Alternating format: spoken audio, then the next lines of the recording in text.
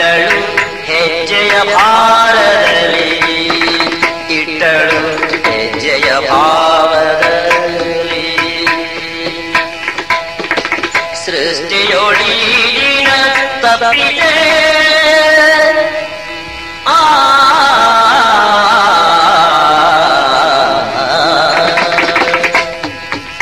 ಸೃಷ್ಟಿಯೊಳಗಿನ ತಪ್ಪಿದೆ ಆದರೆ ತಪ್ಪಿದೆ ಆದರೆ ಕೆಡಲು ವಿಧಿಯಾಡಲಿ ಮರಳಿ, ಕೆಡ ವಿಧಿಯಾಡಲಿ ಮರಳಿ, ಕೆಟ್ಟಲು ವಿಧಿಯಾಡಲಿ ಮರಳಿ. ಆ ಕಟ್ಟಿದ ನಾವಗೆ ಮರುಗಿ ಇಟ್ಟಳು ಹೆಜ್ಜೆಯ ಭಾವದಲ್ಲಿ, ಇಟ್ಟಳು ಹೆಜ್ಜೆಯ ಭಾವದಲ್ಲಿ. ಝಣ ಝಣ ಎನ್ನುವ ಹೆಣ್ಣಿನ ನಾಟ್ಯಕ್ಕೆ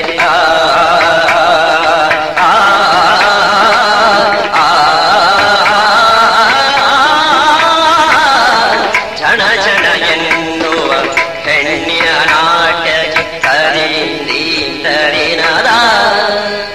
ದಿನ ತರಿಂದೀಂದರಿನರಿ,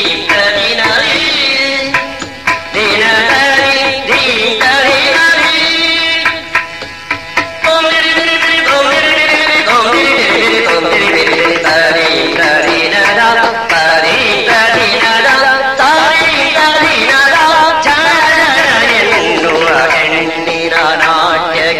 ಧಣು ಧಣು ಎಂಬರೆ ನೆರೆದವರು ನಾಟ್ಯಕ್ಕೆ, ಧಣು ಧಣು ಎಂಬರೆ ನೆರೆದವರು ಮನಮೀರನೋಳು ಹುದುಗಿದರೆ ಮುದಿ ಘನ ಮಹಿಮನೆ ನಿನಗರಿಯುವುದು, ಘನ ಮಹಿಮನೆ ನಿನಗರಿಯದೆ.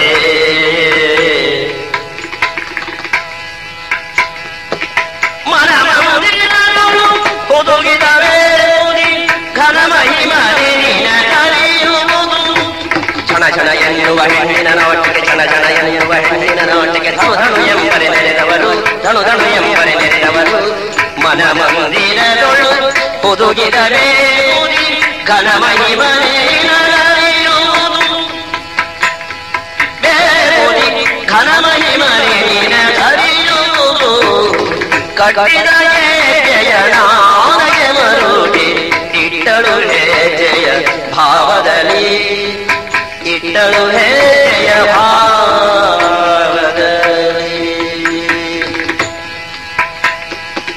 ಪಾಲಿಸು ಶಂಕರ ಜಾತನೆ ಗಜಮುಖ, ಆಲಿಸು ಬಾಲೆಯ ಈ ಧ್ವನಿಯ ಗಜಮುಖ ಪಾಲಿಸೋ ಆಲಿಸೋ, ಪಾಲಿಸು ಶಂಕರ ಜಾತನೆ ಗಜಮುಖ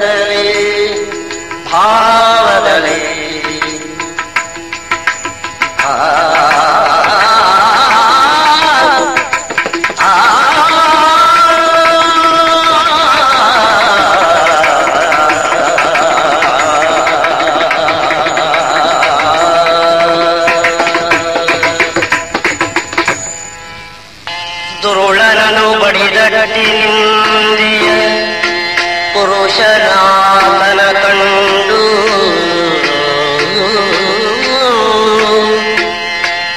ನಿಂದೆಯ ಪುರುಷನಾಥನ ಕಂಡವರೇ ಶಿರವ ತಗ್ಗಿಸಿ ಶಿರವ ತಗ್ಗಿಸಿ ಮಧುರ ವಚನದಲ್ಲಿ ಪೇಗಳವನೇ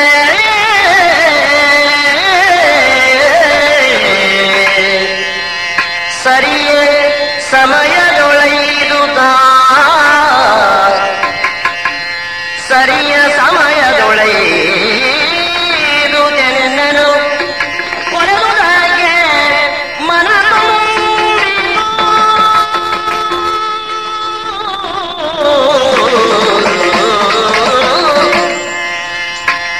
ಎಲ್ಲನು ಬೋರೆಯುವುದಾಗೆ ಮನ ತುಂಬಿತು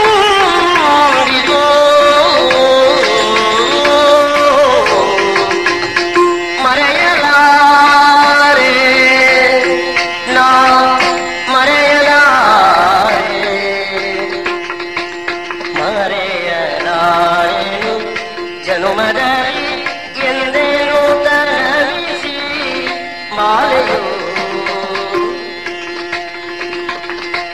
ಮರೆಯಲಾರೆನು ಜನುಮದಲ್ಲಿ ಎಂದೇನು ತನವಿಸುತ್ತ ಮಾಲೆಯು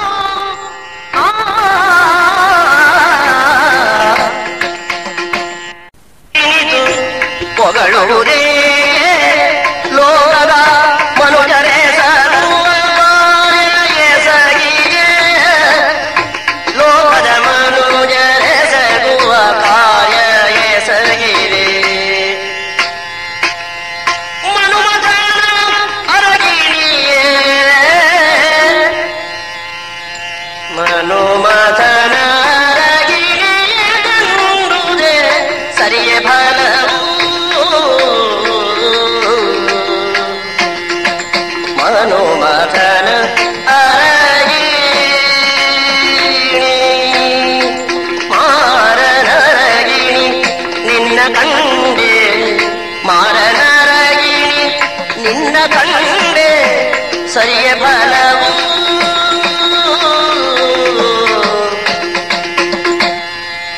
ಎನುದಲರುಹಿ ಜನಪಜಾತ ಸನಿಹಾಗೈದನು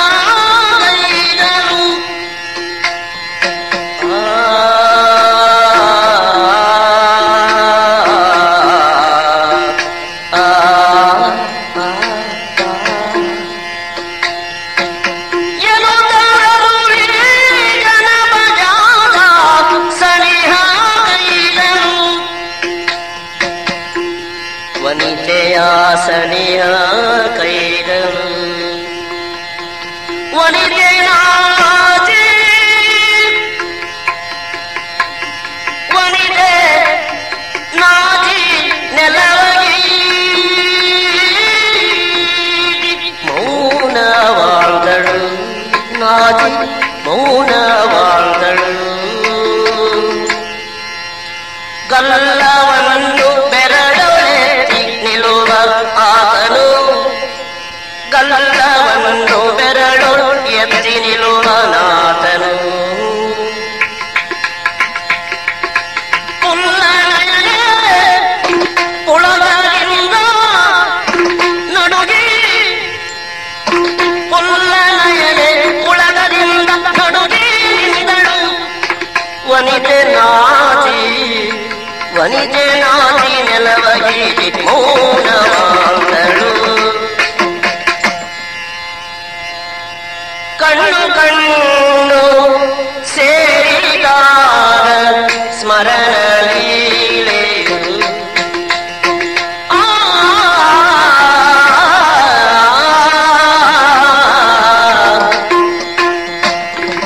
ಕಣ್ಣು ಕಣ್ಣು ಸೇರಿದು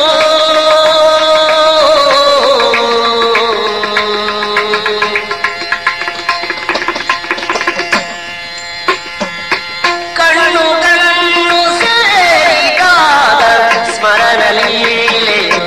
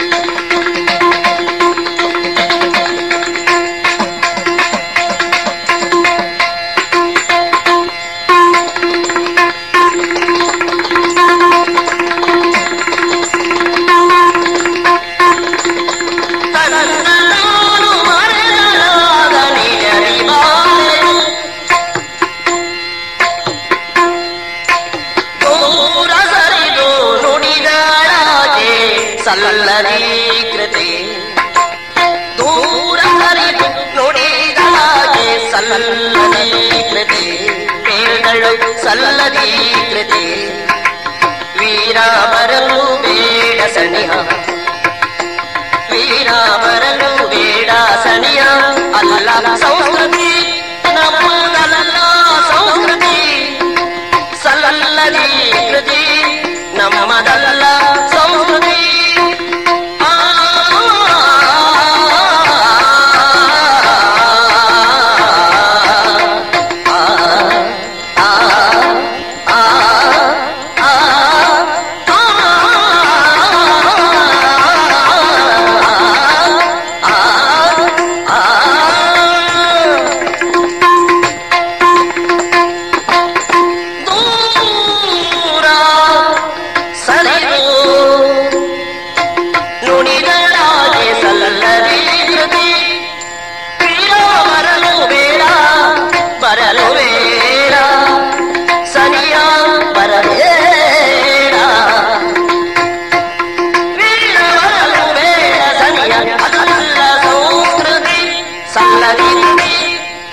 ಇವರು ತೆಂಕುತಿಟ್ಟಿನ ಯಕ್ಷರಂಗ ಕಂಡಂತ ಅಪೂರ್ವ ಕಲಾವಿದರಲ್ಲಿ ಓರ್ವರು.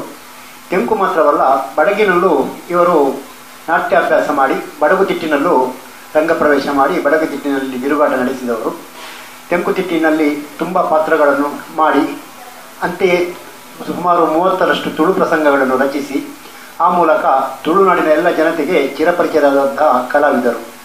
ಇವರ ಗೆಜ್ಜೆದ ಪೂಜೆಯ ಪ್ರಸಂಗವಂತೂ ಅತ್ಯಂತ ದಾಖಲೆಯ ಮಟ್ಟದಲ್ಲಿ ಪ್ರದರ್ಶನಗೊಂಡಿದೆ. ಮಾತ್ರವಲ್ಲ, ಬಹುಶಃ ದಕ್ಷಿಣ ಕನ್ನಡ ಜಿಲ್ಲೆಯ ಯಕ್ಷಗಾನ ಪ್ರಿಯರು ಯಾರು ಗೆಜ್ಜೆದ ಪೂಜೆ ನೋಡಲಿಲ್ಲ ಎಂಬಂಥ ಒಂದು ಪರಿಸ್ಥಿತಿ ಇರಲಿಕ್ಕಿಲ್ಲ. ಅಂದರೆ ಎಲ್ಲರೂ ಆ ಪ್ರಸಂಗವನ್ನು ನೋಡಿ ಮೆಚ್ಚಿದ್ದಾರೆ. ಇವರು ಬಾಲ್ಯದಿಂದಲೂ ಯಕ್ಷಗಾನವನ್ನೇ ನಂಬಿಕೊಂಡವರು. ಸುಪ್ರಸಿದ್ಧ ಯಕ್ಷಗಾನ ಕಲಾವಿದರಾದಂತಹ ದಿವಂಗತ ಪಂಡ್ರಿ ಚಂದ್ರವರ ಶಿಷ್ಯರಾಗಿದ್ದುಕೊಂಡು ನಂತರ ಸುರತ್ಕಲ್ ಮೇಳ, ಅಂತೆಯೇ ಅಮ್ಟಾಡಿ ಮೇಳ, ಗೀತಾಂಬಿಕಾ ಮಂಡಳಿ ಮೇಳ ಮುಂಬೈ, ಕದ್ರಿ ಮೇಳ, ಕುಂಬಳೆ ಮೇಳ, ಕಾಂತಾವರ, ನಂದಾವರ, ಮಧೂರು, ಮಂಗಳದೇವಿ, ಎಡನೀರು, ಸಾಲಿಗ್ರಾಮ, ಚುಂಕದಗಟ್ಟೆ ಮುಂತಾದ ಕಡೆ ತಿರುಗಾಟ ನಡೆಸಿ ಪ್ರಸ್ತುತ ಕೊಲ್ಲಂಗಾಣ ಮೇಳದ ಅತಿಥಿ ಕಲಾವಿದರಾಗಿ ಇವರು ಕಾರ್ಯನಿರ್ವಹಿಸ್ತಾ ಇದ್ದಾರೆ. ಇವರ ಒಟ್ಟು ತಿರುಗಾಟ 43 ವರ್ಷಗಳಾಗಿದೆ. 1972ರಲ್ಲಿ ಇವರು ಯಕ್ಷಗಾನವನ್ನು ರಂಗಪ್ರವೇಶ ಮಾಡಿದವರು. 1959ರಲ್ಲಿ ಹುಟ್ಟಿದಂತಹ ಮನೋಹರ್ ಕುಮಾರ್ ಯಕ್ಷರಂಗದಲ್ಲಿ ಮಾಡಿದಂತಹ ಹಲವಾರು ಪಾತ್ರಗಳು ಇಂದಿಗೂ ಚಿರನಿತ್ಯ ನೂತನವೆಂಬ ರೀತಿಯಲ್ಲಿ ದಾಖಲಾಗಿವೆ. ಅದರಲ್ಲೂ ಗೆಜ್ಜೆದ ಪೂಜೆಯ ಇವರ ನಾಗನ ಪಾತ್ರವಂತೂ ಇವರನ್ನು ಅತ್ಯಂತ ಉತ್ತುಂಗ ಶಿಖರಕ್ಕೇರಿಸಿದೆ. ಒಮ್ಮೆ ನಾನೇ ಸ್ವತಃ ನಾಗನ ಪಾತ್ರ ನೋಡಿಕೊಂಡು ನನಗೆ ಪ್ರೇಕ್ಷಕನಾಗಿದ್ದುಕೊಂಡು ನನಗೆ ಕೋಪ ಬಂದಿತ್ತು ಮನೋಹರ್ ಕುಮಾರ್ರ ಮೇಲೆ. ರಂಗಸ್ಥಳಕ್ಕೆ ಹೋಗಿ ಮನೋಹರ್ ಕುಮಾರ್ರಿಗೆ 2 ಹೊಡೆಯಬೇಕೆಂಬಂತ ಒಂದು ಅಷ್ಟಂದ್ರೆ ಅವರ ತಲ್ಲಿನತೆ ಅಷ್ಟು ಅವರು ಮಾಡುವಂತಹ ನಟನೆಯಲ್ಲಿ ಅಷ್ಟು ತಲ್ಲಿನತೆ ನಾನು ಕಂಡಿದ್ದೆ. ಅಂದರೆ ಅವಾಗ ನಾಗನ ದೌಷ್ಟ್ಯವನ್ನು ಅವರು ಅಷ್ಟು ಕೌರತೆ ಏನುಂಟೋ ಅದನ್ನು ಅಷ್ಟು ಚೆನ್ನವಾಗಿ ಬಿಂಬಿಸಿದ್ರು. ಮತ್ತೆ ಕೊನೆಗೆ ಗೊತ್ತಾಗ್ತದೆ ನಾಗ ಅಷ್ಟು ಕ್ರೂರನಾದದ್ದು ಯಾಕೆ ಅಂತೇಳಿ. ಆ ಕಾಲದಲ್ಲಿ ನಮಗೆ ನಾಗನ ಮೇಲೆ ಕರುಣೆಯು ಹುಟ್ಟುತ್ತದೆ. ಈ ಪ್ರಸಂಗವು ಇವರು ಮನೋಹರ್ ಕುಮಾರ್ ರಚಿಸಿದ ಉತ್ತಮ ಪ್ರಸಂಗಗಳಲ್ಲಿ ಒಂದು.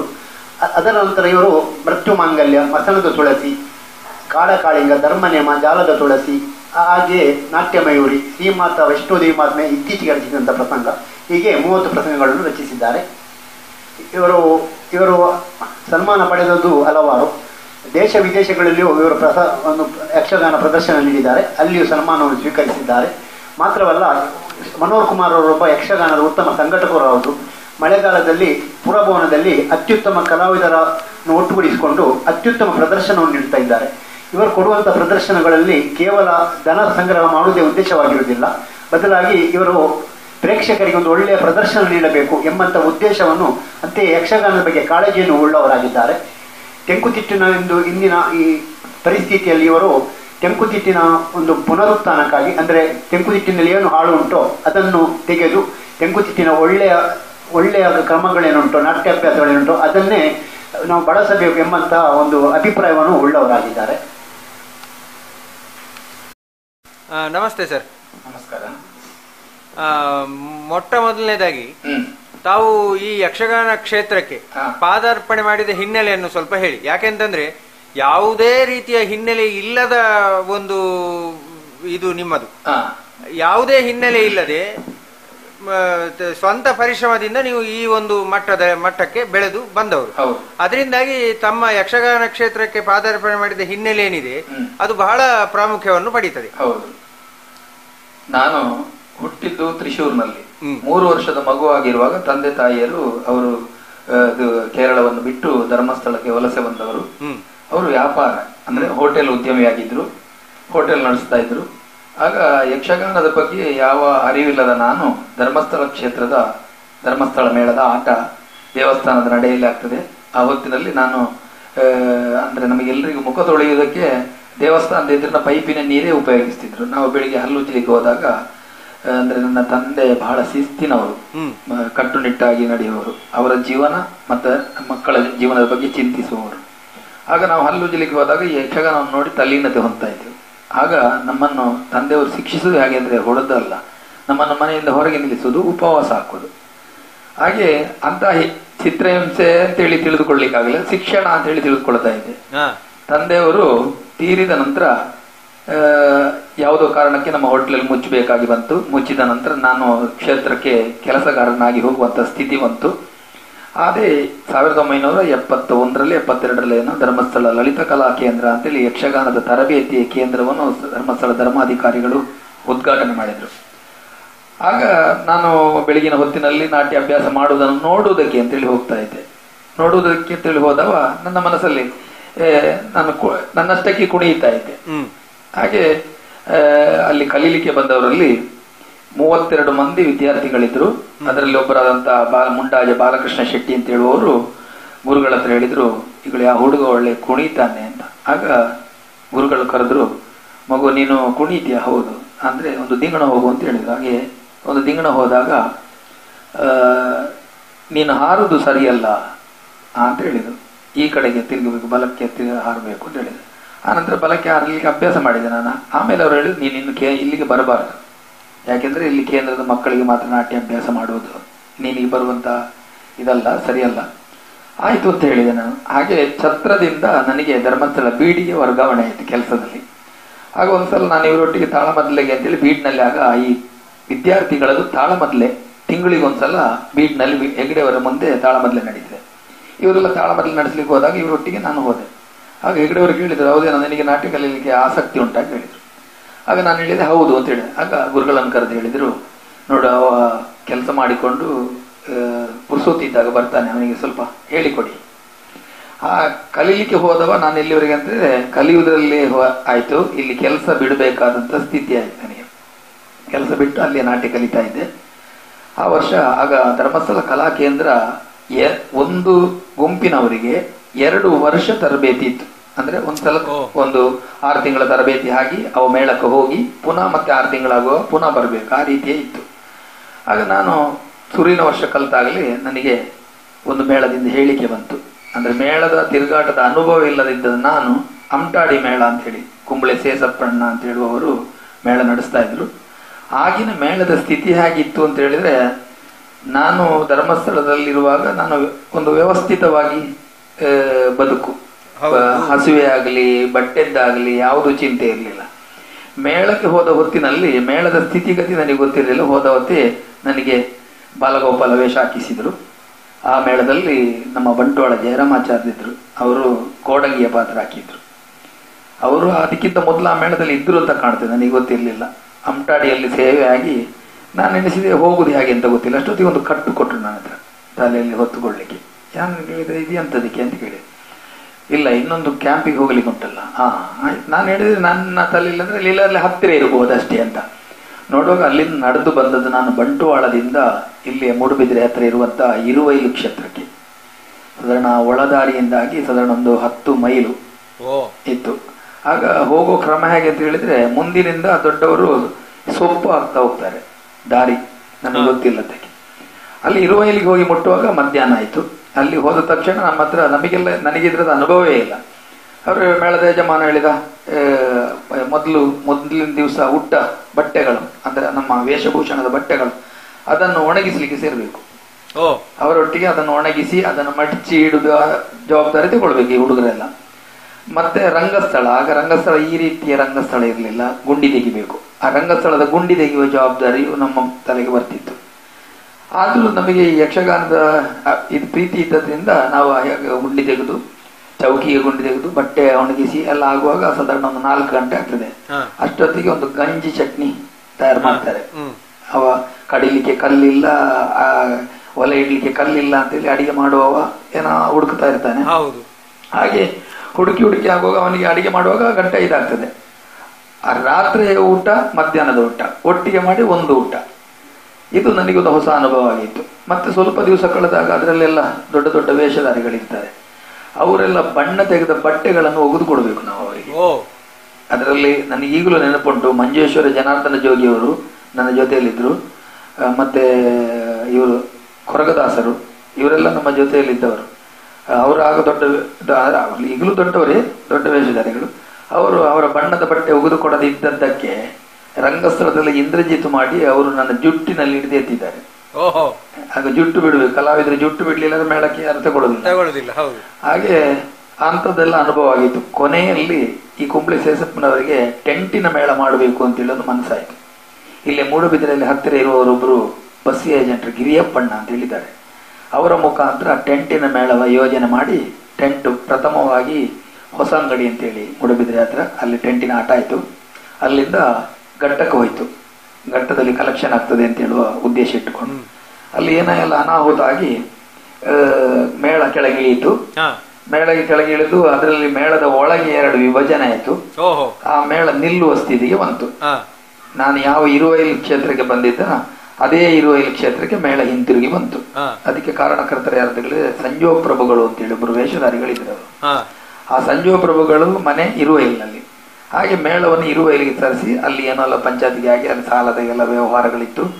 ಕುಂಬ್ಳೆ ಶೇಷಪ್ಪನವರು ಮೇಳವನ್ನೇ ನಿಲ್ಲಿಸುವ ಸ್ಥಿತಿ ಬಂತು. ನಮಗೆ ಆಗ ಅಮಟಾಡಿಯ ಪಟ್ಲೇರು ಅಂತ ಹೇಳಿದ್ದಾರೆ. ಅವರು ಪಂಚಾಯತಿಗೆ ಮಾಡಿ ನಮ್ಮನ್ನು ಕರ್ಕೊಂಡು ಹೋಗಿ ದೇವರಕಟ್ಟೆ ಬಂಟ್ವಾಳ ಅಲ್ಲಿ ನಾನು ಬರೀ ಚಡ್ಡಿಯಲ್ಲಿ ಅಂಗಿ ಎಲ್ಲ ಹೋಗಿದೆ ನಂದು. ಅಂದ್ರೆ ನಾವು ನಿದ್ದೆ ಮಾಡಿ ಹೇಳುವಾಗ ಒಂದು ದನದಿಂದ ಇರ್ತದೆ ಅಂಗಿ ಚಡ್ಡಿ ಎಲ್ಲ, ಇಲ್ಲ ಇದ್ರೆ ಯಾರಾದ್ರೂ ಎತ್ತಿಕೊಂಡು ಹೋಗಿರ್ತಾರೆ.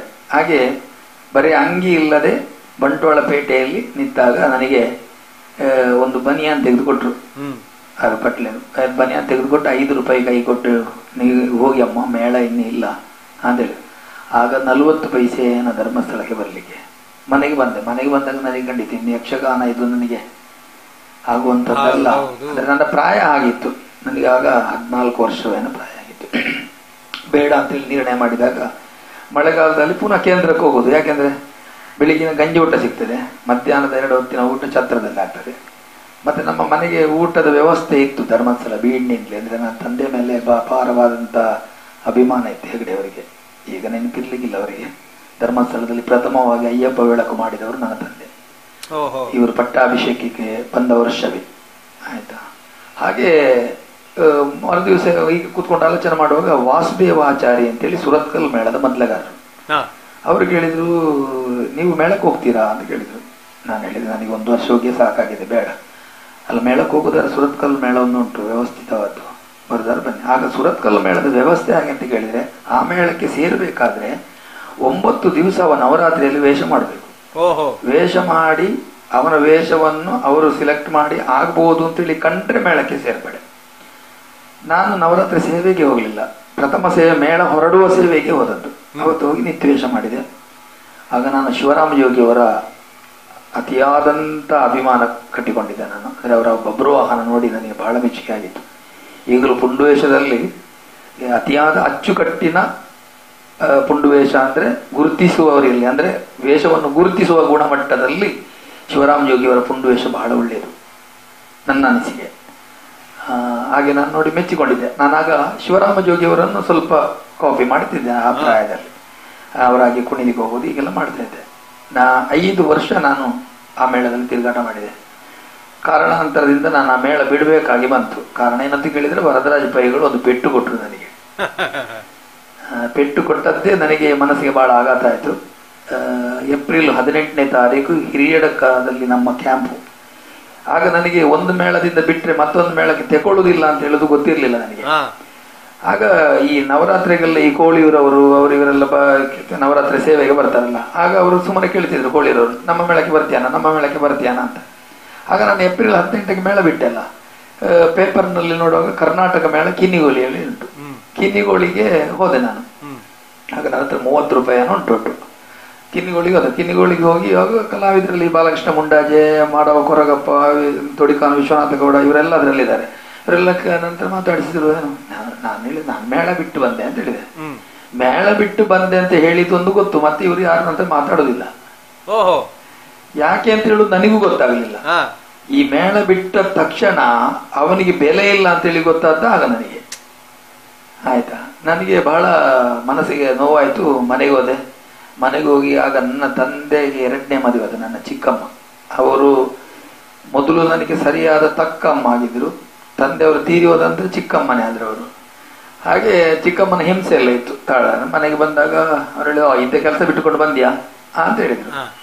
ಅದು ಮತ್ತು ಬೇಜಾರಾಯ್ತು ನನಗೆ. ಬೇಜಾರಾಗಿ ನನ್ನ ಹತ್ರ ಹಣವೂ ಇಲ್ಲ ಆವತ್ತಿನಲ್ಲಿ. ಬಹಳ ನೋವಾಗಿ ನನ್ನೊಬ್ಬರು ಆತ್ಮೀಯರಿದ್ದಾರೆ, ಅವರನ್ನು ಕಾಣಲಿಕ್ಕೆ ಅಂತೇಳಿ ನಾನು ಬಸ್ನಲ್ಲಿ ಹೋದೆ. ಅದು ಮಡಿಕೇರಿ ಬಸ್ಸಿಗೆ ಹತ್ತಿದ್ದು ನಾನು. ಹತ್ತಿದಾಗ ಫುಲ್ ಆಗಿ ಅಂದ್ರೆ ತುಂಬಿತ್ತು ಬಸ್ಸು. ಹೌದು, ನಾನು ಗೇಟಿನ ಹತ್ರ ಬಾಗಿಲಿನ ಹತ್ರ ನಿಂತಿದ್ದೆ. ಕನ್ಯಾಡಿ ಹತ್ರ ಟರ್ನ್ ಆಗುವಾಗ ಬಸ್ಸಿನಿಂದ ಕೆಳಗೆ ಬಿದ್ದೆ ನಾನು. ಬೆಳಗ್ಗೆ ಬಿದ್ದದ್ದು ಎಲ್ಲಿವರೆಗೆ ಡ್ರೈವರಿಗೂ ಗೊತ್ತಿಲ್ಲ. ಜನರೆಲ್ಲ ಬೊಬ್ಬೆ ಹಾಕಿರು, ಒಬ್ಬ ಬಿದ್ರು ಅಂತ. ಬಿದ್ದಾಗ ನನ್ನನ್ನು ಎತ್ತಿಕೊಂಡು ಬಂದ್ರು. ಮುಖಕ್ಕೆಲ್ಲ ಪೆಟ್ಟಾಗಿತ್ತು. ನನ್ನನ್ನು ಕಂಡಕ್ಟರ್ ಸೀಟ್ನಲ್ಲಿ ಕೂತ್ಕೊಳಿಸಿ ಉಪಚಾರ ಮಾಡಿದ. ಉಪಚಾರ ಮಾಡಿ ಅವನಿಗೇನು ತೊಂದರೆ ಆಗ್ತದೆ ಅಂತೇಳಿ ಭಯದಿಂದ ಅವ ಬೆಳ್ತಂಗಡಿಯಲ್ಲಿ ನನ್ನನ್ನು ಇಳಿಸಿದ. ನಾನು ನಿಜವಾಗಿ ಉಜಿರೆಗೆ ಬಂದವ. ಬೆಳ್ತಂಗಡಿಯಲ್ಲಿ ಇಳಿಸಿ ಒಂದು 25 ರೂಪಾಯಿ ಕಿಸೆಗೆ ಹಾಕಿ ನನ್ನನ್ನು ಬಸ್ ಸ್ಟ್ಯಾಂಡ್ ನಲ್ಲಿ ಕೂತ್ಕೊಳಿಸಿ ಬಸ್ ಹೋಯ್ತು. ನಾನು ಕೂತ್ಕೊಂಡಿರುವ ಗುಣಪಾಲರು ಅಂತೇಳಿ ಧರ್ಮಸ್ಥಳದರು, ನೀವೇನು ಇಲ್ಲಿದ್ದೀರಿ ಬಸ್ ಸ್ಟ್ಯಾಂಡ್, ನೀನೇನ ಇಲ್ಲಿ ಅಂತ ಕೇಳಿದ್ರು. ನಂತರ ನನಗೆ ಮುಖಕ್ಕೆಲ್ಲ ಇಷ್ಟು ಪೆಟ್ಟಾಗಿದೆ ಅಂತೇಳಿ ನನಗೆ ಗೊತ್ತಿಲ್ಲ. ನಾನು ಖರ್ಚವನ್ನು ಹಿಡ್ಕೊಂಡಿದ್ದೇನೆ.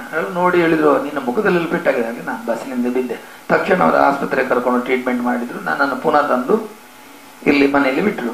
ಅವ್ರದ್ದು ಕಾರ್ ಇತ್ತು, ಒಂದು ಅಂಬೇಸಡರ್ ಕಾರಲ್ಲಿ ತಂದು ಬಿಟ್ಟು ನಾನು ನನಗೆ ಗೋಚರವಿಲ್ಲ. ಎದ್ದು ನೋಡುವಾಗ ಪುನಃ ಈ ಚಿಕ್ಕಮ್ಮ ನನ್ನ ಹತ್ರ ಹೇಳುವುದಿದ್ದನ್ನೇ, ಕೆಲಸ ಬಿಟ್ಟು ಬಂದ, ಎಲ್ಲೇ ಪೆಟ್ಟು ತಿಂದು ಬಂದು ಇಲ್ಲಿ ಮಲ್ಕೊಂಡಿದ್ದಾನೆ ಅಂತ ಹೇಳ್ತಾರೆ.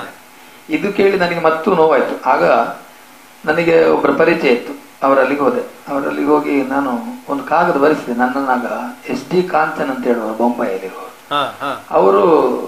ಅವರ ಆಗ ಬೊಂಬಾಯಿ ಮಂಡಲಿಗೆಲ್ಲ ಊರಿನ ಕಲಾವಿದರನ್ನು ಅಪೇಕ್ಷೆ ಪಡ್ತಾ ಇದ್ರು. ಹಾಗೆ ನನ್ನನ್ನು ಬರ್ಲಿಕ್ಕೆ ಹೇಳಿದ್ದಾರೆ. ಈ ಏಕನಾಥ ಪುತ್ರನ್ ಅಂತ ಹೇಳುವರು, ನೀನ್ ಬರ್ತೀಯ ಅಂತ ನವರಾತ್ರಿ ಸುರತ್ಕಲ್ನವರು. ಅವರ ಹತ್ರ ನಾನು ಕೇಳಿದೆ, ಅವರಲ್ಲಿ ಹೋದ್ರೆ ಏನು ಅಂತೇಳಿ ನಾನು ಹಾಗೆ ರಮೇಶ ಆಚಾರ್ಯರ ಕೈಯಿಂದ ಅಡ್ರೆಸ್ ಕಲೆಕ್ಟ್ ಮಾಡಿ ನಾನು ಅವರಿಂದ ಕಾಗದ ಬರೆಸಿದೆ. ನಿಮಗೆ ಅಗತ್ಯ ಇದ್ರೆ, ಹೌದು, ಎಂ ಕೆ ರಮೇಶ್ ಆಚಾರ್ಯ. ಹಾಗೆ ನಿಮ್ಮ ಅಗತ್ಯ ಇದ್ರೆ ನಾನು ಬರ್ತೇನೆ ಅಂತೇಳಿ ನಾನು ಅಷ್ಟು ತಕ್ಷಣ ಹೊರಟು ಬನ್ನಿ ಅಂತೇಳಿ ನಮಗೆ ಕಾಗದ ಬಂತು. ಹೋಗ್ಲಿಕ್ಕೆ ದುಡ್ಡಿಲ್ಲ. ಆಗ ನಾನು ಎಂತ ಮಾಡಿದೆ, ಯಾರ ಹತ್ರ ದುಡ್ಡು ಸಂಗ್ರಹಿಸುವಂತೇಳಿ ಒಂದು ವ್ಯಕ್ತಿ ಹತ್ರ ಕೇಳಿದೆ.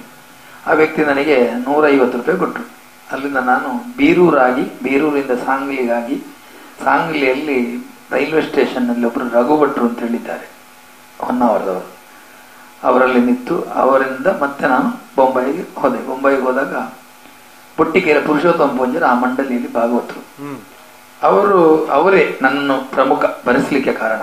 ಹಾಗೆ ಅವ್ರು ಹೇಳಿದ್ರು, ನೀನು ಯಾವ ವೇಷ ಮಾಡ್ತೀವಿ? ಶಶಿಪ್ರಭಾ ಭರಣೆ, ಭಾರ್ಗವ ವಿಜಯ ಪ್ರಸನ್ನ, ಗೀತಾಂಬಿಕಾ ಮಂಡಳಿ.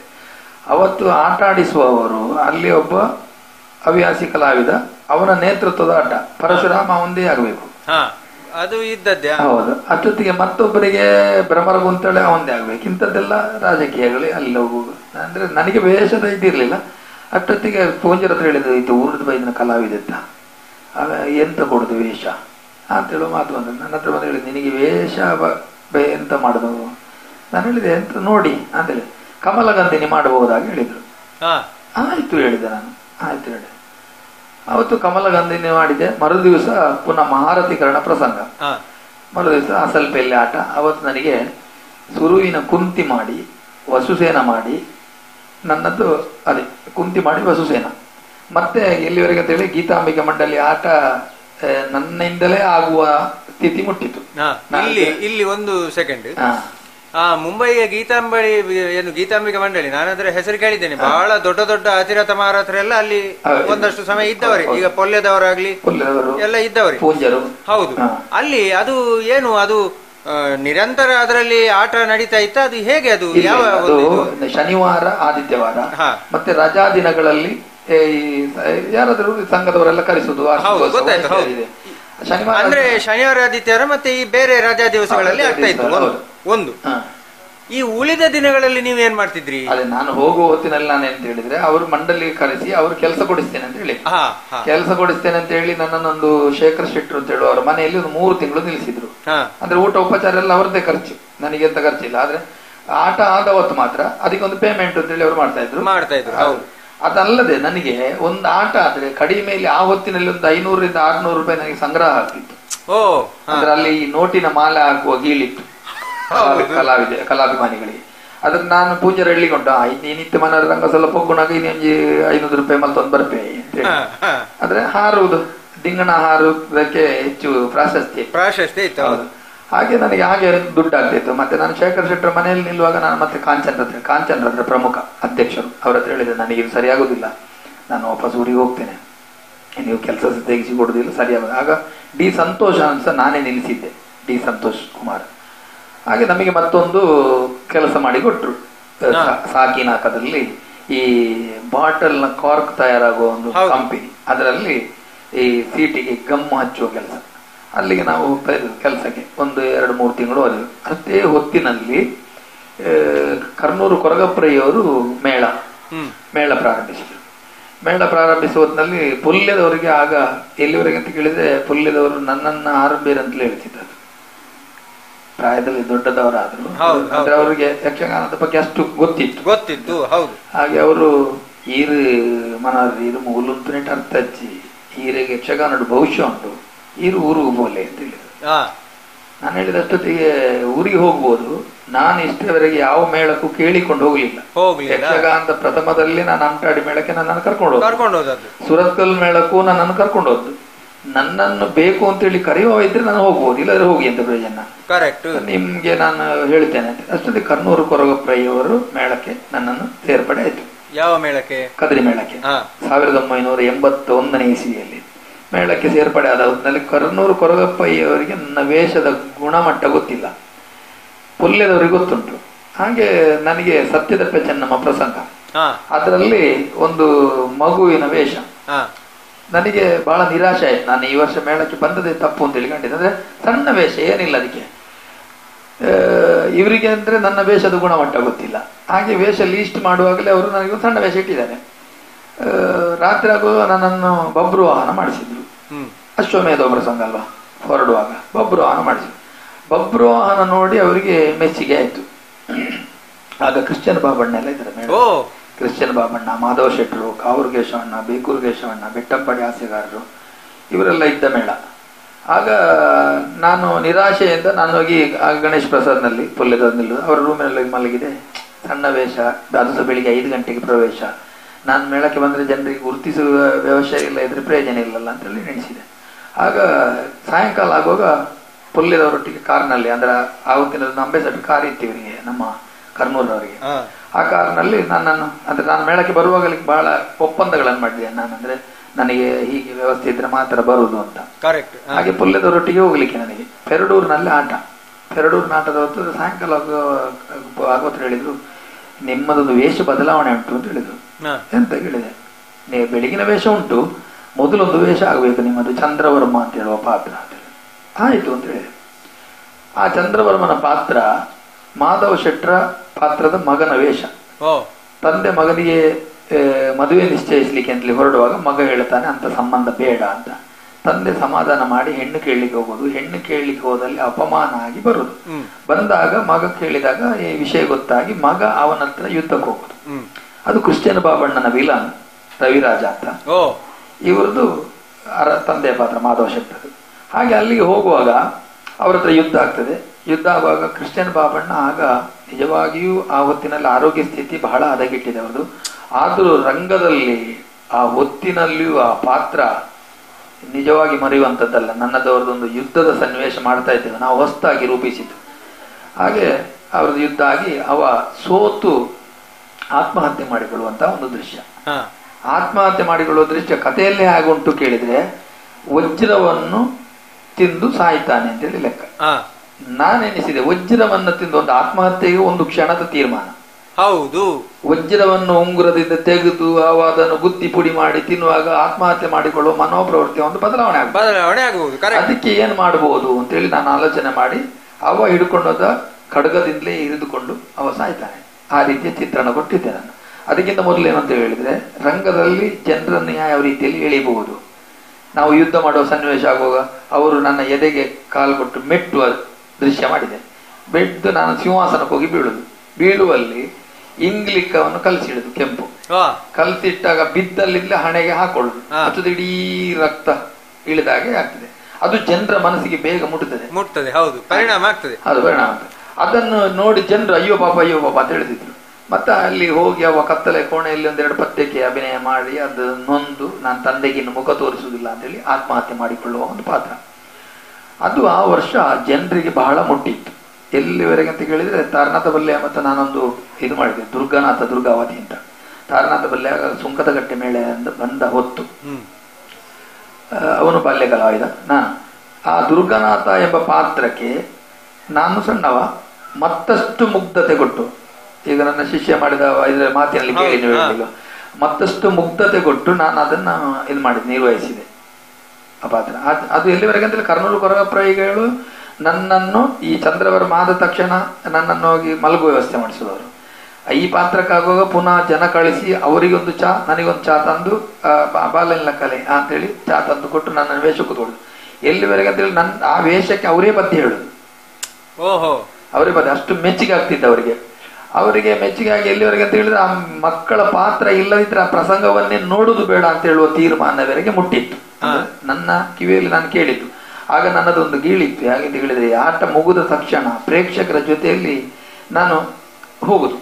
ಅಷ್ಟೊತ್ತಿಗೆ ಜನರು ವಿಮರ್ಶೆ ಮಾಡ್ತಾ ಹೋಗ್ತಾರೆ, ಆಯನ ಎಡ್ಡೆ ಆಯ್ತು, ನಿಮ್ಮೇನ ಎಡ್ಡೆ ಆಯ್ತು, ಆಯನೆ ನಮ್ಮದು ಹೀಗೆ ಗುರುತಿರೋದಿಲ್ಲ ವೇಷದಲ್ಲಿದ್ದಾಗೆ. ಹಾಗೆ ಒಬ್ಬೊಬ್ರು ಹೇಳುವುದನ್ನು ಕೇಳಿ ನಮಗೆ ಮನಸ್ಸಿಗೆ ಒಂದು ಆತ್ಮಾನಂದ ಆಗ್ತದೆ. ಹಾಗೆ ಸಂತೋಷ ಪಡ್ತಾ ಇದ್ದಾನೆ. ಅಲ್ಲಿ ಸಣ್ಣ ರಾಜಕೀಯ ಶುರು ಆಯ್ತು ಮೇಳದೊಳಗೆ. ಅದೇ ಏಪ್ರಿಲ್ 18ನೇ ತಾರೀಕು ತಾಳಿಪಡಿಪು ಮೈದಾನದಲ್ಲಿ ಮೇಳ ಬಿಟ್ಟು ಹೋದೆ ನಾನು. ಮೇಳ ಬಿಟ್ಟು ಹೋದೆ, ಪುನಃ ಬೊಂಬಾಯಿಗೆ ಹೋದೆ. ಬೊಂಬಾಯಿಗೆ ಹೋಗಿ ಶೇಖರ ಬೆಳ್ಮಣ್ಣವರ ಸಂಘಟನೆಯ ಒಂದು ದುರ್ಗಾಂಬ ಯಕ್ಷಗಾನ ಮಂಡಳಿ ಇತ್ತು, ಅವರಿಗೆ ಬೇಡಿಕೆಯ ಕಲಾವಿದನಾಗಿದ್ದೆ ನಾನು. ಅದು ನಮ್ಮನ್ನು ಒಳ್ಳೆ ರೀತಿಯಲ್ಲಿ ಟ್ರೀಟ್ ಮಾಡಿದ್ರು ಅವರು. ಹಾಗೆ ಮತ್ತಿನ ವರ್ಷ ನಂದ ಅವರ ಮೇಳ ಹೊರಟಿತ್ತು. ನಂದ ಅವರ ಮೇಳ ಹೊರಡುವಾಗ ವಿಘ್ನೇಶ್ವರ ಭಟ್ರು ಅಂತೇಳಿ ಅವರು ಮೇಳ ಮಾಡಿದ್ರು. ನಂದ ಅವರ ಮೇಳಕ್ಕೆ ನನ್ನನ್ನು ಆಹ್ವಾನ ಆಯಿತು. ನಾನು ತಾರನಾಥ ಬಲ್ಲೆ ಅದಕ್ಕೆ ಹೋದೆ. ಪದ್ಮತಾಮರೆ ಅಂತ ಹೇಳುವ ಪ್ರಸಂಗ, ಅದರಲ್ಲಿ ಸಾಮುಕಡಂಬ ಅಂತ ಹೇಳುವ ಒಂದು ವಿಲನ್. ಅದು ನಿಜವಾಗಿಯೂ ನನಗಿರಲಿಲ್ಲ. ಕುಬಣೂರು ಶ್ರೀಧರರಾಯರ ಭಾಗವತರಾಗಿದ್ರು, ಮೋಹನ ಬೈಪಡತಾಯರ ಭಾಗವತರು. ಅದರಲ್ಲಿ ಒಬ್ರು ಸಜಿಪ್ಪದ ಮೋಹನಪ್ಪ ಶೆಟ್ರು ಅಂತ ಹೇಳಿದ್ರು. ಮೂಡಬಿದ್ರೆ ಕಿಟ್ಟಣ್ಣ, ಮೋಹನಪ್ಪ ಶೆಟ್ರು, ಕಾಂಚನ ಸಂಜುರೈಗಳು ಎಲ್ಲ ಮೇಳದಲ್ಲಿದ್ರು. ಅಲ್ಲಿ ಸಹ ಲೀಸ್ಟ್ ನಲ್ಲಿ ರಾಜಕೀಯ ಆಯಿತು. ಅಲ್ಲಿ ಲೀಸ್ಟ್ ನಲ್ಲಿ ಅಂದ್ರೆ ನನಗೊಂದು ಯಾವುದೋ ಒಂದು ಪಾತ್ರ ಹಾಕಿದ್ರು. ಸಾಯಂಕಾಲ ಉದ್ಯಾವರ ಮಾಡದಲ್ಲಿ ನಮ್ಮ ಆಟ ಪ್ರಥಮ ಈ ಪದ್ಮನಾಭರ ಪ್ರಸಂಗ. ಅಲ್ಲಿ ಆಗುವಾಗ ಈ ಸಾಮುಕಡಮನ ಪಾತ್ರ ಮೋಹನಪ್ಪ ಶೆಟ್ಟಿಗೆ ಹಾಕಿದ್ರು. ಅವರು ಕುಡಿದು ಇದಾಗಿದ್ದಾರೆ. ಅಷ್ಟೊತ್ತಿ ಇವರು ನಮ್ಮ ಕುಬಣೂರು ಶ್ರೀಧರ ಹೇಳಿದ್ರು ಅವನ ಮನೋಹರ ಹತ್ರ ಮಾಡಿಸುವಂತೆ. ಹಾಗೆ ನಾನು ಮಾಡಿದ್ದು ಅದು ತಪ್ಪಿಸ್ಲಿಕ್ಕೆ ಆಗದ ರೀತಿಯಲ್ಲಿ ಆಯ್ತು. ಜನರ ಮನಸ್ಸಲ್ಲಿ ಆ ಮೇಳ ನಿಜವಾಗಿ ಆ ಪ್ರಸಂಗ ಭಾರಿ ಒಳ್ಳೆ ಪ್ರಸಂಗ. ಆ ವರ್ಷ ಹಿಟ್ಟು ಸಹ ಆಯ್ತು, ಒಳ್ಳೆ ಬೇಡಿಕೆ ಇತ್ತು. ಮೇಳದ ಯಜಮಾನ ನತದೃಷ್ಟ, ಏನೋ ಕಾರಣದಿಂದ ಅವರಿಗೆ ಮೇಳ ಎಣಿಸಿದಾಗಿ ಕೊಂಡೋಗ್ಲಿಕ್ಕೆ ಆಗಲಿಲ್ಲ. ಮತ್ತಿನ ವರ್ಷ ನನ್ನನ್ನು ಮತ್ತೆ ಬೇಡಿಕೆಯಲ್ಲಿ ಮತ್ತೆ ಕದ್ರಿ ಮೇಳಕ್ಕೆ ದಾಸಪ್ರೈಗಳು ಮ್ಯಾನೇಜರ್ ಆಗ ನನ್ನದು ಬಂದು ಮಾತಾಡಿ, ಎಲ್ಲಿವರೆಗೆ ಅಂತ ಕೇಳಿದ್ರೆ ನನ್ನ ಕಾದು ನಿಂತು ಆಗ ಆಶೀರ್ವಾದ ಮತ್ತು ಮಾಡರ್ನ್ ಹೋಟೆಲ್ ಮತ್ತು ವಿಶ್ವಭವನ ಕಲಾವಿದರಿಗೆ ನಿಲ್ಲುವುದು. ಆ ಹೊತ್ತಿನಲ್ಲಿ ನಾನು ನಿಲ್ತಿದ್ದದು ಗಣೇಶ್ ಪ್ರಸಾದ್ನಲ್ಲಿ. ಗಣೇಶ್ ಪ್ರಸಾದ್ ಲಾಡ್ಜಿನಲ್ಲಿ ನಿಲ್ತಿದ್ದವರು ಒಬ್ಬರು ಮಾತ್ರ ಕಲಾವಿದರು, ಶೇಣಿಯವರು ಮಾತ್ರ, ಬೇರೆ ಯಾರೂ ನಿಲ್ತಿರ್ಲಿಲ್ಲ. ಯಾಕೆ? ಆ ಕಾರಣ ಏನದು? ಕಾರಣ ಅಂದ್ರೆ ಕಾಸ್ಟ್ಲಿ, ಅದು ರೂಮ್ ದೊಡ್ಡ ಕಾಸ್ಟ್ಲಿ. ಅಂದ್ರೆ ಈ ವಿಶ್ವಭವನ ಇದು ಕಡಿಮೆದ್ದು ಅಂತ ಹೇಳಿಲ್ಲ, ಸ್ಟ್ಯಾಂಡರ್ಡ್ ಮೈಂಡ್. ಆದ್ರೆ ಶೇಣಿ ಅವರಿಗೆ ಧರ್ಮಕ್ಕೆ ಕೊಡ್ತಾ ಇದ್ರು ರೂಮ್ ಶಾಸ್ತ್ರಿಗಳು. ಹೌದಾ? ನಾನು ಆ ಹೊತ್ತಿನಲ್ಲಿ ನಾನು ಅಲ್ಲಿ ನಿಲ್ತಿದ್ದೆ. ನನ್ನದು ಪರ್ಮನೆಂಟ್, ನನ್ನದು 24 ವರ್ಷ ಅಲ್ಲಿ ನನ್ನದು ಅಡ್ರೆಸ್ ಸಮೇತ ಅಲ್ಲಿದ್ದೆ ಇತ್ತು. ಹಾಗೆ ನಾನು ಯಾವ ರೂಮ್ ನಂಬರ್ ಅದು ಬದಲಾವಣೆ ಹೆಚ್ಚಿಗಾಗಿ 24-25 ಈಗೆಲ್ಲ ಕೊಡ್ತಾರೆ. ಅಂದ್ರೆ ನನ್ನ ಮೇಳ ಇರುವಾಗಲೂ ಬುಕ್ಕಿಂಗ್ ಎಲ್ಲ ಅಲ್ಲಿ ಆಗ್ತಿದೆ.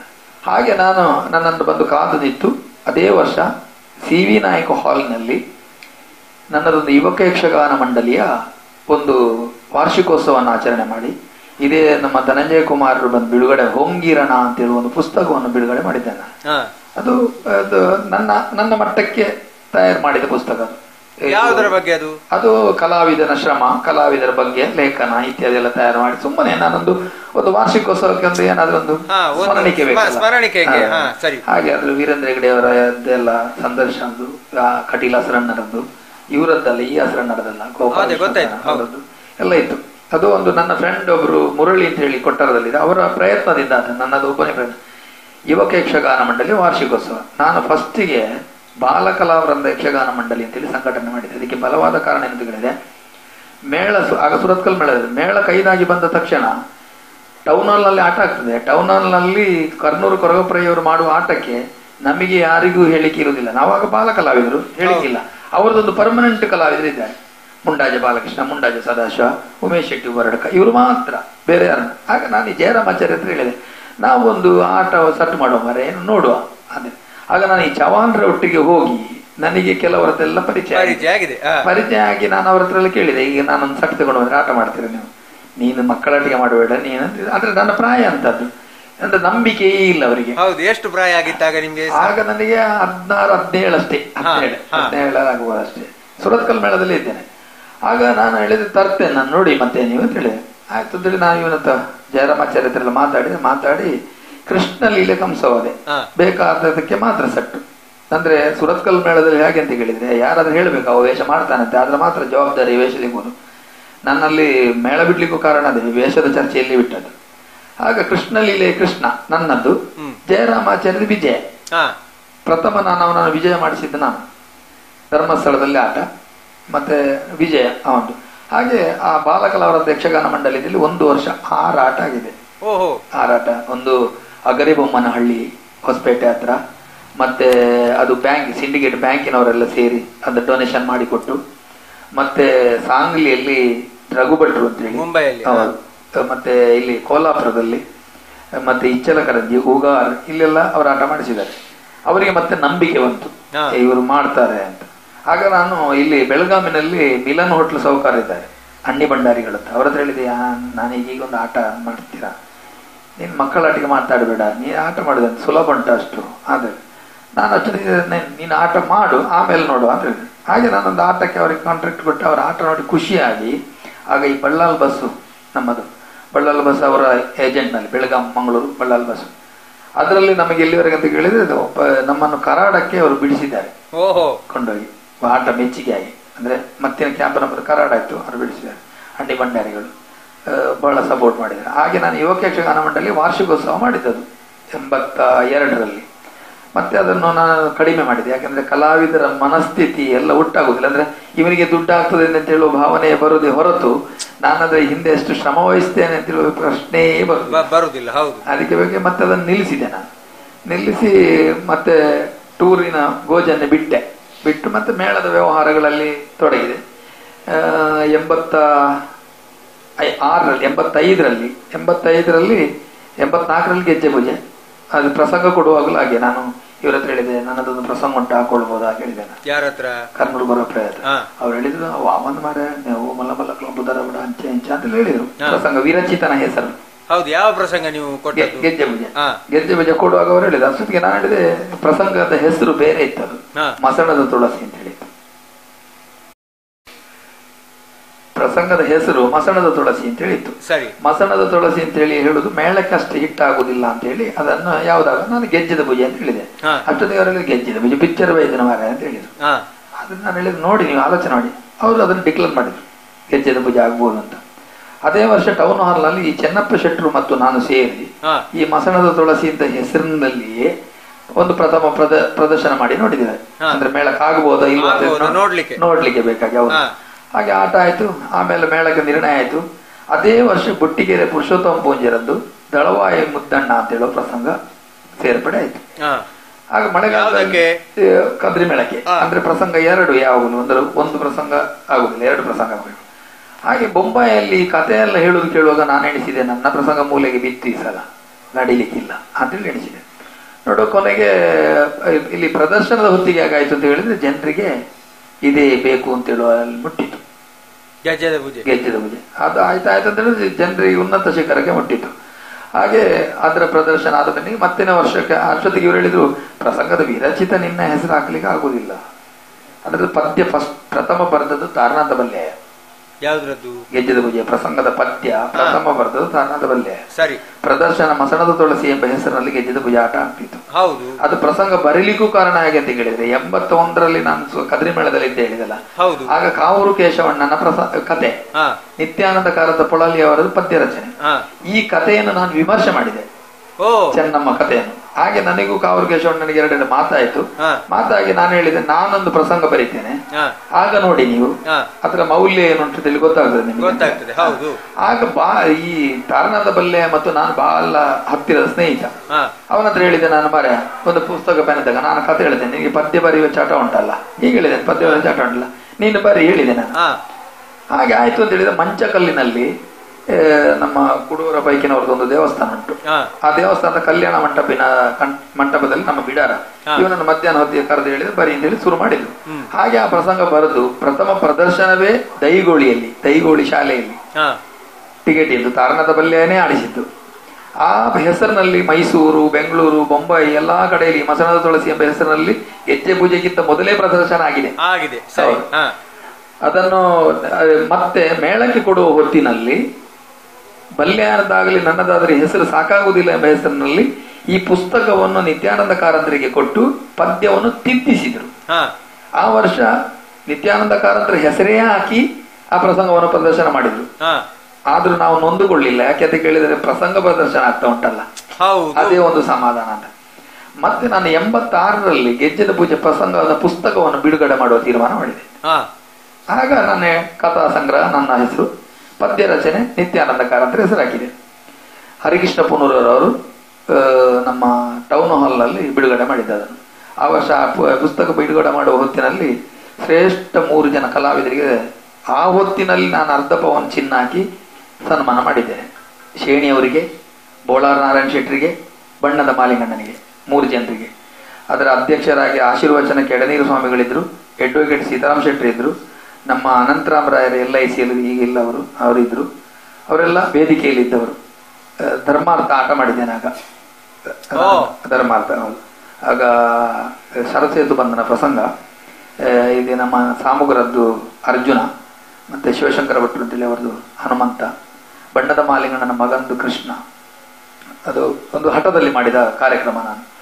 ಹಾಗೆ ಆ ವರ್ಷ ಪ್ರದರ್ಶನದ ಅದೇ ವರ್ಷ ನಾನು ಮೇಳ ಬಿಟ್ಟು ಕುಂಬಳ ಮೇಳಕ್ಕೆ ಸೇರ್ಪಡೆ ಆಯಿತು. ಕುಂಬಳ ಮೇಳಕ್ಕೆ ಸೇರ್ಪಡೆ ಆದ ವರ್ಷ ಕಲ್ಜಿಗದ ಕಣ್ಣು ಅಂತೇಳಿ ಒಂದು ಪ್ರಸಂಗ ಕೊಟ್ಟಿದ್ದೆ. ಅದು ಹೆಚ್ಚು ಪ್ರದರ್ಶನ ಆಗಲಿಲ್ಲ. ಅದು ಪ್ರಸಂಗದಲ್ಲಿ ಹೇಗೆ ಮೇಳದಲ್ಲಿ ಸಣ್ಣ ಸಣ್ಣ ರಾಜಕೀಯಗಳಿರ್ತದೆ. ಅದ ಮತ್ತಿನ ವರ್ಷ ಆಗುವಾಗ ನಾನು ಆಗ ಹೇಗಿದ್ದೆ ಅಂತ ಕೇಳಿದ್ರೆ, ಕ್ಯಾಶ್ ಬಾಕ್ಸ್ ಕಲಾವಿದ ಅಂತ ಹೇಳ್ತಾರಲ್ಲ, ಅವ ಇದ್ರೆ ಹಣ ಆಗ್ತದೆ ಅಂತ ಹೇಳುವ ತತ್ವ ಇತ್ತು. ಮತ್ತೊಂದೇನು ಅಂತ ಕೇಳಿದ್ರೆ, ನಾನು ಬಿಟ್ಟ ಮೇಳ ನಿಲ್ತದೆ ಅಂತ ಹೇಳುದೊಂದು ಪ್ರತೀತಿ ಇತ್ತು. ಅದು ಜನರ ಮಾತು, ಅದು ಎಷ್ಟು ಸತ್ಯ ಎಷ್ಟು ಸುಳ್ಳು ಅಂತ ಗೊತ್ತಿಲ್ಲ. ಅದಕ್ಕೆ ಉದಾಹರಣೆಗಳುಂಟು ಮಾತ್ರ. ನಾನು ಕದ್ರಿ ಮೇಳ ಬಿಟ್ಟು ಕುಂಬಳೆಗೆ ಹೋದಿ ಒಂದೇ ವರ್ಷದಲ್ಲಿ ಕದ್ರಿ ಮೇಳ ನಿಲ್ಲಿಸಿದ್ರು ಅವರು. ಕುಂಬಳೆ ಮೇಳಕ್ಕೆ ಹೋದೆ. ಕುಂಬಳೆ ಮೇಳದಲ್ಲಿ ಹೋದ ವರ್ಷ ಹೈ-ಫೈ ಅವರಂದ್ರೆ 2 ವರ್ಷ ಅವರು ಸೋತು ಸುಣ್ಣಾಗಿ ನನ್ನನ್ನು ರಿಕ್ವೆಸ್ಟ್ ಮಾಡಿ ಮೇಳಕ್ಕೆ ಕರೆದದ್ದು, ಬರಬೇಕು ನೀನು ಏನಾದ್ರೂ ಉಳಿಸಿಕೊಡ್ಬೇಕು ನನ್ನ ಅಂತ. ಅವರ ಮೇಳಕ್ಕೆ ಹೋದೆ. ಆ ವರ್ಷ ಮೇ 14-15 ಆಟವನ್ನು ವಹಿಸಿಕೊಂಡವನೇ ನಾನು, ಹೌಸ್ಫುಲ್ ಆ ವರ್ಷ. ಮತ್ತಿನ ವರ್ಷ ಏನೋ ಅವರಿಗೆ ನನಗೊಂದು ಸಣ್ಣ ಅಸಮಾಧಾನ ಆಯ್ತು. ನಾನು ಮೇಳ ಬಿಟ್ಟು ಕಾಂತಾವರ ಮೇಳಕ್ಕೆ ಹೋದೆ. ಕಾಂತಾವರ ಮೇಳ ಆ ವರ್ಷ ಶ್ರೀಧರ ಭಂಡಾರಿಗಳು ಪ್ರಥಮವಾಗಿ ಹೊರಡಿಸಿದ ಮೇಳ. ಅದರಲ್ಲಿ ಬಾಲ್ಯದ ಓಲೆ ಅಂತೇಳಿ ನನ್ನ ಪ್ರಸಂಗ ಇತ್ತು, ಅದು ಹಿಟ್ಟಾಗಿತ್ತು. ಮತ್ತಿನ ವರ್ಷ ಆಗುವಾಗ ಕುಂಬಳೆ ಮೇಳ ನಿಂತಿತ್ತು.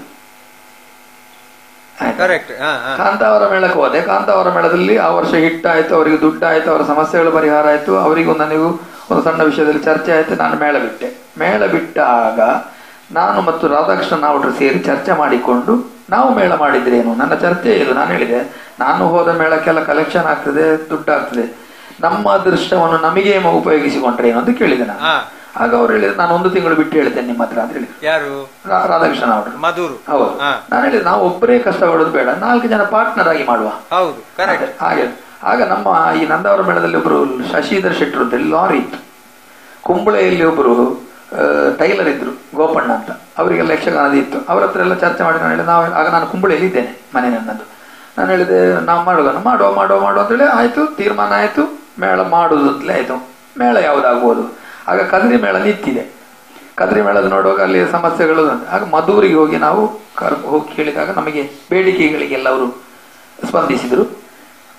ರಾಧಾಕೃಷ್ಣ ಅವರು ಹೇಳಿದ್ರು, ನಾವು ಕಾಮತ್ರ ಮೇಳ ನಿಂತಿದೆ, ನಾರಾಯಣ ಕಾಮತ್ರದ್ದು ಬಪ್ಪನಾಟ ಮೇಳ, ಅದರ ಸಾಮಾನು ತಗೊಳ್ಳುವ ಅಂದ್ರೆ ಅಷ್ಟೊತ್ತಿಗೆ ಎಷ್ಟು ಅವ್ರ ಹತ್ರ ಹೋಗಿ ಮಾತಾಡಿ 1,25,000ಕ್ಕೆ ಸಾಮಗ್ರಿ ಎಲ್ಲ ನಿರ್ಣಯ ಆಯ್ತು. ಆಗ ಅವರಿಗೆ 50,000 ರೂಪಾಯಿ ಫಸ್ಟ್ ಅಡ್ವಾನ್ಸ್ ಕೊಡಬೇಕು. ಅಷ್ಟೊತ್ತಿಗೆ ನಾವು ಹೇಳಿದ್ರು, ನನ್ನ ಹತ್ರ ದುಡ್ಡು ಇಲ್ಲಲ್ಲ, ಎಂತ ಮಾಡೋದು? ನಾನು ಹೇಳಿದ ಅದಕ್ಕೆ ಎಂತ ಆಗೋದು, ನನಗೆ ಒಂದು ಬ್ಯಾಂಕ್ ಲೋನ್ ಆದ್ಮೇಲೆ ನಿಮಗೆ ನಾನು ಕೊಡ್ತೇನೆ, ಬ್ಯಾಂಕ್ ಲೋನ್ ಆಗುವಲ್ಲಿ ಅಡ್ಜಸ್ಟ್ಮೆಂಟ್ ಮಾಡಿ. ಆಗ ಬ್ಯಾಂಕ್ ಲೋನ್ಗೆ ಅಂತ ಅದಕ್ಕೆ ಒಂದು ದಾಖಲೆ ಬರ್ತಿರಬೇಕು. ಅದಕ್ಕೆ ನಾನು ಹೇಳಿದೆ, ನನ್ನ ಯುವಕ ಯಕ್ಷಗಾನ ಮಂಡಳಿಯ ಲೆಟರ್ ಪ್ಯಾಡ್ ನಲ್ಲಿ ಅವರಿಗೆ ಬರೆದು ಕೊಟ್ಟೆ ನಾನು, ನನ್ನ ಯುವಕ ಯಕ್ಷಗಾನ ಮಂಡಳಿಯ ವೇಷಭೂಷಣವನ್ನು ಇಷ್ಟು ಸಾವಿರಕ್ಕೆ ಅವರಿಗೆ ಮಾರಿರುತ್ತೇನೆ ಅಂತ. ಹಾಗೆ ಚೆಕ್ ನನಗೆ ಬಂದದ್ದು, ಅವರಿಗೆ ಬಂದ ಚೆಕ್ 25,000. ಆಗ ಈ ಶೇಣಿಯವರ ಮಗನ ಇನ್ಫ್ಲುಯೆನ್ಸ್ ನಲ್ಲಿ ಅವರಿಗೆ ಚೆಕ್ ಪಾಸ್ ಆದ. ಅದರಿಂದ ನಾವು ಮಧುರ ಮೇಳ ಪ್ರಾರಂಭಿಸಿದೆವು. ಮಧುರ ಮೇಳದಲ್ಲಿ ಕೆಲವು ರೀತಿಯ ಅವ್ಯವಹಾರಗಳೆಲ್ಲ ಆಯಿತು. ಹಾಗೆ ನಾನು ಪಾರ್ಟ್ನರ್ಶಿಪ್ನಿಂದ ಹೊರಗೆ ನಿಂತೆ. ಆ ವರ್ಷ ಮಣ್ಣದ ಮಾಣಿಕ್ಯ ಅಂತ ಹೇಳುವ ಪ್ರಸಂಗ ಹಿಟ್ಟಾಯಿತು. ಮತ್ತಿನ ವರ್ಷ ನಾನು ಅದೇ ಮೇಳದಲ್ಲಿ ಕಲಾವಿದನಾಗಿ ನಾನು ಮುಂದುವರೆದೆ. ಪಾರ್ಟ್ನರ್ಶಿಪ್ನಿಂದ ಹೊರಗೆ ನಿಂತು ನಾವುಡ್ರು ಮತ್ತು ಗೋಪಣ್ಣ ಯಜಮಾನ, ನಾನು ಕಲಾವಿದನಾಗಿ.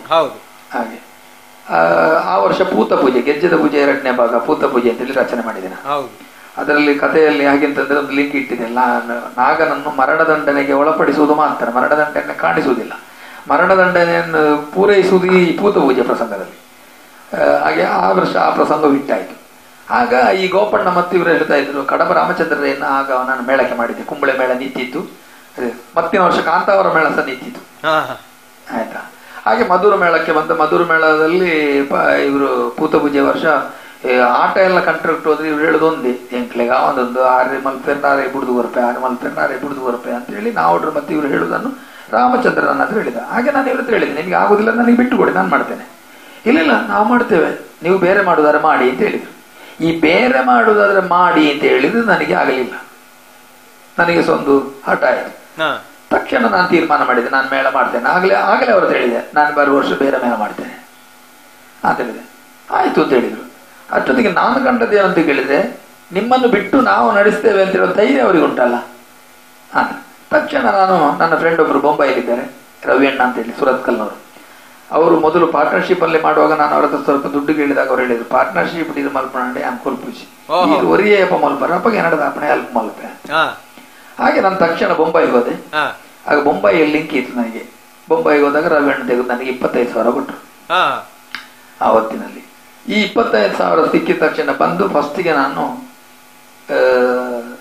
ಒಂದು ಬೋಳಂತೂರು ಜಗ್ಗ ಮತ್ತೆ ಗಂಗಾಧರಾಚಾರಿ, ಕಾಂಚನ ಸಂಜೀವರೈಗಳು, ಇವರಿಗೆಲ್ಲ 5,000 ರೂಪಾಯಿಗೆ ಅಡ್ವಾನ್ಸ್ ಕೊಟ್ಟೆ. ಮೇಳಕ್ಕೆ ನಿರ್ಣಯ ಆಯಿತು. ಎಲ್ಲಿವರೆಗಂದ್ರೆ ನಾವು ಹತ್ರ ಹೇಳಿದೆ, ನೋಡಿ ನನ್ನ ಮೇಳಕ್ಕೆ ನಿರ್ಣಯವಾದ ಕಲಾವಿದರು ಇಷ್ಟು ಜನ ಇದ್ದಾರೆ, ನೀವು ಜಾಗ್ರತೆ ಮಾಡಿಕೊಳ್ಳಿ ಅಂತ ಹೇಳಿದೆ ನಾನು. ಮುಂದಿನ ವರ್ಷ ನೀವು ಮೇಳ ಮಾಡೋದು ಅಂತೇಳಿ ತೀರ್ಮಾನ ಮಾಡಿದ್ದೀರಿ, ಇಷ್ಟೆಲ್ಲ ಕಲಾವಿದರು ನನಗೆ ಆಯ್ತು ಅಂತ ಹೇಳಿದೆ ನಾನು. ಅವರ ಹತ್ರ ಈ ಕಲಾವಿದರ ಸ್ವಭಾವ ಆಗಿದ್ರೆ ಅವರ ಹತ್ರ ಇಲ್ಲ, ನಾವು ಆಗ್ಲಿಲ್ಲ ಅಂತ ಹೇಳಿದ್ರು. ಮೇಳ ಕೊನೆ ಆಗ ಎಲ್ಲಿವರೆಗಂದ್ರೆ ಸೀತಾರಾಮ ನನ್ನ ಮೇಳಕ್ಕಾಗಿದ್ದ, ಸೀತಾರಾಮ ಕೊನೆವರೆಗೂ ಆಗ್ಲಿಲ್ಲ ಅಂತ ಹೇಳಿದ್ದು. ನಾನು ಹೇಳಿದೆ, ನೋಡು ಮಾರೆ ಹಾಗೆಲ್ಲ ಮಾಡಬಾರ್ದು, ನಾವು ಹೇಳಬೇಕು, ಅವರು ಸಹ ಬೇರೆ ವ್ಯವಸ್ಥೆ ಮಾಡಿಕೊಡ್ಬೇಕಲ್ಲ. ಹಾಗೆ 1990ರಲ್ಲಿ ನಾನು ಕದ್ರಿ ಮೇಳ ಮತ್ತೆ ನಿತ್ಯ ಮೇಳವನ್ನು, ಕರ್ನೂಲು ಕೊರವಪ್ಪರೆಯವರು ನಿಲ್ಲಿಸಿದ ಮೇಳವನ್ನು ಪುನಃ ಪ್ರಾರಂಭಿಸಿದೆ ನಾನು.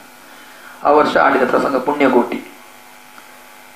ಮತ್ತಿನ ವರ್ಷ ಗುಡ್ಡೆದ ದೈವ ಅಂತ, ಅದರ ಮತ್ತಿನ ವರ್ಷ ಕದಿರದ ಬುಳ್ಳಿ, ಅದರ ಮತ್ತಿನ ವರ್ಷ ಕದಿರದ ಕಾಂಚನ, ಕದಿರದ ಕಾಂಚನ ನಂತರ ಕದಿರದ ಗರುಡೆ, ಮತ್ತೆ ತಿರುಮಲೆ ತೀರ್ಥ, ಬಂಗಾರದ ಪಿಂಗಾರ, ಹೀಗೆ ಒಟ್ಟು 13 ವರ್ಷ ನಾನು. ಅದರಲ್ಲಿ 2 ವರ್ಷ ನಾನು ಲಕ್ಷ್ಮೀಶ ಬಯಲಟ್ರಿಗೆ ಲೀಸಿಗೆ ಕೊಟ್ಟಿದ್ದೆ ಮೇಳ. ಅಂದ್ರೆ ನನಗೆ ನಡೆಸಲಿಕ್ಕೆ ಕಷ್ಟ ಆಗ್ತದೆ ಅಂತೇಳಿ ಕಂಡಾಗ ಮೇಳ ನಿಲ್ಲಬಾರದು ಅಂತೇಳಿ ಅವರಿಗೆ ಲೀಸಿಗೆ ಕೊಟ್ಟಿದ್ದೆ. ಅವರದ್ರಲ್ಲಿ ನನಗೆ ತೊಂದರೆ ಮಾಡ್ತಾರೆ ಅಂತೇಳಿ ಗೊತ್ತಾದಾಗ ಪುನಃ ಮೇಳವನ್ನು ತಗೊಂಡು ನಾನು ಮೇಳ ತಗೊಂಡು ನಾನು ಕೊನೆಗೆ 2002ರಲ್ಲಿ ನನಗೆ ಮೇಳಕ್ಕೆ ಕೆಲವು ತೊಂದರೆಗಳು ಬಂತು. ಆದ್ರೂ ಮೇಳ ನಡೆಸುವುದರಲ್ಲಿದ್ದೆ ನಾನು. ಕಡಬ ರಾಮಚಂದ್ರ ನನ್ನ ಪ್ರಮುಖ ಭಾಗವತ ಆಗಿದೆ. ಅವ ಮಂಗಳಾದೇವಿಗೆ ಜಂಪಾದ. ಅಲ್ಲಿಗೆ ನಾನು ನಿರ್ಣಯ ಮಾಡಿದೆ ಮೇಳ ನಿಲ್ಲಿಸುವುದು ಅಂತ. ಯಾರ ಹತ್ರ ಹೇಳಲಿಲ್ಲ, ಮೇಳ ನಿಲ್ಲಿಸುವ ಅಂತೇಳಿ ನಿರ್ಣಯ ಮಾಡಿದೆ. ಮೇಳ ನಿಲ್ಲಿಸಿದೆ. ಮೇಳ ನಿಲ್ಲಿಸಿ ನಾನು ಆಗ ಸಣ್ಣದೊಂದು ಜಾಗ ತೆಗೆದಿದ್ದೆ ತ್ರಿಶೂರ್ನಲ್ಲಿ. ಅಲ್ಲಿ ಹೋಗಿ ಸೆಟ್ಲ್ ಆದೆ ನಾನು. ಅಲ್ಲಿ 1 ವರ್ಷ. ಅಷ್ಟೊತ್ತಿಗೆ ನನ್ನ ಹತ್ರ ಈ ಬಲ್ಲಂಬಿಟ್ಟು ಕೃಷ್ಣ ಪ್ರಕಾಶ್ ಅಂತ ಹೇಳಿದ್ದಾರೆ. ಅವ್ರು ಕೇಳಿದ್ರು, ನೀವು ಅಲ್ಲಿ ಕೂತ್ಕೊಂಡು ಎಂತ ಮಾಡುದು, ನೀವು ಮೇಳಕ್ಕೆ ಹೋಗ್ಬೋದಲ್ಲ ಯಾವ್ದಾದ್ರು. ನಾನು ಅಷ್ಟೊತ್ತಿಗೆ ಹೇಳಿ, ನಾನು ಒಟ್ಟು 15 ವರ್ಷದ ಮೇಳದ ಯಜಮಾನನಾಗಿದ್ದವ. 13 ಇದು 2 ವರ್ಷದಲ್ಲಿ. ಹೌದು. ಇನ್ನು ನಾನು ಮೇಳಕ್ಕೆ ಹೋಗುವಾಗ ನನ್ನ ಜೊತೆಯಲ್ಲಿ ಕೂತ್ಕೊಳ್ಳೋ ಕಲಾವಿದರ ಜೊತೆಯಲ್ಲಿ ಕೂತ್ಕೊಳ್ಳೋ ಅವ್ರು ಏನಾದ್ರೂ ನೋವಾಗುವ ಮಾತು ಹೇಳಿದ್ರೆ ನನಗೆ ಸಹಿಸಿಕೊಳ್ಳಿಕ್ಕೆ ಆಗೋದಿಲ್ಲ. ಆದ್ರಿಂದ ಆಗ್ಲಿಕ್ಕಿಲ್ಲ. ಇಲ್ಲ ಅಂಥದ್ದೆಲ್ಲ ಆಗದಾಗಿರುವಂತ ಮೇಳಕ್ಕೆ ಹೋಗ್ಬೋದಲ್ಲ. ಆಗ ಕಿಶನ್ ಹೆಗ್ಡೆ ಅವರಿಗೂ ನನಗೂ ಒಂದು ಹೊತ್ತಿನಲ್ಲಿ ಮಂಗಳಾದೇವಿ ಮೇಳ ಹೊರಟಾಗ ನಮಗೆ ಬಹಳ ಸ್ಪರ್ಧೆ ಇತ್ತು. ಅದೊಂದು ದೊಡ್ಡ ಕಥೆ. ಯಾಕೆಂತ ಹೇಳಿದ್ರೆ 1996ರಲ್ಲಿ ತಿರುಮಲೆ ತೀರ್ಥ ಪ್ರಸಂಗ ಹಿಟ್ಟಾದಾಗ ಕುಂಬಳೆಯಲ್ಲಿ ನಾನು ವರ್ಷಕ್ಕೊಂದು ಆಟ ನನ್ನದ್ದಿದ್ದಲ್ಲಿ ಹೌಸ್ಫುಲ್ ಆಗ್ತಿತ್ತು. ಕಲಾವಿದರು ಈ ಪ್ರಸಂಗಕ್ಕೆ ಸ್ಪಂದಿಸಿದ ಕಲಾವಿದರನ್ನೆಲ್ಲ ಒಂದು ಗೌರವಿಸುವ ಕ್ರಮ, ಎಲ್ಲರಿಗೂ ಸನ್ಮಾನ, ಪ್ರತಿಯೊಬ್ಬರಿಗೂ. ಅದು ನನ್ನಿಂದಲೇ ಪ್ರಾರಂಭ ಆಯ್ತು. ಪ್ರಸಂಗದ ಯಶಸ್ಸಿಗೆ ಕಾರಣರಾದವರಿಗೆ ಸನ್ಮಾನ ಮಾಡುವ ಕ್ರಮ ಮೇಳದಲ್ಲಿ ಒಬ್ಬರಿಗೆ ಇಬ್ಬರಿಗೆ ಮಾಡ್ತಿದ್ರು. ಆದರೆ ಸಾಮೂಹಿಕವಾಗಿ ನಿತ್ಯವೇಷದಿಂದ ಹಿಡಿದು ಮೇಲಿನ ಬೆಟ್ಟಿಗಿನವರೆಗೆ ಇರುವಂತಹ ಎಲ್ಲಾ ಕಲಾವಿದರು ಇದಕ್ಕೆ ಕಾರಣಕರ್ತರು ಅಂತೇಳಿ ನಾನು ಸನ್ಮಾನ ಮಾಡ್ತಾ ಇದ್ದೆ. ಆ ಸನ್ಮಾನಕ್ಕೆ ಬಹಳಷ್ಟು ಮಂದಿ ಗಣ್ಯರು ಬಂದಿದ್ದಾರೆ. ನಾಗರಾಜ್ ಶೆಟ್ರು, ಮತ್ತೆ ರಾಮಚಂದ್ರ ದೇವಾಡಿಗರು, ಎಲ್ಲರೂ ಬಹಳ ದೊಡ್ಡ ದೊಡ್ಡ ವ್ಯಕ್ತಿಗಳ ಫಂಕ್ಷನ್ಗೆ ಬರ್ತದೆ. ಪ್ರತಿ ವರ್ಷ ಸಹ ಮಾಡ್ತಾ ಇದ್ದೆ ನಾನು ಅದು. ಹಾಗೆ ಮುಂದುವರಿತಾ ಇತ್ತು. 96ರಲ್ಲಿ ನನ್ನ ಕೈಯಿಂದ ಸನ್ಮಾನ ಪಡೆದ, ಹೆಸರು ಹೇಳುವುದಿಲ್ಲ ನಾನು, ನನ್ನ ಕೈಯಿಂದ ಸನ್ಮಾನವೇ ಪಡ್ಕೊಂಡ ಕಲಾವಿದ ವೇದಿಕೆಯಲ್ಲಿ ಹೇಳಿದ್ದಾನೆ, ಇಂಥ ಯಜಮಾನನನ್ನು ಪಡಿಬೇಕಾದ್ರೆ ನಾವು ಭಾಗ್ಯ ಮಾಡಿರಬೇಕು. ನಿಜವಾಗಿಯೂ ಈ ರೀತಿಯಾಗಿ ಗುರುತಿಸಿ ಸನ್ಮಾನ ಇದೆಲ್ಲ ನಮ್ಮನ್ನು ಒಳ್ಳೆಯದ್ರಲ್ಲಿ ನೋಡ್ತಾರೆ ಅಂತ ಹೇಳಿದ ಕಲಾವಿದ. ಮೇ 4ನೇ ತಾರೀಕು ಮತ್ತಿನ ವರ್ಷ ಮಂಗಳಾದೇವಿ ಮೇಳ ಹೊಸದಾಗಿ ಹೊರಡ್ಲಿಕ್ಕೆ ಅವನೂ ಹೋದ. ಅವನ ಜೊತೆಯಲ್ಲಿ 8 ಕಲಾವಿದರನ್ನು ಹೇಳ್ಕೊಂಡು ಹೋದ. ಓಹೋ, ಮಂಗಳಾದೇವಿ ಮೇಳಕ್ಕೆ 8 ಜನ ಕಲಾವಿದರು. ಆದ್ರೂ ನಾನು ಕುಗ್ಗಲಿಲ್ಲ. ನಾನು ಕಲಾವಿದರ ಹತ್ರ ಹೇಳಲಿಕ್ಕೆ ಉಂಟು, ನಾನು ಮೊದಲು ನಂಬುದು ಮಂಜುನಾಥನನ್ನು, ಮತ್ತೆ ನನ್ನನ್ನೇ ನಾನು ನಂಬಿಕೊಳ್ಳುದು. ನನ್ನ ನಂಬಿಕೆ ಯಾವಾಗ ಕಡಿಮೆ ಆಗ್ತದೆ ಅವತ್ತು ಮೇಳ ನಿಲ್ಲಿಸ್ತೇನೆ. ಇಷ್ಟಾದ ನಂತರ ಈ 8 ಜನ ಕಲಾವಿದರು ಹೋದ ನಂತರವೂ ನಾನು 5 ವರ್ಷ ಮೇಳ ನಡೆಸಿದೆ. 5 ವರ್ಷ ಮೇಳ ನಡೆಸಿದೆ ನಾನು. 5 ವರ್ಷ ಮೇಳ ನಡೆಸಿ ಮತ್ತೆ 2002ರಲ್ಲಿ ನನಗೆ ಇದು ಸರಿಯಾಗುವುದಿಲ್ಲ ಅಂತೇಳಿ ಕಂಡಾಗ ಮಾಯಾ ಮನೋಹರ ಅಂತೇಳಿ ಒಂದು ಪ್ರಸಂಗ ಬರೆದಿದೆ. ಅದು ನನ್ನನ್ನು ನೋಟ್ ಇಟ್ಟು ಬರ್ತದಲ್ಲ, ಆ ಹೆಸರನ್ನು ಚಾಯ್ಸ್ ಮಾಡಿದೆ ನಾನು. ಅದರಲ್ಲಿ ಮನೋಹರನ ಪಾತ್ರ ನಾನೇ ಮಾಡ್ತಾ ಇದ್ದೆ. ಮಾಯಾ ಮನೋಹರ 125ನೇ ಪ್ರದರ್ಶನಕ್ಕೆ 32 ಜನ ಕಲಾವಿದರಿಗೆ ಮುಳ್ಳೇರಿಯಾದಲ್ಲಿ ಮಾರ್ಚ್ 31ನೇ ತಾರೀಕು ಗಣ್ಯರ ಉಪಸ್ಥಿತಿಯಲ್ಲಿ ಎಡನೀರು ಸ್ವಾಮಿಗಳ ಇದರಲ್ಲಿ ಆಶೀರ್ವಚನದಲ್ಲಿ 32 ಜನ ಕಲಾವಿದರಿಗೂ ಚಿನ್ನದ ಉಂಗುರ ಹಾಕಿದೆ ನಾನು. ಮತ್ತೆ ಆ ವರ್ಷ ನನಗೆ ಪ್ರಸಂಗ ಕೊಟ್ಟವರು ಮಧುರ ಮಂದಾರ ಅಂತೇಳಿ ಪಲ್ಲಪೆಟ್ಟು ಕೃಷ್ಣ ಪ್ರಕಾಶ, ಅವರಿಗೂ ಚಿನ್ನದ ಪದಕ್ಕಾಗಿ ಸನ್ಮಾನ ಮಾಡಿದ್ದೇನೆ. ಅದು ನನ್ನ ದೊಡ್ಡಸ್ತಿಗೆ ತೋರಿಸ್ಲಿಕ್ಕಲ್ಲ, ನನ್ನ ನೆನಪು ಯಾವತ್ತಾದ್ರೂ ಈ ಉಂಗುರ ನೋಡಿ ಆದ್ರೂ ಕಲಾವಿದರ ಮನಸ್ಸಿನಲ್ಲಿ ಇರ್ತದೆ ನೋಡು. ಬೇರೆ ಯಾವ್ದಾದ್ರು ಬಿಸಾಡ್ತಾರೆ, ಚಿನ್ನವನ್ನು ಬಿಸಾಡುದಿಲ್ಲ ನೋಡಿ. ಹಾಗೆ ಈಗಲೂ ನನ್ನ ಹತ್ರ ಈ ಪತ್ಯನ ಶಂಕರ ಭಟ್ರಲ್ಲಿ ಹೇಳ್ತಾರೆ, ನೀನು ಕೊಟ್ಟ ಉಂಗುರ ಈಗಲೂ ನನ್ನ ಹತ್ರ ಉಂಟು. ಅದು ಕೇಳುವಾಗ ಸಂತೋಷ ಆಗ್ತದೆ. ಆಗ ಸ್ವಾಮಿಗಳು ಕೇಳಿದ್ದುಂಟು, 32 ಜನಕ್ಕೆ ನೀನು ಸನ್ಮಾನ ಮಾಡಿದ್ದಿ, ಇದು ಮಾಡ್ತಿ ಅಂತೇಳಿ ಮೊದಲೇ ಅವ್ರಿಗೆ ಗೊತ್ತಿತ್ತು. ಈ 32 ಜನಕ್ಕೆ, ಈ 32 ಜನ ನಿನಗೆಂತ ಕೊಟ್ಟರು ಅಂತ ಕೇಳಿದ್ರು. ಕೇಳಿ ಅವರು ಒಂದು ಚಿನ್ನದ ಪದಕ ನನಗೆ ಹಾಕಿದ್ರು. ಅವರ ದೇವಸ್ಥಾನದ ಇದೀಗ ಚಿನ್ನದ ಪದಕ ಹಾಕಿದ್ರು. ಅದೇ ಗೋಪಾಲಕೃಷ್ಣ, ಹೌದು, ಚಿನ್ನದ ಪದಕ ಹಾಕಿ ನನ್ನನ್ನು ಗೌರವಿಸಿದರು. ಮತ್ತಿನ ವರ್ಷ ಆಗುವಾಗ ನನಗೆ ಮೇಳದ ಇದು ಭರವಸೆ ಅಂದ್ರೆ ಕಾರಣಂತಿಗಳಿದೆ. ಮಾಯಾ ಮನೋಹರ ಆಟ ಆಡಿದ ವರ್ಷ ಮುಳ್ಳೇರಿಯಾದಲ್ಲಿ 1 ಲಕ್ಷ ರೂಪಾಯಿ ಕಲೆಕ್ಷನ್ ಆಗಿದೆ, ಗೇಟ್ ಕಲೆಕ್ಷನ್. ಅದೇ ಮತ್ತಿನ ವರ್ಷ ನಾನು ಕಡಲಕಾಮಿನಿ ಅಂತೇಳಿ ಆಟ ಪ್ರಸಂಗ ಇತ್ತು ನನ್ನದು. ಅದು ಆಡುವ ವರ್ಷ 40ಕ್ಕೆ ಇಳಿಯಿತು. ಅಷ್ಟೊತ್ತಿಗೆ ನನಗೆ ಕಂಡಿತ್ತು ನನ್ನ ಮಾರ್ಕೆಟ್ ಕೆಳಗೆ ಇಳಿಯಿತು ಅಂತ. ಅಲ್ಲಿಗೆ ಮೇಳ ನಿಲ್ಲಿಸುವ ತೀರ್ಮಾನ ಮಾಡಿದ್ರು. ನಾನು ಕಲಾವಿದರು ನಂಬಿಕೊಂಡು ಹೊರಟಿದ್ದೆ, ಮಾಡುದು ಅಂತೇಳಿ ತೀರ್ಮಾನ ಮಾಡಿದ್ದೆ. ಈ ರಾಮಚಂದ್ರ ಎಲ್ಲ ಬೇರೆ ಮೇಳಕ್ಕೆ ಹೋದಾಗ ಏನಾದ್ರೂ ಮಾಡಿ ನನಗೆ ಮೇಳ ಬೇಡ ಅಂತ ಹೇಳೋ ತೀರ್ಮಾನ ಮಾಡಿದ್ದೇನೆ. ಕರೆಕ್ಟ್. ಹಾಗೆ ನಾನು ಮೇಳ ಬಿಟ್ಟು ತ್ರಿಶೂರ್ನಲ್ಲಿ ಸೆಟ್ಲ್ ಆದ. ಆಗ ಈ ಬಲ್ಲಬೆಟ್ಟನವ್ರು ಹೇಳಿದ್ರೆ, ನಿಮಗೆಲ್ಲ ಗೌರವ ಸಿಗುವ ಒಂದು ಮೇಳ ಆದ್ರೆ ಬರ್ತೀರಾ? ಎಲ್ಲ ರೀತಿಯಲ್ಲಿ ಗೌರವ ಸಿಗುವ ಮೇಳ ಆದ್ರೆ ಬರ್ತೇನೆ. ಅದು ಕಿಶನ್ ಹೆಗ್ಡೆ ಅವರ ಮೇಳ, ಹೋಗ್ತೀರಾ ನೀವು? ನಾನು ಹೇಳಿದೆ, ಕಿಶನ್ ಹೆಗ್ಡೆ ಅವರು ನಾನು ಹುಡ್ಕೊಳ್ಳಿಲ್ಲ. ಮೇಳ ಎಂಬುದು ಸ್ಪರ್ಧೆ. ಅವರೊಂದು ಮೇಳ ಮಾಡಿದ್ರೆ ನಾನೊಂದು ಮೇಳ ಮಾಡಿದೆ, ಅದರಲ್ಲಿ ಕಾಂಪಿಟೇಷನ್ ಬಂದಿದೆ. ನಾನು ಅವ್ರಿಗೆ ಮುಖಾಮುಖಿಯಾಗಿ ಯಾವ ಮಾತುಕತೆ ಆಗಲಿಲ್ಲ. ಆಯ್ತಾ? ಅವರಾಗಿ ನನ್ನನ್ನು ಕರೆದ್ರೆ, ಅವರಿಗೆ ನನ್ನ ಅಗತ್ಯ ಉಂಟು ಅಂತ ಹೇಳಿದ್ರೆ, ನನ್ನ ಬೇಡಿಕೆಗೆ ಅವರು ಒಪ್ಪಿಗೆ ಕೊಟ್ರೆ ನಾನು ಬರ್ತೇನೆ. ಹಾಗೆ ಒಂದು ದಿವಸ ಅವರೇ ಫೋನ್ ಮಾಡಿದ್ರು. ಫೋನ್ ಮಾಡಿ ಹೇಳಿದ್ರು, ಹೀಗೆ ಬಲ್ಲಬೆಟ್ಟನವರು ಹೇಳಿದ್ದಾರೆ. ನಾನು ಹೇಳಿದ್ದಾರೆ, ಈಗ ಬರ್ಬೋದಾ? ನನ್ನ ಬೇಡಿಕೆಗಳೆಲ್ಲ ನೀವು ಈಡೇರಿಸಿದ್ರೆ ಬರ್ಬೋದು. ಆಗ ನಾನೊಂದು ಸಂಬಳದಲ್ಲಿ ಡಿಮ್ಯಾಂಡ್ ಮಾಡಿದೆ, ಮತ್ತೆ ವೇಷದ ಸ್ಥಾನಮಾನ, ಮತ್ತೆ ನನ್ನ ವ್ಯವಸ್ಥೆಗಳು, ಅದು ನಾನು ಯಾವ ಮೇಳಕ್ಕೆ ಹೋಗೋದು ನನ್ನದಂತ ವ್ಯವಸ್ಥೆ, ಅದು ಹಿಂಸೆ ವ್ಯವಸ್ಥೆ ಅಲ್ಲ, ನನ್ನದೇ ಆದಂಥ ಒಂದು ವ್ಯವಸ್ಥೆ. ಅದಕ್ಕೆಲ್ಲ ಅವರು ಒಪ್ಪಿದ್ರು. ಮತ್ತೆ ಎಗ್ರಿಮೆಂಟ್ ಮಾಡಬೇಕು ಹೇಳಿದ್ರು. ಆಗ ನಾನು ಹೇಳಿದೆ, ಎಗ್ರಿಮೆಂಟ್ ನಾನು ಯಾಕೆ ಮಾಡಬೇಕು ಅಂತ ಕೇಳಿದೆ. ಅಲ್ಲ, ಇದನ್ನು ಮೇಳದನ್ನು ಎಗ್ರಿಮೆಂಟ್ ಮಾಡುವ, ನೀವು ಸಹ ನನಗೆ ಎಗ್ರಿಮೆಂಟ್ ಮಾಡಿಕೊಡ್ಬೇಕು ಹೇಳಿದೆ. ಹಾಗೊಂದು ಮೇಳದ ಕ್ರಮ ಉಂಟಾ ಅಂತ ಕೇಳಿದೆ. ನಾನು ಕೇಳಿದೆ, ನನ್ನ ಮೇಲೆ ನಂಬಿಕೆ ಇಲ್ಲದ್ರಿಂದ ನೀವು ಎಗ್ರಿಮೆಂಟ್ ಕೇಳುದಲ್ಲ. ಹೌದು, ನಿಮ್ಮ ಮೇಲೆ ನಂಬಿಕೆ ನನಗೆ ಉಂಟು ಅಂತೇಳಿ ಯಾವುದಾಗಿ? ನೀವು 6 ತಿಂಗಳು ನಾನು ಇಟ್ಕೊಳ್ತೀರಿ ಅಂತೇಳಿ ಯಾವುದಯ್ಯ? ಕರೆಕ್ಟ್. ಅದಕ್ಕೆ ನೀವು 6 ತಿಂಗಳು ನಾನು ತಿರುಗಾಟ ಮಾಡಿಸ್ತೇನೆ ಅಂದ್ರೆ ನೀವು ಬರೆದು ಕೊಡಿ, ನಾನು 6 ತಿಂಗಳು ತಿರುಗಾಟ ಮಾಡ್ತೇನೆ, ನಾನು ಬರೆದು ಕೊಡ್ತೇನೆ. ಹಾಗೆ ಯಕ್ಷಗಾನದಲ್ಲಿ ದಾಖಲಾರ್ಗ ಒಂದು ಎಗ್ರಿಮೆಂಟ್ ಅಂದ್ರೆ ನನ್ನದು ಕಿಶನ್ ಹೆಗ್ಡೆ ಅವ್ರದ್ದು. ಅವರು ನನಗೆ ಎಗ್ರಿಮೆಂಟ್ ಮಾಡಿ ಕೊಟ್ಟದ್ದು ಈಗಲೂ ನನ್ನ ಹತ್ರ ಉಂಟು, ಈಗಲೂ ಉಂಟು. ಮಧೂರು ಮೇಳದಲ್ಲಿ ಪಾರ್ಟ್ನರ್ಶಿಪ್ ಬಿಟ್ಟು ನಾನು ಕಲಾವಿದನಾಗಿ ಹೋಗುವಾಗ ಆ ಮೇಳಕ್ಕೆ ನಾನೊಂದು ಕಂಡೀಷನ್ ಹಾಕಿದ್ದೆ. 40 ಆಟ ನನಗೆ ಅಡ್ವಾನ್ಸ್, 40 ಆಟ ನನ್ನ ಕ್ಯಾರಕ್ನಲ್ಲಿ ಆಯ್ತು. ಒಂದು ಮತ್ತೆ ಮೇಳದ ಯಜಮಾನ ನಾನು ಬಂದು ಟೆಂಟಿನ ತದು ನಾನು ಒಂದು ರೀತಿ ಕೊಟ್ಟ ಹಿಂಸೆ, ಸರಿ ಸಮರ್ಥನೆ ಮಾಡೋದಲ್ಲ. ಮೇಳದ ಯಜಮಾನ ನನ್ನನ್ನು ಕೈ ಮುಗಿದು ಚೌಕಿ ಕರ್ಕೊಂಡು ಹೋಗ್ಬೇಕು. ಅಂದ್ರೆ ನಾನು ಯಾಕೆ ಹೇಳಿದ್ರೆ ನಾನು ಮೇಳಕ್ಕೆ ಬರುವುದಿಲ್ಲ ಅಂತ, ಇಷ್ಟೆಲ್ಲ ಕಂಡೀಷನ್ ಅಲ್ಲಿ ಬೇಡ ಅಂತ ಹೇಳ್ಬೇಕಲ್ಲ ನೀವು. ಮತ್ತೆ ಆಯ್ತಾ? ಮತ್ತೆ ನನಗೆ 4 ಪಾಸು ಬೇಕಾ ಬೇಡುವ, ಪ್ರತಿದಿನ 4 ಪಾಸು ಕೊಡ್ಲೇಬೇಕು. ಇದು ಅಹಂಕಾರ ಅಲ್ಲ, ನನ್ನನ್ನು ಮೇಳಕ್ಕೆ ಬೇಡ ಅಂತ ಹೇಳ್ಬೇಕು ಅಂತ ಹೇಳೋ ಉದ್ದೇಶದಿಂದ ಅಷ್ಟೇ. ಮತ್ತೆ ನಾನು ಸೂಚಿಸಿದಲ್ಲಿಗೆ ನನಗೆ ಟೆಂಪೋ ಕಳಿಸ್ಬೇಕು ಅಗತ್ಯ ಬಿದ್ದರೆ. ಇಂಥದ್ದೆಲ್ಲ ಮಾಡಿದೆ, ಅಂಥದ್ದೆಲ್ಲ ಹಿಂಸೆ ಕೊಡ್ಲಿಲ್ಲ ನಾನು ಅವರಿಗೆ. 40 ಆಟ ಮಾತ್ರ ನಾನು ಕಂಟೆಂಟ್ ತೆಗೆದುಕೊಟ್ಟಿದ್ದೇನೆ ಅವರಿಗೆ, ನನ್ನ ಕೆರಫ್ನಲ್ಲಿ ಹೊತ್ತಿನಲ್ಲಿ ಅಂಥದ್ದೆಲ್ಲ. ಹಾಗೆ ಕಿಶನ್ ಹೆಗ್ಡೆ ಅವರು ಒಪ್ಪಿದ್ರು. ಮೇಳದಲ್ಲಿ, ಅವರ ಮೇಳದಲ್ಲಿ 7 ವರ್ಷ ತಿರುಗಾಟ ಮಾಡಿದೆ. 7 ವರ್ಷ ಒಟ್ಟು ಅವರ ಮೇಳದಲ್ಲಿ 9 ವರ್ಷ ಇದ್ದೆ, 7 ವರ್ಷ ತಿರುಗಾಟ ಮಾಡಿದೆ. ಮತ್ತೆ 1 ವರ್ಷ ಮಧ್ಯದಲ್ಲಿ ಎಡನೀರು ಮೇಳಕ್ಕೆ ಹೋದೆ. ಎಡನೀರು ಮೇಳದಲ್ಲಿ ಇವರ ಶಾಂಭಟ್ರ ಕ್ಯಾರಫ್ನಲ್ಲಿ ಹೋದ್ ನಾನು. ಅವರ ಒತ್ತಡಕ್ಕೆ ಮಣಿದೆ ಹೋದ್ದು ನಾನು ಬರುದಿಲ್ಲ ಅಂತ ಹೇಳಿದೆ. ಅವ್ರು ಹೇಳಿದ್ರು, ಇಲ್ಲ ಬನ್ನಿ, ನಿಮಗೆ ಎಂತ ಆಗಬೇಕು ಅಂತ ಕೇಳಿದ್ರು. ಒಳ್ಳೆ ಸಂಭಾವನೆ ಕೊಟ್ಟರು, ನನ್ನ ಒಳ್ಳೆ ಪ್ರೀತಿಯಿಂದ ಅವರು ನೋಡಿಕೊಂಡ್ರು. ಆ ಮೇಳದಲ್ಲಿ ಅಷ್ಟೊಂದು ಗುಂಪುಗಾರಿಕೆ ಇತ್ತು. ಗುಂಪುಗಾರಿಕೆ ಹೌದು, ಒಂದು ಗುಂಪುಗಾರಿಕೆ ಅಂದ್ರೆ ಒಂದು ವರ್ಗದ್ದು ಬೇರೆ, ಒಂದು ವರ್ಗ ಅದು ಮೇಳದಲ್ಲಿ ಯಾವ ಇರುವಂತದ್ದೇ. ಅಂದ್ರೆ ನಾವು ಈಗಲೂ ಮಾತುಕತೆ ಇಲ್ಲ, ಈಗಲೂ ವಿಷಯ ಏನಿಲ್ಲ, ಸಣ್ಣದು. ಅದನ್ನು ಅವರು ವಿಮರ್ಶೆ ಮಾಡಿದ್ರೆ ಮುಗೀತಿತ್ತು, ನಾನು ವಿಮರ್ಶೆ ಮಾಡಿದ್ರೆ ಮುಗೀತಿತ್ತು. ಅದರ ಬಗ್ಗೆ ನಾನು ವಿಮರ್ಶೆ ಮಾಡಲಿಲ್ಲ. ಅವರಿಗೂ ನನ್ನ ಅಗತ್ಯ ಇಲ್ಲ, ನನಗೂ ಅವರ ಅಗತ್ಯ ಇಲ್ಲ ಅಂತ ಹೇಳುವ 2 ಭಾವನೆಯಲ್ಲಿರುವುದು, ಅದು ವಿಷಯ ಅಲ್ಲ. ಅವರು ಒಳ್ಳೆ ವೇಷಧಾರಿಗಳು, ಒಳ್ಳೆ ವೇಷ, ನನಗಿಂತ ಒಳ್ಳೆ ವೇಷ ಅವರದು ನಿಜವಾಗಿ. ಹಾಗೆ ನಾನು ಎಡನೀರಿನಿಂದ ಪುನಃ ಮಂಗಳದೇವಿಯಲ್ಲಿ ತಿರುಗಾಟ ಮಾಡ್ತಾ ಇದ್ದ ಹಾಗೆ ಅಲ್ಲಿಯೂ ಸಣ್ಣ ಪುಟ್ಟ ಸಮಸ್ಯೆಗಳು ಬಂತು. ಸಮಸ್ಯೆ ಕಲಾವಿದರಾಗಿ ನಾನು ಮೇಳ ಬಿಟ್ಟು ಪೆರಡೂರಿಗೆ ಹೋಗುವ ತೀರ್ಮಾನ ಮಾಡಿದೆ. ಅದು ಅಷ್ಟೊತ್ತಿಗೆ ಕಿಶನ್ ಹೆಗ್ಡೆ ಗೊತ್ತಾಗಿ ಅವ್ರು ಹೇಳಿದ್ರು, ಈ ಬಡಕಾಯಿಗೆ ಹೋಗೋಣ ಎನ್ನ ಮೇಳಗಿವಲ್ಲಿ. ಹಾಗೆ 2 ವರ್ಷ ಸಾಲಿಗ್ರಾಮ ಮೇಳದಲ್ಲಿದ್ದೆ. ಸಾಲಿಗ್ರಾಮ ಮೇಳದಲ್ಲಿ ಇರುವಾಗಲೂ ಹಾಗೆ ನನ್ನನ್ನು ಒಳ್ಳೆಯದಲ್ಲಿ ನೋಡಿಕೊಂಡಿದ್ದಾರೆ, ಒಳ್ಳೆ ರೀತಿಯಲ್ಲಿ ನೋಡಿಕೊಂಡಿದ್ದಾರೆ, ಒಳ್ಳೆ ಗೌರವ ಕೊಟ್ಟಿದ್ದಾರೆ. ನಾನು ಕಲಾವಿದನಾಗಿ ಅವರ ಮೇಳದಲ್ಲಿ ಇರಲಿಲ್ಲ, ಅವರು ಪೇಪರ್ನಲ್ಲೇ ಕೊಟ್ಟಿದ್ದಾರೆ ಉದಯವಾಣಿಯಲ್ಲಿ, ಡಿ ಮನೋಹರ್ ಕುಮಾರ್ ನನ್ನ ಮೇಳಕ್ಕೆ ಮಿತ್ರತ್ವದಲ್ಲಿ ಬರ್ತಾ ಇದ್ದಾರೆ ಅಂತ ಉದಯವಾಣಿಯಲ್ಲಿ. ಈಗಲೂ ನನ್ನ ಹತ್ರದ ಕಟ್ಟಿಂಗ್ ಉಂಟು. ಹಾಗೆ ಸಾಲಿಗ್ರಾಮ ಮೇಳದಲ್ಲಿ ಕೊನೆಗೆ ಬರುವಾಗ ನಾನು ಹೇಳಿದೆ, ನನಗೆ ಆಗುವುದಿಲ್ಲ ಬೆಳಗಿನ ಮೇಳ. ಯಾಕೆಂತ ಕೇಳಿದ್ರೆ ಅದು ಎಲ್ಲೆಲ್ಲಿ ಆಗುದು, ಉತ್ತರ ಕನ್ನಡದಲ್ಲಿ ನಮ್ಮ ಪರಿಚಯವೇ ಇಲ್ಲದ ಜಾಗದಲ್ಲಿ ಆಗುದು, ಅದರಿಂದ ಅದು ಬೇಡ ಅಂತೇಳಿ ಹಾಗೆ ಮೇಳ ಬಿಟ್ಟು ನಿಂತ ಅದೇ ವರ್ಷ ಸುಂಕರಗಟ್ಟೆಯ ಮೇಳದಿಂದ ಹೇಳಿಕೆ ಬಂತು. ಅದರಲ್ಲಿ ಒಳ್ಳೆ ರೀತಿಯಲ್ಲಿ ತಿರುಗಾಟ ಆಯಿತು.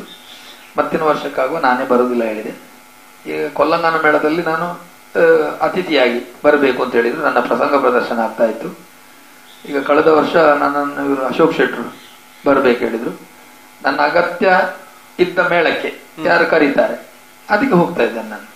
ಹಾಗೆ ಯಕ್ಷಗಾನದಲ್ಲಿ ನನಗೆ ಸಿಕ್ಕಿದ ಕೆಲವು ಅನುಭವಗಳು ಒಳ್ಳೇದು ಉಂಟು, ಹಾಳು ಉಂಟು. ಅದರಲ್ಲಿ ನಾನೆಂತ ಮಾಡ್ತೇನೆ ಅಂತ ಕೇಳಿದ್ರೆ, ಹಾಳನ್ನು ದೂರ ಇಡ್ತೇನೆ, ಒಳ್ಳೆಯದನ್ನು ತಗೊಳ್ತೇನೆ. ವೇಷದಲ್ಲಿ ಹಾಗೆ ನನ್ನ ವೇಷವನ್ನು ನಾನೇ ವಿಮರ್ಶೆ ಮಾಡಿಕೊಳ್ತೇನೆ. ಹೀಗೆ ಮಾಡಿದ್ರೆ ಹೇಗೆ? ಈಗ ನಾನು ಕೌರವ ಮಾಡುವಾಗ ನಾನು ನಾರಾಯಣ ಶೆಟ್ಟರ ಕೌರವನನ್ನು ನೋಡಿದ್ದೆ. ಅವರು ನಿನ್ನೆಯ ಬಲು ಏನು ಪದ್ಯಕ್ಕೆ ಧರ್ಮರಾಯನ ಹತ್ರ ಅವ ಏನೂ ಆಗದಿದ್ದವ ಅಂತ ಹೇಳುವ ಸೂಚನೆ ಅರ್ಥದಲ್ಲಿ ಬರುವುದಿಲ್ಲ ಅವ್ರದ್ದು. ನಿಜವಾಗಿ ಧರ್ಮರಾಯನನ್ನು ಒಳ್ಳೆ ರೀತಿಯಲ್ಲಿ ಬಿಂಬಿಸ್ತಾರೆ ಅವರು. ಅದನ್ನು ತಗೊಂಡೆ ನಾನು, ಅವರದ್ದು ಒಳ್ಳೆಯದು. ಕೆಲವು ಶೇಣಿಯವರ ಹತ್ರ ನಾನು ಮಹಾಭಾರತ ಅಂತೇಳಿ ಕ್ಯಾಸೆಟ್, ಒಡೆಯ ಕ್ಯಾಸೆಟ್, ನಾನು ಕ್ಯಾಸೆಟ್ನಲ್ಲಿ ದಾಖಲೆ, ಅದು ಮಹಾಭಾರತ ಮತ್ತು ರಾಮಾಯಣ ಒಡೆಯ ಕ್ಯಾಸೆಟ್ ಮಾಡಿದ್ದೆ. ಅದರಲ್ಲಿ ಅವರದೊಂದು ಕೌರವ, ಆ ಕೌರವನ ಅರ್ಥಗಾರಿಕೆಯಲ್ಲಿ ಕೆಲವು ಅಂಶಗಳು ಅವರ ಮಟ್ಟಕ್ಕೆ ನಮಗೆ ಮುಟ್ಟಿಸ್ಲಿಕ್ಕೆ ಆಗುದಿಲ್ಲ. ಕೆಲವು ಅಂಶಗಳು ನನ್ನ ಸ್ವಭಾವಕ್ಕೆ ಅನುಸಾರವಾಗಿ ನನ್ನ ಪಾತ್ರದ ಗುಣಮಟ್ಟದಲ್ಲಿ ರಂಗದಲ್ಲಿ ಮಾಡುವಾಗ ನನ್ನನ್ನು ಮೆಚ್ಚುವ, ಎಲ್ಲರೂ ನನ್ನನ್ನು ಮೆಚ್ಚಬೇಕು ಅಂತ ಹೇಳಿಲ್ಲ, ಈಗ ಎಲ್ರಿಗೂ ಖುಷಿ ಆಗುದಿಲ್ಲ. ಕೌರವನಿಗೆ ಗೋವಿಂದ ಭಟ್ರ ಕೌರವ ಮೆಚ್ಚುವವರಿದ್ದಾರೆ, ಗೋವಿಂದ ಭಟ್ರ ಕೌರವ ಸಾರ್ವತ್ರಿಕವಾಗಿ ಮೆಚ್ಚುತ್ತಾರೆ, ನನ್ನ ಕೌರವ ನನ್ನನ್ನು ಮೆಚ್ಚುವವರು ಮೆಚ್ಚುತ್ತಾರೆ ಅಷ್ಟೇ. ಹಾಗೆ ಈಗ ರಕ್ತ ಬೀಜನೂ ಹಾಗೆ, ನಾನು ನನ್ನದೇ ಆದ ಒಂದು ಚಿತ್ರಣದಲ್ಲಿ ಒಂದು ರಕ್ತ ಬೀಜ ಮಾಡಿದ್ದೇನೆ. ಅಂದ್ರೆ ದಿನನಿತ್ಯ ರಕ್ತ ಬೀಜ ಮಾಡೋದಕ್ಕೂ ಯಾವಾಗಲೂ ಒಂದು ರಕ್ತ ಬೀಜ ಮಾಡೋದಕ್ಕೂ ಬಹಳ ವ್ಯತ್ಯಾಸ ಉಂಟು. ಹೌದು ಹೌದು. ಈಗ ಒಂದು 10 ದಿವಸ ಬಿಡದೆ ನಾನು ರಕ್ತ ಬೀಜ ಮಾಡಿದ್ರೆ ನನಗೆ ಅದರ ಹಿಡಿತ ಸಿಗ್ತದೆ. ಈಗ ನೀವು ಹೇಳ್ಬೋದು, ಈಗ ಸುಣ್ಣಂಬಳದವರ ರಕ್ತ ಬೀಜ ಬಹಳ ಅದ್ಭುತ, ಇಲ್ಲ ಜಯಪ್ರಕಾಶನದ ಅದ್ಭುತ, ನಿಜವಾಗಿ ಅದ್ಭುತವೇ. ಆದ್ರೆ ಅವರು ದಿನನಿತ್ಯ ರಕ್ತ ಬೀಜ. ಕಟೀಲು ಮೇಳದ ಆಟ 180 ಆಟದಲ್ಲಿ 125 ಆಗುದು ದೇವಿ ಮಾತು. ಹೌದು ಹೌದು. ಈಗ ಇವರ ಆಗ ಇರುವಾಗ ಅವರ ರಕ್ತ ಬೀಜ ಒಳ್ಳೆ ಮಟ್ಟದಲ್ಲಿ ಉಂಟು ಅಂತ ಹೇಳುದು ಸತ್ಯ. ಆದ್ರೆ ನಾವು ಮಾಡುವುದನ್ನು ಅದನ್ನು ತುಲನ ಮಾಡಿ ನೋಡಬಾರ್ದು. ತುಲನ ಮಾಡಿ ನೋಡುವಾಗ ಇದರಲ್ಲಿ ಯಾವುದು ಒಳ್ಳೇದು ಉಂಟು ನೋಡ್ಬೇಕು. ಕರೆಕ್ಟ್. ಮತ್ತೆ ಅವರು ತಾಳಮದ್ಲೆ ಅರ್ಥಧಾರಿಗಳು, ಜಯಪ್ರಕಾಶ ತಾಳಮದ್ಲೆ ಅರ್ಥಧಾರಿ. ಈಗ ನಾನು ಎಲ್ಲರ ರಕ್ತ ಬೀಜ ನೋಡ್ತಿದ್ದೆ, ಯಾಕೆಂದ್ರೆ ಆಗ ನಾನು ರಕ್ತ ಬೀಜ ಮಾಡುತ್ತೇನೆ, ಅದರಿಂದ ಅದರಲ್ಲಿ ಯಾವುದು ಒಳ್ಳೇದು ಉಂಟು ತಗೊಳ್ಳುವ ಅಂತ. ಅದರಲ್ಲಿ ನಾನು ತಿಳಿದುಕೊಂಡದ್ದೇನಂತ ಕೇಳಿದ್ರೆ, ಒಬ್ಬೊಬ್ಬರನ್ನು ಮೆಚ್ಚಿಕೊಂಡವರು ಮೆಚ್ಚಿಕೊಳ್ತಾರೆ. ಅದರಲ್ಲಿ ನಾವು ವಿಮರ್ಶೆ ಮಾಡಬಾರ್ದು. ಹೌದು. ಅಂದ್ರೆ ಈಗ ನಾವು ಒಟ್ಟು ಯಕ್ಷಗಾನ ಸಮಗ್ರವಾಗಿ ದೃಷ್ಟಿಯಲ್ಲಿ ಇಟ್ಟುಕೊಂಡು ನಾವು ವಿಮರ್ಶೆ ಮಾಡುದಿಲ್ಲ, ಅದು ಪ್ರೇಕ್ಷಕರ ದೋಷವೇ ಅದು. ಹೌದು. ನಾನು ಈಗ ರಕ್ತ ಬೀಜ ಮಾಡುವ ಹೊತ್ತಿನಲ್ಲಿ ನಂತರ ಸಂಜೆಯ ಬಂದು ಹೇಳಲಿಕ್ಕೆ ಉಂಟು, ನಮ್ಮ ದೇವಿ ಮಾಡುವ ಸಂಜೆ, ನೀನು ಹೀಗೆ ಮಾತಾಡಿದ್ರೆ ನಾನು ಏನ್ ಮಾಡ್ಬೇಕು ಮಾರ್ರೆ. ನಾನು ಕೇಳಿದೆ, ನಾನು ರಕ್ತ ಬೀಜನನ್ನು ಕಂಡದ್ದು ಒಂದು ಗುಣಮಟ್ಟದ ರಾಕ್ಷಸವ, ದೈವ ಭಕ್ತ. ಈಗ ರಾಮಾಯಣದಲ್ಲಿ ಅತಿಕಾಯನೂ ರಾಕ್ಷಸನೇ, ಇಂದ್ರಜಿತು ರಾಕ್ಷಸನೇ. ಆದ್ರೆ ಅದಕ್ಕೆ ವ್ಯತ್ಯಾಸಗಳು. ಮತ್ತೆ ಈಗ ರಕ್ತ ಬೀಜನಿಂದ ಮೊದಲು ಹೋಗುವ ಚಂಡಮುಂಡರು ರಾಕ್ಷಸನೇ, ಧೂಮ್ರಾಕ್ಷನು ರಾಕ್ಷಸನೇ. ಧೂಮ್ರಾಕ್ಷನ ಹಾಗೇ ಇರುವಂತಹ ಒಂದು ಕಿರೀಟ ವೇಷ ಇದು. ಆದ್ರೆ ಇದಕ್ಕೆ ಪಾತ್ರಕ್ಕೆ ಯಾಕೆ ಅದನ್ನು ವ್ಯತ್ಯಾಸ ತೋರಿಸಿದ್ದಾರೆ. ಆ ವ್ಯತ್ಯಾಸ ಏನು ಎಂಬುದನ್ನು ಪಾತ್ರಧಾರಿ ತೋರಿಸಬೇಕು. ಹೌದು. ಅದನ್ನ ಏನ್ ಮಾಡ್ಬೋದು ಅಂತ ಹೇಳಿದ್ರೆ ನನ್ನ ಗುಣಮಟ್ಟದಲ್ಲಿ ಕೊಂಡೋಗುದು, ಇನ್ನು ಸಮರ್ಥನೆ ಮಾಡು. ನಾನು ಯಾವುದೇ ಕಾರಣಕ್ಕೆ ದೇವಿಯನ್ನು ಯುದ್ಧಕ್ಕೆ ಕರೆಯುವುದಿಲ್ಲ. ಹೌದು.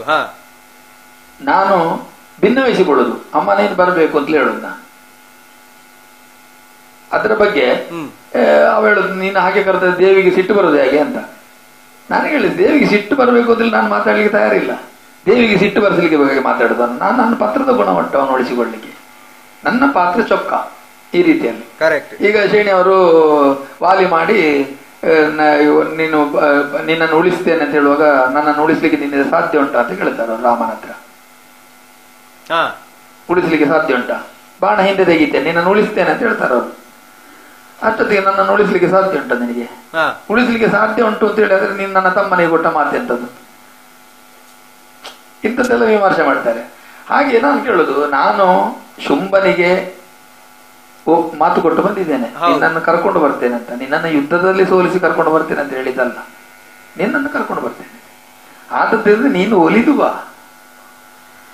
ನನ್ನ ಬಳಿಗೆ ಒಲಿದು ಬಾ, ಇದು ನನ್ನ ವಿನಂತಿ. ಆದರೆ ಅದರಿಗೆ ಅಂಥದ್ದಿಲ್ಲ. ನಾನು ನನ್ನದೇ ಆದಂತಹ ಒಂದು ಚಿತ್ರಣಗಳನ್ನು, ಈಗ ನಾನು ಅಭಿಮನ್ಯು ಮಾಡುವ ಹೊತ್ತಿನಲ್ಲಿ ಹಾಗೆ, ಅಭಿಮನ್ಯು ಅಂದ್ರೆ ನಮ್ಮ ತೆಂಕುತಿಟ್ಟಿನಲ್ಲಿ ಹಾರಬೇಕು, ಹಾಗೆ ಉಂಟು. ಆದ್ರೆ ನಾನು ಹಾರುದು ಇಲ್ಲ, ಮೊದಲಿನಷ್ಟು ಹಾರುದು ಇಲ್ಲ, ಮತ್ತೆ ತಿಂಗಣದಲ್ಲಿ ಬಹಳ ಹಿಂದೆ ನಾನು. ಆಯ್ತಾ, ನಾನು ಮಾತ್ರ ಮೆಚ್ಚುವುದು ಎಲ್ಲಿ ಅಂತ ಕೇಳಿದ್ರೆ ಸುಭದ್ರೆಯ ಸಂಭಾಷಣೆಯಲ್ಲಿ ಅಭಿಮನ್ಯುವನ್ನು ನಾನು ಮೆಚ್ಚುತ್ತೇನೆ. ಎಲ್ಲಿವರೆಗೆ ಅಂತ ಕೇಳಿದ್ರೆ, ನನ್ನನ್ನು ಟೌನ್ ಹಾಲ್ನಲ್ಲಿ ಆಟ ಮಾಡುವಾಗ ಅಭಿಮನ್ಯುಗೆ ನನ್ನನ್ನು ಕರೆದಾಗ ನಾನು ಅವನ ಹತ್ರ ಹೇಳಿದೆ, ನಾನು ಬರುವುದಿಲ್ಲ, ಅಭಿಮನ್ಯು ನನ್ನಿಂದ ಆಗುದಿಲ್ಲ, ನಾನು ಮಾಡುವುದಿಲ್ಲ. ಅದೇ ಯಾಕಾಗುದಿಲ್ಲ? ನಾನು ಹಾರುವುದಿಲ್ಲ. ಅಷ್ಟೊತ್ತಿಗೆ ಆಟ ಆಡಿಸುವವರು ಹೇಳಿದ್ರು, ಹಾರಿದ್ರೆ ಮಾತ್ರ ಅಭಿಮನ್ಯು ಅಂತ ಕೇಳಿದ್ರು. ನಿಮ್ಮ ಅಭಿಮನ್ಯನ್ನು ನಾವು ನೋಡಿದ್ದೇವೆ, ನಮಗೆ ನೋಡಬೇಕು, ಅದಕ್ಕೆ ಬೇಕಾಗಿ ನೀವು ಅಭಿಮನ್ಯು ಎಲ್ಲಿ? ಅಷ್ಟೊತ್ತಿಗೆ ನಾನು ಹೇಳಿದೆ, ಒಂದು ಕೆಲಸ ಮಾಡಿ, ಪ್ರಾರಂಭದ ಅಭಿಮನ್ಯು ಬೇರೆಯವ್ರಿಗೆ ಕೊಡಿ, ಕೊನೆಯ ಅಭಿಮನ್ಯು ಬೇರೆಯವ್ರಿಗೆ ಕೊಡಿ, ಸುಭದ್ರೆ ಅಲ್ಲಿಗೆ ಮಾತ್ರ ನಾನು ಮಾಡ್ತೇನೆ, ಆದ್ರೆ ಬರುತ್ತೇನೆ ಹೇಳಿದೆ. ಆಯ್ತು ಅಂತ ಹೇಳಿದ್ದಾರೆ. ಟೌನ್ ಹಾಲ್ನಲ್ಲಿ ಹಾಗೆ ಒಂದು ಮಧ್ಯದಲ್ಲಿ ಮಾತ್ರ ನನ್ನ ಅಭಿಮನ್ಯು, ಸುರೇಂದು ಸದಾಶಿವಕುಲಾಲಿಂದು, ಕೊನೆಯದು ಅಮ್ಮುಂಜ ಮೋಹನಂದು, ನಂದು ಆ ಸುಭದ್ರೆ ಸಂಭಾಷಣೆ ಅಲ್ಲಿಗೆ ಮಾತ್ರ ಮಾಡಿದ್ದೇನೆ. ಅದು ಬಹಳ ಪ್ರೀತಿಯ ಜಾಗ ನನಗೆ. ಹಾಗೆ ಪುಂಡುವೇಷದಲ್ಲಿ ನಾನು ಅಭಿಮನ್ಯು, ಬಬ್ರುವಾಹನ ಇತ್ಯಾದಿ ಎಲ್ಲ ನಾನು ಮಾಡಿದ ಪಾತ್ರಗಳು. ಅದರಲ್ಲಿ ಮೆಚ್ಚುಗೆ ಉಂಟು ನನ್ನದಂತ, ನನ್ನ ಅನಿಸಿಕೆಯ ರೂಪದಲ್ಲಿ. ಈಗ ಬಬ್ರುವಾಹನ ಮಾಡುವಾಗಲೂ ನಾನು ಹೇಳುದುಂಟು, ಉತ್ತಮ ಮಣಿಪುರದ ರಸನ ಚಾವಡಿ, ಆ ಪದ್ಯಕ್ಕೆ ಅರ್ಥ ಎಂಥದ್ದು ಅಂತ ಕೇಳುದು ನಾನು. ಚರದಿಗ ಭಯವನಿತ್ತು ಫಲುಗುಣಿಪುರದ ದುರ್ಗವ ಬಲಿದು ಕುದುರೆಯ ಕಟ್ಟಿ ಕಾವಲಿಗಿರಿಸಿ ತೆರಳಿದನು ಸಿಂಹವಿಷ್ಟರಕ್ಕೆ. ಸರಿ. ಸಮುದ್ರದ ಆಕಾರದಲ್ಲಿ ಸೈನ್ಯ ಬಂದಿದೆ ನಮ್ಮ ನಾಡಿಗೆ ಅಂತೇಳಿ ದೂತ ಬಂದು ಹೇಳ್ತಾನೆ. ಇವ ಸಭೆಯನ್ನು ನಿರ್ಮಿಸಿದವ ಸಭೆಯನ್ನು ನೋಡಿ ತಲೆಬಿಸಿಯಲ್ಲಿರುವಂತ ಇವ ಸೈನ್ಯ ಬಂದಿದೆ ಇದಕ್ಕೇನು ಅಂತೇಳಿ ಆಲೋಚನೆ ಮಾಡುವುದರ ಬದಲಾಗಿ ಉತ್ತಮ ಮಣಿಪುರದ ರಸನ ಚಾವಡಿ 10 ಕವಿ ಕಲ್ಪನೆ. ಹೌದು, ನನ್ನ ತಿಳುವಳಿಕೆ ಪ್ರಕಾರ ಪ್ರಸಂಗದಲ್ಲಿ ಕವಿಯ ಕಲ್ಪನೆ. ಹೌದು. ಅದನ್ನು ನಾವೇನು ಮಾಡಬೇಕು ಅಂತ ಕೇಳಿದ್ರೆ, ಮಾಡಬೇಕು ಅಂತ ಹೇಳುದಲ್ಲ, ನಾನು ಬಬ್ರುವಾಹನ ಮಾಡುವಾಗ ನಾನು ಮಾಡುವ ರೀತಿ ಆ ಪದ್ಯವನ್ನು ಮೊದಲು ತೆಕ್ಕೊಳ್ಳೋದು. ಆ ಪದ್ಯವನ್ನು ಮೊದಲು ತೆಕ್ಕೊಂಡು ಅದರ ಅರ್ಥ ಮಾತಾಡಿದ ನಂತರ ರಾತ್ರಿ ಹೊತ್ತಿನಲ್ಲಿ ಒಂದು ಸಭೆ ಮಾಡುವಂತ ಅಪೇಕ್ಷೆ ಬಂತು ನನಗೆ. ಮಣಿಪುರದ ಆಸ್ಥಾನ ರಾತ್ರಿ ಹೊತ್ತಿನಲ್ಲಿ ಹಾಗೆ ಕಾಣುತ್ತದೆ ಎಂಬುದನ್ನು ತಿಳಿಯಬೇಕೆಂಬ ಆತುರದಿಂದ ಸಭೆಯನ್ನು ನಿರ್ಮಿಸಿದ್ದೇನೆ. ಸಭೆಯನ್ನು ಮುಕ್ತಾಯಗೊಳಿಸಿದ್ದೇನೆ, ಅಂತಃಪುರವನ್ನು ಸೇರಿಕೊಳ್ಳುತ್ತೇನೆ ಅಂತ ಹೇಳಿದಲ್ಲಿಗೆ ದೂತ ಬರುದು. ಕರೆಕ್ಟ್.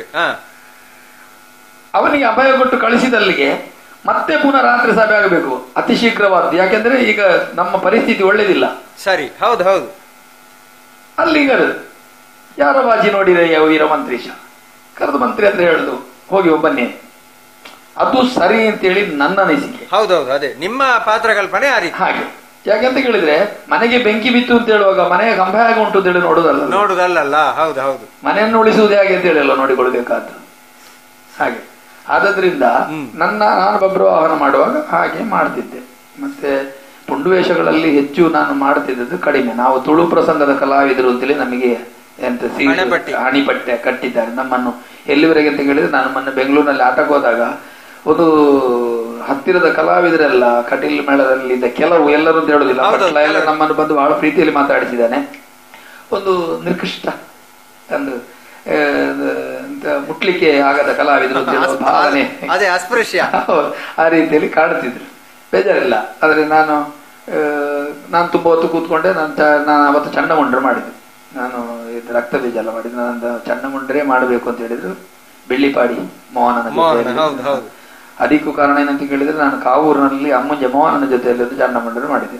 ಅದೇನೋ ಒಂದೆಲ್ಲ ಸುದ್ದಿ ಆಯ್ತು, ಆಗಿದೆ ಅಂತ, ಒಳ್ಳೇದಾಗಿದೆ ಅಂತಲ್ಲ ಹಾಳಾಗಿದೆ ಅಂತ ಪ್ರಚಾರ. ಹಾಗೆ ನನ್ನನ್ನು ಬೆಂಗಳೂರಿನಲ್ಲಿ ಅಲ್ಲಿ ಮಾಡಿಸ್ಬೇಕು ಅಂತ ಹೇಳುವ ಹಾಗೆ ಚಂಡಮುಂಡ್ರೆ ಪಾತ್ರ. ಈಗ ಈ ರೀತಿಯಲ್ಲಿ ನನ್ನ ಯಕ್ಷಗಾನ ಜೀವನ ಮುಂದುವರಿತಾ ಉಂಟು. ಈಗ ನೋಡಿ ಸರ್, ಯಕ್ಷಗಾನ ಕ್ಷೇತ್ರವನ್ನು ಹೊಟ್ಟೆಪಾಡಿಗೋಸ್ಕರ ಆಯ್ಕೆ ಮಾಡುವ ಒಂದು ಪರಿಸ್ಥಿತಿ ಈಗಿನ ಒಂದು ಇದರಲ್ಲಿ, ಹೊಟ್ಟೆಪಾಡಿಗಾಗಿ ಆಯ್ಕೆ ಮಾಡುವುದು ಸರಿಯಾ, ಹೇಗೆ ನಿಮ್ಮ ಅಭಿಪ್ರಾಯ ಏನು? ನೋಡಿ, ಕಲಾವಿದರು ಮೊದಲು ಇದ್ದ ಸ್ಥಿತಿಗೂ ಈಗ ಇರುವ ಸ್ಥಿತಿಗೂ, ಕಲಾವಿದರಿಗೆ ಸಿಗುವ ಸಂಭಾವನೆಯು, ಕಲಾವಿದರಿಗಿಂತ ವ್ಯವಸ್ಥೆಗಳು ಬಹಳ ಬದಲಾವಣೆ ಆಗಿದೆ. ನಾನು ಹೇಳಿದಲ್ಲ, ಆ ಕಾಲದಲ್ಲಿ ನಾವು ತಲೆಯಲ್ಲಿ ಹೊತ್ತುಕೊಂಡು ಹೋಗ್ತಿದ್ದದ್ದು. ಹೌದು. ಈ ಹೊತ್ತಿನಲ್ಲಿ ಕಲಾವಿದರನ್ನು ತಲೆಯಲ್ಲಿ ಹೊತ್ತುಕೊಂಡು ಹೋಗ್ತಾರೆ. ಹೌದು ಹೌದು, ಎಲ್ಲರನ್ನಲ್ಲ. ಅದೇ ಅದೇ ಅಗತ್ಯ ಇದ್ದ ಕಲಾವಿದ, ಸ್ಟಾರ್ ವ್ಯಾಲ್ಯೂ ಇರುವವರು. ಅಲ್ಲ, ಸ್ಟಾರ್ ವ್ಯಾಲ್ಯೂ ಎಂಬುದು ಬರುದು ಯಾಕೆ ಅಂತ ಹೇಳಿದ್ರೆ ಅವನ ಪ್ರಯತ್ನದಲ್ಲಿ, ಅವ ಪ್ರಯತ್ನ ಪಟ್ಟರೆ ಮಾತ್ರ. ಮತ್ತೆ ಈಗ ಏನಾಗಿದೆ ಅಂತ ಕೇಳಿದ್ರೆ ಸರ್, ಈ ಯಕ್ಷಗಾನ ಕ್ಷೇತ್ರವನ್ನು ಹೊಟ್ಟೆಪಾಡಿಗಾಗಿಯೇ ಅಂತ ಹೇಳಿ ಬರುವ ಯುವಕರಿಗೆ ನಿಮ್ಮ ಸಲಹೆ ಏನು? ಅಂದ್ರೆ ಯಾವ ಮನೋಧರ್ಮದಿಂದ ಅವರು ಬಂದ್ರೆ ಯಕ್ಷಗಾನ ಕ್ಷೇತ್ರಕ್ಕೂ ಒಳ್ಳೇದಾಗಬೇಕು, ಅವರಿಗೂ ಒಳ್ಳೇದಾಗಬೇಕು. ಅಂದ್ರೆ ಮೊದಲು ಇದ್ದದ್ದು ಈ ರಂಗದಲ್ಲಿ ಕೆಲವರು ಬೇಕಾದಷ್ಟು ಇದ್ದವರು, ಕೆಲವರು ಏನೂ ಇಲ್ಲದವರು. ಹೌದು, ಸರಿಯಾದ ಮಾತು. ಆ ಏನೂ ಇಲ್ಲದವರು ಬರೇ ಹೊಟ್ಟೆಪಾಡಿನ ಬಗ್ಗೆ ವಿಮರ್ಶೆ ಮಾಡಿಕೊಂಡಿದ್ರು. ಆದ್ರೆ ಆ ಹೊಟ್ಟೆಪಾಡಿನ ಮಧ್ಯದಲ್ಲಿ ಅವರಿಗೆ ರಂಗಧರ್ಮ, ರಂಗಕ್ಕೆ ಬೇಕಾದನ್ನು ನಾವು ಕೊಡಬೇಕು ಅಂತ ಹೇಳುವ ಭಾವನೆ ಇತ್ತು. ಏನೋ ಒಂದು ಮಾಡಿ ಮುಗಿಸಿ ಹೋಗಬೇಕು ಅಂತ ಹೇಳುವ ಅಭಿಪ್ರಾಯ ಇರಲಿಲ್ಲ. ಅಂದ್ರೆ ರಾತ್ರಿ ಇಡೀ, ಅಂದ್ರೆ ಉದಾಹರಣೆಗೆ ಪಾಂಡವಾಶ್ವಮೇಧ ಪ್ರಸಂಗದಲ್ಲಿ ಪ್ರಾರಂಭದಿಂದ ಕೊನೆಯ ತನಕ ಒಂದೇ ಅರ್ಜುನ, ಕರೆಕ್ಟ್. ಪ್ರಾರಂಭದಿಂದ ಕೊನೆ ತನಕ ಒಂದೇ ಭಾಗವತರು, ಪ್ರಾರಂಭದಿಂದ ಕೊನೆಯ ತನಕ ಒಂದೇ ಚಂಡೆಯವರು, ಒಂದೇ ಮೊದಲಿಗಾರರು. ಅಂತಲ್ಲಿಂದ ಈಗ ಹೇಗಾಗಿದೆ ಅಂತ ಕೇಳಿದ್ರೆ, ನಮ್ಮ ಯಕ್ಷಗಾನಕ್ಕೆ ಬೇಕಾದಷ್ಟು ವ್ಯವಸ್ಥೆಗಳಾಗಿದೆ. ವ್ಯವಸ್ಥೆಗಳಂದ್ರೆ ಒಂದೇ ರಾತ್ರಿಯಲ್ಲಿ 3 ಜನ ಭಾಗವತರು, 3 ಜನ ಚಂಡೆ ಮೊದಲೆಯವರು, ಹೀಗೆಲ್ಲ. ಚಂಡೆ ಮೊದಲೇ ಮಾತ್ರ ಅಲ್ಲ, ವೇಷದಾಗಿ ಅರ್ಜುನ. ಈಗ ಪಾಂಡವಾಶ್ವಮೇಧ ಆದ್ರೆ ನನ್ನ ಲೆಕ್ಕಾಚಾರದಲ್ಲಿ ಒಂದೊಂದ್ಸಲ 3 ಅರ್ಜುನ ಆಗೋದುಂಟು, 4-5 ನೋಡಿದ್ದೇನೆ, ಆಗೋದುಂಟು. ಈಗ ನೀವು ಕೇಳ್ಬೋದು, ನೀವು ಹಾಗೆ ಒಂದೇ ಅರ್ಜುನ ಬೆಳಿಗ್ಗೆವರೆಗೆ ಮಾಡ್ತೀರಾ ಅಂತ. ಅಂದ್ರೆ ನಾನು ಅರ್ಜುನ ಮಾಡ್ಲಿಲ್ಲ ಅಂದ್ರೆ ಮಾಡಿದ್ದೇನೆ, ಹಾಗಲ್ಲ. ಪಾಂಡವಾಶ್ವಮೇಧ ಅರ್ಜುನ ನಾನು ಆಟಕ್ಕೆ ಸೇರುವಾಗಲೇ ಪ್ರಾರಂಭದಿಂದ ಕೊನೆಯವರೆಗೆ ಮಾಡುವಂತ ಸ್ಥಿತಿ ಇರಲಿಲ್ಲ. ನಾನು ಮಾಡುವ ವೇಷ ಬಬ್ರುವಾಹನ. ಆದ್ರಿಂದ ನನಗೆ ಅದರ ಬಗ್ಗೆ ಹೆಚ್ಚು ವಿಮರ್ಶೆ ಮಾಡೋದಿಲ್ಲ. ನಾನು ಹೇಳೋದೊಂದು, ಹೊಟ್ಟೆಪಾಡಿಗಾದ್ರೂ ಇದಕ್ಕೆ ನಮ್ಮ ಕೊಡುಗೆ ಬೇಕು ಅಂತ. ಜನರು ನಮ್ಮನ್ನು ನೋಡ್ಲಿಕ್ಕೆ ಬರೋದು, ಆ ಜನರಿಗೆ ನಾವು ಏನು ಕೊಡಬಹುದು, ಕೊಡಬೇಕಾದ್ರೆ ನಮ್ಮ ಶ್ರಮ ಎಂಥದ್ದು, ಆ ಪಾತ್ರದ ಬಗ್ಗೆ ನಾವೇನು ಚಿಂತನೆ ಮಾಡಬೇಕು, ಇದನ್ನು ಎಣಿಸಿಕೊಳ್ಬೇಕು ಒಂದು. ಮತ್ತೆ ಹೆಚ್ಚಾಗಿ ಪಾತ್ರದ ಗುಣಮಟ್ಟವನ್ನು ಅಳತೆ ಮಾಡಿಕೊಂಡು ಅದರ ಮನೋಧರ್ಮವನ್ನು ಅರ್ಥ ಮಾಡಿಕೊಂಡು ನಾವು ಕೊಟ್ರೆ ಅದನ್ನು ಪ್ರೇಕ್ಷಕರು ಖಂಡಿತ ಸ್ವೀಕಾರ ಮಾಡ್ತಾರೆ. ಹೌದು, ಅದಕ್ಕೆ ಅಧ್ಯಯನ ಬೇಕಲ್ಲ. ಹೌದು, ಅಧ್ಯಯನ ಬೇಕು. ಈಗ ನೀವು ಕೇಳ್ಬೋದು, ನನಗೆ ನಿಮಗೆ ಅಧ್ಯಯನ ಉಂಟಂತ. ಸತ್ಯ ಹೇಳುವುದಾದ್ರೆ ನನಗೆ ಅಧ್ಯಯನಕ್ಕಿಂತ ಹೆಚ್ಚು ನಾನು ನೋಡಿ ಕಲ್ತವ. ಹೆಜ್ಜೆಗಾರಿಕೆಯಿಂದ ಹಿಡಿದು ಎಲ್ಲವನ್ನು ನಾನು ನೋಡಿ ಕಲ್ತವ. ಮತ್ತೆ ನನಗೆ ಆಗದಿದ್ದದನ್ನು ನಾನು ಒಪ್ಪಿಕೊಳ್ಳೋದು ಇಲ್ಲ. ಈಗ ನೀವು ನನ್ನ ಹತ್ರ ಕೇಳ್ಬೋದು, ನೀವು ಇಂದ್ರಜಿತ್ ಮಾಡ್ತೀರಾ? ಮಾಡ್ಲಿಕ್ಕೆ ಆಗದಲ್ಲ, ನನ್ನ ಸ್ವಭಾವಕ್ಕೆ ಅದು ಆಗುದಿಲ್ಲ. ಆದ್ರಿಂದ ನಾನು ಒಪ್ಪುವುದಿಲ್ಲ. ಕೆಲವರು ಹೇಳ್ತಾರೆ ನಾನು ಎಲ್ಲವನ್ನು ಮಾಡ್ತೇನೆ ಹೇಳ್ತೇನೆ. ಖಂಡಿತ ನನ್ನಿಂದ ಎಲ್ಲವೂ ಮಾಡ್ಲಿಕ್ಕೆ ಆಗುದಿಲ್ಲ. ಒಂದನೇದಾಗಿ ನೀವು ಹೇಳಿದಾಗೆ ನಾನು ತುಳು ಪ್ರಸಂಗದ ವೇಷಧಾರಿ. ತುಳು ಪ್ರಸಂಗಕ್ಕೆ ಸೀಮಿತವೂ ಅಲ್ಲ. ನಾನು ಕನ್ನಡದಲ್ಲಿ ಮಾಡ್ತೇನೆ, ನಾನು ಮಾಡೋದಿಲ್ಲ ಅಂತ ಹೇಳಿಲ್ಲ. ನಮ್ಮ ಭಾಷೆಗಳೆಲ್ಲ ಸ್ವಲ್ಪ ಇದು ಎಂತ ಹೇಳ್ತಾರೆ, ಗ್ರಾಮ್ಯಗಳು ವ್ಯತ್ಯಾಸಗಳು ಬರಬಹುದು. ಈಗ ಕಟೀಲ್ ಮೇಳದಲ್ಲಿ ಇರುವ ಕಲಾವಿದರೆಲ್ಲರೂ ಕನ್ನಡದಲ್ಲಿ ಅನುದಿನ ಮಾಡಿ, ಅವರಿಗೆ ಒಂದು ದಿವಸ ತುಳುವಿನಲ್ಲಿ ಮಾಡಿ ಅಂತ ಹೇಳಿದ್ರೆ ಖಂಡಿತ ಅವರಿಂದ ಆಗಲಿಕ್ಕಿಲ್ಲ. ಹೌದು, ಈಗ ತುಳುನಾಡಿನವರು ಹಗಲಿಡೀ ತುಳು ಮಾತಾಡ್ತಾರೆ, ಅವರು ರಂಗದ ತುಳು ಬರುವುದೇ ಇಲ್ಲ. ಪರೀಕ್ಷೆ ಮಾಡಿ ನೋಡ್ಬೋದು. ಅದು ಪರೀಕ್ಷೆ ಮಾಡುವ ಅವಶ್ಯಕತೆ ಇಲ್ಲ, ಗೊತ್ತಿದೆ ಅಲ್ಲ. ನಾನು ಹೇಳುದು, ಈಗ 6 ಮೇಳ ಉಂಟು ತುಳುನಾಡಿನಲ್ಲಿ. ನಾವು ಮೊನ್ನೆ ತುಳು ಪರ್ವ ಮಾಡಿದ್ದೇವಲ್ಲ, ನಮ್ಮದೊಂದು ಇದು ಅಭಿಪ್ರಾಯ, ನನ್ನ ಅಭಿಪ್ರಾಯ. ಒಂದು ಮೇಳವನ್ನು, ಕಟೀಲ್ ಮೇಳವನ್ನು ತುಳು ಪ್ರಸಂಗ ಪೌರಾಣಿಕವೇ ತುಳುವಿನಲ್ಲಿ ಆಡುವ ತೀರ್ಮಾನ ತಗೊಳ್ಬಹುದು. ನಾನು ಅಷ್ಟೊತ್ತಿಗೆ ಗೊತ್ತಾಗ್ತದೆ ತುಳುವಿಗೆ ಎಷ್ಟು ಕಷ್ಟ, ಕನ್ನಡಕ್ಕೆ ಎಷ್ಟು ಕಷ್ಟ, ವ್ಯತ್ಯಾಸಗಳು ಗೊತ್ತಾಗ್ತದೆ. ಒಂದು ಮೇಳ ತುಳುವಿನಲ್ಲಿ ಪೌರಾಣಿಕ ಪ್ರಸಂಗವೇ, ತುಳು ಆಡಬೇಕು ಅಂತ ಹೇಳಿಲ್ಲ. ನಾವು ಮೊನ್ನೆ ತುಳು ಪರ್ವ ಮಾಡುವಾಗ ಹತ್ರಣ್ಣರು ಹೇಳಿದ್ರು, ನಿಖಲ್ ಮಾತೆಲ್ಲ ಬೇತೇನೆ ಹೋಗೋಣ ಅಂದ್ರೆ ಒಂಜಿ ಪೌರಾಣಿಕ ವಾಡ್ಲಿ, ಪೌರಾಣಿಕ ಮಾಡುವ ತುಳುಟಿಗೆ ಒಬ್ಬಳು ಮಾತ್ರ. ಕೃಷ್ಣ ಲೀಲೆ ಕಂಸವರೇ ತುಳುವಿನಲ್ಲಿ. ಈಗ ನನ್ನ ಶಿಷ್ಯ ಇದ್ದೇನೆ, ಅವಾಗ ಕೃಷ್ಣ ಮಾಡಿದ್ದಾನಲ್ಲಿ ತುಳುವಿನಲ್ಲಿ ಅಷ್ಟು ಅಚ್ಚುಕಟ್ಟು ಮಾತಾಡಿದ್ದಾನೆ ಕೃಷ್ಣ ಮಾಡಿ. ಹೌದು, ಆಯ್ತಾ? ಹಾಗೆ ತುಳುವಿನಲ್ಲಿಯೂ ಮೌಲ್ಯ ಉಂಟು. ತುಳು ಭಾಷೆಗೆ ಬೇಕಾಗಿ ನಾವು ಒದ್ದಾಡ್ತೇವೆ ಅಂತೆ, ತುಳು ಯಕ್ಷಗಾನ ಯಾಕೆ ನೋಡಬಾರದು, ತುಳು ಯಕ್ಷಗಾನ ಯಾಕೆ ಮಾಡಬಾರದು, ಅದನ್ನು ಬೇಕಾದ್ರೆ ಹೀಗೆ ಹೇಳ್ಬೋದು, ಅದು ಪೌರಾಣಿಕ ಮಾಡಿ ಅಂತ ಹೇಳ್ಬೋದು. ಮತ್ತೆ ನಾನು ಹೇಳುದು, ತುಳು ಪ್ರಸಂಗ ಆದರೂ ಕಥೆಯಲ್ಲಿ ಮೌಲ್ಯತೆ ಇದ್ರೆ, ಅಪಚಾರ, ಯಕ್ಷಗಾನಕ್ಕೆ ಅಪಚಾರ ಆಗದ ರೀತಿಯಲ್ಲಿ ಇದ್ರೆ ತುಳು ಪ್ರಸಂಗ ಯಾಕೆ ಆಗಬಾರ್ದು? ಈಗ ಪೌರಾಣಿಕ ಪ್ರಸಂಗದಲ್ಲಿ ದ್ರೌಪದಿ ವಸ್ತ್ರಾಪಾರ ಆಗುದಿಲ್ಲ, ಅದು ತುಳುವಿನಲ್ಲಿ ಒಂದು ಹೆಣ್ಣಿನ ಬಲಾತ್ಕಾರದ ಸನ್ನಿವೇಶ ಬರುವಾಗ ಅದನ್ನು ಅಪಚಾರ ಅಂತೇಳಿ ಯಾಕೆ ಹೇಳ್ತೀರಿ ನೀವು? ಅದನ್ನು ಮಾಡುವ ಗುಣಮಟ್ಟದಲ್ಲಿರುವುದು ಅಂತ ಹೇಳುದು, ಪಾತ್ರ ಮಾಡುವ ಗುಣಮಟ್ಟದಲ್ಲಿರುವುದು. ಹಾಗಾಗಿ ಈಗ ಯಕ್ಷಗಾನ ಹೊಟ್ಟೆಪಾಡಿಗಾದ್ರೂ ವ್ಯವಸ್ಥೆಯಲ್ಲಿ ಉಂಟು. ನಾನು ಮನೋಹರ ಎಂಬ ವ್ಯಕ್ತಿ ಈ ಜನರ ಕಣ್ಣಿಗೆ ಕಂಡದ್ದೇ ಯಕ್ಷಗಾನದಿಂದ. ಯಕ್ಷಗಾನಕ ಅಲ್ಲದಿದ್ರೆ ಮನೋಹರ ಏನೂ ಅಲ್ಲ. ನಾನು ಬರೇ ಒಂದು ಬಟ್ಟೆಯಲ್ಲಿ ಬಂದವ. ಈ ಹೊತ್ತಿನಲ್ಲಿ ಎಲ್ಲವೂ ನನ್ನ ಹತ್ರ ಉಂಟು ಅಂತೇಳಿ, ಎಲ್ಲಂದ್ರೆ ವಿದ್ಯೆ ಬೇಕಾದಷ್ಟು ಉಂಟು ಅಂತ ಹೇಳಿಲ್ಲ, ನನ್ನ ಮಟ್ಟಿಗೆ ನಾನೊಂದು ಜನರ ಮಧ್ಯದಲ್ಲಿ ನಿಲ್ಲುವ ಹಾಗೆ ವ್ಯವಸ್ಥೆ ಆದ್ದು ನನಗೆ ಯಕ್ಷಗಾನದಿಂದ. ಹಾಗೆ ಎಷ್ಟೋ ಜನ ಕಲಾವಿದರು ಯಕ್ಷಗಾನದಿಂದಲೇ ಅವರು ಕಾಣಿಸಿಕೊಂಡವರು. ಅದರಿಂದ ಯಕ್ಷಗಾನ ಎಂಬ ಕಲೆ ಜನರಿಗೆ ಬೇಕಾದಷ್ಟು ಕೊಟ್ಟಿದೆ. ಅದನ್ನು ಗೌರವಪೂರ್ವಕವಾಗಿ ವ್ಯವಸ್ಥಿತವಾಗಿ ನಮ್ಮಲ್ಲಿ ಉಳಿಸಿಕೊಂಡ್ರೆ ಅದು ಇನ್ನೂ ನಮಗೆ ಕೊಡುತ್ತದೆ ಎಂಬ ಆತ್ಮವಿಶ್ವಾಸ ಉಂಟು. ಆದುದರಿಂದ ಯಕ್ಷಗಾನವನ್ನು ನೋಡುವ ಜನರ ಮಟ್ಟ ನಾವು ಅಳತೆ ಮಾಡುವುದಕ್ಕಿಂತಲೂ ನೋಡುವ ಜನರ ಮಟ್ಟವನ್ನು ನಾವು ಉತ್ತಮ ಮಟ್ಟಕ್ಕೆ ಬೆಳೆಸುವುದು ಒಳ್ಳೆಯದು ಅಂತೇಳಿ ನಾನು ಒಳ್ಳೆ ಮಾತು. ಹೌದು, ಉತ್ತಮ ಮಟ್ಟಕ್ಕೆ ಬೆಳೆಸುವುದು ಅಂದ್ರೆ ಏನೋ ಒಂದು ಚೇಷ್ಟೆ, ಜನರು ನಗಾಡ್ತಾರೆ, ಏನು ಮಾಡಿದ್ರು ಜನರು ನಗಾಡ್ತಾರೆ. ಆದ್ರೆ ಏನೋ ಮಾಡಿ ನಗಾಡಿಸುವುದಕ್ಕಿಂತಲೂ ಮೊದಲು ಹೇಳಿದಾಗೆ ಜೋಶಿ ಅವರು ನಗುತ್ತಿರ್ಲಿಲ್ಲ, ಸಭೆಯನ್ನು ನಗಿಸ್ತಿದ್ರು. ಯಾಕೆಂತ ಕೇಳಿದ್ರೆ ಹಾಸ್ಯದ ಮಟ್ಟ ಹಾಗಿತ್ತು, ಅದರಲ್ಲಿ ಮೌಲ್ಯ ಇತ್ತು. ಈಗಿನ ಹಾಸ್ಯಗಾರಗಳಿಗೆ ಮೌಲ್ಯ ಇಲ್ಲ ಅಂತ ಹೇಳೋದಲ್ಲ ನಾನು, ಒಳ್ಳೆ ಹಾಸ್ಯಗಾರಗಳಿದ್ದಾರೆ. ಈಗ ಜಯರಾಮಾಚಾರಿ, ಉಜಿರೆ ನಾರಾಯಣ, ಸೀತಾರಾಮ್ ಕುಮಾರ್, ಇವರೆಲ್ಲ ಒಳ್ಳೊಳ್ಳೆ ಹಾಸ್ಯಗಾರಗಳು. ಆದ್ರೆ ಜೋಶಿಯವರನ್ನು ಒಂದು ಸಲ ನೆನಪಿಸಿಕೊಂಡ್ರೆ ಒಳ್ಳೆಯದು ಅಂತೇಳಿ ನನ್ನ ಅನಿಸಿಕೆ. ಇವರೆಲ್ಲರೂ ಅವ್ರು ನೆನಪಿಸುವುದಿಲ್ಲ ಅಂತ ಹೇಳಿಲ್ಲ, ಅವರನ್ನು ನೆನಪಿಸಿಕೊಂಡ್ರೆ. ಯಾಕೆಂದ್ರೆ ನಾನು ಅವರ ವಿಜಯನೊಟ್ಟಿಗೆ ನನ್ನ ಕೃಷ್ಣ ಆಗಿದೆ, ಆದುದರಿಂದ ನಾನು ಅವರನ್ನು ನೆನಪಿಸಿಕೊಳ್ತೇನೆ. ಈಗ ಅವರ ನಿಜವಾಗಿ ಒಳ್ಳೆ ಒಳ್ಳೆ ಹಾಸ್ಯಗಾರಗಳು ನೆನಪಿಸಿಕೊಂಡ್ರೆ ಒಳ್ಳೇದು ಯಾಕೆ ಅಂತ ಕೇಳಿದ್ರೆ ಅಷ್ಟೊತ್ತಿಗೆ ಅದಕ್ಕೆ ಮಡಿವಂತಿಗೆ ಎಷ್ಟು ಕೊಡಬಹುದು ಅಂತ ಗೊತ್ತಾಗ್ತದೆ ಅಷ್ಟೇ, ಬೇರೆನೇಲ್ಲ. ಮತ್ತೆ ತುಳು ಪ್ರಸಂಗದಲ್ಲಿಯೂ ಹಾಗೆ ಹಾಸ್ಯ ಮಾಡುವಾಗ ಕೀಳು ಮಟ್ಟದ ಹಾಸ್ಯ ಮಾಡಬೇಕು ಅಂತ ಹೇಳಿ ಏನಿಲ್ಲ. ಪಾತ್ರಧಾರಿಯೂ ಹಾಗೆ, ಈಗ ಒಂದು ಕಥಾನಾಯಕನೋ ಖಳನಾಯಕನೋ ಮಾತಾಡಿ ಏನೇನೋ ಮಾತಾಡಿಕೊಳ್ಳುವುದಕ್ಕಿಂತಲೂ ರಂಗಧರ್ಮಕ್ಕನುಸಾರವಾಗಿ ಪೌರಾಣಿಕ ಪ್ರಸಂಗಗಳ ಚಿತ್ರಣವನ್ನು ಪಾತ್ರಕ್ಕೆ ಬಿಂಬಿಸಿ ರಂಗದಲ್ಲಿ ತಂದ್ರೆ ಒಳ್ಳೇದು. ಕರೆಕ್ಟ್, ಹೌದೌದು. ಈಗ ನಾನು ತಿರುಮಲ ತೀರ್ಥ ಪ್ರಸಂಗ ಆಡ್ತೇನೆ. ತಿರುಮಲ ತೀರ್ಥ ಪ್ರಸಂಗದಲ್ಲಿ ನೋಡಿದ್ರೆ ನೀವು ಪಟ್ಟಾಭಿಷೇಕದ ಒಂದು ದೃಶ್ಯ ಬರ್ತದೆ. ರಾಮ ಪಟ್ಟಾಭಿಷೇಕದ ದೃಶ್ಯದ ಕಥೆಯನ್ನೇ ನಾನು ಇದಕ್ಕೆ ರೂಪಿಸಿದ್ದು.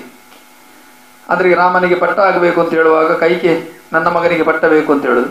ಅದೇ ರೀತಿಯಲ್ಲಿ ತಿರುಮಲ ತೀರ್ಥದಲ್ಲಿ ಹಾಗೆ ಮಗನಿಗೆ ಪಟ್ಟ ಕಟ್ಟಬೇಕು ಅಂತ ಹೇಳುವಾಗ ನಾನು ಕೊಟ್ಟ ಭಾಷೆ ಉಳಿಸಿಕೊಳ್ಳಿ ಅಂತ ಹೇಳಿ ಕೇಳಿಕೊಳ್ಳುವ ಒಂದು ದೃಶ್ಯ ಇತ್ತು. ಚಿದಂಬರ ಬಾಬು ಮತ್ತು ನಾನು ತಂದೆ ಮಗನ ಪಾತ್ರ ಸಾಧಾರಣ 3/4 ಗಂಟೆಗಳ ಕಾಲ ಸುಂಕದ ಗಟ್ಟೆ ಮೇಳದಲ್ಲಿ ಆಡುವಾಗ ಜನರು ಮೂಕ ಪ್ರೇಕ್ಷಕರಾಗಿ ಕೂತಿದ್ರು. ಆ ರೀತಿಯಲ್ಲಿ ಚಿತ್ರಣ ಆಗ್ತಿದ್ರು. ಚಿದಂಬರ ಬಾಬು ಅವರು ಒಳ್ಳೆ ಮಾಡ್ತಾ ಇದ್ರ ಪಾತ್ರ. ನಿಜವಾಗಿ ಆ ಪ್ರಸಂಗ ಆಡುವ ವರ್ಷ ನಾನು ಮಾಡ್ತಿದ್ದ ಪಾತ್ರ ಅಲ್ಲ ಅದು, ಬೆಳ್ಳಾರಿ ವಿಶ್ವನಾಥರೇಗಳು ಮಾಡ್ತಿದ್ರು. ಸುಂಕದ ಗಟ್ಟೆ ಮೇಳಕ್ಕೆ ಬರುವಾಗ ಬಾಲ್ಯ ವೇಷ ನಾನು ಮಾಡೋದಕ್ಕಿಂತ ಇದು ಮಾಡಿದ್ರೆ ಆಗ್ಬೋದು ಅಂತೇಳಿ ನಾನು ಮತ್ತವರು ಸೇರಿಕೊಂಡು ಆ ರಂಗದಲ್ಲಿ ಅದನ್ನು ರೂಪಿಸಿದ್ದು. ಜನರು ಒಪ್ಪಿಕೊಂಡಿದ್ದಾರೆ. ಹಾಗೆ ನಾನು ಹೇಳುದು ಪ್ರಸಂಗವನ್ನು ಒಳ್ಳೆಯದು ಮಾಡಿದೆ. ತುಳು ಪ್ರಸಂಗವು ಒಳ್ಳೆಯದೇ. ತುಳು ಪ್ರಸಂಗದಲ್ಲಿ ಪೌರಾಣಿಕ ಪ್ರಸಂಗದಲ್ಲಿರುವ ವ್ಯತ್ಯಾಸಗಳನ್ನು ನಾನು ಕಂಡುಕೊಂಡದ್ದು ಹೇಗೆ ಅಂತ ಹೇಳಿದ್ರೆ, ಈಗ ಅತಿಕಾಯ ನಿಮ್ಮ ಹತ್ರ ಸಾಹಿತ್ಯ ಇದ್ರೆ ಮಾತ್ರ ಅರ್ಥವನ್ನು ಬದಲಾವಣೆ ಮಾಡಬಹುದು. ಹೌದು. ಬಾಕಿದ್ದೆಲ್ಲವೂ ಹಿರಿಯರು ಯಾರೋ ಒಂದು ಅಚ್ಚುಕಟ್ಟಿನ ಚೌಕಟ್ಟಿನಲ್ಲಿ ಬಿಟ್ಟು ಬಿಟ್ಟಿದ್ದಾರೆ. ಅದರ ಒಳಗೇ ಬರಬೇಕು, ಅದರಿಂದ ಹೊರಗೆ ಹೋಗುವಾಗಿಲ್ಲ. ಹೌದು, ಹೋಗುವಾಗಿಲ್ಲ. ಅದರಲ್ಲೇ ಇರಬೇಕು. ಅದನ್ನು ಬೇರೆ ಮಾಡ್ಲಿಕ್ಕೆ ಆಗುವುದೇ ಇಲ್ಲ. ಮಾಡ್ಲಿಕ್ಕೆ ಆಗುದಿಲ್ಲ ಅಂತ ಕೇಳಿದ್ರೆ ಯಾಕೆ ಆಗುದಿಲ್ಲ ಅಂತ ಕೇಳಿದಕ್ಕೆ ಪ್ರಶ್ನೆಗೆ ಉತ್ತರ ನನ್ನ ಹತ್ರ ಇಲ್ಲ. ಅದೇ ನೀವು ತುಳು ಪ್ರಸಂಗದಲ್ಲಿ ನಿಮ್ಮದ್ದೇ ಆದ ಸೃಷ್ಟಿ, ನಿಮ್ಮದ್ದೇ ಆದ ಕೊಡುಗೆ, ನಿಮಗೆ ಕೊಟ್ಟದ್ದು, ನೀವು ಕೊಟ್ಟದ್ದನ್ನು ಅದು ಎಷ್ಟು ಒಳ್ಳೇದು ಮಾಡ್ತೀರಿ ಅಷ್ಟು ಒಳ್ಳೆ ಮಟ್ಟಕ್ಕೆ ಮುಟ್ತದೆ. ಈಗ ಪುರಾಣೇತರ ಅಂದ್ರೆ ಅದೇ ಈ ಕಾಲ್ಪನಿಕ ಸಾಮಾಜಿಕ ಇವೆಲ್ಲ ಯಕ್ಷಗಾನ ಎನ್ನುವಂತಹ ಚೌಕಟ್ಟಿನ ಒಳಗಡೆ ನಾವು ನೋಡುವಾಗ ಅದು ಯಕ್ಷಗಾನಕ್ಕೆ ಪೂರಕ ಅಂತ ನಿಮ್ಗೆ ಅನ್ನಿಸ್ತದ? ಅಂದ್ರೆ ಯಾಕೆ ನಾನು ಈ ಪ್ರಶ್ನೆ ಕೇಳ್ತಾ ಇದ್ದೇನೆ ಅಂತಂದ್ರೆ, ಈಗ ನೀವು ಹೇಳಿದ್ದನ್ನು ನಾನು ಒಪ್ಪಿಕೊಂಡೆ. ನೀವು ಒಬ್ಬರು ಮಾಡಿಟ್ಟದ್ದು ಅದು ಒಂದು ನಮ್ಮ ಯಕ್ಷಗಾನೀಯವಾದಂತಹ ಒಂದು ಕಿರೀಟ ವೇಷ ಅಂದ್ರೆ ಕಿರೀಟ ವೇಷ ಹೀಗೆ, ಕುಂಡು ವೇಷ ಅಂದ್ರೆ ಹೀಗೆ ಅಂತ ಉಂಟು. ಅದೇ ಈ ತುಳು ಕಥಾನಕಗಳಿಗೆ ಆಗುವಾಗ ಯಕ್ಷಗಾನದ ಆವರಣದಿಂದ ಹೊರಗೆ ಹೋಗ್ತದೆ ಅಂತ ನಿಮ್ಗೆ ಅನ್ನಿಸುದಿಲ್ವಾ? ಅಂದ್ರೆ ವೇಷಭೂಷಣದಲ್ಲಿ ಇರಬಹುದು. ಹೌದು, ವೇಷಭೂಷಣದಲ್ಲಿ ಅದನ್ನು ನಿಜವಾಗಿಯೂ ಅದು ಮೊದಲೇ ನಮ್ಮದ್ರಲ್ಲಿ ಚಿತ್ರಣ ಆಗಬೇಕಿತ್ತು. ಯಾಕೆಂತ ಕೇಳಿದ್ರೆ ಈಗ ಬಡಗಿನಲ್ಲಿ ನೋಡಿ ಈಗಲೂ ಅವರು ಕಾಲ್ಪನಿಕ ಕಥೆಗಳನ್ನು ಆಡ್ತಾರೆ. ಈಗಲೂ ಅವರು ಆ ಕೇದೆಗೆ ಮುಂದಲ್ಲೇ ಕಿರೀಟ ಇತ್ಯಾದಿ ಯಕ್ಷಗಾನದ್ದೇ ಉಂಟಲ್ಲಿ ಉಳಿಸಿಕೊಂಡಿದ್ದಾರೆ. ಇದಕ್ಕೊಂದು ಸಣ್ಣ ಮಾತು ಹೇಳ್ತೇನೆ ನಾನು. ನನ್ನಂತರ ನವನೀತ ಶೆಟ್ಟಿ ಹೇಳಿದ್ರು, ತೆಂಕುತಿಟ್ಟು ಬಡಗುತಿಟ್ಟು, ತೆಂಕೆಲಾಗಿನಿಂದ ಬಂದದ್ದು ತೆಂಕುತಿಟ್ಟು, ಬಡಗಲಾಗಿನಿಂದ ಬಂದದ್ದು ಬಡಗುತಿಟ್ಟು. ಸರಿ, ನೀವ್ ಯಾಕೆ ತುಳುತಿಟ್ಟು ಅಂತೇಳಿ ಮಾಡಬಾರ್ದು ಅಂತ ಕೇಳಿದ್ರು. ಒಂದು ವರ್ಷ ನಾನು ನನ್ನ ಮೇಳವನ್ನು ತುಳುತಿಟ್ಟು ಅಂತೇಳಿ ಪ್ರಕಟಿಸಿದೆ. ಅದಕ್ಕೆ ಕೇಳಿದ್ದಕ್ಕೆ ಉತ್ತರವನ್ನು ಕೊಟ್ಟಿದ್ದೇನೆ ನಾನು. ತೆಂಕುತಿಟ್ಟು ತೆಂಕಲಾಗಿನಿಂದ ಬಂದದ್ದು, ಬಡಗುತಿಟ್ಟು ಬಡಗಿನಿಂದ ಬಂದದ್ದು, ತುಳು ಭಾಷೆಗೆ ಸೃಷ್ಟಿಯಾದ್ದು ತುಳುತಿಟ್ಟು. ಈ ಮುಟ್ಟಲೆ ಮುಂಡಾಸು ಇದೆಲ್ಲ ಮನೋಹರ ತಂದದ್ದಲ್ಲ. ಇದನ್ನು ಒಂದು 50 ವರ್ಷದ ಹಿಂದೆ ಬೇರೆ ಯಾವುದೋ ಒಂದು ಯಜಮಾನ, ಬೇರೆ ಯಾವುದೋ ಒಂದು ಕಲಾವಿದರು ಬಿಟ್ಟು ಹೋದ್ದು. ಹೌದು, ಸರಿ. ಹೇಳ್ತಾರೆ 59ನೇ ಇಸ್ವಿಯಲ್ಲಿ ಕೋಟಿ ಚೆನ್ನೈ ಆಡ್ಲಿಕ್ಕೆ ಶುರು ಮಾಡುವ. ಕೋಟಿ ಚೆನ್ನೈಯರನ್ನಾಗಲೇ ಪಕ್ಕಡಿ ಪುಂಡು ವೇಷದಲ್ಲಿ ಇರ್ತಿದ್ರೆ ಈಗಲೂ ಹಾಗೆ ಇರ್ತಿತ್ತು. ಹೌದು, ಕರೆಕ್ಟ್. ಅದನ್ನ ಬದಲಾವಣೆ ಮಾಡಿದವ ಯಾರು ಅಂತೇಳುವ ಪ್ರಶ್ನೆಗೆ ಉತ್ತರ ಇಲ್ಲ. ಈಗಲೂ ಚಂಡಮುಂಡರನ್ನು ಪಕಡಿ ಕಟ್ಟಿ ಮಾಡಬೇಕು ಅಂತ ಹೇಳುವ ಒಂದು ಕಮ್ಮಟ ಆಗಿತ್ತಂತೆ ಪೊಳಲಿಯಲ್ಲಿ. ಹೌದು ಹೌದು. ಯಾಕೆ ಕಟೀಲು ಮೇಳದಲ್ಲಿ ಪಗಡಿ ಕಟ್ಟಿ ಮಾಡುವುದಿಲ್ಲ? ಇದು ಪ್ರಶ್ನೆಗೆ ಉತ್ತರ ಯಾರು ಕೊಡಬೇಕಾದ್ದು? ಇದನ್ನು ಕೇಳಬೇಕಾದವ ಪ್ರೇಕ್ಷಕ, ಉತ್ತರ ಕೊಡಬೇಕಾದ್ದು ಮೇಳದ ಯಜಮಾನ ಕೊಡಬೇಕಾದ ಉತ್ತರ. ಹೌದು ಹೌದು. ಕಲಾವಿದನಿಗೆ ಕೊಡ್ಲಿಕ್ಕೆ ಆಗುದಿಲ್ಲ, ಮೇಳದ ಯಜಮಾನ ಕೊಡಬೇಕು. ಈಗ ಕೋಟಿ ಚೆನ್ನೈಯರನ್ನು ಕಿರೀಟ ಕಟ್ಟಿ ಮಾಡಿಸ್ಬೇಕು ಅಂತ ಹೇಳೋ ಅಭಿಪ್ರಾಯ ಬಂತು. ಕಿರೀಟ ಕಟ್ಟಿ ಮಾಡಿದ್ರು. ಆದ್ರೆ ಏನಾಗ್ತದೆ ಅಂತ ಕೇಳಿದ್ರೆ ಆ ಭಾವನೆಗೆ ವ್ಯತ್ಯಾಸಗಳು ಬರ್ತದೆ ಅಂತ ಹೇಳುವ ಅಭಿಪ್ರಾಯ. ಯಾಕಂದ್ರೆ ಈ ತುಳು ಭಾಷೆಗೆ ಇದು ಅದನ್ನ ಬದಲಾವಣೆ ಮಾಡಿ ಆಗಿದೆ. ನಾನು ಹೇಳೋದು ನಿಜವಾಗಿ ಆಗುವುದಿಲ್ಲ. ಹೌದು, ಆಗುದಿಲ್ಲ. ನಾವು ಮಾಡ್ತಾ ಹೋದ್ರೆ ಅದು ತನ್ನಷ್ಟಕ್ಕೆ ಹೋಗುತ್ತದೆ. ಅದಕ್ಕೆ ಈಗ ನಾನು ಮೊನ್ನೆ ಕಂಸ ಮಾಡಿ ತುಳುವಿನಲ್ಲಿ ಮಾತಾಡಿದೆ, ಕನ್ನಡದ ಅರ್ಥವನ್ನೇ ತರ್ಜಮೆ ಮಾಡಿ ಮಾತಾಡಿದ್ದ. ಹೌದು ಹೌದು ಹೌದು. ಆಯ್ತಾ?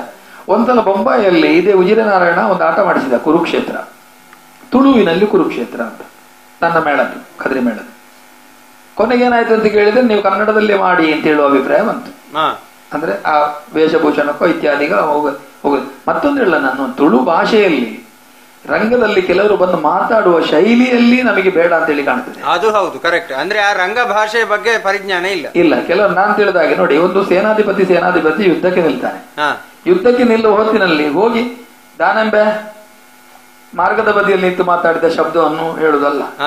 ಅದಕ್ಕಿಂತ ಒಳ್ಳೆದಾಗಿ ದಾನೆ ಸ್ವಾಮಿ, ದಾನೆ ಬರ್ತಾರೆ, ದಾಯ ಉದ್ದೇಶ, ಈ ರೀತಿಯ ಭಾಷೆಗಳನ್ನು ಅಳವಡಿಸಿಕೊಂಡ್ರೆ ಅದಕ್ಕೆ ಶ್ರೇಷ್ಠತೆ ಬರ್ತದೆ. ಕರೆಕ್ಟ್. ಅದು ಕನ್ನಡದಲ್ಲಿ ಉಂಟು. ಕನ್ನಡದಲ್ಲಿ ಏನೋ ನೀನು ಯುದ್ಧಕ್ಕೆ ಬಂದಿದ್ಯಾನೋ, ಈ ಭಾಷೆಯನ್ನು ಉಪಯೋಗ ಮಾಡಿಕೊಳ್ತಾರೆ. ನಾನು ಹೇಳುದು ಅದನ್ನು ಬದಲಿಸಿ ನೀವು. ಈಗ ಸೇನಾಧಿಪತಿಗಳು ಒಂದು ರಾಜ್ಯದ ಸೇನಾಧಿಪತಿಯೋ ಮಂತ್ರಿಯೋ ಎದುರಾಗುವಂತ ಹೊತ್ತಿನಲ್ಲಿ ಗೌರವ ಕೊಟ್ಟು ಮಾತಾಡುವ ಸೃಷ್ಟಿ ಬರಲಿ. ಕರೆಕ್ಟ್. ಎಲವೋ ಸೂತನ ಮಗನೇ ಅಂತ ಹೇಳುವ ಪದ್ಯತೆ ಕೊಡುವಾಗ ಕರ್ಣನಿಗೆ ಅವಾಚ್ಯ ಶಬ್ದದಿಂದ ಮಾತಾಡ್ತಾರ? ಇಲ್ಲ, ಮಾತಾಡುದಿಲ್ಲ. ಎಲವೋ ಅಷ್ಟೇ. ಎಲವೋ ನೀನು ಅಂತೇಳಿ. ಅದೇ ರೀತಿಯಲ್ಲಿ ಇದೀಗೂ ತೊಂದರೆ ಆಗ್ತದೆ, ಏನಾಗುದಿಲ್ಲ. ಗುಣಮಟ್ಟ ಪಾತ್ರಕ್ಕೆ ಅದೇ ನಾನು ಹೇಳುದು, ಮೊದಲೇ ಇದನ್ನು ಪಕಡಿಯೋ ಕಿರೀಟದಲ್ಲಿ ಉಳಿಸಿಕೊಳ್ಳುತ್ತಿದ್ರೆ ಕರೆಕ್ಟ್, ತುಳು ಪ್ರಸಂಗದಲ್ಲಿ ಈಗಲೂ ಹಾಗೇ ಇರ್ತಿತ್ತು. ಅದನ್ನು 50 ವರ್ಷಕ್ಕೆ, ಅಂದ್ರೆ ನಾನು ಆಟಕ್ಕೆ ಇಳಿದು ಈಗ 43-45 ವರ್ಷ ಆಗ್ತಾ ಬಂತು. 45 ವರ್ಷ ಆಗುವಾಗ ನಾನು ಪ್ರಥಮ ಸುರತ್ಕಲ್ ಮೇಳದಲ್ಲಿರುವಾಗ ತುಳು ಪ್ರಸಂಗವೇ ಆಡ್ತಾ ಇರಲಿಲ್ಲ. ನಾನು ಸೇರುವಾಗ ತುಳು ಪ್ರಸಂಗ ಇರಲಿಲ್ಲ ಸುರತ್ಕಲ್ ಮೇಳದಲ್ಲಿ.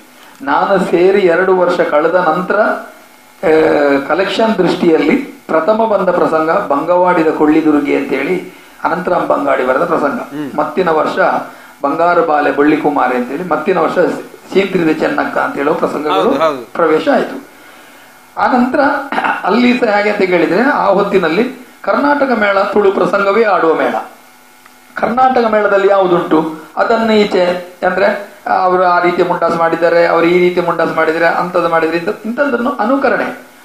ಇದು ಮೇಳದ ಯಜಮಾನರುಗಳು ವ್ಯಾಪಾರಿ ದೃಷ್ಟಿಗೆ ತಂದು ಮುಟ್ಟಿಸಿದಾಗ ಆಗುವಂತ ದುರಂತಗಳು.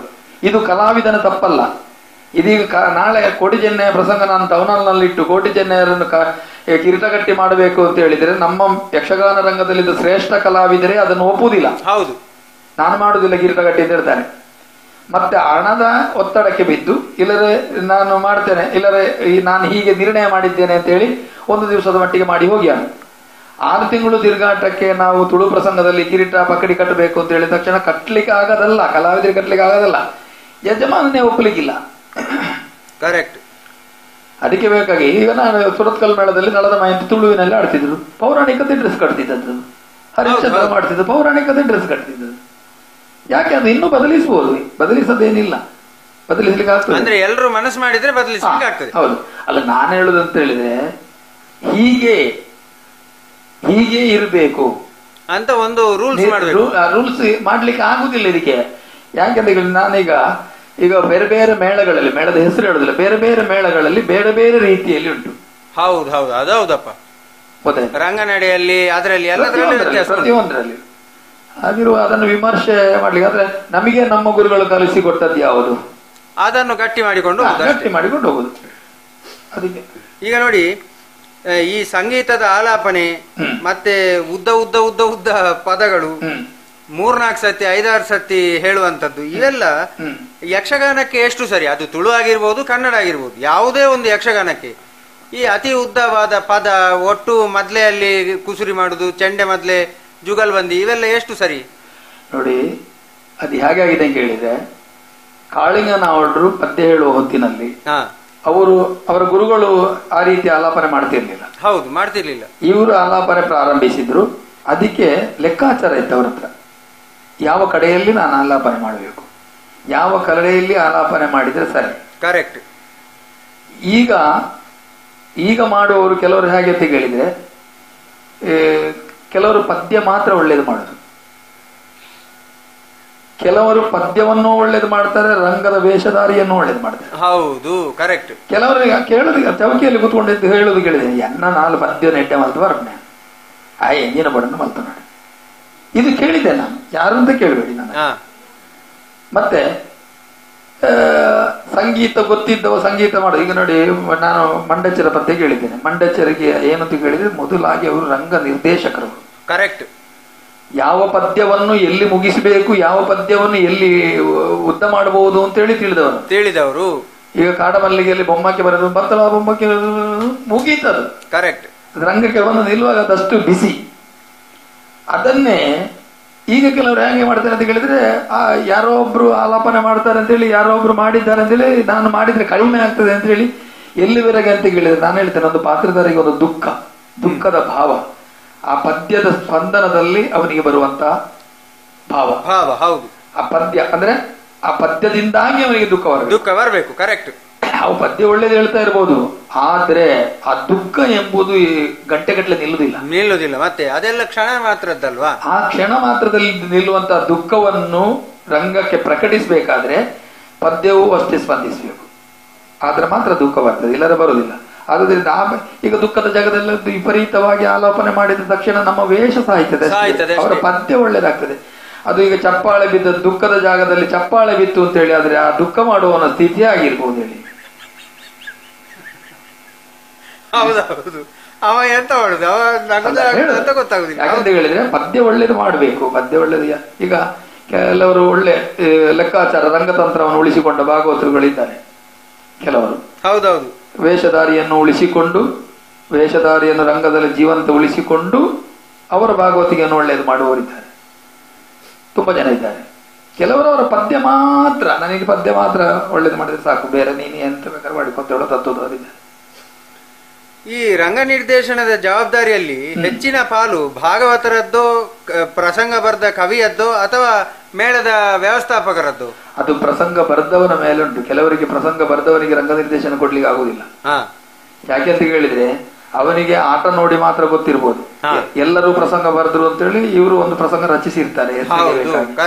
ಅವನಿಗೆ ನಿರ್ದೇಶನ ಮಾಡಬೇಕಾದ್ರೆ ನನ್ನ ತಂತ್ರ ಹೇಗೆ ಅಂತ ಹೇಳಿದ್ರೆ, ರಂಗತಂತ್ರ ಗೊತ್ತಿದ್ದವನೇ ಪ್ರಸಂಗ ಬರೆದ್ರೆ ಒಳ್ಳೇದು. ಸರಿ. ಈಗ ಅದು ಕರೆಕ್ಟ್. ರಂಗತಂತ್ರ ಗೊತ್ತಿದ್ದವನು ಬರ್ದ್ರೆ ಅಲ್ವಾ ನವರಸಗಳನ್ನು ತುಂಬಿಸ್ಲಿಕ್ಕೆ ಆಗುದು. ರಂಗಸ್ಥಳದಲ್ಲಿ ಹೀಗೆ ಆಗಬೇಕು ಅಂತ ಹೇಳಿ ಹೇಳಲಿಕ್ಕೂ ಗೊತ್ತಿರಬೇಕು. ಈಗ ಮೊದಲು ಬರೆದ ಎಷ್ಟೋ ಜನ ಪ್ರಸಂಗ ಬರೆದವರಿದ್ದಾರೆ, ಅವರಿಗೆಲ್ಲರಿಗೂ ರಂಗ ನಿರ್ದೇಶನ ಮಾಡ್ಲಿಕ್ಕೆ ಗೊತ್ತಿಲ್ಲ. ಯಾರು 4 ಕಲಾವಿದರು ಸೇರಿಕೊಂಡು ಹೀಗೆ ಮಾಡಬಹುದು ಅಂತ ಹೇಳಿ ಕೊಟ್ಟ ನಿರ್ಣಯದಲ್ಲಿ, ಉದಾಹರಣೆಗೆ ಕರ್ನಾಟಕ ಮೇಳದ ಪ್ರಸಂಗ ಆಗುವ ಹೊತ್ತಿನಲ್ಲಿ ಆನಂದ ರಂಬಂಗಡಿ ಅವರು ಪ್ರಸಂಗ ಬರೆದು ಕೊಡುದು, ನಿರ್ದೇಶನ ಮಾಡ್ತಿದ್ದದ್ದು ಮಂಡ್ಯಚರ ಮತ್ತೆ ಕೆಲವು ಕಲಾವಿದರು. ಹೌದು, ಕರೆಕ್ಟ್. ಮತ್ತೆ ರಂಗದ ಬಗ್ಗೆ ಅಪಾರವಾದ ಅನುಭವ ಉಳ್ಳವರು ವಿಠಲ್ ಶೆಟ್ರು. ಅವರಿಗೆ ಗೊತ್ತುಂಟು, ಹೀಗೆ ಮಾತಾಡಿದ್ರೆ ಹೀಗೆ ಆಗ್ಬೇಕು, ಹೀಗೆ ಹೋದ್ರೆ ಹೀಗೆ ಆಗ್ಬೇಕು ಅಂತೇಳಿ ಗೊತ್ತಿತ್ತು ಅವರಿಗೆ. ಅವರು ಹೇಳ್ತಿದ್ರು ಇಂಚ ಮಲ್ಪನೆ ಅಂತ ಹೇಳ್ತಿದ್ರು. ಹಾಗೆ ಪ್ರಸಂಗ ಬರೆಯುವವನಿಗೆ ಮೊದಲು ಗೊತ್ತಿರಬೇಕಾದೇ ರಂಗ ನಿರ್ದೇಶನ ಮತ್ತು ಪಾತ್ರದ ಗುಣಮಟ್ಟ. ಕರೆಕ್ಟ್. ಅದು ಗೊತ್ತಿದ್ರೆ ಆಟ ಒಳ್ಳೇದು ಮಾಡಬಹುದು. ನೀವೀಗ ಇಷ್ಟು 30 ಪ್ರಸಂಗ ಬರೆದಿದ್ದೀರಿ. ಇದು 30 ಪ್ರಸಂಗ ಬರೆಯುವುದಕ್ಕೆ ನಿಮ್ಗೆ ಪ್ರೇರಣೆ ಏನು? ಒಂದು. ಎರಡನೇದು, ಇದು ಛಂದಸ್ಸು ಮಾತ್ರಗಣ ಎಲ್ಲ ನೀವು ಅಭ್ಯಾಸ ಮಾಡಿ ಅದಕ್ಕೆ ಅನುಗುಣವಾಗಿ ಬರ್ದದ್ದ? ಇಲ್ಲ, ನಾನು ಪ್ರಸಂಗ ಪ್ರಸಂಗ ಅಲ್ಲ, ನಾನು ಕತೆ ಬರ್ದದ್ದ. ಓಹೋ, ಪ್ರಸಂಗ ನಾನು ಬೇರೆ ಬೇರೆಯವರ ಹತ್ರ ಬರಿಸ್ತಿದ್ದದ್ದು. ಈ ಬೇರೆಯವರ ಹತ್ರ ಬರಿಸುವುದು ಹೇಗೆ ಅಂತ ಹೇಳಿದ್ರೆ, ಪ್ರಸಂಗ ಬರೆಯುವವನಿಗೆ, ಪದ್ಯ ಬರೆಯುವವನಿಗೆ ನಾನು ತಿಳಿದ ಹಾಗೆ ಪದ್ಯ ಬರೆಯುವುದಕ್ಕಿಂತ ಹೆಚ್ಚು ಕತೆ ಬರೆಯುವುದೇ ಕಷ್ಟ. ಅದು ಸರಿ, ಹೌದು. ಅಂದ್ರೆ ಕಾಲ್ಪನಿಕ ಕತೆ. ಅದರಿಂದ ಯಾವುದೋ ಒಂದು ಮಹಾಭಾರತ ರಾಮಾಯಣದ ಯಾವುದೋ ಪುಸ್ತಕದ ಸಂಗ್ರಹ ಮಾಡಿ ಬರೆದರೆ ಕಷ್ಟ ಇಲ್ಲ. ಪದ್ಯ ಬರೆಯುವವರಿಗೆ ಮಾತ್ರೆಗಣ ಗೊತ್ತಿದ್ದ, ಛಂದಸ್ಸು ಗೊತ್ತಿದ್ರೆ ನಾಳೆ ನಿಮಗೂ ಬರೀಬಹುದು. ಹೌದು. ಅಂದ್ರೆ ನೀವು ನಿಮ್ಮದು ಹಾಗಾದ್ರೆ 30 ಪ್ರಸಂಗಗಳಲ್ಲಿ ಕತೆ ಮಾತ್ರ ನೀವು ಪದ್ಯ ಬರೀಲೇ ಇಲ್ಲ. ಪದ್ಯ ನಾನು ಬರೀಲೇ ಇಲ್ಲ. ಈ 30 ಪ್ರಸಂಗಗಳ ಕಥಾ ಸಂಗ್ರಹ ಮಾಡಿದ್ದು ನಾನು. ಆ ಕಥಾ ಸಂಗ್ರಹ ಮಾಡುದ್ರಲ್ಲಿ ಹಾಗೆ ಅಂತ ಕೇಳಿದ್ರೆ, ಕೆಲವರು ಕತೆ ಕೊಡೋದೇ ಇಂಥ ಊರಿನೊಬ್ಬ ರಾಜ ಬಂದ, ಇಂಥಲ್ಲಿ ಹೋದ, ಇಷ್ಟೇ ಮಾಡಿದ. ಇದು ನಾನು ಹೇಗೆಂದ್ರೆ ರಂಗಸ್ಥಳದಲ್ಲಿ ಹೇಗೆ ಹೋಗಬೇಕು, ಯಾವ ರೀತಿಯಲ್ಲಿ ಇರಬೇಕು. ಪ್ರಸಂಗ ಪದ್ಯ ಬರೆಯುವವನಿಗೆ ಆಲೋಚನೆ ಮಾಡ್ಲಿಕ್ಕೆ ಇಲ್ಲ. ಸೀನ್ ಲಿಸ್ಟ್ ಸಮೇತ ಕಂಪ್ಲೀಟ್ ಎಲ್ಲ ರಂಗಸ್ಥಳದಲ್ಲಿ ಹೇಗೆ ಹೋಗಬೇಕು ಅಂತ ಹೇಳುವುದನ್ನೇ ನಿರ್ಣಯಿಸ್ತೇನೆ ನಾನು. ಈಗ ನೋಡಿ, ಯಕ್ಷಗಾನದತ್ತ ಯುವ ಪೀಳಿಗೆ ಮತ್ತೆ ಆಕರ್ಷಿಸಲ್ಪಟ್ಟಿದೆ. ಹೌದು, ಹೊಸ ಒಂದು ಆಯಾಮದಿಂದ ಆಕರ್ಷಿಸಲ್ಪಟ್ಟಿದೆ. ಇದಕ್ಕೆ ನೀವು ಏನು ಅಂತ ಹೇಳ್ತೀರಿ? ಅಂದ್ರೆ ಈಗ ಯಾವ ಒಂದು ಸಂಕ್ರಮಣ ಕಾಲಘಟ್ಟದಲ್ಲಿ ಉಂಟು ಯಕ್ಷಗಾನ. ಒಂದು ಕಡೆಯಿಂದ ಯಕ್ಷಗಾನಕ್ಕೆ ವಿಪರೀತವಾದಂತಹ ಒಂದು ಹೈಪ್ ಉಂಟು, ಅಂದ್ರೆ ಬಹಳ ಒಂದು ಪ್ರಚಾರ ಉಂಟು, ಇದುಂಟು. ಇನ್ನೊಂದು ಕಡೆ ಯಕ್ಷಗಾನದ ಗುಣಮಟ್ಟ, ನಾವು ಮುಂಚೆ ನೋಡ್ತಾ ಇದ್ದ ಗುಣಮಟ್ಟಕ್ಕೂ ಈಗಕ್ಕೂ ಅಗಾಧವಾದಂತ ವ್ಯತ್ಯಾಸ ಉಂಟು. ಈ ಒಂದು ಕಾಲಘಟ್ಟದಲ್ಲಿ ಈಗ ಮುಂಚಿನ ಒಂದು 10 ವರ್ಷ ಕೆಳಗಿನ ಯಕ್ಷಗಾನದ ಪ್ರದರ್ಶನದ ಗುಣಮಟ್ಟಕ್ಕೂ ಈಗನಕ್ಕೂ ಖಂಡಿತವಾಗ್ಲೂ ಒಂದು 70% ಕಡಿಮೆ ಉಂಟು ಈಗಿನ ಗುಣಮಟ್ಟ. ಈ ಕಡಿಮೆ ಗುಣಮಟ್ಟಕ್ಕೂ ಇಷ್ಟೊಂದು ರೀತಿಯಲ್ಲಿ ಯುವ ಪೀಳಿಗೆ ಆಕರ್ಷಣೆ ಆಗ್ತದೆ ಅಂತಾದ್ರೆ ಇದಕ್ಕೆ ನೀವು ಏನಂತೀರಿ? ಇದು ಯಾವ ಒಂದು ಸ್ಥಿತಿಗತಿಗೆ ಕೊಂಡೊಯ್ಯಬಹುದು ಯಕ್ಷಗಾನವನ್ನು? ಯಕ್ಷಗಾನವನ್ನು ನೋಡಿ, ನಾನು ಆಟಕ್ಕೆ ಸೇರುವಾಗ ಕಟೀಲು ಮೇಳ ಒಂದು, ಸುಂಕದಗಟ್ಟೆ ಮೇಳ ಹೊರಡಲಿಲ್ಲ. ನಾನು ಸೇರಿದ ವರ್ಷ ಹೊರಟ ಮೇಳ ಸುರತ್ಕಲ್ ಕರ್ನಾಟಕ, ಈ ಮೇಳ ಮಾತ್ರ ಇದ್ದದ್ದು. ಅಂತಲ್ಲಿಂದ ಈಗ ತೆಂಕು ಬಡಗು ತಿಟ್ಟಿನಲ್ಲಿ 34 ಮೇಳ ಉಂಟು. ಹೌದು. ಈ 34 ಮೇಳದ ಬೆಳವಣಿಗೆ ಯಾಕೆ ಆಯ್ತು ಅಂತ ಕೇಳಿದ್ರೆ, ಪ್ರೇಕ್ಷಕರು ಕಡಿಮೆ ಆಯ್ತು ಅಂತ ಹೇಳ್ತೀರಾ, ಹೆಚ್ಚಿಗೆ ಆಯ್ತು ಅಂತ ಹೇಳ್ತೀರಾ? ಅದೇ ಅದೊಂದು ಬಹಳ ಕಷ್ಟ ಪ್ರಶ್ನೆ ಉತ್ತರ ಕೊಡ್ಲಿಕ್ಕೆ. ಆದ್ರೆ ಒಂದು ಹೇಳ್ತೇನೆ ನಾನು, ಎಲ್ಲಿ ಅಂತ ಕೇಳಿದ್ರೆ, ಮೊದಲು ಕಟೀಲು ಮೇಳವನ್ನು ನೋಡಬೇಕು ಅಂತ ಹೇಳಿ ಆದ್ರೆ 25 ಮೈಲು 100 ಮೈಲು ದೂರದಿಂದ ಬರ್ತಿದ್ರು. ಹೌದು, ಕರೆಕ್ಟ್. ಈಗ ನಿಮ್ಗೆ ಬೇಕಾದ ನಿಮ್ಮ ಮನೆ ಅಂಗಳದಲ್ಲಿ ಸಿಗ್ತದೆ ಅಂತ ಹೇಳಿದ್ರೆ ನೀವ್ಯಾಕೆ ಹುಡುಕಿಕೊಂಡು ಹೋಗ್ತೀರಿ? ಹೌದು. ಈ 37 ಮೇಳದ ಗುಣಮಟ್ಟ, 34 ಮೇಳದ ಗುಣಮಟ್ಟ ಏನಾಯ್ತು ಅಂತ ಕೇಳಿದ್ರೆ, ಯಕ್ಷಗಾನವನ್ನು ಒಳ್ಳೇದು ಮಾಡಿದ್ದಲ್ಲ, ಕರೆಕ್ಟ್, ಹಾಳು ಮಾಡಿದ್ದು ನನ್ನ ಅನಿಸಿಕೆ. ಇದು ನಿಜವಾಗಿ ನಾವು ಊಟ ಮಾಡುವಾಗ ಪಾಯಸ ಎಷ್ಟು ಬೇಕು? ಒಂದು ಸ್ವಲ್ಪ ರುಚಿ ಒಳ್ಳೇದಿದ್ದದ್ದು ಒಂದು ಇಷ್ಟಿದ್ರೆ ಸಾಕು. ಹೌದು. ನೀವು ಏನೋ ಮಾಡಿ ಒಂದು ಅಂಡೆ ತಂದು ಇಟ್ಟು ಅದು ತಿನ್ಲಿಕ್ಕಾಗದಿರುವುದಕ್ಕಿಂತ ಒಳ್ಳೆಯ ಪದಾರ್ಥವನ್ನು ಸ್ವಲ್ಪ ಕೊಟ್ಟರೆ ಸಾಕಾಗುದಿಲ್ಲ? ಸಾಕಾಗ್ತದೆ. Correct correct. ಗೊತ್ತಾಯ್ತಾ? 34 ಮೇಳದ ಬದಲಿಗೆ ಅದು 20 ಮೇಳ ಆಗ್ತಿದ್ರೆ ಇನ್ನೂ ಒಳ್ಳೇದಾಗ್ತಿತ್ತು. ಹೌದು. ಅಂದ್ರೆ ಮೇಳದ ಸಂಖ್ಯೆ ಹೆಚ್ಚಾಗುದಲ್ಲ, ಗುಣಮಟ್ಟ ಹೆಚ್ಚಾಗಬೇಕು ಅಂತ ನೀವು ಹೇಳ್ತಾ ಇದ್ದೀರಿ. ಗುಣಮಟ್ಟ ಹೆಚ್ಚಾಗಬೇಕು. ಮೇಳದ ಸಂಖ್ಯೆ ಹೆಚ್ಚಿಗೆ ಆಗಿ ಏನೋ ಮಾಡಿಕೊಂಡು ಈ ಒಂದು ಆಟ ಆಡಬೇಕಾದ್ರೆ ಒಂದು ಸಣ್ಣ ಹೇಳ್ತೇನೆ ನೋಡಿ, ರಕ್ತ ಬೀಜನ ಬೀಜಾದಿಗಳು. ಹೌದು, ಕರೆಕ್ಟ್. ಮೊದಲು ಮಹಿಷಾಸುರ ಮಾಡಿದವನಂದ ಹಿಡಿದು ಚಂಡಮುಂಡರು ಮಾಡಿದವನಂದ ಹಿಡಿದು ಎಲ್ಲರೂ ಹೋಗ್ತಿದ್ರು. ಅದೇ ಹಾಗೆ ಹೋಗ್ತಾರೆ ಅಂತ ಕೇಳಿದ್ರೆ ಅದನ್ನು ಚಿತ್ರಿಸಿದವನ ಕೈಯಲ್ಲಿರುವುದು. ನಾನು ಕಳೆದ ವರ್ಷ ವೈಷ್ಣವಿ ದೇವಿಯಲ್ಲಿ ನನ್ನ ರಕ್ತ ಬೀಜನ ಪ್ರಕರಣ ಬರ್ತದೆ. ಅದರಲ್ಲಿ ನಾನು ಬೀಜಾದಿಗಳನ್ನು ಮಾಡಿದ್ದೆ ಆಗುತ್ತುಂಟು ನಿಮಗೆ. ಕಿರೀಟ ಕಟ್ಟಿ, ಪಕಡಿ ಕಟ್ಟಿ, ಮುಸುಕಾಕಿಕೊಂಡು ಹೋಗಿ ಅಲ್ಲ. ಹೌದು ಹೌದು, ಸರಿಯಾದ ಸಪ್ತಮಾತೃಕೆಯರನ್ನು ಮಾಡಿದ್ದೆ ಹಾಗೆ. ನಾನು ದೇವಿ ಹಾಗಿದ್ದಾಳೆ ಅದೇ ರೀತಿಯಲ್ಲಿ ಮಾಡಿದ್ದೆ. ಅದು ಸಿಡಿ ಉಂಟು, ತೋರಿಸ್ತೇನೆ ನಿಮಗೆ ಬೇಕಾದ್ರೆ. ಕರೆಕ್ಟ್. ಅದು ಗುಣಮಟ್ಟ ಅಂತ ಹೇಳುದು ನಾನು. ಹೌದೌದು, ಅದರಲ್ಲಿ ಸಂಶಯ ಇಲ್ಲ. ಹೌದು. ಸಪ್ತಮಾತೃಕೆಯರು ಯಾರೇ ಅಂತ ಹೇಳಿದ್ರೆ, ಈಗ ಅದು ಮೊದಲು ಕೆಲವರು ತಪ್ಪು ಮಾಡಿದ್ದಾನೆ ಈಗ ಪಾಲಿಸುದು. ಮೊದಲು ಅದರಲ್ಲಿ ತಪ್ಪಾಗಿದೆ. ಮೊದಲೇ ಅದನ್ನು ಸಪ್ತಮಾತೃಕೆಯರನ್ನು ಹೀಗೆ ಮಾಡ್ತಿದ್ರೆ, ಅಂದ್ರೆ ಆಗ ಜನ ಕೂಡ ಇರ್ಲಿಲ್ಲಲ್ಲ, ಕಲಾವಿದರ ಸಂಖ್ಯೆ ಕಡಿಮೆ ಇತ್ತು. ಜನ ಇತ್ತು ಕಲಾವಿದರಿಗೆ. ನಾನೀಗ ಮೇಳದಲ್ಲಿ ಇರುವಾಗ ಸುರತ್ಕಲ್ ಮೇಳದಲ್ಲಿ ನಿತ್ಯ ವೇಷಕ್ಕೆ 4 ಸ್ಟಾರ್ ಇತ್ತು.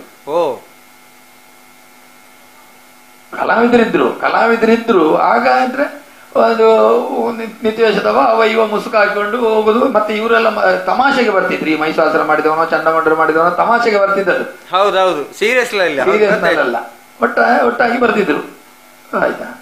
ಆದ್ರೆ ನಾನು ಹೇಳೋದು ಅದೇ, ಈಗ ಮೇಳಗಳ ಸಂಖ್ಯೆ, ಈಗ ಧರ್ಮಸ್ಥಳ ಮೇಳದಲ್ಲಿ, ಈಗ ನಾನು ಉದಾಹರಣೆ ಧರ್ಮಸ್ಥಳ ಮೇಳದಲ್ಲಿ ಈಗ ಹೆಂಪೆಗಟ್ಟೆ ಅವರು, ಸುಂದರರಾಯರು, ನಾರಾಯಣ ಹೆಗಡೆ ಅವರು ಇವರೆಲ್ಲ ಹೋದ್ರು ಅಂತ ಹೇಳಿ ಇಟ್ಕೊಳ್ಳು. ಅದರ ಬದಲಿ ವ್ಯವಸ್ಥೆ ಆಗಲಿಲ್ಲ ನೋಡಿ.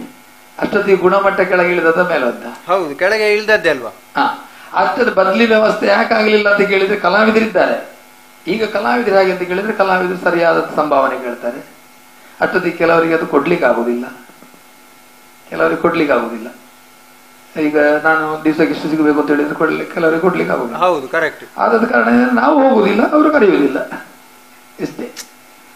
ಹಾಗೆ ಅಂದ್ರೆ ಗುಣಮಟ್ಟ ಕೊಡ್ಬೇಕು ಅಂತ ಮನಸ್ಸು ಮೇಳದ ಯಜಮಾನರುಗಳಿಗೆ ಉಂಟು ಅಂತ ಆದ್ರೆ ಈಗಲೂ ಕೊಡ್ಲಿಕ್ಕೆ ಬರ್ತದೆ. ಖಂಡಿತ ಆಗ್ತದೆ. ಈಗ ನಾನು ಕೇಳೋದು, ಈಗ ಟಿಕೆಟಿನ ಆಟ ಅಲ್ಲ, ಲಾಭ ನಷ್ಟದ ಪ್ರಶ್ನೆಯೇ ಬರುದಿಲ್ಲ. ಮತ್ತೆ ಈಗ ಎಲ್ಲರೂ ಆಡಿಸುವುದು ಒಂದೊಂದು ಉದ್ದೇಶದಿಂದ, ವಾರ್ಷಿಕೋತ್ಸವ ಇಲ್ಲದ್ರೆ ನಿಮ್ಮ ಹರಿಕೆ ಆಟವೋ ಇತ್ಯಾದಿ ಇತ್ಯಾದಿ ಉದ್ದೇಶಗಳ ಮಾಡಿಸುದು. ಅಷ್ಟೊತ್ತಿಗೆ ನಾನು ಕೇಳೋದು, ಈ ಆಟವನ್ನು ಯಾಕೆ ಕೆಳಮಟ್ಟಕ್ಕೆ ಇಳಿಸಬೇಕು? 3 ಗಂಟೆದು ಯಾವುದೋ ಒಂದು ಕಾರ್ಯಕ್ರಮಕ್ಕೆ 30,000 40,000, ಈ ಆರ್ಕೆಸ್ಟ್ರಾಗೆಲ್ಲ 50,000 70,000 1 ಲಕ್ಷ ಕೊಡುದಿಲ್ವಾ? ಮತ್ತೆ ಯಕ್ಷಗಾನಕ್ಕೆ ಆಗುವಾಗ ಯಾಕೆ 25 ಬರ್ಪುಂಡ 20 ಬರ್ಪುಂಡ ಅಂತ ಹೇಳುದು? ಅದನ್ನು ಸೇರಿಸಿ ಕಲಾವಿದರಿಗೆ ಸಂಭಾವನೆ ಕೊಡಿ. ಆಟವನ್ನು ಹೀಗೆ ಒಳ್ಳೇದು ಮಾಡ್ತೇನೆ ಅಂತ ಹೇಳಿ. Correct correct. ಆಟವನ್ನು ಒಳ್ಳೇದು ಮಾಡಿ. ಈಗ ಆಟ ಕಾಂಟ್ರಾಕ್ಟ್ ಪಡೆದುಕೊಳ್ಳುವ ಇಲ್ಲರ ಆಟ ಆಡಿಸುವ ಎನ್ನ ಆಟ ಎಡ್ಡೆ ಅವಳು ನಿಗಲು ಬಣ್ಣ ದುಡ್ಡು ಬರುತ್ತೆ ಅಂತ ಹೇಳಿದ್ರೆ ಅವ ಆಟ ಒಳ್ಳೇದು ಮಾಡ್ತಾನೆ. ಈಗ ಉದಾಹರಣೆ, ಮೊನ್ನೆ ಮುಚ್ಚೂರಿನಲ್ಲಿ ನನ್ನೊಂದು ಆಟ ಆಯ್ತು. ಅವರು ಹೇಳಿದ್ದು ಒಂದೇ, ದುಡ್ಡಿನ ಪ್ರಶ್ನೆ ಇಲ್ಲ ನನಗೆ ಆಟ ಒಳ್ಳೇದಾಗಬೇಕು ಮನೋಹರ್ಗೆ ಅಂತ ಹೇಳಿದ್ರು. ನಾನು ನಿಜವಾಗಿ 3 ಗಂಟೆ ಆಟಕ್ಕೆ ಲೆಕ್ಕಕ್ಕಿಂತ ಹೆಚ್ಚು ಕಲಾವಿದರು ಕರ್ಕೊಂಡು ಬಂದ 4 ಜನ ಭಾಗವತರನಾಗಿದೆ. ಓ 4 ಜನ. ಆಟ ಒಳ್ಳೇದಾಯ್ತು. ಎಲ್ಲಿವರೆಗೆ ಅಂತ ಹೇಳಿದ್ರೆ ಆಟದ ವೀಳ್ಯ ಅಲ್ಲದೆ ಆ ಮನುಷ್ಯ ನನಗೆ 10,000 ರೂಪಾಯಿ ಗಿಫ್ಟ್ ಕೊಟ್ಟಿತ್ತು. ಯಾಕೆ? ಒಳ್ಳೇದು ಮಾಡಿದ್ರಿಂದ. Correct correct. ಬರುವ ವರ್ಷಕ್ಕೆ ಬೇಕಂತ ಈಗಲೇ ನಿರ್ಣಯ ಮಾಡಿದ್ದಾರೆ. ಹೌದು ಹೌದು. ಹೇಗೆ ಬರ್ಬೇರ್ಸಲ್ಲ ಇನ್ನೇ ಸಟ್ಟ ಆಡು ಇಂಚೆನೆ ಆಡು ಅಂತ. ಮೊನ್ನೆ ಸುರತ್ಕಲ್ನಲ್ಲಿ ಕದಾ ಬರುವ ಆಟ ಆಯ್ತು. ಅದರದ್ದು ಸಂಯೋಜನೆ ನಾನು, ವ್ಯವಸ್ಥೆ ಬೇರೆಯವರು ಮಾಡಿ. ಅವರಿಗೂ ಖುಷಿ ಆಯ್ತು. ಖುಷಿಯಾಗಿ ಅವರು ಹೇಳಿದ್ರು ಬರ್ಪಿಯರ್ಸ ಪ್ರಸಂಗ ಶಾಂಭವ ವಿಜಯ ಈರ್ರನೆ ರಕ್ತ ವಿಜಯ ಎಂಚ ಮಲ್ಪೊಡನ್ನು ನೀರೇ ಸಟ್ಟು ಮಲ್ಪಲಿ ವ್ಯವಸ್ಥೆ ಮಲ್ತೊಳ್ಳಿ ಅಂತ ಹೇಳಿದ್ರು. ಆಟ ಒಳ್ಳೇದಾದ್ರಿಂದ ಮಾತ್ರ ಅಲ್ಲ ಬರೋದು. ಹೌದು. ಆಟ ಹಾಳು ಮಾಡಿದ್ರೆ ನಿಮಗೆ ಬರ್ತಾರೆ ಯಾರಾದ್ರು? ಈ ಪ್ರದರ್ಶನಗಳಿಗೆ ಕಲಾ ವಿಮರ್ಶೆ ಅನ್ನುವಂಥದ್ದು ಬೇಕಾ? ಪ್ರದರ್ಶನಗಳಿಗೆ ವಿಮರ್ಶೆ ಇಲ್ಲದಿದ್ರೆ ಕಲಾವಿದರು ಏನು ಮಾಡಿದ್ರು ಒಪ್ಪಿಕೊಂಡಾಗುವುದಿಲ್ಲ. ವಿಮರ್ಶೆ ಬೇಕಿ, ಆದ್ರೆ ವಿಮರ್ಶೆ ಮೌಲ್ಯಾಧಾರಿತವಾಗಿರಬೇಕು. ನಿಮಗೆ ಈಗ ಉದಾಹರಣೆಗೆ ಒಬ್ಬ ತ್ರಿವೇಶದ ಒಬ್ಬ ಇದ್ದಾನೆ. ಸೀತೆ ಮಾಡಿ ಎಷ್ಟು ಕುಣಿಬಹುದು ಹೌದು ಗೊತ್ತುಂಟು. ಅದೇ ರಂಬೆ ಮಾಡಿ ಹೇಗೆ ಕುಣಿಬಹುದು? ಇದು ಸೀತೆಯು ರಂಬೆಯು ಒಂದೇ ಲೆಕ್ಕ. ಆದ್ರೆ ನಿಮಗೆ ಸೀತೆಯು ರಂಬೆ ಕುಣಿದಾಗಿ ಇದ್ರೆ ಚಂದ ಅಂತ ಕಾಣ್ತದೆ. ಯಾಕೆಂದ್ರೆ ಅವ ಕುಣಿತಾನೆ ಎಂಬ ಕಾರಣಕ್ಕೆ. ಹೌದು, ಅವ ಒಳ್ಳೆ ಕುಣಿತಾನೆ ಮಾಡಿದ್ರೆ. ಈಗ ಸೀತೆ ಮಾಡಿ ನೀವು ಅದನ್ನು ನಿರೀಕ್ಷೆ ಮಾಡೋದು ತಪ್ಪು ಅಂತ. Correct correct. ಅದು ಕೆಲವರು ಎಂತ ಮಾಡ್ತಾರೆ ಅಂತ ಹೇಳಿದ್ರೆ ಅದನ್ನೇ ನಿರೀಕ್ಷೆ ಮಾಡ್ತಾರೆ. ಈಗ ಒಬ್ಬ ಒಳ್ಳೆ ಕುಣಿಯುವಾದ್ರೆ ಅವನ ಸೀತೆ ಹಾಕಿ ಅವನನ್ನು ಲಗಡಿ ತೆಗೆದ್ರು ಮಾರೆ ಹಾಗೆ. ಹೌದು ಹೌದು ಕರೆಕ್ಟ್. ಈಗ ನಮ್ಮದ್ರಲ್ಲಿ ಮೊದಲು ದೇವಿ ಮಾತ್ ಮೇಲೆ ದೇವಿ ಕುಣಿತಿರ್ಲಿಲ್ಲ. ಎಲ್ಲಿ ನಮ್ಮ ಮನದಿ ಯೋಚಿಸಿ ಮಹಮ್ಮಾಯಿ ಪದ್ಯಕ್ಕೆಲ್ಲ ಕುಣಿತಿರ್ಲಿ. ಈಗ ಗಂಟೆಗಟ್ಟಲೆ ಕುಣಿತಾರೆ. ಹೌದೌದು, ಗಂಟೆಗಟ್ಟಲೆ ಕುಣಿತಾರೆ. ಹೌದೌದು. ಅಂದ್ರೆ ಈಗಿನ ಪ್ರೇಕ್ಷಕರು ಹಾಗೆ ಆಗಿದ್ದಾರೆ. ಮತ್ತೆ ಇವರಿಗೆ ಕೂಡ ಪ್ರೇಕ್ಷಕರಂದ್ರೆ ನಾನು ಹೇಳುದು ಇದೀಗ ಏನಾಗಿದೆ ಅಂತ ಕೇಳಿದೆ, ಎಲ್ಲಿದ್ದೋ ಒಂದು ತಂದು ನಮ್ಮ ಯಕ್ಷಗಾನ ತಿಟ್ಟಿಗೆ ತುರುಕಿಸಿ. ಕರೆಕ್ಟ್. ಈಗ ಕುಣಿಲಿಕ್ಕೆ ನೀವು ಕೇಳುವುದು ನೀವು ಕುಣಿಯುವುದಿಲ್ವ ಅಂತ. ನಾನು ಕುಣಿಯುವಲ್ಲಿ ಮಾತ್ರ ಕುಣಿಯುತ್ತೇನೆ ಅಂತ ಹೇಳಿ ಒಂದು ನಿರ್ಣಯ ಉಂಟು. ನಾನು ಎಲ್ಲ ಕಡೆಯಲ್ಲಿ ನಾನು ಕುಣಿಯಿಲ್ಲ. ಭಾಗವತರುಗಳಿಗೆ ಸೂಚನೆ ಕೊಡ್ತೇನೆ, ಸಾಕು ಸಾಕು ಅಂತ ಹೇಳ್ತೇನೆ ನಾನು. ಅಂದ್ರೆ ಪ್ರೇಕ್ಷಕನ ಮೇಲೆ ಹಾಕುವುದಕ್ಕಿಂತನೂ ಕಲಾವಿದನಾದವನು ನಾನು ಒಳ್ಳೆದನ್ನು ಕೊಡಬೇಕು ಅಂತ ತೀರ್ಮಾನ ಮಾಡಬೇಕು. ಆಮೇಲೆ ನೋಡಿ, ಈ ಬ್ಯಾಂಡ್ ಸೆಟ್, ಸಿಡಿಮದ್ದು, ರಂಗಸ್ಥಳದ್ದು ಅತಿಯಾದ ಅಲಂಕಾರ ಇತ್ಯಾದಿ ಆಡಂಬರ ಎಲ್ಲ ಯಕ್ಷಗಾನಕ್ಕೆ ಬೇಕಾ? ಖಂಡಿತ ಬೇಡ, ಖಂಡಿತ ಬೇಡ. ಯಾಕೆಂತ ಹೇಳಿದ್ರೆ ಮೊನ್ನೆ ಬೆಂಗಳೂರಿನಲ್ಲಿ ಆಟ ಆಗುವಾಗ ಎಲ್ಲಿಂದಲೋ ಒಂದು ಬ್ಯಾಂಡ್ ಸೆಟ್ ಅಂತಂದ್ರೆ ಆ ಬ್ಯಾಂಡಿಗೂ ಆಟಕ್ಕೂ ಸಂಬಂಧವೇ ಇಲ್ಲ. ಹೌದು, ಗೊತ್ತಾಯ್ತಾ? ಅವು ಒಟ್ಟು ಬೆಂಗಳೂರಿನವನ ಕಾಣ್ತದೆ, ಒಟ್ಟು ಬಡೀತಿದ್ದ. ಮತ್ತೆ ನನ್ನ ಲೆಕ್ಕಾಚಾರದಲ್ಲಿ ಈಗ ನಾನು ಹೇಳಿದ್ರೆ ಬ್ಯಾಂಡ್ ಸೆಟ್ನವರಿಗೆ ಬೇಜಾರಾಗ್ಬೋದು. ಹೌದು ಹೌದು. ಯಾಕೆ ನಮಗೆ ಇದು ಮಾಡಿದ್ದು ಅಂತ. ಸಿಡಿ ಮದ್ದಂತೂ ಅಗತ್ಯವೇ ಇಲ್ಲ. ಬ್ಯಾಂಡ್ ಆದ್ರೆ ಒಂದು ಮೊದಲಿಂದ ಏನೊಂದು ಗಂಜಲ್ನಲ್ಲಿ ಬಂತು ಅಂತ ಹೇಳಿದ್ರು. ಸಿಡಿ ಮದ್ದು ನಿಜವಾಗಿ ಯಕ್ಷಗಾನಕ್ಕೆ ಉಪಯೋಗಿಸಲೇಬಾರದು.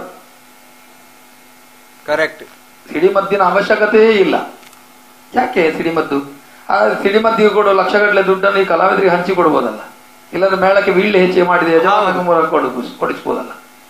ಈಗ ಸಿಡಿಮದ್ದಿಗೆ ಅಲ್ಲಿ ಜಪ್ಪಿನಲ್ಲಿ ಒಂದು ಆಗ ಆ ಸಿಡಿಮದ್ದು ಕೊಡುವ ದುಡ್ಡನ್ನು ಒಟ್ಟು ಮಾಡಿ ಕಲಾವಿದರಿಗೊಂದು ಕ್ಷೇಮ ನಿಧಿ ಅಂತೇಳಿ ಮಾಡಿ ಇಟ್ಟು ಕೊಡ್ಬೋದಲ್ಲ. ಎಲ್ಲರೂ ಈ 6 ತಿಂಗಳ ಆಟ ಆಡಿಸುವಂತ ಪ್ರತಿಯೊಬ್ಬರು ಒಟ್ಟು ಮಾಡಿ ಇಟ್ಟು ಕಲಾವಿದರಿಗೆ ವರ್ಷಕ್ಕಾಗುವ ಒಂದಿಷ್ಟು ಅಂತೇಳಿ ಕೊಡ್ಬೋದಲ್ಲ. ಸುಮ್ಮನೆ ಸಿಡಿಮದ್ದಿಗೆ ದುಡ್ಡು ಯಾಕೆ ಕೊಡ್ಬೇಕು? ಈಗ ಇತ್ತೀಚೆಗೆ ಹೆಣ್ಣು ಮಕ್ಕಳ ಯಕ್ಷಗಾನ, ಆಮೇಲೆ ಮಕ್ಕಳ ಯಕ್ಷಗಾನ ಮುಂಚಿನಿಂದಲೂ ಉಂಟು. ಇತ್ತೀಚೆಗೆ ಹೆಣ್ಣು ಮಕ್ಕಳದ್ದೇ ಆದ ಅವರದ್ದೇ ತಂಡ ಎಲ್ಲ ಆಗಿ ಯಕ್ಷಗಾನಕ್ಕೆ ಬರ್ತಾ ಉಂಟು. ಇದರ ಬಗ್ಗೆ ನಿಮ್ಮ ಅಭಿಪ್ರಾಯ ಏನು? ಯಕ್ಷಗಾನದ ಹೆಣ್ಣು ಮಕ್ಕಳ ತಂಡ ಮೊದಲು ಇತ್ತು.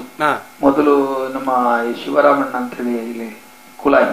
ಹೌದೌದು, ಅಲ್ಲ ಮೊದಲಿತ್ತು. ಆದ್ರೆ ಈಗ ಸಂಖ್ಯೆ ಹೆಚ್ಚಾಗಿ ಬಹಳ. ಈಗ ಅವರಿಗೆ ಕೆಲವರಿಗೆ ಹೇಗಂತ ಕೇಳಿದ್ರೆ ಈ ಸ್ಪರ್ಧೆಗೆಲ್ಲ ಹೋಗ್ತದೆ ನೋಡಿ. ಕಾಲೇಜುಗಳಲ್ಲಿ ಶಾಲೆಗಳಲ್ಲಿ ಸ್ಪರ್ಧೆಗೆ ಹೋಗೋದ್ರಿಂದ ತಂದೆ ತಾಯಿಯರಿಗೂ ಅದರಲ್ಲಿ ಆಸಕ್ತಿ ಬಂದಿದೆ. ನಮ್ಮ ಮಕ್ಕಳನ್ನು ಇಳಿಸಬಹುದು ಅಂತೇಳಿ. ಮತ್ತೆ ಹೆಣ್ಣು ಮಕ್ಕಳು ಯಕ್ಷಗಾನಕ್ಕೆ ಬರಬಾರದು ಅಂತ ಹೇಳಿ ಏನಿಲ್ಲ, ಅದೇನಿಲ್ಲ. ಹೌದು ಹೌದು, ಬರ್ಬೋದು, ಬರಬೇಕೇ. ಅವರಿಗೆ ಆಸಕ್ತಿ ಇದ್ರೆ ಅದರ ಚೌಕಟ್ಟಿನಲ್ಲಿ ಅವರಿದ್ರೆ ಬಹಳ ಒಳ್ಳೇದು.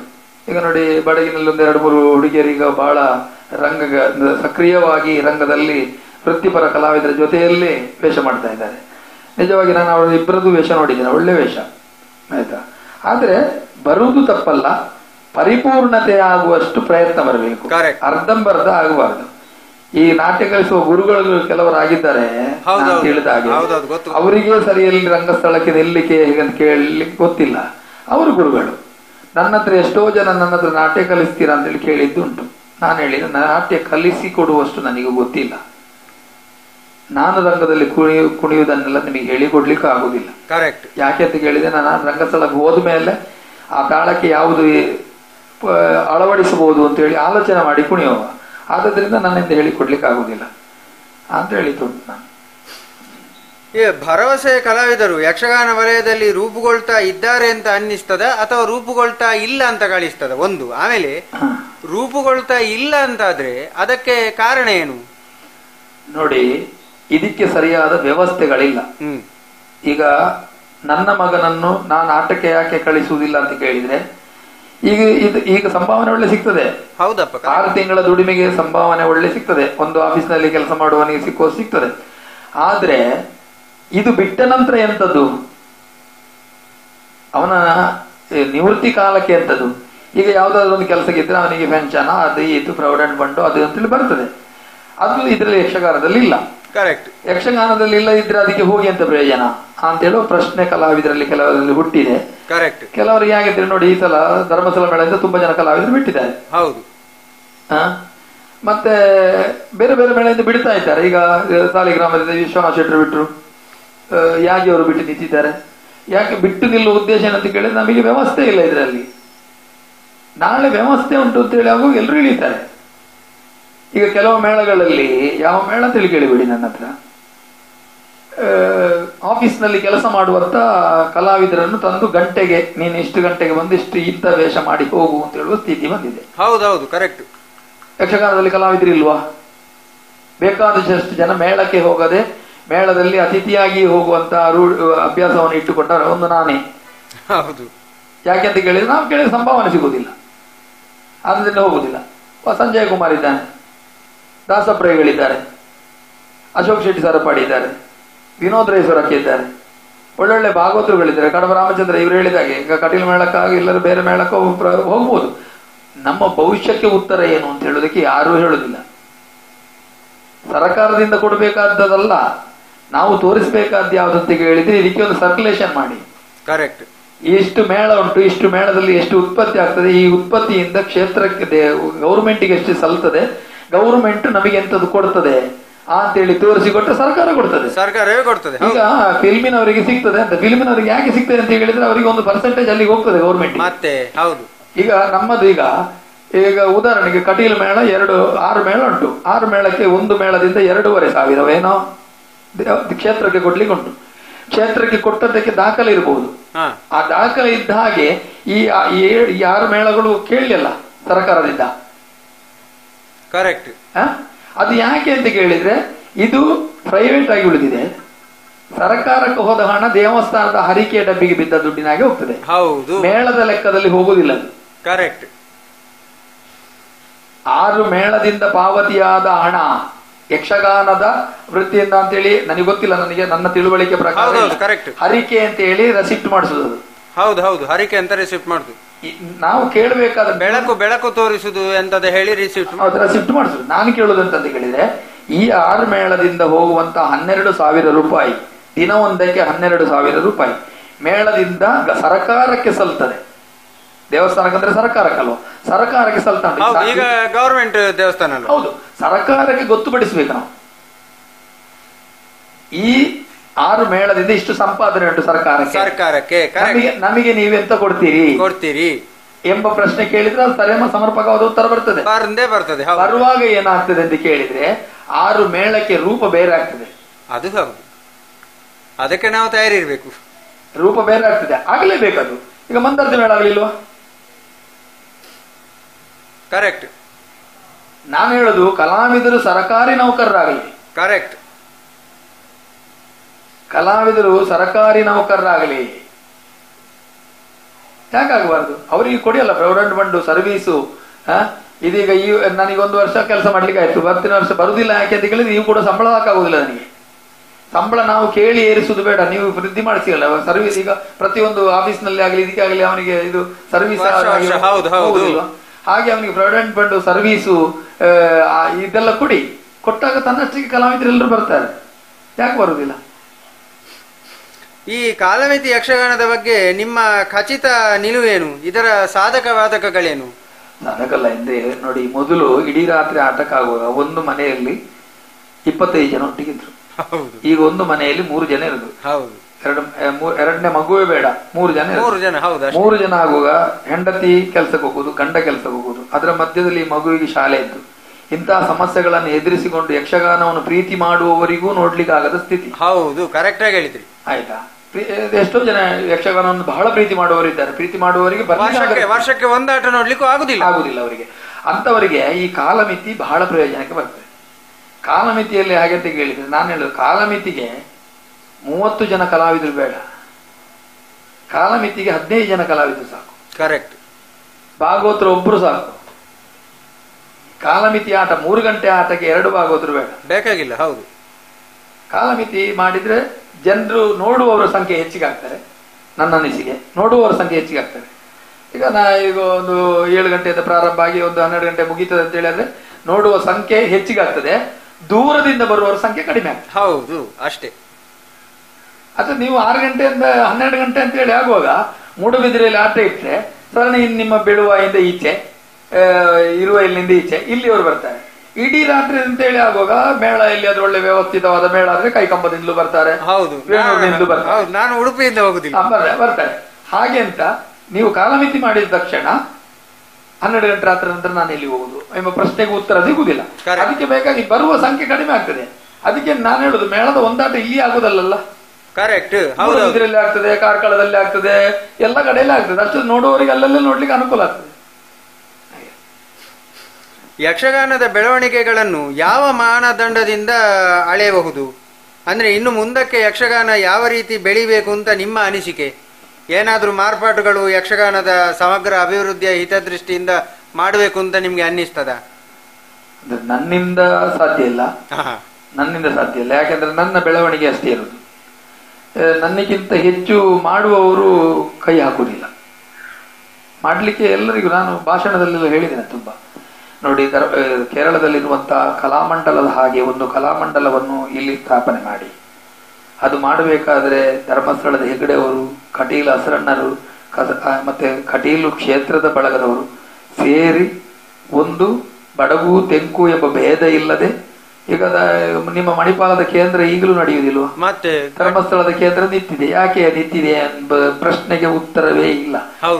ಉತ್ತರ ಹೇಗೆ ಅಂತ ಕೇಳಿದ್ರೆ ವಿದ್ಯಾರ್ಥಿಗಳಿಲ್ಲ ಅಂತ. ವಿದ್ಯಾರ್ಥಿಗಳಿಲ್ಲದಿದ್ರೆ ಇಷ್ಟು ವಿದ್ಯಾರ್ಥಿಗಳೀಗ ಅಲ್ಲಿ ಹುಟ್ಟಿದ್ದಾಗೆ. ಮತ್ತೆ ನಾನು ಹೇಳುದಂತ ಹೇಳಿದ್ರೆ, ಈಗ ನೋಡಿ, ಕಲಾಮಂಡಲದ ವ್ಯವಸ್ಥೆ ಆಗುಂಟು ಹೇಳಿ ಅವರಿಗೆ ಸ್ಕಾಲರ್ಶಿಪ್ ಉಂಟು. 6 ವರ್ಷ ಕಲಿಬೇಕು ಅಂತ ಕಡ್ಡಾಯ ಉಂಟು. 6 ವರ್ಷ ಅವರಿಗೆಲ್ಲ ವ್ಯವಸ್ಥೆಗಳು ಉಂಟು ಅಲ್ಲಿ. 6 ವರ್ಷ ಕಲಿತಾದ ನಂತರ ಅವರ ಸೂಚನೆ ಪ್ರಕಾರವೇ ಬೇರೆ ಕಡೆ ಹೋಗ್ಬೇಕು. ನಾನು ಒಬ್ಬರ ಹತ್ರ ಹೇಳಿದ್ದೆ, ಹೇಗೆ ಅಂತ ಕೇಳಿದ್ರೆ, ಕ್ಲಾಸ್ ಮಾಡಿ 6 ವರ್ಷಕ್ಕೆ ಕ್ಲಾಸ್ ಮಾಡಿ, 6 ವರ್ಷ. 1 ವರ್ಷ ಆದ ತಕ್ಷಣ ಎಕ್ಸಾಮ್ ಅಂತೇಳಿ ಮೇಳಕ್ಕೆ ಕಳಿಸಿ ಅವರಿಗೆ. ಬೇರೆ ಈ ಕಟೀಲು ಮೇಳಕ್ಕೆ ಒಂದು 5 ಜನವನ್ನು, 6 ಮೇಳಕ್ಕೆ 6 ಜನರಿಗೆ ಹಂಚಿ ಬಿಡುದು.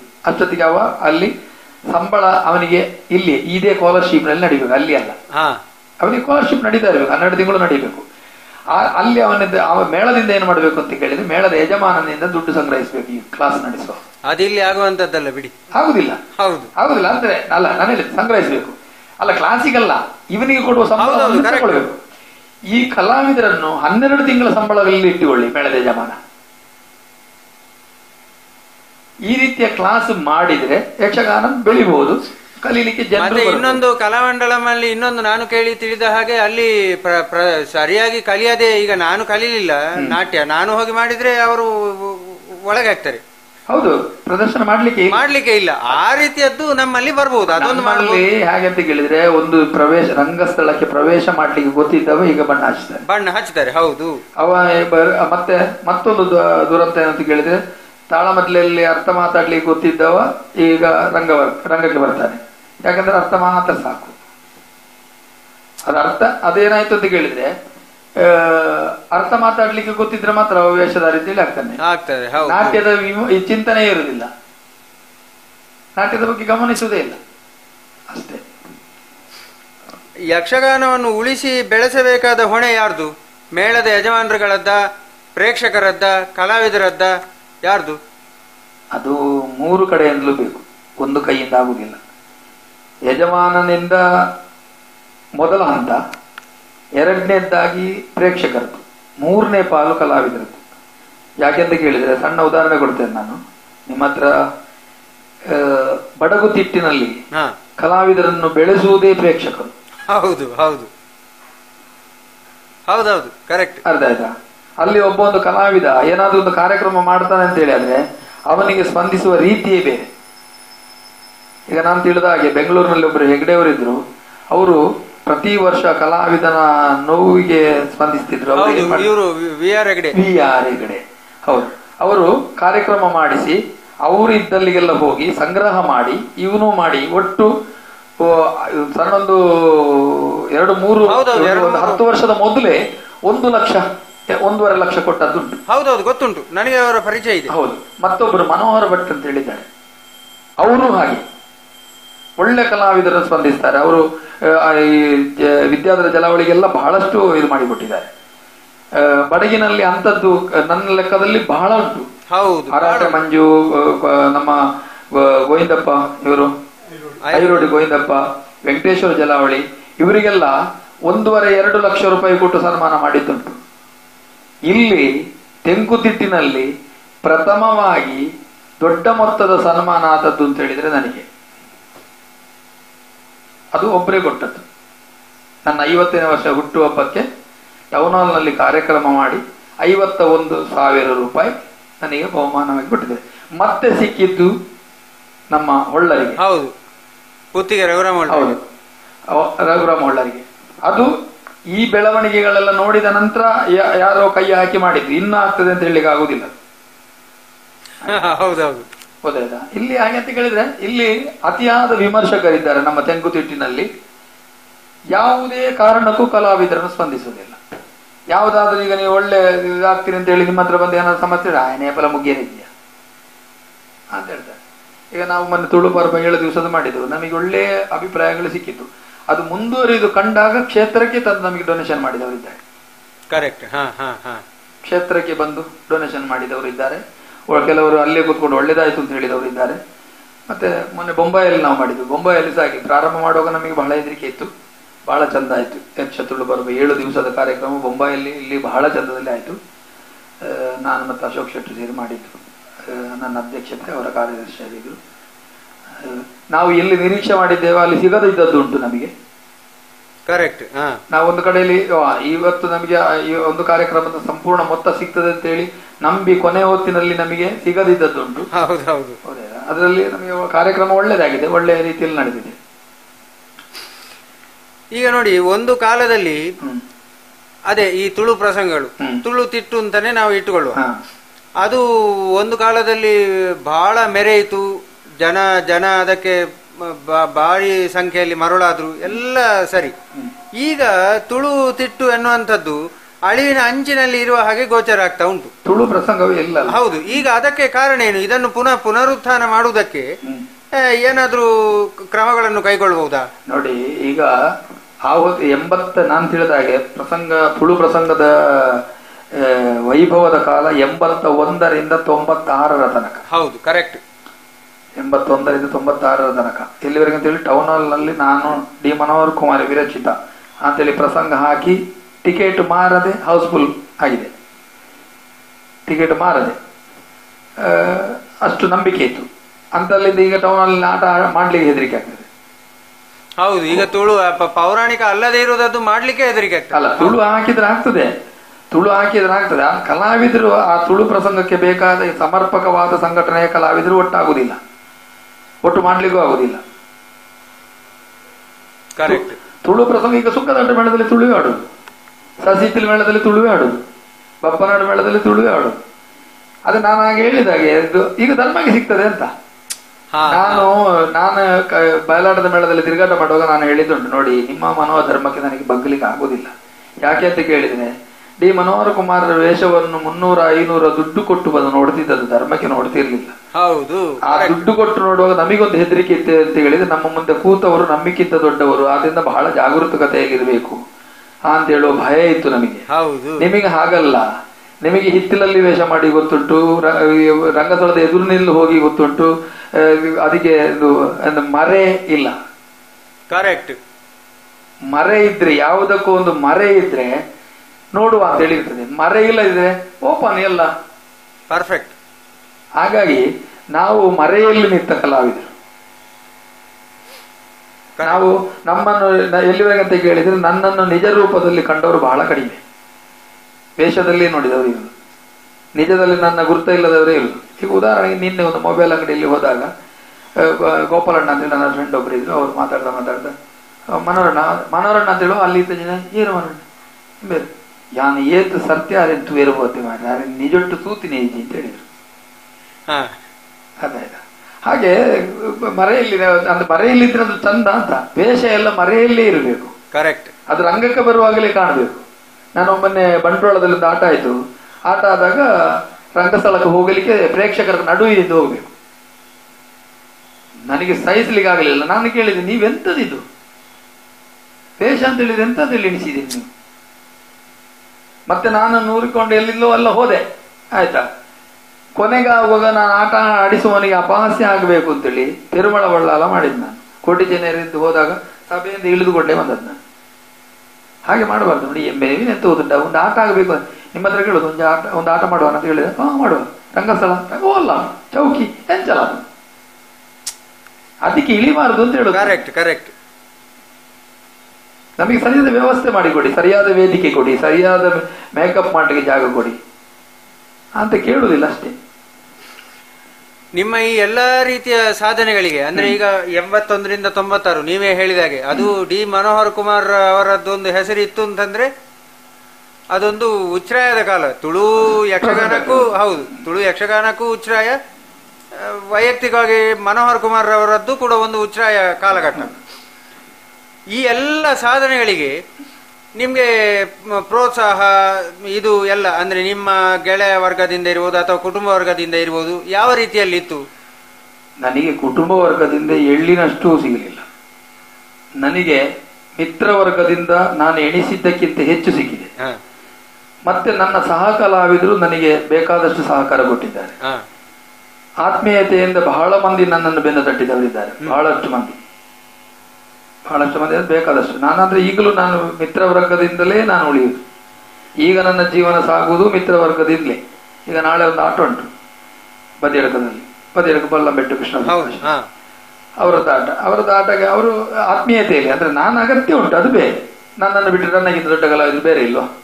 ಕರಿಬಹುದು, ಅದು ಬೇರೆ. ಆದ್ರೆ ಆತ್ಮೀಯತೆ ಎಂಬುದು ಯಕ್ಷಗಾನಕ್ಕೆ ನನಗೆ ಕೊಟ್ಟ ಭದ್ರತೆಯ ಒಂದು ಪೀಠ.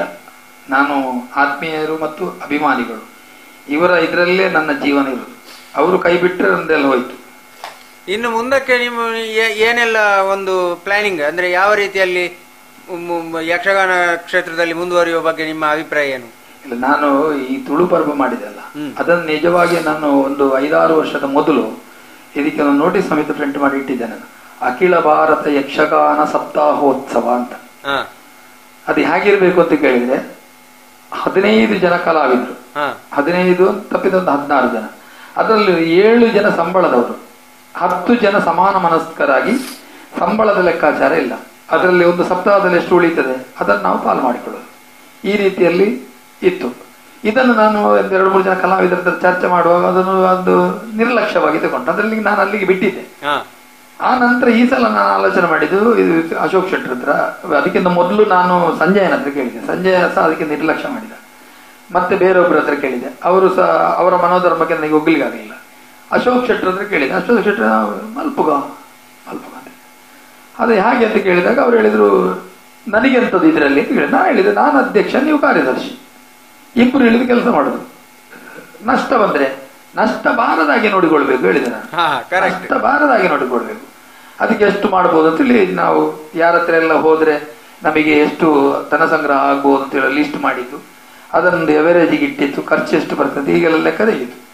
ಮತ್ತೆ ಹೇಳಿದೆವು, ಈಗ ಕಾರ್ ನನ್ನದಿತ್ತು, ಬರೀ ಪೆಟ್ರೋಲ್ ಖರ್ಚು ಮಾತ್ರ ತಗೊಂಡು ಕಾರ್ನಲ್ಲಿ ನಾವು ಒಂದು 20 ದಿವಸ ತಿರುಗಿದ್ದೇವೆ. ನಮಗೆ ಒಳ್ಳೆ ಈ ರೀತಿಯಲ್ಲಿ ಸ್ಪಂದಿಸಿದ್ದಾರೆ, ಒಳ್ಳೆ ರೀತಿಯಲ್ಲಿ ನಮಗೆ ಪ್ರಯೋಜನ ಆಗಿದೆ. ಬೊಂಬೈಯಲ್ಲಿ ಸಹ ಹಾಗೆ ಪ್ರಯೋಜನ ಆಗಿದೆ. ಮತ್ತೆ ನಮಗೆ ಉಡುಪಿ ಅಲ್ಲಿ ಇಲ್ಲೆಲ್ಲ ಮಾಡಬೇಕು ಅಂತೇಳಿ ಇತ್ತು. ಇದು 6 ತಿಂಗಳ ತಿರುಗಾಟಕ್ಕೂ ಫಲ ಕೊಡುವ ರೀತಿಯಲ್ಲಿ ಮಾಡಬೇಕು ಅಂತೇಳಿ ಅಭಿಪ್ರಾಯ ಇತ್ತು. ಒಂದು ತಿಂಗಳಲ್ಲಿ 3 ಸಪ್ತಾಹ ಅಂದ್ರೆ 21 ದಿವಸ, 9 ದಿವಸ ಕಲಾವಿದರಿಗೆ ರಜೆ, ಮನೆಗೆಲ್ಲ ಹೋಗಿ ಬರ್ಲಿಕ್ಕೆ. ಮತ್ತೆ ಇದು ಎಲ್ಲಿ ಮಂಗಳೂರಲ್ಲಿ, ಉಡುಪಿಯಲ್ಲಿ, ಬೆಂಗಳೂರಲ್ಲಿ, ಮೈಸೂರಲ್ಲಿ ವ್ಯಕ್ತಿಗಳನ್ನು ಹಿಡಿದು ಈಗ ನಮಗೆ ಒಂದು 2 ಲಕ್ಷ ರೂಪಾಯಿ ಹಣ ಆಗಬೇಕು ಅಂತ ಹೇಳಿದ್ರೆ 2,000 ರೂಪಾಯಿ ಕೊಡುವಂತ ವ್ಯಕ್ತಿಗಳನ್ನು ಇಷ್ಟು ಜನ ಇದು ಮಾಡಿ ಮಾಡುವ ರೀತಿಯಲ್ಲಿ ಒಂದು ಯೋಜನೆ ಮಾಡಿದ್ದೇನೆ. ಇದು ನಿಜವಾಗಿ ನಡೀತದೆ. ಆದ್ರೆ ನಮ್ಮ ಒಟ್ಟಿಗೆ ಬರುವ ಕಲಾವಿದರು ಹಾಗೆಯೇ ಇರಬೇಕು, ಅದೇ ಮನೋಧರ್ಮದಲ್ಲಿ ಇರಬೇಕು. ನನ್ನದೊಬ್ಬೊಂದು ತೀರ್ಮಾನ ಆದ್ರೆ ಸಾಕಾಗುದಿಲ್ಲ. ಯಾಕೆಂದ್ರೆ ಅದೇ ಮನೋಧರ್ಮದಲ್ಲಿ ಇದ್ರೆ ಇದರಲ್ಲಿ ನಷ್ಟಕ್ಕೆ ಎಂಬ ಪ್ರಶ್ನೆಗೆ ಉತ್ತರ ಬರುವುದಿಲ್ಲ. ಕರೆಕ್ಟ್. ಈಗ ಅವರು ಅಶೋಕ್ ಶೆಟ್ಟಿ ಬರುವಾಗ ಹೇಳಿದ್ರು, ಇಂದೆಟ್ಟು ಎಂಕ ಪ್ರಯೋಜನ ಅಂಚಿನ 10 ರೂಪಾಯಿ ಅವರಿಂದ ಎಂಕಲೀರಿಗೆಲ್ಲ ಪಾಲು ಅಂತ ಹೇಳಿದ. ಹಾಗೆ ನಾವು ಮೊನ್ನೆ ನಮಗೆ ಒಂದು ಮೊತ್ತ ಉಳಿತು, ನಾನು ಅವರು ಒಳ್ಳೆ ರೀತಿಯಲ್ಲಿ ಹಂಚಿಕೊಂಡಿದ್ದೆ, ಒಳ್ಳೆ ರೀತಿಯಲ್ಲಿ ವ್ಯವಹಾರ ಆಗಿದೆ. ಒಳ್ಳೆ ನಮಗೆ ಹೋದಲ್ಲಿ ಸಹ ಒಳ್ಳೆ ಇದು ಸಿಕ್ಕಿದೆ, ಗೌರವ ಸಿಕ್ಕಿದೆ. ಒಳ್ಳೆ ರೀತಿಯಲ್ಲಿ ಮಾಡಿದ ಕಾರ್ಯ ನಿಮ್ಮದು ಒಳ್ಳೇದು ಅಂತ ಹೇಳಿದ್ರು, ಇನ್ನು ಮುಂದೆ ಮಾಡಿ ಅಂತಲೂ ಹೇಳಿದ್ರು.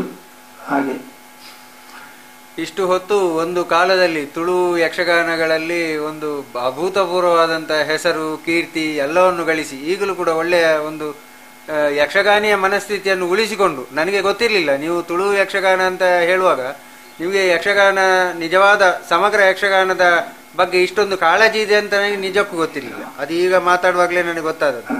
ಮತ್ತೆ ನಿಮ್ಮ ಒಂದು ವಿಮರ್ಶಾತ್ಮಕ ಇದು ಪಾತ್ರವನ್ನು ಬೆಳೆಸುವ ರೀತಿ ಇದೆಲ್ಲ ನನಗೆ ಅಚ್ಚರಿ ಮೂಡಿಸಿದೆ. ನನಗೆ ಗೊತ್ತಿತ್ತು ನೀವು ಸಾಧಾರಣದವರಲ್ಲ ಅಂತ ಗೊತ್ತಿತ್ತು, ಆದ್ರೆ ಇಷ್ಟೊಂದು ನಿಮ್ಮಲ್ಲಿ ಜ್ಞಾನ ಇದೆ ಅನ್ನುವಂಥದ್ದು ನನಗೆ ನಿಜಕ್ಕೂ ಇವತ್ತೇ ಗೊತ್ತಾಗಿದ್ದು.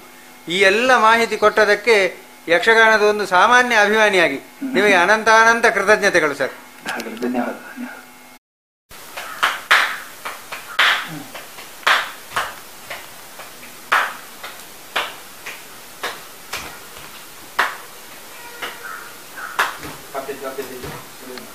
ಮಿಂದ್ಲಿ ಅದೇ ನಾನು ಕಟ್ ಮಾಡಿ ಬರಪ್ಪುಂಡು. ಹಾ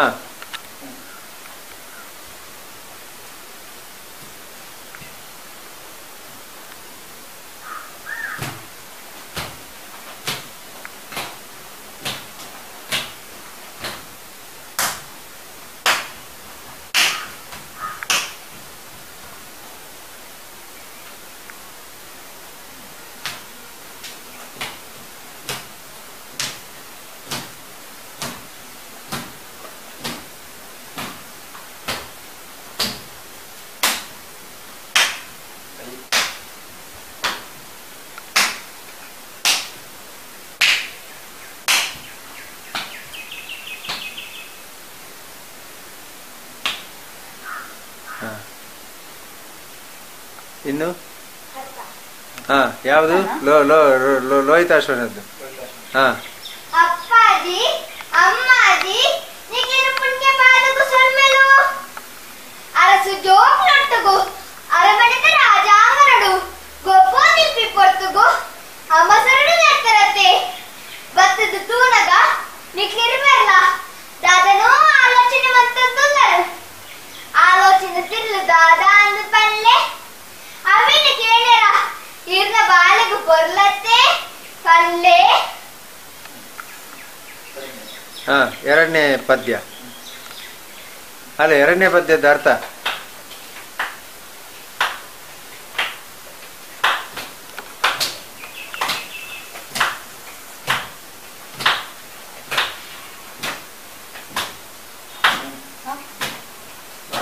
ಸಾಕು.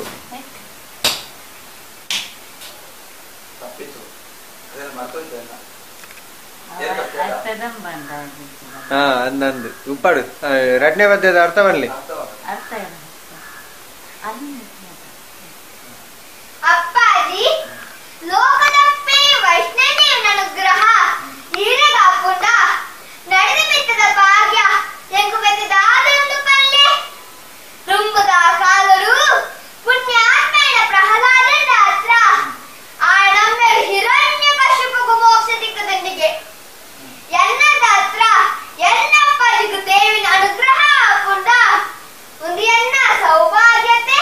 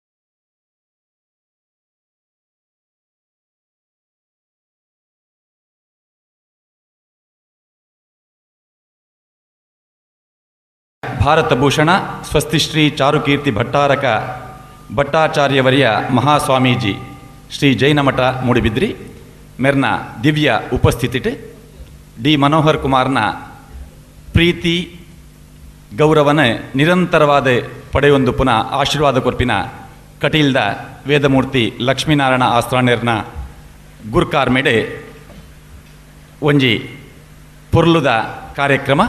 ಈ ಕಾರ್ಯಕ್ರಮಕ್ಕೆ ವಿಶೇಷವಾದ ಡಿ ಮನೋಹರ್ ಕುಮಾರ್ರಿಗೆ ರಸರಂಗ ಚಕ್ರವರ್ತಿ ಬಿರುದು ಪ್ರದಾನ ಈ ಕಾರ್ಯಕ್ರಮದಲ್ಲಿ ಏಸಿಗೆ ಬೈದಿನ ಮಾತಾ ಬಿನ್ನೆರಿನ ಗಣ್ಯರಿನ ಕಾರ್ಯಕ್ರಮದ ಸಂಘಟಕರಾಯಿನ ಡಾಕ್ಟರ್ ಶಾಂಭಟ್ ಆರ್ ವೇದಿಕೆಯಲ್ಲಿ ತಂದು ಬರೊಂದುಲ್ಲೇರೆ ಪರಮ ಪೂಜ್ಯ ಜೈನ ಮಠದ ಪೂಜ್ಯ ಸ್ವಾಮೀಜಿಲು ಲಕ್ಷ್ಮೀನಾರಾಯಣ ಆಸ್ರಣ್ಣ ಅಭಿನಂದನಾ ಭಾಷಣ ಮಲ್ಪರೂಪನ ಶ್ರೀ ಕುಂಬಳೆ ಸುಂದರ್ರಾವ್ ಧರ್ಮದರ್ಶಿ ಹರಿಕೃಷ್ಣ ಪುನರೂರು ಎಸ್ ಪ್ರದೀಪ್ ಕುಮಾರ ಕಲ್ಕೂರ ಶಾನಾಡಿ ಅಜಿತ್ ಕುಮಾರ್ ಹೆಗಡೆ ಹೇಮನಾಥ ಶೆಟ್ಟಿ ಕಾವು ಪಿ ರಮಾನಾಥ ಹೆಗಡೆ ಪಿ ಕಿಶನ್ ಹೆಗಡೆ ಭುಜಬಲಿ ಅಂಚನೆ ಸನ್ಮಾನನ ಸ್ವೀಕಾರ ಮಲ್ಪರೂಪನ ಮನೋಹರ್ ಕುಮಾರ್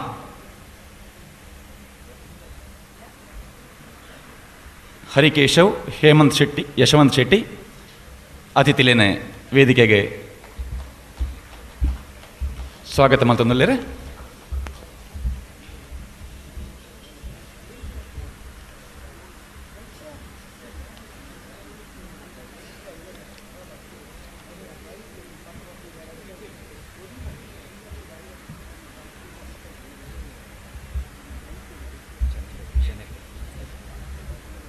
ಅಂಚನೆ ಸಾಲಿಗ್ರಾಮ ಮಂಗಳಾದೇವಿ ಸೌಕೂರು ಹಾಲಾಡಿ ಹಿರಿಯಡ್ಕ ಮೇಳಲದ ಗುರ್ಕಾರ್ರಾಯನ ಕಿಶನ್ ಹೆಗಡೆ ದಯಮಲ್ತದೆ ಕಿಶನ್ ಹೆಗಡೆ ವೇದಿಕೆ ಬರಡೊಂದು ವಿನಂತಿ ಮಲ್ತಂದಲ್ಲ.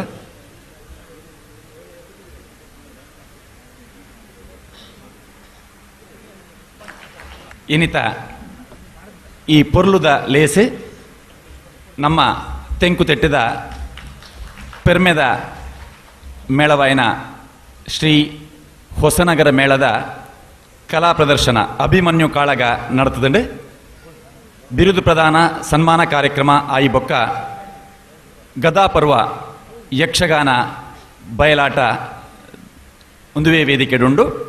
ಈ ಕಾರ್ಯಕ್ರಮದ ನೇರ ಪ್ರಸಾರ ನಮ್ಮ ಕುಡ್ಲ V4 ಮೀಡಿಯಾ ನೆಟ್ ನೇರ ಪ್ರಸಾರ ಒಂದುಂಡು. ನಮ್ಮ ಕುಡ್ಲ ಕರೆಬರಿತ ಮಸ್ತ್ ವೀಕ್ಷಕರನಕುಲು ಇಲ್ಲಡುಕುಲೊಂದು ಈ ಕಾರ್ಯಕ್ರಮದ ವೀಕ್ಷಣೆ ಮಂತೊಂದುಲ್ಲೇರೆ. ಕಾರ್ಯಕ್ರಮದ ಬಿನ್ನೆರೆನ ಗಣ್ಯರೆನ ಪೊಲಬ್ ಮಲ್ತದು ಎದುಕೊನ್ವೇರೆ ಸುಧಾಕರ್ ರಾವ್ ಪೇಜಾವರ್. ನಮ್ಮ ಸದಸ್ಯೆ ನಮ್ಮ ಸದಸ್ಯಸ್ಪತೆ ಕರಾವಳಿಯ ಅತ್ಯಂತ ಶ್ರೇಷ್ಠ ಕಲೆಯಾಗಿರುವಂಥ ಯಕ್ಷಗಾನದ ಓರ್ವ ಕಲಾವಿದನ ಚಿನ್ನದ ಹಬ್ಬದ ಈ ಒಂದು ಸಂದರ್ಭದಲ್ಲಿ ನಾವಿದ್ದೇವೆ. ಇವತ್ತು ಮನೋಹರ್ ಅವರು ನಮ್ಮೆಲ್ಲರ ಮನವನ್ನು ಮನೆಯನ್ನು ತಟ್ಟಿದ್ದಾರೆ, ಸ್ಪರ್ಶಿಸಿದ್ದಾರೆ, ಮುದ್ರಿಸಿಕೊಂಡಿದ್ದಾರೆ, ಎಲ್ಲರ ಮನದಲ್ಲಿ ಕೂಡ ಅರಳಿಕೊಂಡಿದ್ದಾರೆ. ಅವರ ಸುವರ್ಣ ಸಂಭ್ರಮ ಜನ್ಮದಿನೋತ್ಸವದ ಈ ಸುಸಂದರ್ಭದಲ್ಲಿ ಸಾಂಸ್ಕೃತಿಕ ಕಾರ್ಯಕ್ರಮದೊಂದಿಗೆ ಕರಾವಳಿಯ ಯಕ್ಷಗಾನದ ಶ್ರೇಷ್ಠ ಈ ಒಂದು ಕಲೆಯನ್ನು ಪರಿಮಳವನ್ನು ಎಲ್ಲರ ಮನದಲ್ಲಿ ಬಿತ್ತರಿಸುವುದರೊಂದಿಗೆ ಕಾರ್ಯಕ್ರಮದ ಯೋಜನೆಯನ್ನು ಮಾಡಿಕೊಂಡಿದ್ದೇವೆ. ಅಭಿನಂದನದ ಬಳಗದ ವತಿಯಿಂದ ಹಾರ್ದಿಕವಾಗಿ ಎಲ್ಲರನ್ನೂ ಸ್ವಾಗತಿಸ್ತಾ ನಮ್ಮ ಈ ಕಾರ್ಯಕ್ರಮವನ್ನು ಉತ್ಕೃಷ್ಟವಾಗಿ ಉನ್ನತವಾಗಿ ಉದಾತ್ತವಾಗಿ ನಮ್ಮ ಸಮಾಜಕ್ಕೆ ನೀಡಲಿಕ್ಕೆ ಸಾಧ್ಯವಾದದ್ದು ಇವತ್ತು ಶ್ರೀ ಗುರುಗಳ ಸಾನ್ನಿಧ್ಯದಿಂದ. ಮೂಡಬಿದ್ರೆಯ ಚಾರುಕೀರ್ತಿ ಭಟ್ಟಾಚಾರ್ಯ ಸ್ವಾಮೀಜಿಯವರು ತನ್ನ ಕ್ಷೇತ್ರದಲ್ಲಿ ಹಲವಾರು ಇಂಥ ಕಲಾವಿದರನ್ನು ಕರೆಸಿ ಕೂರಿಸಿ ಅಭಿನಂದಿಸಿ ತನ್ನ ಮೂಲಕ ಕಲಾ ಸೇವೆಯನ್ನು ಮಾಡುವಂಥ ಕಲಾವಿದರನ್ನು ಹರಿಸ್ತಾ ಇದ್ದಾರೆ. ಇವತ್ತಿನ ಈ ವೇದಿಕೆಯಲ್ಲಿ ಆಸೀನರಾಗಿ ವಿರಾಜಮಾನವಾಗಿ ನಮ್ಮ ಈ ಕಾರ್ಯಕ್ರಮದಲ್ಲಿ ವೈಭವಪೂರಿತವಾಗಿ ಅಲಂಕರಿಸಿದ್ದಾರೆ. ಅವರನ್ನು ಸಾಷ್ಟಾಂಗ ಪ್ರಣಾಮಗಳೊಂದಿಗೆ ಹಾರ್ದಿಕವಾಗಿ ಸ್ವಾಗತಿಸ್ತಾ ನಮ್ಮ ಸಂಘಟಕರಾದಂಥ ಡಾಕ್ಟರ್ ಶಾಂಭಟ್ ಅವರು ಫಲತಟ್ಟೆಗಳನ್ನು ನೀಡುವ ಮೂಲಕ ಗೌರವಾರ್ಪಣೆಯೊಂದಿಗೆ ಅವರಿಗೆ ಸ್ವಾಗತವನ್ನು ನೀಡ್ತಾ ಇದ್ದೇವೆ. ಮೂಡಬಿದ್ರೆ ಪರಮಪೂಜ್ಯ ಭಾರತಭೂಷಣ ಸ್ವಸ್ತಿ ಚಾರುಕೀರ್ತಿ ಭಟ್ಟಾಚಾರ್ಯ ಅವರಿಯ ಮಹಾಸ್ವಾಮೀಜಿಯವರಿಗೆ ನಮ್ಮ ಸಾಷ್ಟಾಂಗ ಪ್ರಣಾಮಗಳೊಂದಿಗೆ ಅಭಿನಂದನಾ ಬಳಗದವರ ಪರವಾಗಿ ಹಾರ್ದಿಕವಾದಂಥ ಸ್ವಾಗತವನ್ನು ನೀಡ್ತಾ ಇದ್ದೇವೆ. ವರ್ಷಗಳಿಂದ ಕಟೀಲು ಕ್ಷೇತ್ರದ ಕಲಾವಿದರಿಗೆ ಹರಿಸಿಕೊಂಡು ಬಂದವರು ನಮ್ಮೆಲ್ಲರ ವೇದಮೂರ್ತಿಗಳಾದಂಥ ಗೋಪಾಲಕೃಷ್ಣ ಆಸ್ರಣರವರು. ಅದೇ ಪರಂಪರೆಯನ್ನು ಇವತ್ತು ಉಳಿಸಿಕೊಂಡವರು ಅವರ ಸುಪುತ್ರರಾದಂಥ ನಮ್ಮ ಲಕ್ಷ್ಮೀನಾರಾಯಣ ಆಸ್ರಣರವರು. ರಾತ್ರಿಯನ್ನು ಹಗಲು ಮಾಡಿ ಇವತ್ತು ಕಲಾವಿದರನ್ನು ಹರಿಸಿ ಕಲಾವಿದರಿಗೆ ಹುಮ್ಮನಸ್ಸನ್ನು ಚೇತನವನ್ನು ಸದಾ ಕೊಡುತ್ತಾ ಯಕ್ಷಗಾನಕ್ಕೆ ಹಲವಾರು ಕೊಡುಗೆಗಳನ್ನು ಕೊಟ್ಟಂಥ ಲಕ್ಷ್ಮೀನಾರಾಯಣ ಆಸ್ರಣರು ಇವತ್ತು 6 ದಶಕಗಳ ಜನ್ಮಪೂರ್ತಿಯನ್ನು ಮಾಡಿಕೊಂಡು ವಿಶಿಷ್ಟವಾದ ಸಾಧನೆಯನ್ನು ಮಾಡಿದಂಥ ಜನಕರನ್ನೆಲ್ಲ ಕರೆಸಿ ಅಭಿನಂದಿಸಿ ಕಾರ್ಯಕ್ರಮಗಳಲ್ಲಿ ಉನ್ನತ ಸ್ಥಾನವನ್ನು ನೀಡ್ತಾ ಇದ್ದಾರೆ. ಇವತ್ತಿನ ಸಭಾಧ್ಯಕ್ಷ ಪೀಠವನ್ನು ಅಲಂಕರಿಸಿದ್ದಾರೆ. ಅವರಿಗೆ ಹಾರ್ದಿಕವಾದಂಥ ಸ್ವಾಗತವನ್ನು ಬಯಸ್ತಾ ಅಭಿನಂದನಾ ಬಳಗ ಪರವಾಗಿ ಶ್ರೀಯುತ ಹರಿಕೇಶವ್ ಇವರು ಪುಷ್ಪಗುಚ್ಛವನ್ನು ನೀಡಿ ಸ್ವಾಗತವನ್ನು ನೀಡಬೇಕು ಅಂತ ವಿನಂತಿಸ್ತಾ ಇದ್ದೇವೆ. ಯಕ್ಷಗಾನಕ್ಕೆ ಇವತ್ತೊಂದು ಆಭರಣವಾಗಿರುವವರು ಕುಂಬ್ಳೆ ಸುಂದರರಾವ್ ಅವರು. ಕುಂಬ್ಳೆ ಸುಂದರರಾವ್ ಅವರು ಯಕ್ಷಗಾನದ ಅಕಾಡೆಮಿ ಅಧ್ಯಕ್ಷರಾಗಿ ಇವತ್ತು ಸರ್ವಾನುಮತದಿಂದ ನಮ್ಮ ಈ ಸರ್ಕಾರ ಘೋಷಿಸಿದೆ. ಈ ಎಲ್ಲ ಒಂದು ಸಂತೋಷದೊಂದಿಗೆ ಯಕ್ಷಗಾನ ಅಕಾಡೆಮಿಯ ಸೇವೆಯನ್ನು ಸಲ್ಲಿಸುವುದರೊಂದಿಗೆ ಯಕ್ಷಗಾನಕ್ಕೂ ತನ್ನ ಸೇವೆಯನ್ನು ಕೊಟ್ಟು ಕಲಾವಿದರ ಕೇಳುಗರ ಮನದಲ್ಲಿ ಇವತ್ತು ವೈಭವಪೂರಿತವಾಗಿ ಮೆರೆತಾ ಇದ್ದಂಥ ಮೇರು ಪಂಕ್ತಿಯ ಕಲಾವಿದರಾದಂಥ ಕುಂಬ್ಳೆ ಸುಂದರರಾವ್ ಅವರು ಇವತ್ತು ಸನ್ಮಾನಿತರ ಅಭಿನಂದನಾ ಭಾಷಣಗಳನ್ನು ಮಾಡಲಿಕ್ಕಿದ್ದಾರೆ. ಅವರನ್ನು ಹಾರ್ದಿಕವಾಗಿ ಸ್ವಾಗತಿಸ್ತಾ ಯಶವಂತ ಶೆಟ್ಟಿಯವರು ಪುಷ್ಪಗುಚ್ಛ ನೀಡಿ ಸ್ವಾಗತವನ್ನು ನೀಡಬೇಕು ಅಂತ ಭಿನ್ನಾವನ್ನು ಮಾಡ್ತಾ ಇದ್ದೇವೆ.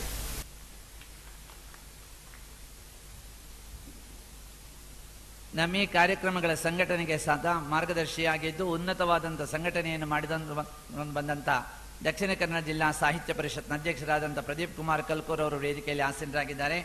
ಅವರನ್ನು ಹಾರ್ದಿಕವಾಗಿ ಸ್ವಾಗತಿಸ್ತಾ ಶ್ರೀಯುತ ಜಗದೀಶ್ ಶೆಟ್ಟಿ ಅವರು ಅವರಿಗೆ ಪುಷ್ಪಗುಚ್ಛ ನೀಡಿ ನಮ್ಮ ಈ ಅಭಿನಂದನಾ ಬಳಗದ ಪರವಾಗಿ ಸ್ವಾಗತವನ್ನು ನೀಡಬೇಕು ಅಂತ ವಿನಂತಿಸ್ತಾ ಇದ್ದೇವೆ. ಯಕ್ಷಗಾನದ ವಿವಿಧ ಕಾರ್ಯಕ್ರಮಗಳನ್ನು ಇವತ್ತು ವಿಶೇಷವಾಗಿ ಸೇವೆ ಸಲ್ಲಿಸುವುದರೊಂದಿಗೆ ಯಕ್ಷಗಾನಕ್ಕೆ ಪ್ರೇರಕ ಪೂರಕ ಶಕ್ತಿಯಾಗಿದ್ದವರು ನಮ್ಮ ಜಂಟಿ ಆಯುಕ್ತರಾದಂಥ ಶಾನಾಡಿ ಅಜಿತ್ ಕುಮಾರ್ ಹೆಗ್ಡೆ ಅವರು ವೇದಿಕೆಯಲ್ಲಿ ಆಸೀನರಾಗಿದ್ದಾರೆ. ಅವರನ್ನು ಹಾರ್ದಿಕವಾಗಿ ಸ್ವಾಗತಿಸ್ತಾ ಶ್ರೀಯುತ ಸನತ್ ಕುಮಾರ್ ಜೈನ್ ರವರು ನಮ್ಮ ಬಳಗದ ಪರವಾಗಿ ಅವರನ್ನು ಸ್ವಾಗತಿಸಬೇಕಾಗಿ ವಿನಂತಿಸ್ತಾ ಇದ್ದೇವೆ.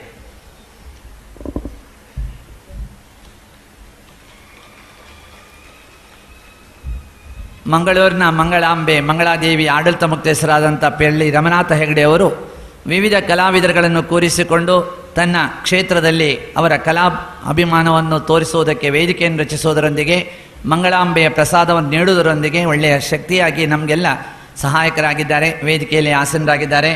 ಅವರನ್ನು ಹಾರ್ದಿಕವಾಗಿ ಸ್ವಾಗತಿಸ್ತಾ ಗೋಕುಲ್ ಕದ್ರಿಯವರು ಅವರಿಗೆ ಪುಷ್ಪಗುಚ್ಛ ನೀಡಿ ಸ್ವಾಗತವನ್ನು ನೀಡಬೇಕು ಅಂತ ವಿನಂತಿಸ್ತಾ ಇದ್ದೇವೆ. ಶ್ರೀಯುತ ನವನೀತ್ ಶೆಟ್ಟಿ ಅವರು ಅವರಿಗೆ ಪುಷ್ಪಗುಚ್ಛ ನೀಡಿ ಸ್ವಾಗತವನ್ನು ನೀಡಬೇಕು ಅಂತ ವಿನಂತಿಸ್ತಾ ಇದ್ದೇವೆ.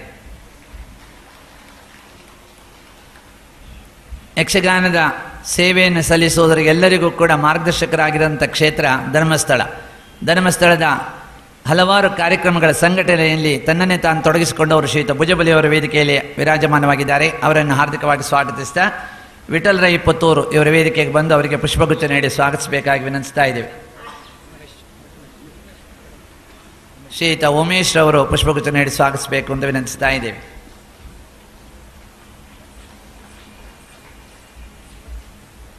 ಇವತ್ತು ಲಾಭ ಇಲ್ಲದ ಒಂದು ಕೃಷಿ ಅಂದರೆ ಮೇಳಗಳು. ಹಲವಾರು ಕೇಳುಗರಿಗೆ ಮುದವನ್ನು ಕೊಡುವಂಥ ಶ್ರೇಷ್ಠ ಸಂಸ್ಥೆ ಅಂದರೆ ಮೇಳಗಳು.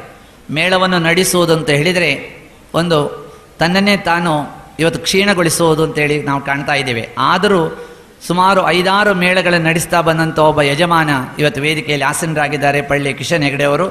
ಇವರನ್ನು ಹಾರ್ದಿಕವಾಗಿ ಸ್ವಾಗತಿಸ್ತಾ ಶ್ರೀನಿವಾಸ ಅವರು ಅವರಿಗೆ ಪುಷ್ಪಗುಚ್ಛ ನೀಡಿ ಸ್ವಾಗತಿಸಬೇಕು ಅಂತ ವಿನಂತಿಸ್ತಾ ಇದ್ದೇವೆ.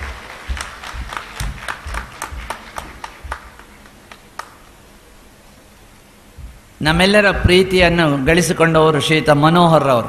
ಮನೋಹರ್ ಅವರದ್ದೇ ಒಂದು ಶೈಲಿ, ಮನೋಹರ್ ಅವರದ್ದೇ ಒಂದು ವಿಶೇಷವಾದಂಥ ಭಾಷೆ, ಅವರದ್ದೇ ಆದಂಥ ವರ್ಣಾಲಂಕಾರ, ಅವರದ್ದೇ ಆದಂಥ ವಸ್ತ್ರಾಲಂಕಾರ, ಹೀಗೆ ವಿಭಿನ್ನ ರೀತಿಯಲ್ಲಿ ಎಲ್ಲರ ಮನದಲ್ಲಿ ಮುದ್ರಿತರಾದಂಥ ಒಬ್ಬ ಕಲಾವಿದ ಮನೋಹರ್.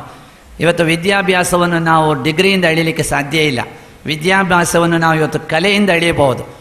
ಚಿಕ್ಕದಿಂದಲೇ ಎಳವೆಯಿಂದಲೂ ಇದರಲ್ಲಿ ಕ್ಷೇತ್ರದಲ್ಲಿ ಒಂದು ಉನ್ನತ ಸ್ಥಾನವನ್ನು ಪಡೆಯುವುದಕ್ಕೆ ಹುಮ್ಮನಸ್ಸನ್ನು ಚೇತನವನ್ನು ನೀಡಿದಂಥ ತನ್ನ ಸೇವೆ ಪೂರ್ಣವು ಯಕ್ಷಗಾನಕ್ಕಾಗಿ ಮೀಸಲಾಗಿಟ್ಟಂಥ ಮನೋಹರ್ರವರು ಕಲಾವಿದರಾಗಿ, ಯಜಮಾನರಾಗಿ, ಸಂಘಟಕರಾಗಿ ಒಂದು ವಿಶೇಷ ಸಂಸ್ಥೆಯನ್ನು ಸ್ಥಾಪಿಸುವ ಮೂಲಕ ಚಿನ್ನದ ಹಬ್ಬವನ್ನು ಆಚರಿಸುವಂಥ ಸಂದರ್ಭದಲ್ಲಿ ಅಭಿಮಾನ್ಯದ ಬಳಗದವರೆಲ್ಲ ಒಟ್ಟು ಸೇರಿ ಅಭಿನಂದನೆಯನ್ನು ಮಾಡಲಿಕ್ಕಿದ್ದಾರೆ. ಈ ಕಾರ್ಯಕ್ರಮಕ್ಕೆ ಅಲಂಕೃತರಾದಂಥ ಮನೋಹರ್ರವರಿಗೆ ಕೂಡ ಹಾರ್ದಿಕವಾದಂಥ ಸ್ವಾಗತವನ್ನು ಬಯಸ್ತಾ ಇದ್ದೇವೆ. ನಮ್ಮೆಲ್ಲರ ಪ್ರೀತಿಯನ್ನು ಭಿನ್ನಾಹವನ್ನು ಮನ್ನಿಸಿ ವೇದಿಕೆಯನ್ನು ಆರಂಭಿಸಲಿಕ್ಕೆ ಅನುವು ಮಾಡಿಕೊಟ್ಟವರು ತಾವುಗಳು. ನೀವಿಲ್ಲದೆ ನಾವೇನು ಮಾಡಲಿಕ್ಕಾಗಿಲ್ಲ. ನಮ್ಮ ಕಾರ್ಯಕ್ರಮದ ಪ್ರಾರಂಭದಲ್ಲಿ ನಾವು ನಮ್ಮ ಸದಸ್ಯೆ ಅಂತಂದೇವೆ. ನಮ್ಮ ವಿಶೇಷವಾದಂಥ ಕಾರ್ಯಕ್ರಮಕ್ಕೆ ಪ್ರೋತ್ಸಾಹ ಕೊಟ್ಟ ತಮ್ಮನ್ನು ಅಭಿಮಾನ ಬಳಗದ ಪರವಾಗಿ ಹಾರ್ದಿಕವಾಗಿ ಸ್ವಾಗತಿಸ್ತಾ ಈ ಎಲ್ಲ ಕಾರ್ಯಕ್ರಮಗಳನ್ನು ಮನೆಗಳಿಗೆ ಬಿತ್ತರಿಸ್ತಾ ಇರುವಂಥ ಸಮೂಹ ಮಾಧ್ಯಮದ ಎಲ್ಲ ಪ್ರತಿನಿಧಿಗಳನ್ನು, ಎಲ್ಲ ಸಮೂಹ ಮಾಧ್ಯಮ ಸಂಸ್ಥೆಯ ಯಜಮಾನರನ್ನು ಹಾರ್ದಿಕವಾಗಿ ಸ್ವಾಗತಿಸ್ತಾ ಅಭಿಮಾನದ ಬಳಗದ ಪರವಾಗಿ ನಮಗೆಲ್ಲ ಪ್ರೀತಿಪೂರ್ವಕವಾದಂಥ ಸ್ವಾಗತವನ್ನು ಬಿತ್ತರಿಸಿ ನನ್ನ ಕಾರ್ಯಕ್ರಮವನ್ನು ನನ್ನ ಮಾತಿಗೆ ಪೂರ್ಣವಿರಾಯ್ತಾ ಇದ್ದೇನೆ.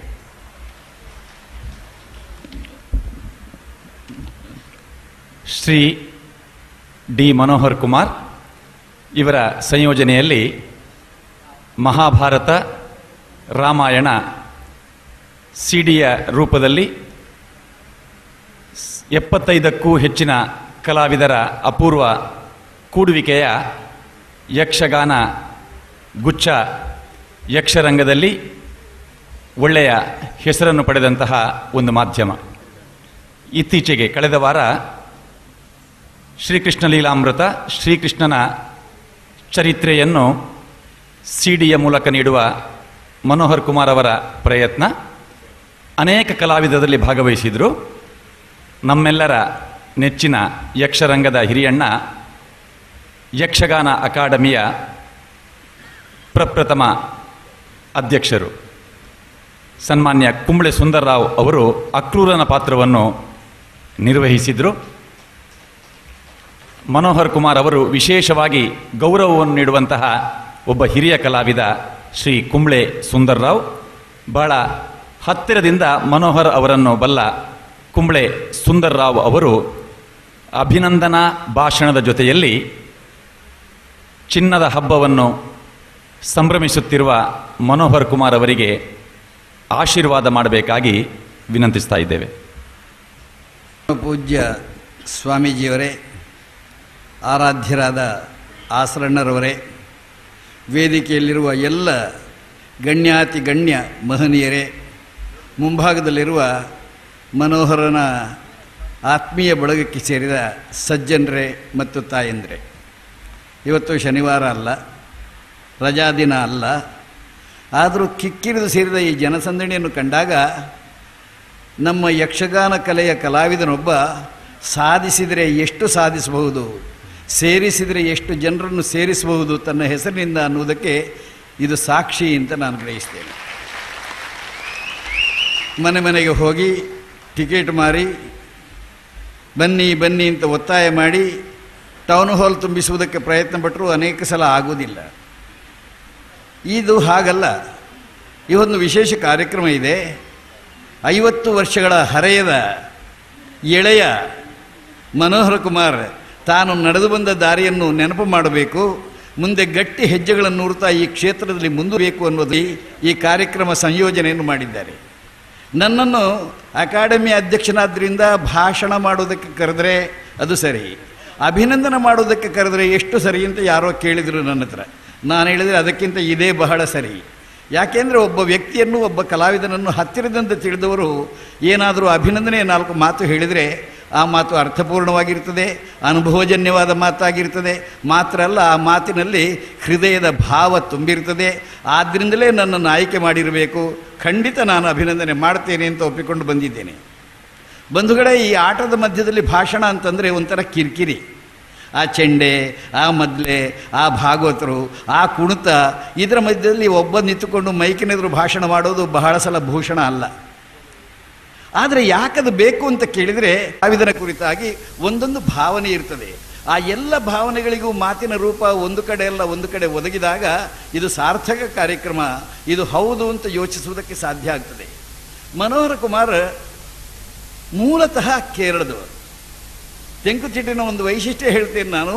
ತೆಂಕುತಿಟ್ಟಿನ ಪ್ರಸಿದ್ಧ ಕಲಾವಿದರ ಅನೇಕ ಮಲಯಾಳಿ ಮೂಲದವರು, ನನ್ನನ್ನೂ ಸೇರಿಸಿದ ಹಾಗೆ. ನಮಗೆ ಕೇರಳದಲ್ಲಿ ಮನೆ ಇಲ್ಲ. ಈ ಪುಣ್ಯಾತ್ಮನಿಗೆ ಅಲ್ಲಿ ತ್ರಿಶೂರಿನಲ್ಲಿ ಮನೆ ಉಂಟು. ನಾನು ಹೋಗಿದ್ದೆ ಒಮ್ಮೆ ನಮ್ಮ ಸಂಸ್ಕಾರ ಭಾರತೀಯ ಕಾರ್ಯಕ್ರಮಕ್ಕೆ ಹೋದಾಗ ಅವನ ಮನೆಗೆ ತ್ರಿಶೂರಿನಲ್ಲಿ ಕರೆದುಕೊಂಡು ಹೋಗಿ ಆತಿಥ್ಯವನ್ನು ಮಾಡಿ ಇದು ಎಂದೇ ವೀಡು ಅಂತ ತೋರಿಸಿದ್ದಾನೆ. ಆದರೆ ಅವನನ್ನು ಅಲ್ಲಿಂದ ಇಲ್ಲಿಗೆ ಕಳಿಸಿದಂಥ ಒಂದು ದೊಡ್ಡ ವೀಡು ಉಂಟು ತ್ರಿಶೂರಿನಲ್ಲಿ. ವಡಕ್ಕುನಾಥನ್ ಕ್ಷೇತ್ರ ಬಹಳ ದೊಡ್ಡ ಪ್ರಸಿದ್ಧವಾದಂಥ ಸ್ಥಳ. ತ್ರಿಶೂರ್ ಪೂರ ಅಂತ ನೀವು ಕೇಳಿರ್ಬೋದು. ಆ ಪೂರ ಎಂಬ ಊರಿನಲ್ಲಿ, ಪೂರ ಆಗುವಂಥ ಊರಿನಲ್ಲಿ ಹುಟ್ಟಿ ಅಲ್ಲಿಂದ ಮತ್ತೊಂದು ಕ್ಷೇತ್ರಕ್ಕೆ, ತ್ರಿಶೂರ್ನಷ್ಟೇ ಪ್ರಸಿದ್ಧವಾದಂಥ ಕ್ಷೇತ್ರಕ್ಕೆ, ಧರ್ಮಸ್ಥಳಕ್ಕೆ 3ನೇ ವರ್ಷ ಪ್ರಾಯದಲ್ಲಿ ಬಂದವನಿಗೂ. ತಂದೆ ವೇಲಾಯುಧನ್, ತಾಯಿ ತಂಗಂ. ಈ ಕೇರಳದಲ್ಲೆಲ್ಲ ವೇಲಾಯುಧ ಅಂದರೆ ಸುಬ್ರಹ್ಮಣ್ಯ ಅಂತ ಅರ್ಥ. ಈ ಹೆಸರು ಬಹಳ. ತಮಿಳುನಾಡಿಗೆ ನೀವು ಹೋದರೆ ಸುಬ್ರಹ್ಮಣ್ಯನ ಹೆಸರು ಬಹಳ ಜಾಸ್ತಿ. ಅವನು ವೇಲಾಯುಧನೇ ತಮಿಳುನಾಡಿನಲ್ಲೂ. ತಮಿಳರ್ ವಣಂಗಂ ತನಿದೈವಂ. ಸುಬ್ರಹ್ಮಣ್ಯನ ಬಗ್ಗೆ ಹೀಗೊಂದು ಮಾತಿದೆ. ಅಂತಹ ವೇಲಾಯುಧನ ಹೆಸರುಳ್ಳಂತಹ ತಂದೆ. ತಂಗಂ ಅಂದರೆ ಚಿನ್ನ ಅಂತ ಅರ್ಥ. ಈ ಚಿನ್ನದಂತಹ ಮಗನನ್ನು ಅನ್ನದ ದಾರಿ ಹುಡುಕುವುದಕ್ಕೆ ಧರ್ಮಸ್ಥಳಕ್ಕೆ ಕಳಿಸಿ. ತಂದೆಯನ್ನು ಕಳ್ಕೊಂಡು, ತಾಯಿಯನ್ನು ಕಳ್ಕೊಂಡು, ಸಣ್ಣ ಪ್ರಾಯದಲ್ಲೇ ಅಮಟಾಡಿ ಮೇಳಕ್ಕೆ ಪ್ರವೇಶ ಮಾಡಿ, ಆಮೇಲೆ ಸುರತ್ಕಲ್ ಮೇಳದಲ್ಲಿ ಪ್ರವೇಶ ಮಾಡಿ, ಕೂಡ್ಲು, ಕಾಂತಾವರ ಎಲ್ಲ ಮೇಳಗಳಲ್ಲಿ ತಿರುಗಾಟ ಮಾಡಿ ವರ್ಷದಿಂದ ವರ್ಷಕ್ಕೆ ಅನುಭವದ ಕೋಶವನ್ನು ಹೆಚ್ಚಿಸಿಕೊಂಡವನು ಮನೋಹರ ಕುಮಾರ್. ಒಂದು ಮಾತು ನಾನು ನೆನಪು ಮಾಡ್ತೇನೆ. ಇವನ ಎಳೆ ಪ್ರಾಯ, ಈಗ ಎಳೆ ಪ್ರಾಯ ಅಲ್ಲ, ಹಳೆ ಪ್ರಾಯಕ್ಕೆ ಬಂದರೆ ಅದು ಹದವಾದ ಪ್ರಾಯ. ಈ ಎಳೆ ಪ್ರಾಯದಲ್ಲಿ ಇವನ ಈ ಬಿರುಸು ಕಂಡಾಗ, ಇವನ ಕುಣಿತದ ಠೀವಿ ಠೇಂಕಾರ ಕಂಡಾಗ, ಯಕ್ಷಗಾನ ರಂಗದಲ್ಲಿ ಮಿಂಚಿನಂತೆ ಸಂಚಾರ ಮಾಡುವುದನ್ನು ಕಂಡಾಗ ಇವತ್ತು ನಾವು ನೆನಪು ಮಾಡಿ ಹೋಲಿಕೆ ಮಾಡಬಹುದಂತ ಇನ್ನೊಬ್ಬ ಕಲಾವಿದ ಬರ್ತಾನೆ ಮನಸ್ಸಿನಲ್ಲಿ, ಕ್ರಿಶ್ಚಿಯನ್ ಬಾಬು. ಬಹಳ ಸಣ್ಣ ಪ್ರಾಯದಲ್ಲೇ ನಮ್ಮನ್ನಾಗಲಿ ಹೋದ. ನಾನು ಎಷ್ಟೋ ಸಲ ನೆನಪು ಮಾಡ್ತೇನೆ, ಅವನಿಗೂ ಇವನ ಹಾಗೆ ಅನೇಕ ಯೋಗ್ಯತೆಗಳಿದ್ದು, ಸಾಧ್ಯತೆಗಳಿದ್ದು ಅವನ ವೇಷಗಾರಿಕೆಯಲ್ಲಿ. ಅವನ ಅಭಿಮನ್ಯು ಇರ್ಬೋದು, ಬಬ್ಬುರಾಹನ ಇರ್ಬೋದು, ಆ ಟಿವಿ ಅವನದ್ದೇ ಆದಂತಹ ಒಂದು ರೀತಿ. ಎಲ್ಲಿ ನೋಡೋದಕ್ಕೆ ಸಾಧ್ಯ? ಕ್ರಿಶ್ಚಿಯನ್ ಬಾಬು ಹೇಗಿದ್ದ ಅಂತ ಕೆಲವರು ಈಗ ಕೇಳ್ತಾರೆ. ಆಗ ನಾನು ಹೇಳಲಿಕ್ಕುಂಟು, ಮನೋಹರ ಒಂದು 10 ವರ್ಷದ ಹಿಂದೆ ಹೇಗಿದ್ದನೋ ಹಾಗಿದ್ದ. ಆ ದಿನಗಳಲ್ಲಿ ಆ ಕುಣಿತ, ಆ ಟಿವಿ, ಈಗ ಪ್ರೌಢತೆ ಬಂದಿದೆ, ಪಕ್ವತೆ ಬಂದಿದೆ. ಆ ಕಾಲದ ಬರೇ ಕುಣಿತ ಟಿವಿ ಅಷ್ಟೇ ಅಲ್ಲ, ಯಕ್ಷಗಾನ ಕಲಾವಿದನಿಗೆ ಬೇಕಾದಂತಹ ಅನೇಕ ಸಂಗತಿಗಳ ಸಂಗ್ರಹವನ್ನು ತಾನವನು ಮಾಡಿಕೊಂಡಿದ್ದಾನೆ. ಮೇಳದ ಯಜಮಾನನಾಗಿ ಸುಮಾರು 13 ವರ್ಷ ಕಳೆದಿದ್ದಾನೆ. ನಮಗೆ ಆಶ್ಚರ್ಯ ಆಗ್ತದೆ. ನಾನು 13 ದಿವಸ ವರ್ಷಕ್ಕೆ ಚೌತಿ ಆಟ ಅಂತ ಮಾಡ್ತಿದ್ದೆ ಯಜಮಾನಾಗಿ. ಸುಸ್ತು ಹೊಡೆದು ಬಿಡ್ತಿದ್ದೆ ಈ ಜನರನ್ನು ಕಟ್ಟಿಕೊಂಡು ಊರು ತಿರುಗಿ ಈ ಆಟ ಮಾಡಿಸೋದು. ಕೆಲವು ಸಲ ಆಟ ಮಾಡಿಸಿದ್ರು, ಆಟ ಮುಗಿಯುವಾಗ ಬೆಳಿಗ್ಗೆ ಕಾಣೆ ಆಗೋದು, ಕಡೆಗೆ ನಾವು ಕಾಣೆ ಆಗೋದು ಬರಿಗೈಯಲ್ಲಿ. ಇಂಥದ್ದೆಲ್ಲ ಅನುಭವಿಸಿದಂಥ ನಮಗೆ 13 ವರ್ಷಗಳಷ್ಟು ದೀರ್ಘಕಾಲ ಈ ಏನೂ ಇಲ್ಲದೆ ಕೇರಳದಿಂದ ಬಂದಂಥ ಮನೋಹರ ಕುಮಾರ ಕದ್ರಿ ಅಂತ ಮೇಳವನ್ನು ನಡೆಸಿದ್ದಾನೆ ಅಂದರೆ ಇದು ಸಾಧಾರಣದ ಸಾಧನೆ ಅಲ್ಲ. ಮೇಳದ ಯಜಮಾನನಾಗಿ ಕಷ್ಟ ಸುಖ ತಿಳಿದಿದ್ದಾನೆ, ಕಲಾವಿದರ ಬೇಕು ಬೇಡಗಳನ್ನು ಗಮನಿಸಿದ್ದಾನೆ. ಇದು ಮಾತ್ರ ಅಲ್ಲ, ಇವನ ಇನ್ನೊಂದು ವೈಶಿಷ್ಟ್ಯ ಏನಪ್ಪ ಅಂತ ಕೇಳಿದರೆ, ತುಳು ಪ್ರಸಂಗಗಳಲ್ಲಿ ಇವ ಛಾಪು ಮೂಡಿಸಿದ್ದು. ಮೊದಲನೇ ಈತನ ತುಳು ಪ್ರಸಂಗ ಗೆಜ್ಜೆದ ಪೂಜೆ. ಬಹಳ ಜನ ನೋಡಿದವರಿದ್ದೀರಿ, ನಾನು ಅದರಲ್ಲಿ ಪಾತ್ರ ಮಾಡಿದವನು. ಆ ಗೆಜ್ಜೆದ ಪೂಜೆಯಲ್ಲಿ ಒಂದು ನಾಗ ಅಂತ ಒಂದು ಪಾತ್ರ ಬರ್ತಿತ್ತು. ನಾಗ ಅಂದರೆ ಈಗ ಸಹ ಅದು ಅವನೇ ಮಾಡಬೇಕು, ಬೇರೆ ಯಾರು ಮಾಡತಕ್ಕದ್ದಲ್ಲ ಎಂಬ ಮಾತಿದೆ. ಎಷ್ಟೋ ಸಲ ಮನೋಹರ ಕುಮಾರ ಕೆಲವು ವರ್ಷಗಳವರೆಗೆ ಅಂಥ ಪಾತ್ರ ಯಾವುದು ಮಾಡಿದರೂ ಈ ನಾಗನ ವಲಯದಿಂದ, ಗುಂಗಿನಿಂದ ಅವನಿಗೆ ಹೊರಗೆ ಬರಲಿಕ್ಕೆ ಆಗ್ತಿರಲಿಲ್ಲ. ಇದು ಆಶ್ಚರ್ಯ ಅಲ್ಲ. ನಮ್ಮಲ್ಲಿ ಕೆಲವರು ಒಳ್ಳೆ ಭಸ್ಮಾಸುರ ಮಾಡುವವರಿದ್ದಾರೆ. ಅವರು ಬೇರೆ ಪಾತ್ರ ಮಾಡಿದರೂ ಭಸ್ಮಾಸುರದ್ದೇ ನೆನಪಾಗೋದು. ಬಹಳ ವರ್ಷಗಳ ಆ ಪಾತ್ರವನ್ನು ಮೈಗೂಡಿಸಿಕೊಂಡದ್ರ ಪರಿಣಾಮ ಆಮೇಲೆ ನಾಗನ ಪಾತ್ರ ಯಾರು ಮಾಡಿದರೂ ಮನೋಹರನದ್ದೇ ನೆನಪು, ಅವನು ಬೇರೆ ಪಾತ್ರ ಮಾಡಿದರೂ ನಾಗನದ್ದೇ ಗುಂಗು ರಂಗು ಇರ್ತಾ ಇತ್ತು. ನಿಧಾನವಾಗಿ ಅದರಿಂದ ಅವನು ಕಳಚಿಕೊಂಡಿದ್ದಾನೆ. ಮಾತ್ರ ಅಲ್ಲ, ಬಹಳ ವಿದ್ಯಾವಂತ ಏನೂ ಅಲ್ಲ ಅವನು. ಶಾಲೆಗೆ ಹೋಗಿ ಇಂಗ್ಲೀಷೋ ಕನ್ನಡವೋ ಕಲಿತು ಪದವಿ ಪಡೆದದ್ದು ಏನೂ ಇಲ್ಲ. ಆದರೆ ಸುಮಾರು ಕಥೆಗಳ ಸಂಗ್ರಹ, 26 ಕಥೆಗಳನ್ನು ಸಂಗ್ರಹ ಮಾಡಿದ್ದಾನೆ. ಹೇಳಲಿಕ್ಕೆ ಬಹಳ ಸುಲಭ. ಯಕ್ಷಗಾನೀಯವಾದಂತಹ ಸ್ವರೂಪದ ಸ್ವಭಾವದ ಕಥೆಗಳನ್ನು ಅಳವಡಿಸಿಕೊಂಡು ರಂಗಸ್ಥಳದಲ್ಲಿ ಪ್ರಸಂಗವನ್ನು ಕೊಟ್ಟು ಆ ಮೂಲಕವಾಗಿ ಆ ಪ್ರಸಂಗದಿಂದ ಜನರನ್ನು ಮೆಚ್ಚಿಸುವಂತಹ ಕಾರ್ಯ ಅದು ಅಷ್ಟು ತುಳುವಿನಲ್ಲಿ. ಪೌರಾಣಿಕ ಪ್ರಸಂಗಗಳು ಬೇಕಾದಷ್ಟಿದ್ದಾವೆ. ತುಳುವಿಗೆ ಹೆಚ್ಚು ಪ್ರೋತ್ಸಾಹ ಬಂದ ಕಾಲದಲ್ಲಿ ತುಳು ಪ್ರಸಂಗಗಳನ್ನು ಮಾಡುವುದಕ್ಕೆ, ಆಡುವುದಕ್ಕೆ ತನ್ನ ಮೇಳವನ್ನು ಒಡ್ಡಿಕೊಂಡಂತಹ ಮನೋಹರ ಕುಮಾರ್ 26 ಪ್ರಸಂಗಗಳ ಕರ್ತೃ, 26 ಕಥೆಗಳ ದಾತೃ, 26 ಕಥೆಗಳನ್ನು ಒಟ್ಟು ಮಾಡಿದಂತಹ ಒಂದು ಸಂಯೋಜಕ ಅಂತಂದರೆ ಇದೊಂದು ವೈಶಿಷ್ಟ್ಯ ಮಾತ್ರ ಅಲ್ಲ, ಇದೊಂದು ಪ್ರಶಸ್ತಿ ಅವರಿಗೆ. ಅನೇಕ ಹೆಸರುಗಳನ್ನು ಹೇಳಬಹುದು. ಗೆಜ್ಜೆದ ಪೂಜೆಯ ನಂತರ ಕದಿರದ ಬುಳ್ಳಿ, ಕದಿರದ ಕಾಂಚನ, ತಿರುಮಲತ್ತ ತೀರ್ಥ, ಧರ್ಮನಡಾವಳಿ, ಎಷ್ಟೆಷ್ಟು ವರ್ಷಕ್ಕೆ ನಿಮ್ಗೆ ಗೊತ್ತಿರಬೇಕು. ಈ ಮೇಳಗಳು ಅಂತಂದರೆ ಈ ವರ್ಷದ ಪ್ರಸಂಗ ಬರುವ ವರ್ಷಕ್ಕೆ ನಡೆಯುವುದಿಲ್ಲ. ನಾವು ಹೋಟ್ಲಿಗೆ ಹೋಗಿ ಕೇಳಿದ್ರೆ ಬೆಚ್ಚ ಬೆಚ್ಚ ಹೆಂಚಿನ ಉಂಡು ಅಂತ. ಹಾಗೆ ಜನಗಳು ಈ ವರ್ಷ ನಿಖಿಲ್ನ ಹೆಂಚಿನ ಅಂತ ಹೊಸದೇ ಕೊಡಬೇಕು. ಪೌರಾಣಿಕ ಪ್ರಸಂಗಕ್ಕೆ ಮಾತ್ರ ಈ ಬಾಧೆ ಇಲ್ಲ. 100 ಸಲ ನೋಡಿದರೂ ಗದಾಯುದ್ಧ ನೋಡ್ತೇವೆ, 100 ಸಲ ಆದರೂ ಅಭಿಮನ್ಯು ಕಾಳಗ ನೋಡ್ತೇವೆ, ಮತ್ತು ನೋಡುವ ಹಾಗಿರ್ತದೆ. ತುಳು ಪ್ರಸಂಗಗಳನ್ನು ಹಾಗೆ ಹೇಳಲಿಕ್ಕಾಗುವುದಿಲ್ಲ. ಅಂತಹ ಸ್ಥಿತಿಯಲ್ಲಿ ಆ ತುಳು ಪ್ರಸಂಗದಲ್ಲಿ ಒಳ್ಳೆ ತುಳು ಮಾತಾಡಿ ಆ ಮೂಲಕವಾಗಿ ಪಾತ್ರವನ್ನು ಎತ್ತಿ ಹಿಡಿದು ತುಳು ಭಾಷಾವಿದನೂ ಪಂಡಿತನೂ ಆಗಿದ್ದಾನೆ ಮನೋಹರ ಕುಮಾರ್. ಕನ್ನಡ, ತುಳು, ಮನೆಯಲ್ಲಿ ಮಲಯಾಳ, ಇನ್ನು ಬಾಂಬೆಗೆ ಹೋದರೆ ಹಿಂದಿ ಬೇರೆ, ಎಲ್ಲದರಲ್ಲೂ ಸಹ ತನ್ನತನವನ್ನು ಸ್ಥಾಪಿಸುವುದಕ್ಕೆ ಅವನಿಗೆ ಸಾಧ್ಯ ಆಗಿದೆ. ಪೌರಾಣಿಕ ಪ್ರಸಂಗಗಳನ್ನು ನೀವು ತೆಗೆದುಕೊಳ್ತೀರಿ ಅಂತಂದರೆ ಅಭಿಮನ್ಯು, ಪರಶುರಾಮ, ಈ ದಿನ ಕೌರವನ ಪಾತ್ರ, ಕೊನೆ ಭಾಗದ ಕೌರವನ ಪಾತ್ರ ನೀವು ನೋಡ್ತೀರಿ. ಇದೇ ಹೇಳುವಾಗ ನೆನಪಾಯಿತು. ನಾನು ಯೋಚಿಸ್ತಾ ಇದ್ದೆ, ಇವನೇನು ಕೌರವ ಮಾಡ್ತಾನೆ, ಇಷ್ಟಕ್ಕಿದ್ದಾನೆ ಇವ, ಹೇಗಾಗ್ತದೆ ಅಂತ. ಕಳೆದ ಮಳೆಗಾಲದಲ್ಲಿ ಶೃಂಗೇರಿಯಲ್ಲಿ ಚಿಟ್ಟಾಣಿಯವರ ಕೌರವ, ಇವನದು ಭೀಮ, ಕೌರವ ಅಲ್ಲ ಭೀಮ. ಆಶ್ಚರ್ಯ ಆಯಿತು ನನಗೆ. ಆ ಚಿಟ್ಟಾಣಿ, ಆ ನೃತ್ಯದ ಪಟು ಎಲ್ಲಿ ಕಾಲು ಹಾಕಿದರೂ ಅಲ್ಲಿ ತಾಳ ಉಂಟು ಆ ಪುಣ್ಯಾತ್ಮನಿಗೆ. ಅವನ ಎದುರು ಸೈ ಸೈ ಅಂತ ಹಿಡಿಸಿಕೊಂಡಾಗ ಅಡ್ಡಿ ಇಲ್ಲ, ನಮ್ಮ ಹುಡುಗ ಆಗಬಹುದು ಅಂತ ನಾನು ಮೆಚ್ಚಿದ್ದೇನೆ. ನೀವು ಇವತ್ತು ನೋಡ್ತೀರಿ ಅವನ ಪೌರಾಣಿಕ ಪ್ರಸಂಗಗಳಲ್ಲಿ ಪಾತ್ರ ಮಾಡುವಂಥ ಛಾತಿ ಏನಿದೆ, ಆ ಛಾತಿ ಇನ್ನೂ ಜೀವಂತವಾಗಿದೆ, ಸಮರ್ಪಕವಾಗಿದೆ, ಎಲ್ಲರೂ ಮೆಚ್ಚುವ ಹಾಗಿದೆ ಅನ್ನುವುದನ್ನು ನಾವು ಗಮನಿಸಬೇಕು. ಇಷ್ಟೆಲ್ಲ ಆದ ಮೇಲೆ ಬಹಳ ಜನ ಅಭಿಮಾನಿಗಳನ್ನು ಪಡೆದು, ಬಹಳ ಜನರ ಸ್ನೇಹದಿಂದ ಬಾಂಬೆ ಇರ್ಬೋದು, ಮಂಗಳೂರು ಇರ್ಬೋದು, ಬೆಂಗಳೂರು ಇರ್ಬೋದು, ಅಲ್ಲೆಲ್ಲ ಹೋಗಿ ಆಟವನ್ನು ಮಾಡುವುದರ ಮೂಲಕವಾಗಿ, ಕ್ಯಾಸೆಟ್ಗಳನ್ನು ಮಾಡುವುದರ ಮೂಲಕವಾಗಿ ಏನೋ ದುಡ್ಡು ಮಾಡಿದ ಅಂತ ಹೇಳಿದರೆ ನಾನು ತಿಳಿಯುತ್ತೇನೆ, ಇಲ್ಲ, ಅವನ ದುಡ್ಡು ನೀವೇ. ಬಹಳ ದುಡ್ಡೇನೂ ಮಾಡಲಿಲ್ಲ, ದಡ್ಡ. ಮಾಡಿದ್ದಕ್ಕಿಂತ ಹೆಚ್ಚು ಖರ್ಚು ಮಾಡುವ ಸ್ವಭಾವ ಅವರಿಗೆ ದುಡ್ಡಲ್ಲಿ ಉಳಿಯುತ್ತದೆ ಹೇಳಿ. ಅವನ ಖರ್ಚು ಹಾಗೆ, ಅವನ ಸಂಪಾದನೆಯು ಹಾಗೆ, ಏನೋ ನಡ್ಕೊಂಡು ಹೋಗ್ತಾ ಇದೆ. ಕ್ಯಾಸೆಟ್ ಮೇಲೆ ಕ್ಯಾಸೆಟ್ಗಳನ್ನು ಮಾಡಿ ಆ ಕ್ಯಾಸೆಟ್ಗಳ ಪ್ರಪಂಚದ ಒಂದು ದಾಖಲೆಯನ್ನು ನಿರ್ಮಾಣ ಮಾಡಿದಂಥ ಒಂದು ವಿಶೇಷತೆ ಮನೋಹರ್ ಕುಮಾರ್ಗಿದೆ. ಇದರ ಜೊತೆಯಲ್ಲಿ ಸಹ ಕಲಾವಿದರಿಗೆ ಸನ್ಮಾನ ಮಾಡುವಂತಹ ಒಂದು ಗೀಳಿದೆ ಇವನಿಗೆ. ಕೆಲವರೆಲ್ಲ ಹಾಗಲ್ಲ, ಈ ಸರ್ತಿ ಹೆಂಗೆ ಕೊಂಚ ಸನ್ಮಾನ ಮಲ್ಪಲೆ ಬೀಳ್ಳೆ ಅಂತ ಕಮ್ಮಿ ಮಾಡಬೇಕು ಅಂತ ಹೇಳೋ ಮ್ಯಾನೇಜರ್ಗಳಿದ್ದಾರೆ, ಯಜಮಾನರುಗಳಿದ್ದಾರೆ. ಇವ ಹಾಗಲ್ಲ, ಇವನ ಕಾರ್ಯಕ್ರಮದಲ್ಲಿ ಹಿರಿಯ ಕಲಾವಿದರನ್ನು ಗುರುತಿಸಿ ಸನ್ಮಾನ ಮಾಡ್ತಾನೆ. ಬರೀ ಮಂಗಳೂರಿನಲ್ಲಿ ಮಾತ್ರ ಅಲ್ಲ, ಚಿನ್ನದ ಉಂಗುರ ಕೊಟ್ಟೋ ಅಥವಾ ಇನ್ಯಾವುದೋ ಬಹುಮಾನ ಕೊಟ್ಟೋ ಬೆಂಗಳೂರಿನಲ್ಲಿ ಮಾತ್ರ ಅಲ್ಲ, ಮುಂಬೈಯಲ್ಲಿ ಬಹಳ ಜನ ಕಲಾವಿದರಿಗೆ ಸನ್ಮಾನ ಮಾಡಿದ್ದಾನೆ. ಆ ಸನ್ಮಾನಕ್ಕೆ ಒಳಗಾದರಲ್ಲಿ ನಾನು ಒಬ್ಬ. ಬೆಳ್ಳಿಯ ಫಲಕದ ಮೇಲೆ ಬಂಗಾರದ ಅಕ್ಷರಗಳಿಂದ ಸುಂದರರಾವಿಗೆ ಅಭಿಮಾನಪೂರ್ವಕವಾದಂಥ ಸನ್ಮಾನ ಅಂತ ಮಾಡಿಕೊಟ್ಟದ್ದು. ನನ್ನ ಎಲ್ಲ ಪ್ರಶಸ್ತಿಗಳು, ಸ್ಮರಣಿಕೆಗಳು ಹಾಳಾದರೂ ಇನ್ನೂ ಗಟ್ಟಿಯಾಗಿ ನನ್ನ ಮನೆ ಗೋಡೆಯಲ್ಲಿ ಉಳಿದದ್ದು. ನಾನು ನೆನಪು ಮಾಡ್ತೇನೆ ಅವನನ್ನು. ಅನೇಕರು ಇಂತಹ ಸನ್ಮಾನವನ್ನು ಮನೋಹರ್ ಕುಮಾರ್ನಿಂದ ಪಡೆದಿದ್ದಾರೆ. ಹಿರಿಯ ಕಲಾವಿದರಾದಂಥ ಚಿಟ್ಟಾಣಿಯವರಿಗೆ ಸನ್ಮಾನ, ಕಪ್ಪೆಕೆರೆ ಮಾಧವ ಹೆಗಡೆಯವರಿಗೆ ಸನ್ಮಾನ, ಹೀಗೆ ಅನೇಕರಿಗೆ ಸನ್ಮಾನ ಮಾಡುವುದರ ಮೂಲಕವಾಗಿ ನಾನು ನಿಮ್ಮವನು, ನೀವು ನಮ್ಮವರು ಅನ್ನುವಂಥ ಹೃದಯ ವೈಶಾಲ್ಯವನ್ನು ತೋರಿಸುವಂತಹ ಕಲಾವಿದನಾಗಿ ಮನೋಹರ್ ಕುಮಾರ್ ಇದ್ದಾನೆ. ಈಗ 50 ವರ್ಷ, 37 ವರ್ಷ ತಿರುಗಾಟ. ನಿಜವಾಗಿ ಈ ಸುವರ್ಣ ಮಹೋತ್ಸವ ಅವನ ತಿರುಗಾಟಕ್ಕಾಗಬೇಕು. ಅದಕ್ಕೆ ನಾವು ಸಿದ್ಧರಾಗೋಣ.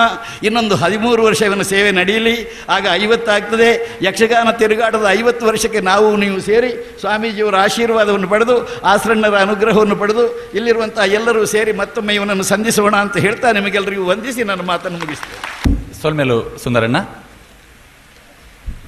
ಮನೋಹರ್ ಕುಮಾರ್ ಅವರನ್ನೇ ಸನ್ಮಾನ ಪೀಠಗೆ ಅಭಿಮಾನಿಗಳು ಲೆತ್ತೊಂದು ಬರೋದಿಲ್ಲರೆ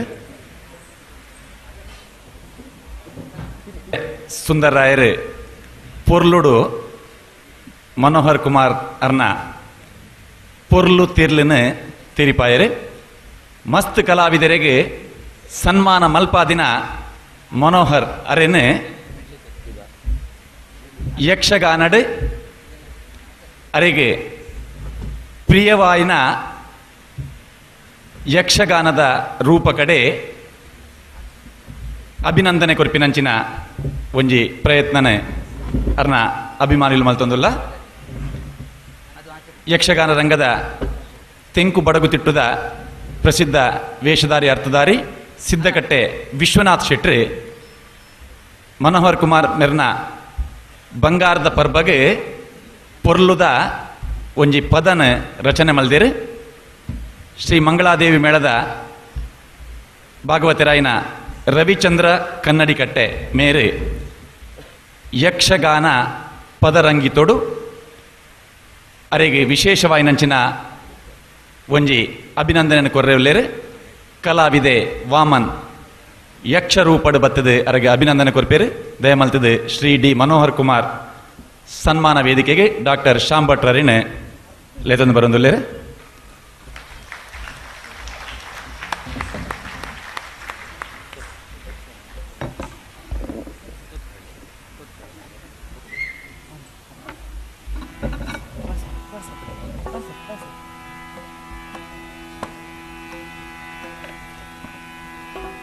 ಕಲೆಯೊಳಿದು ನಲಿ ನಲಿದು ಬಾಳಿಗೆ ಬೆಳಕ ನೀಡಿಹುದಿಲ್ದು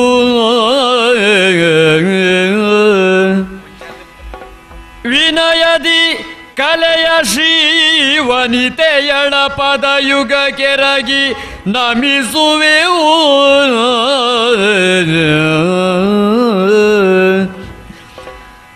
ಅಭಿನಂದನೆಯು ಮನೋಗನ ನಿಮಗಿದು ಶುಭ ಕಾಮನೆಗಳು ಬಾಳುವೆಗೆ, ಶುಭ ಕಾಮನೆಗಳು ಬಾಳುವೆಗೆ.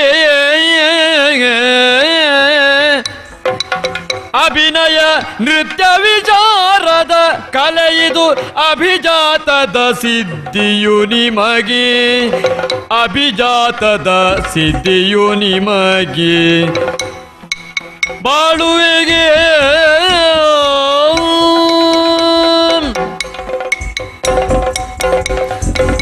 ವರಗುರು ಪಡ್ರಿಯ ಚಲ್ದಣ್ಣಗೆ ನೀವು ಪರಮ ಶಿಷ್ಯನಾಗುತ್ತ ಬೆಳೆದು ನಿರತ ಯಶಸ್ಸಿನ ಪಥದಲ್ಲಿ ಕೀರ್ತಿಯ, ನಿರತ ಯಶಸ್ಸಿನ ಪಥದಲ್ಲಿ ಕೀರ್ತಿಯ ಗಿರಿಯನು ಎಗ್ಗಿಲ್ಲದೆ ಏರಿದಿರಿ. ನಿರತೆ ಯಶಸ್ಸಿನ ಪಥದಲ್ಲಿ ಕೀರ್ತಿಯ ಗಿರಿಯನು ಎಗ್ಗಿಲ್ಲದೆ ಏರಿದಿರಿ.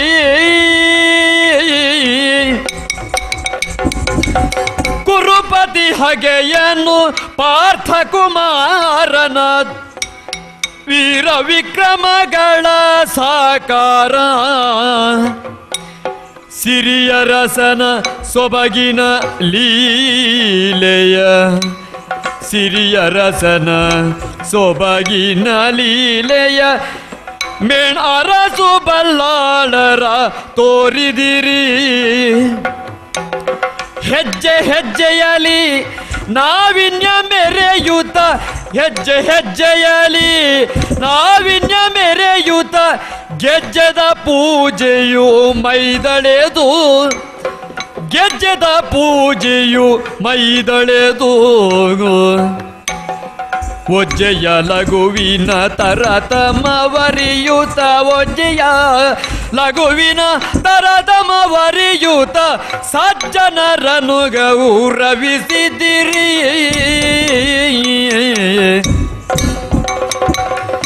ಒಜ್ಜೆಯ ಲಘುವಿನ ತರತಮವರಿಯುತ ಸಜ್ಜನರನ್ನು ಗೌರವಿಸಿದಿರಿ.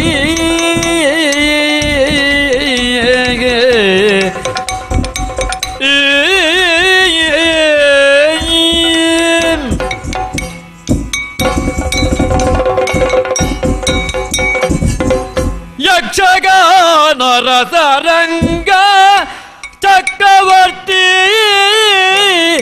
ಪಕ್ಷ ಭೇದಕೀಗ ಮಾತಲ್ಲ. ಯಕ್ಷಗಾನ ರಸರಂಗ ಚಕ್ರವರ್ತಿ ಪಕ್ಷ ಭೇದಕೀಗ ಮಾತಲ್ಲ. ಈಕ್ಷಿಸೆ 15 ಹರೆಯದಿ ನೀವು ಯಕ್ಷಪಾದ ರಸ ಸುಳ್ಳಲ್ಲ. ಯಕ್ಷಪಾದ ರಸ ಸುಳ್ಳಲ್ಲ. ರಸರಂಗ ಚಕ್ರವರ್ತಿ ಪಕ್ಷ ಭೇದಕೀಗ ಮಾತಲ್ಲ.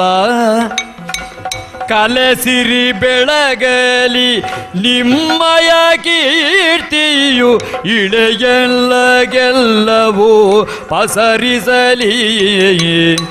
ಕಲೆ ಸಿರಿ ಬೆಳಗಲಿ ನಿಮ್ಮಯ ಕೀರ್ತಿಯು ಇಳೆಯೊಳಗೆಲ್ಲವೂ ಪಸರಿಸಲಿ. ನಳಿನಾಕ್ಷನಾಥನ ಕೃಪೆಯಿರಲೆವು, ನಳಿನಾಕ್ಷನಾಥನ ಕೃಪೆಯಿರಲೆದು ಒಲವಿನ ಸೇಸೆಯ ತಳೆಯುವೆವು, ಒಲವಿನ ಸೇಸೆಯ ತಳೆಯುವೆವು. ಯಕ್ಷಗಾನ ರಸರಂಗ ಚಕ್ರವರ್ತಿ ಪಕ್ಷ ಭೇದಕೀಗ ಮಾತಲ್ಲ, ಮಾತಲ್ಲ.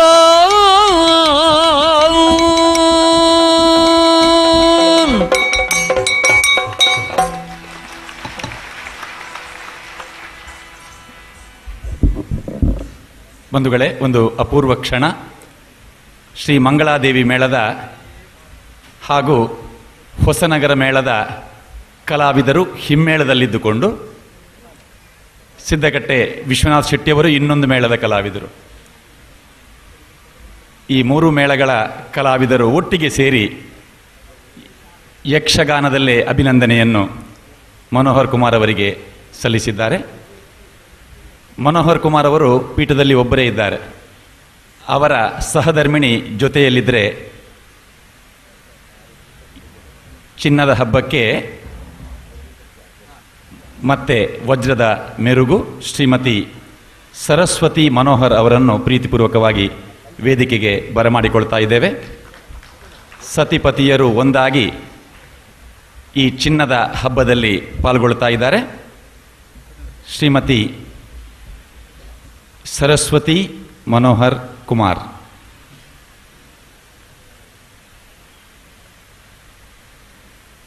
ಸಂಘಟಕ ಡಾಕ್ಟರ್ ಶಾಂಭಟ್ ಅವರು ಸನ್ಮಾನ ಪತ್ರ ವಾಚನ.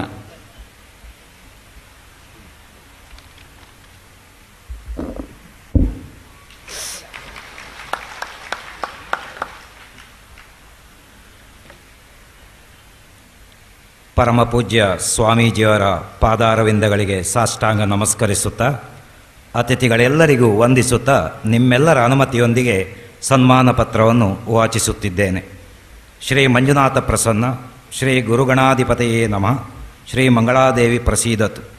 ಡಿ ಮನೋಹರ ಕುಮಾರ್ ಅಭಿಮಾನಿ ಬಳಗ, ಮಸ್ಕತ್, ದುಬೈ, ಮುಂಬೈ, ಮಂಗಳೂರು, ಉಡುಪಿ, ಮೂಡಬಿದ್ರೆ, ಕಿನ್ನಿಗೋಳಿ, ಸುರತ್ಕಲ್, ಅಜೇಕಾರ್, ಸುಳ್ಯ, ಪುತ್ತೂರು, ಕಾರ್ಕಳ ಹಾಗೂ ಕಾಸರಗೋಡು ಇವರ ಆಶ್ರಯದಲ್ಲಿ ಡಿ ಮನೋಹರ್ ಕುಮಾರ್ ಚಿನ್ನದ ಹಬ್ಬ ಕಾರ್ಯಕ್ರಮದ ಶುಭ ಸಂದರ್ಭದಲ್ಲಿ ಪರಮಪೂಜ್ಯ ಭಾರತ ಭೂಷಣ ಸ್ವಸ್ತಿ ಶ್ರೀ ಚಾರುಕೀರ್ತಿ ಭಟ್ಟಾಚಾರ್ಯವರಿಯ ಮಹಾಸ್ವಾಮೀಜಿಯವರ ಪಾವನ ಸಾನ್ನಿಧ್ಯದಲ್ಲಿ ಶ್ರೀ ಲಕ್ಷ್ಮೀನಾರಾಯಣ ಶರಣ ಅನುವಂಶಿಕ ಅರ್ಚಕರು, ದುರ್ಗಾಪರಮೇಶ್ವರಿ ದೇವಸ್ಥಾನ ಕಟೀಲು, ಶ್ರೀ ಕುಂಬಳೆ ಸುಂದರ್ರಾವ್ ಅಧ್ಯಕ್ಷರು, ಕರ್ನಾಟಕ ಯಕ್ಷಗಾನ ಅಕಾಡೆಮಿ, ಶ್ರೀ ಹರಿಕೃಷ್ಣ ಪುನರೂರು ಧರ್ಮದರ್ಶಿಗಳು, ಶ್ರೀ ವಿಶ್ವನಾಥ ದೇವಸ್ಥಾನ ಪುನರೂರು, ಶ್ರೀ ಎಸ್ ಪ್ರದೀಪ್ ಕುಮಾರ್ ಕಲ್ಕೂರ ಅಧ್ಯಕ್ಷರು, ದಕ್ಷಿಣ ಕನ್ನಡ ಜಿಲ್ಲಾ ಕನ್ನಡ ಸಾಹಿತ್ಯ ಪರಿಷತ್ ಮತ್ತು ಕಲ್ಕೂರ ಪ್ರತಿಷ್ಠಾನ, ಶ್ರೀ ಅಜಿತ್ ಕುಮಾರ್ ಹೆಗ್ಡೆ ಜಂಟಿ ಆಯುಕ್ತರು, ಮಂಗಳೂರು ಮಹಾನಗರ ಪಾಲಿಕೆ, ಶ್ರೀ ಹೇಮನಾಥ್ ಶೆಟ್ಟಿ ಕಾವು ರಾಜಕೀಯ ಧುರೀಣರು, ಪುತ್ತೂರು, ಶ್ರೀ ರಮನಾಥ್ ಹೆಗ್ಡೆ ಆಡಳಿತ ಮುಕ್ತೇಶ್ವರರು, ಶ್ರೀ ಮಂಗಳಾದೇವಿ ದೇವಸ್ಥಾನ ಮಂಗಳೂರು,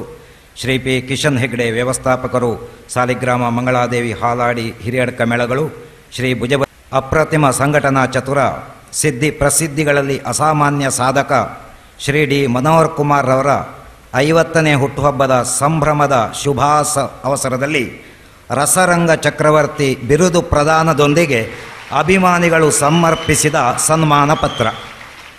ಪಡ್ರೆ ಚಂದೂರವರ ಗರಡಿಯಲ್ಲಿ ಪಳಗಿದ ತಾವು 3ನೇ ತರಗತಿಗೆ ವಿದ್ಯಾಭ್ಯಾಸಕ್ಕೆ ವಿದಾಯ ಹೇಳಿ ಶ್ರೀ ಕುರಿಯ ವಿಠಲಶಾಸ್ತ್ರಿಗಳ ನಿರ್ದೇಶನದಲ್ಲಿ ಕಲಾವಿದನಾಗಿ ರೂಪುಗೊಂಡಿರಿ. ಶ್ರೀ ಕ್ಷೇತ್ರದ ಧರ್ಮಾಧಿಕಾರಿ ರಾಜರ್ಷಿ ಡಾಕ್ಟರ್ ವೀರೇಂದ್ರ ಹೆಗಡೆಯವರ ಆಶ್ರಯ ತಮ್ಮೊಳಗಿನ ಕಲಾವಿದನನ್ನು ಅನಾವರಣಗೊಳಿಸಿತು. ಬಂಟು ಅಪ್ರತಿಮ ಸಂಘಟನಾಕಾರರೇ ತಮ್ಮ 17ನೇ ವಯಸ್ಸಿನಲ್ಲಿ ಯಕ್ಷಗಾನ ಸಂಘಟನೆಗೆ ತೊಡಗಿ ಯುವಕ ಯಕ್ಷಗಾನ ಮಂಡಳಿ ಎಂಬ ಸಂಸ್ಥೆಯನ್ನು ಸ್ಥಾಪಿಸಿ ಅಖಿಲ ಭಾರತ ಚೈತ್ರ ಯಾತ್ರೆ ಮಾಡಿದ ತಮ್ಮ ಸಾಧನೆ ಅನನ್ಯ. 13 ವರ್ಷ ಕದ್ರಿ ಮೇಳ ಮತ್ತು ಪಾಲುದಾರಿಕೆಯಲ್ಲಿ 2 ವರ್ಷ ಮಧೂರು ಮೇಳ ನಡೆಸಿದ ತಾವು ಆತ್ಮವಿಶ್ವಾಸ ಒಂದೇ ಸಾಧನೆಗೆ ಇಂಧನವೆಂದು ಸಾದರಪಡಿಸಿದ ಹೆಮ್ಮೆಯ ಸಂಘಟಕ. ಯಾವುದೇ ಏಳು ಬೀಳುಗಳಿಗೆ ಎದೆಗುಂದದೆ ಸಂಘಟನಾ ಕ್ಷೇತ್ರದಲ್ಲಿ ಮುಂದುವರಿದ ತಮ್ಮ ಪ್ರಯತ್ನ ಪ್ರತಿಯಿಲ್ಲದ್ದು. ತಾನು ಬೆಳೆದುದಲ್ಲದೆ ಅನ್ಯರ ಬೆಳವಣಿಗೆಯನ್ನು ಗುರುತಿಸಿ ಪ್ರೋತ್ಸಾಹಿಸಿದವರು. ಯಕ್ಷಗಾನ ರಂಗದಲ್ಲಿ ಅತ್ಯಂತ ವಿರಳವಾಗಿದ್ದಾರೆ. ಸುಮಾರು 300ಕ್ಕೂ ಮಿಕ್ಕಿ ಹಿರಿಯ ಕಿರಿಯ ಕಲಾವಿದರನ್ನು ಸನ್ಮಾನಿಸಿದ ಕೀರ್ತಿ ತಮಗಲ್ಲದೆ ಅನ್ಯರಿಗಿಲ್ಲ.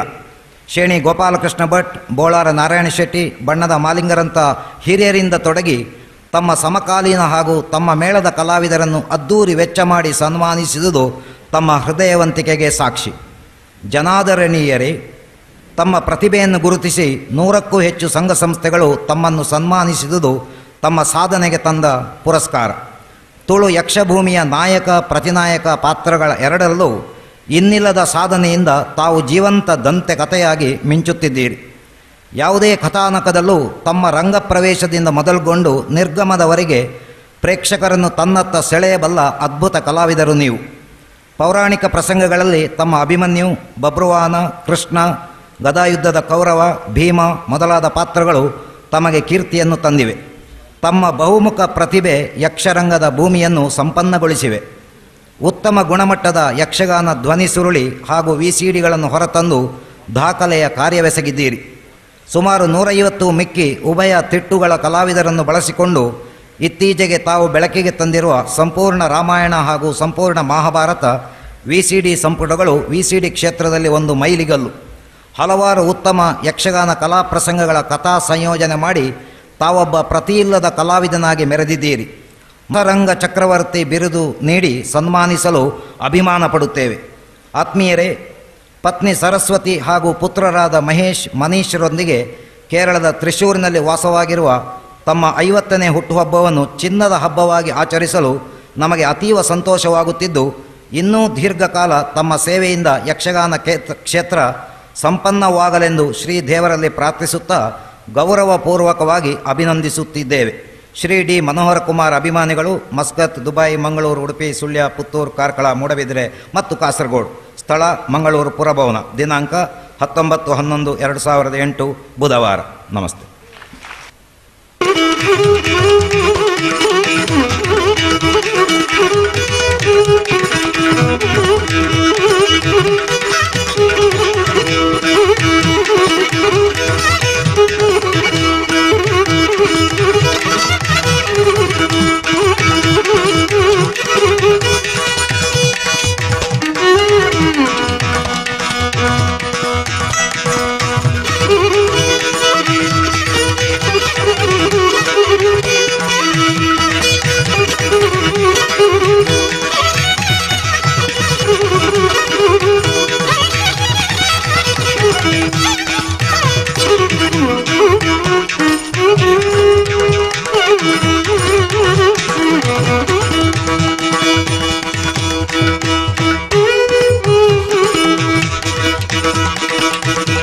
ರಸರಂಗ ಚಕ್ರವರ್ತಿಗಳು ಸನ್ಮಾನ ಪೀಠವನ್ನು ಮತ್ತೆ ಅಲಂಕರಿಸಬೇಕಾಗಿ ವಿನಂತಿ.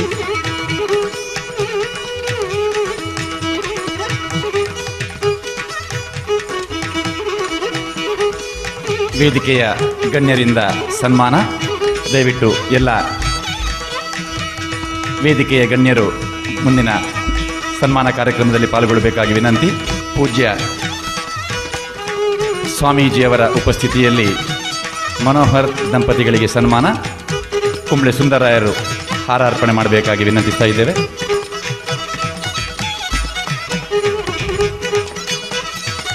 ಕರ್ನಾಟಕ ಯಕ್ಷಗಾನ ಅಕಾಡೆಮಿಯ ಅಧ್ಯಕ್ಷರಾದ ಕುಂಬ್ಳೆ ಸುಂದರರಾಯರಿಂದ ಹಾರ ಅರ್ಪಣೆ. ಶ್ರೀ ಪ್ರದೀಪ್ ಕುಮಾರ್ ಕಲ್ಕೂರ್ ಅವರು ಫಲಪುಷ್ಪ ನೀಡಿ ಗೌರವಿಸುತ್ತಿದ್ದಾರೆ. ಶ್ರೀ ಭುಜಬಲಿಯವರು ಸ್ಮರಣಿಕೆಯನ್ನು ನೀಡಿ ಗೌರವಿಸುತ್ತಿದ್ದಾರೆ.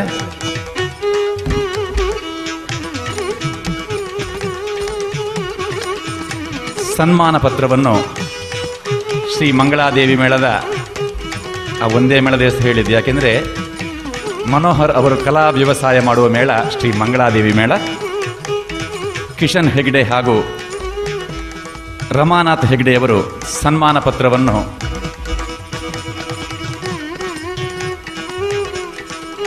ನೀಡ್ತಾ ಇದ್ದಾರೆ. ಈ ಸನ್ಮಾನ ಪತ್ರದ ವಿಶೇಷತೆ, ಇದರಲ್ಲಿ ಡಾಕ್ಟರ್ ಶಾಂಭಟ್ ಅವರು ಕನ್ನಡದ ಸನ್ಮಾನ ಪತ್ರ ವಾಚನ ಮಾಡಿದ್ದಾರೆ.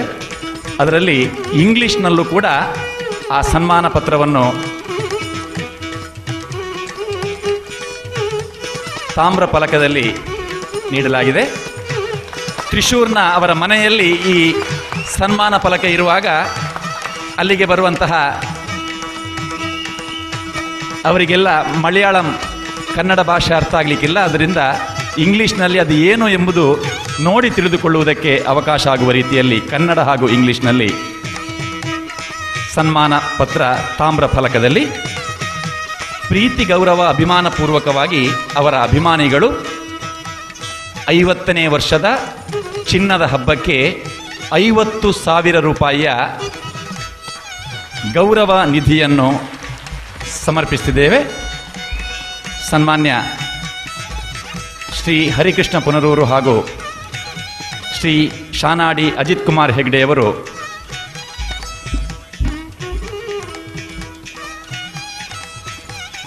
ಚೆಕ್ನ ಪ್ರತಿಕೃತಿಯನ್ನು ನೀಡ್ತಾ ಇದ್ದಾರೆ. ಸಂಘಟಕ ಶಾಂಭಟ್ ಜೊತೆಯಲ್ಲಿದ್ದಾರೆ. ಅಭಿಮಾನಿಗಳಿಗೆ ಹಾರಾರ್ಪಣೆಗೆ ವ್ಯವಸ್ಥೆ ಇದೆ. ದಯವಿಟ್ಟು ಈಗಾಗಲೇ ಅಭಿಮಾನಿಗಳು ಅವರ ಹೆಸರನ್ನು ನೀಡಿದ್ದೀರಿ, ಇನ್ನೂ ಹೆಸರು ನೀಡಲು ಅವಕಾಶ ಇದೆ.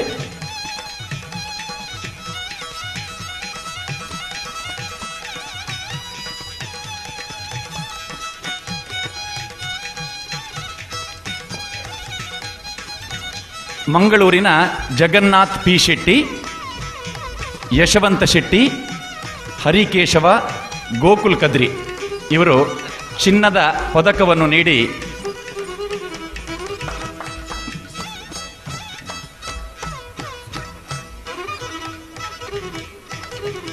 ಮಂಗಳೂರಿನ ಅಭಿಮಾನಿಗಳು ಜಗನ್ನಾಥ್ ಪಿ ಶೆಟ್ಟಿ, ಯಶವಂತ ಶೆಟ್ಟಿ, ಹರಿಕೇಶವ, ಗೋಕುಲ್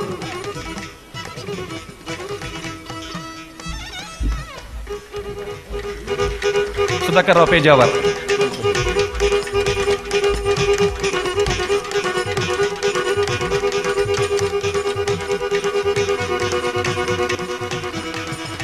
ಅದೇ ರೀತಿ ಶ್ರೀಮತಿ ಸರಸ್ವತಿ ಮನೋಹರ್ ಇವರಿಗೆ ಅಭಿಮಾನಿಗಳಿಂದ ಸ್ಮರಣಿಕೆ. ಶ್ರೀಮತಿ ಉಷಾ ನವನೀತ್.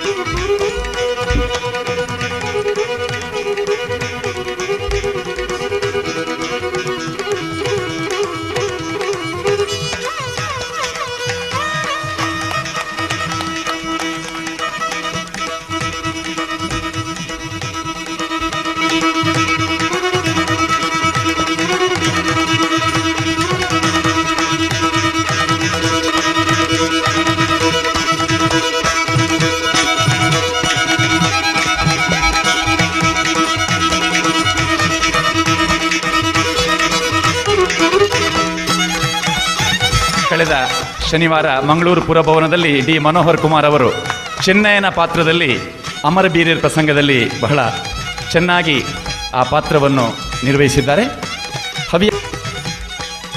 ವಿಶೇಷ ನೋಟಿನ ಮಾಲೆಯನ್ನು ಕೃಷ್ಣ ಪ್ರಕಾಶ್ ಬಳ್ಳಂಬೆಟ್ಟು ಅವರು ನೀಡಿ ಗೌರವಿಸಿದ್ದಾರೆ.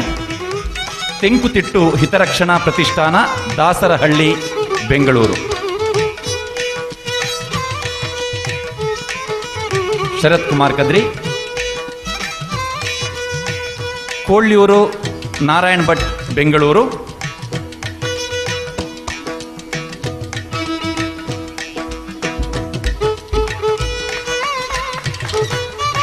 ಎನ್ ಸತೀಶ್ ಭಟ್, ಬೆಂಗಳೂರು.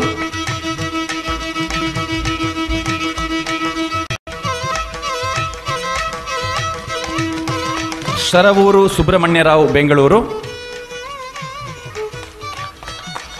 ಪುತ್ತೂರು ಶ್ರೀಧರ ಭಂಡಾರಿ ಅವರ ಪರವಾಗಿ ಪ್ರಜ್ವಲ್ ಕುಮಾರ್.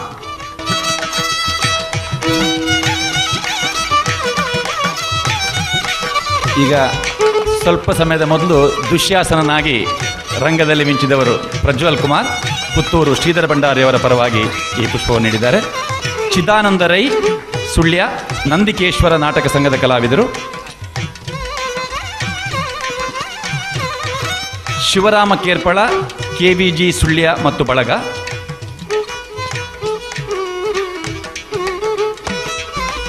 ಯಕ್ಷಗಾನ ಕಲಾವಿದ ಸೀತಾರಾಮ್ ಕುಮಾರ್ ಕಟೀಲ್. ಸತ್ಸಂಗ ಸಮಿತಿಯ ವಾಸುದೇವ ಕೊಟ್ಟಾರಿಯವರು.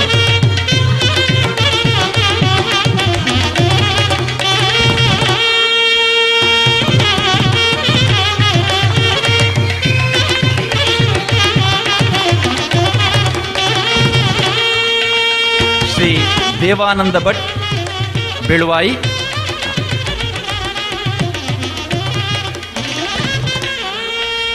ಯಕ್ಷರಂಗದ Charlie Chaplin, Sitaram Kumar Kateel. ಮುಂದೆ ಗದಾಯುದ್ಧದಲ್ಲಿ ಸೀತಾರಾಮ್ ಕುಮಾರ್,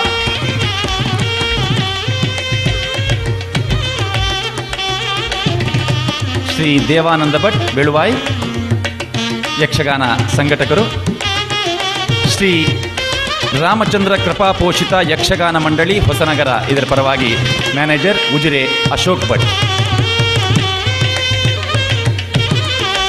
ಶ್ರೀ ಉಮೇಶ್ ಶಾನ್ಭೋಗ್ ಮಣಿಪಾಲ,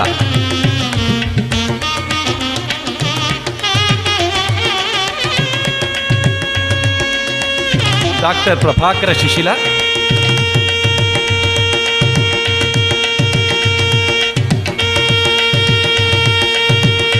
ಡಾಕ್ಟರ್ ಪ್ರಭಾಕರ ಶಿಶಿಲ ಸುಳ್ಯ ತಾವೇ ರಚಿಸಿದ ಗೋವಿಂದ ಭಟ್ಟರ ಆತ್ಮಚರಿತ್ರೆ ಯಕ್ಷೋಪಾಸನೆಯ ಕೃತಿಕಾರರು,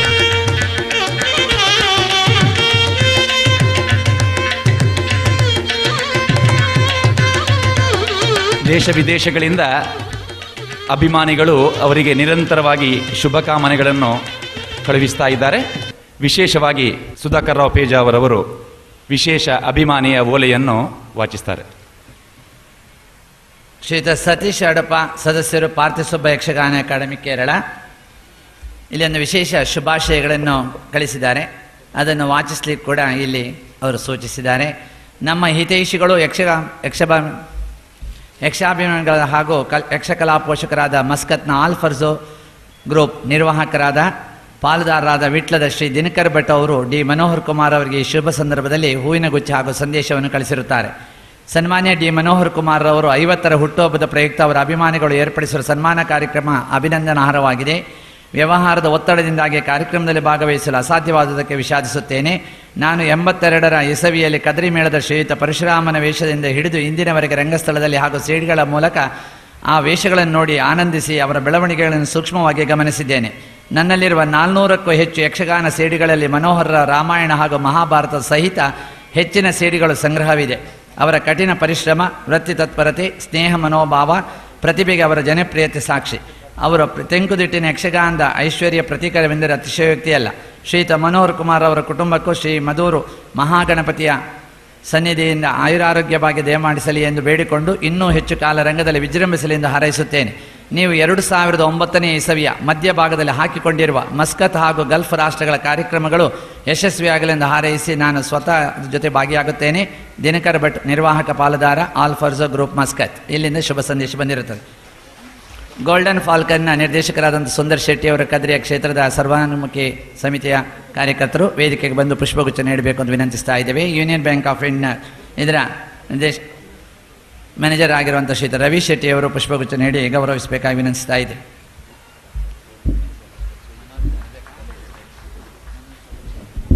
ಡಾಕ್ಟರ್ ಕೆ.ವಿ. ರೇಣುಕಾ ಪ್ರಸಾದ್ ಸುಳ್ಯ ಅವರು ಅವರ ಅಭಿನಂದನೆಯನ್ನು ತಿಳಿಸಿದ್ದಾರೆ. ಕಲಾ ಗಂಗೋತ್ರಿಯ ಪರವಾಗಿ ಯಕ್ಷಗಾನ ಹವ್ಯಾಸಿ ಕಲಾವಿದ, ಬ್ಯಾಂಕ್ ಉದ್ಯೋಗಿ ಶ್ರೀ ಸುರೇಶ್ ರಾವ್ ಕೋಟೇಕರ್ ಅವರಿಂದ ಮನೋಹರ್ ಅವರಿಗೆ ಹಾರಾರ್ಪಣೆ. ಮನೋಹರ್ ಅವರ ದೀರ್ಘಕಾಲದ ಯಕ್ಷರಂಗದ ಒಡನಾಡಿ ಸಂಜಯ್ ಕುಮಾರ್ ಗೋಣಿಬೀಡು ಅವರಿಂದ ಹಾರಾರ್ಪಣೆ. ಯಕ್ಷಗಾನ ರಂಗದಲ್ಲಿ ಮನೋಹರ್ ಕುಮಾರ್ ಅವರು ಸಿಡಿಲ ಮರಿಯಾಗಿ ಕಾಣಿಸಿಕೊಂಡಾಗ, ನಾಗನಾಗಿ ಮಿಂಚುವಾಗ ಪ್ರೇಕ್ಷಕರು ಯಾವ ರೀತಿಯಾಗಿ ಚಪ್ಪಾಳೆಯನ್ನು ನೀಡಿ ಅವರನ್ನು ಹುರಿದುಂಬಿಸ್ತಾ ಇದ್ದರು ಅಂತ ನಾವು ತಿಳ್ಕೊಂಡಿದ್ದೇವೆ. ಅಭಿನಂದನೆಗೆ ಉತ್ತರವನ್ನು ನೀಡುವ ಪೂರ್ವದಲ್ಲಿ ಅಭಿಮಾನಿಗಳು ಚಪ್ಪಾಳೆಯೊಂದಿಗೆ ಅವರಿಗೆ ಅಭಿನಂದನೆಯನ್ನು ನೀಡಿ ಅವರು ಸನ್ಮಾನಕ್ಕೆ ಅವರ ಪ್ರತಿಕ್ರಿಯೆಯನ್ನು ನೀಡಬೇಕಾಗಿ ಅಪೇಕ್ಷಿಸ್ತಾ ಇದ್ದೇವೆ. ಅಭಿಮಾನಿಗಳಿಗೆ ಹಾರಾರ್ಪಣೆಗೆ ಮತ್ತು ಅವಕಾಶ ಇದೆ. ದಯವಿಟ್ಟು ನಿಮ್ಮ ಹೆಸರನ್ನು ನೀಡಬೇಕಾಗಿ ವಿನಂತಿಸ್ತಾ ಇದ್ದೇವೆ. ಶ್ರೀಮತಿ ಪರಮಪೂಜ್ಯ ಸ್ವಾಮೀಜಿಯವರ ಪಾದಗಳಿಗೆ ಶಿರಬಾಗಿ ಹಾಗೂ ಲಕ್ಷ್ಮೀನಾರಾಯಣ ಶರಣರ ಪಾದಗಳಿಗೆ ವಂದಿಸಿ, ವೇದಿಕೆಯಲ್ಲಿರುವಂಥ ಎಲ್ಲ ಗಣ್ಯರಿಗೆ ವಂದಿಸುತ್ತಾ ಈ ಕಾರ್ಯಕ್ರಮಕ್ಕೆ ಈ ರೀತಿ ಬಂದು ನನ್ನ ಅಭಿನಂದನೆಗೆ ಪಾಲ್ಗೊಂಡಂಥ ನನ್ನ ಅಭಿಮಾನಿಗಳಿಗೆ ಅನಂತ ಪ್ರಣಾಮಗಳು.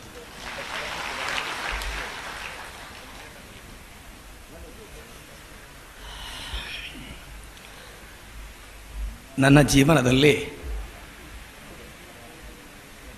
ಎಷ್ಟು ಕಷ್ಟ ಬಂದರೂ ಅದನ್ನು ಇವತ್ತು ಮರೀತೇನೆ. ಇಂಥ ಒಂದು ಸಂಭ್ರಮ ನನ್ನ ಜೀವನದಲ್ಲಿ ಸಿಗ್ತದೆ ಅಂತ ನಾನು ಕನಸಿನಲ್ಲಿ ಎಣಿಸಿದವಲ್ಲ.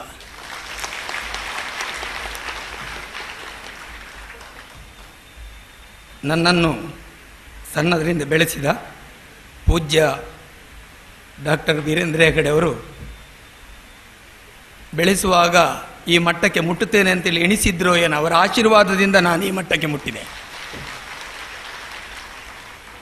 ಸ್ವರ್ಗಸ್ಥರಾದಂತಹ ನನ್ನ ಗುರುಗಳು ಪಡ್ರೆ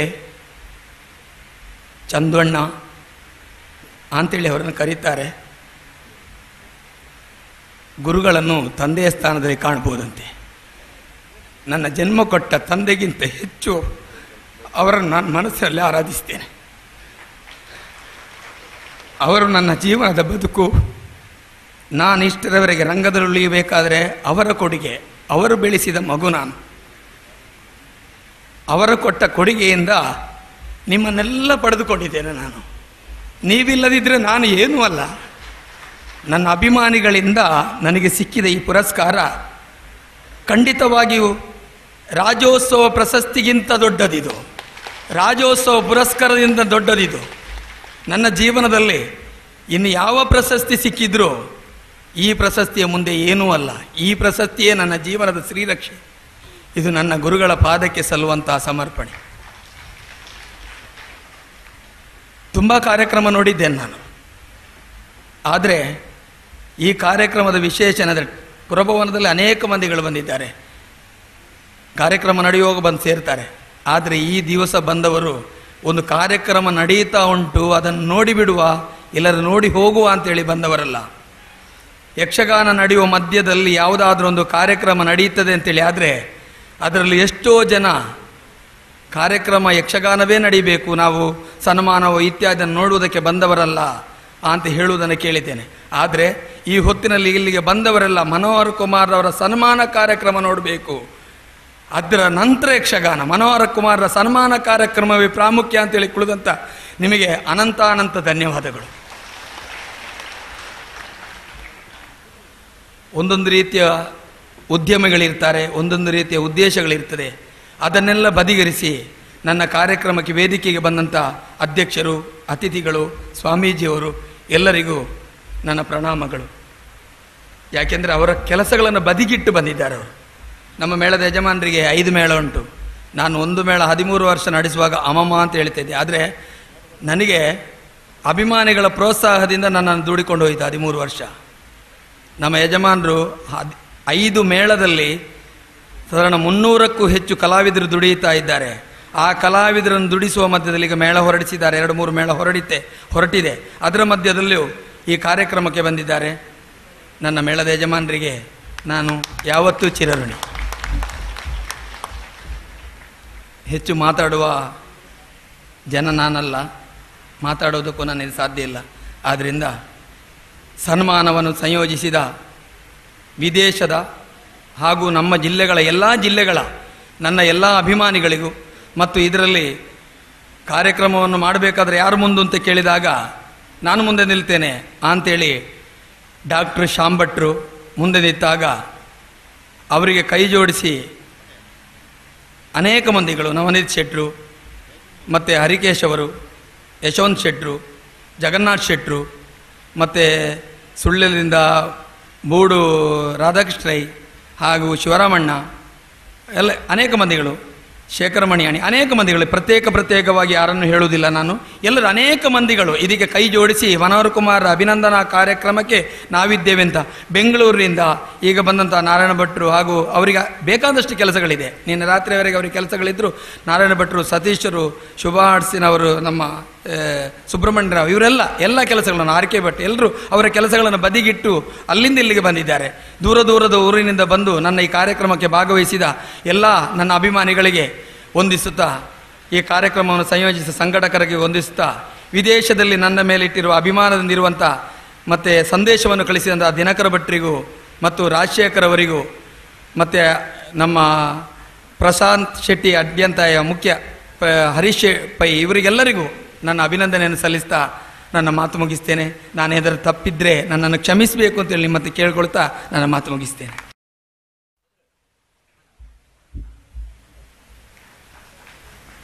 ಮಲ್ಲಿಕಾ ಕಲಾವೃಂದ ಕದ್ರಿ, ಶ್ರೀ ಸಸಿಹಿತ್ಲು ಭಗವತಿ ಮೇಳದ ಸಂಚಾಲಕರಾದ ರಮೇಶ್ ಕುಲಶೇಖರ, ಯಕ್ಷಗಾನ ಕಲಾವಿದರು, ಸಂಘಟಕರು ರಮೇಶ್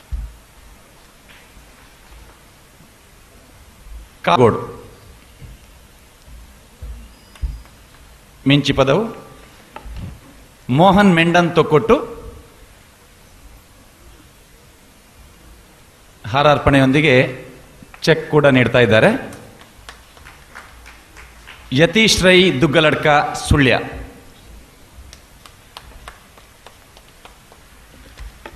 ಈಗ ಅಭಿನಂದನೆ ಧರ್ಮದರ್ಶಿ ಶ್ರೀ ಹರಿಕೃಷ್ಣ ಪುನರೂರು ಅವರಿಂದ. ಪೂಜ್ಯ ಸ್ವಾಮೀಜಿಯವರೇ, ವೇದಿಕೆಯಲ್ಲೆಲ್ಲ ಗಣ್ಯರ ಆತ್ಮೀಯ ಮನೋಹರ್ ಕುಮಾರ್ ಅವರ ಅಭಿಮಾನಿಗಳೇ, ಉತ್ತಮ ಸೇವೆ ಮಾಡಿದಂಥ ವ್ಯಕ್ತಿಯನ್ನು ಗುರುತಿಸಿ ಸನ್ಮಾನ ಮಾಡಿದಾಗ ಇನ್ನಷ್ಟು ಸೇವೆ ಮಾಡುವಂಥ ಉತ್ಸಾಹ ಅವರಲ್ಲಿ ಮೂಡಿಬರ್ತದೆ. ಇವತ್ತು ಅಭಿಮಾನಿ ಬಳಗ ಈ ಪುರಭವನ ತುಂಬಿ ತುಳುಕಿದೆ. ಅವರೆಲ್ಲರ ಆಶೀರ್ವಾದದಿಂದ ಅವರ ದಂಪತಿಗಳು ಇವರು ಸಂತೋಷಚಿತ್ತರಾಗಿದ್ದಾರೆ. ಸ್ವಾಮಿ, ಕಲೆಗೆ ನಿಮ್ಮ ಸೇವೆ ಇನ್ನು ಅಗತ್ಯ ಇದೆ. ಆ ಕಟೀಲು ದುರ್ಗಾ ಪರಮೇಶ್ವರಿ ಅನುಗ್ರಹ, ಎಲ್ಲ ದೇವರುಗಳ ಅನುಗ್ರಹದಿಂದ ನಿಮ್ಮಿಬ್ಬರಿಗೂ ದಂಪತಿಗಳಿಗೆ ಆಯುರಾರೋಗ್ಯ ಕೊಟ್ಟು ಹೆಚ್ಚಿನ ಸೇವೆ ಮಾಡುವಂತಹ ಶಕ್ತಿಯನ್ನು ಆ ದೇವರು ಅನುಗ್ರಹಿಸಲಿ ಅಂತ ಹೇಳಿಕೊಂಡು ನಾವೆಲ್ಲ ಸೇರಿ ಪ್ರಾರ್ಥಿಸ್ತಾ ಇದ್ದೇವೆ.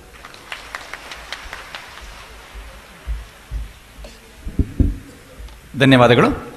ಶ್ರೀ ಎಸ್ ಪ್ರದೀಪ್ ಕುಮಾರ ಕಲ್ಕೂರ, ಅಧ್ಯಕ್ಷರು, ದಕ್ಷಿಣ ಕನ್ನಡ ಜಿಲ್ಲಾ ಕನ್ನಡ ಸಾಹಿತ್ಯ ಪರಿಷತ್ತು ಹಾಗೂ ಕಲ್ಕೂರ ಪ್ರತಿಷ್ಠಾನದ ಅಧ್ಯಕ್ಷರು. ಶ್ರೀ ಮಂಜುನಾಥಾಯ ನಮಃ. ಪರಮ ಪೂಜ್ಯ ಯತಿಗಳಿಗೆ ನಮನಗಳನ್ನು ಸಲ್ಲಿಸಿ, ವೇದಿಕೆಯಲ್ಲಿ ಇರುವಂಥ ಆಶ್ರಣ್ಣರಿಗೂ ನಮನಗಳನ್ನು ಸಲ್ಲಿಸುತ್ತಾ, ಉಪಸ್ಥಿತರಿರುವಂಥ ಎಲ್ಲ ಗಣ್ಯಾತಿಗಣ್ಯ ಬಂಧುಗಳೇ, ಸಭಾಧ್ಯಕ್ಷತೆಯನ್ನು ವಹಿಸಿದಂತಹ ಸನ್ಮಾನ್ಯ ಕುಂಬಳೆ ಸುಂದರರಾಯರೇ, ಮುಂಭಾಗದಲ್ಲಿ ಆಸೀನರಾಗಿರುವಂಥ ಎಲ್ಲ ಸಜ್ಜನ ಬಂಧುಗಳೇ, ಕಲಾಪ್ರೇಮಿಗಳೇ, ಹಬ್ಬ ಇದು ಓರ್ವ ಕಲಾವಿದ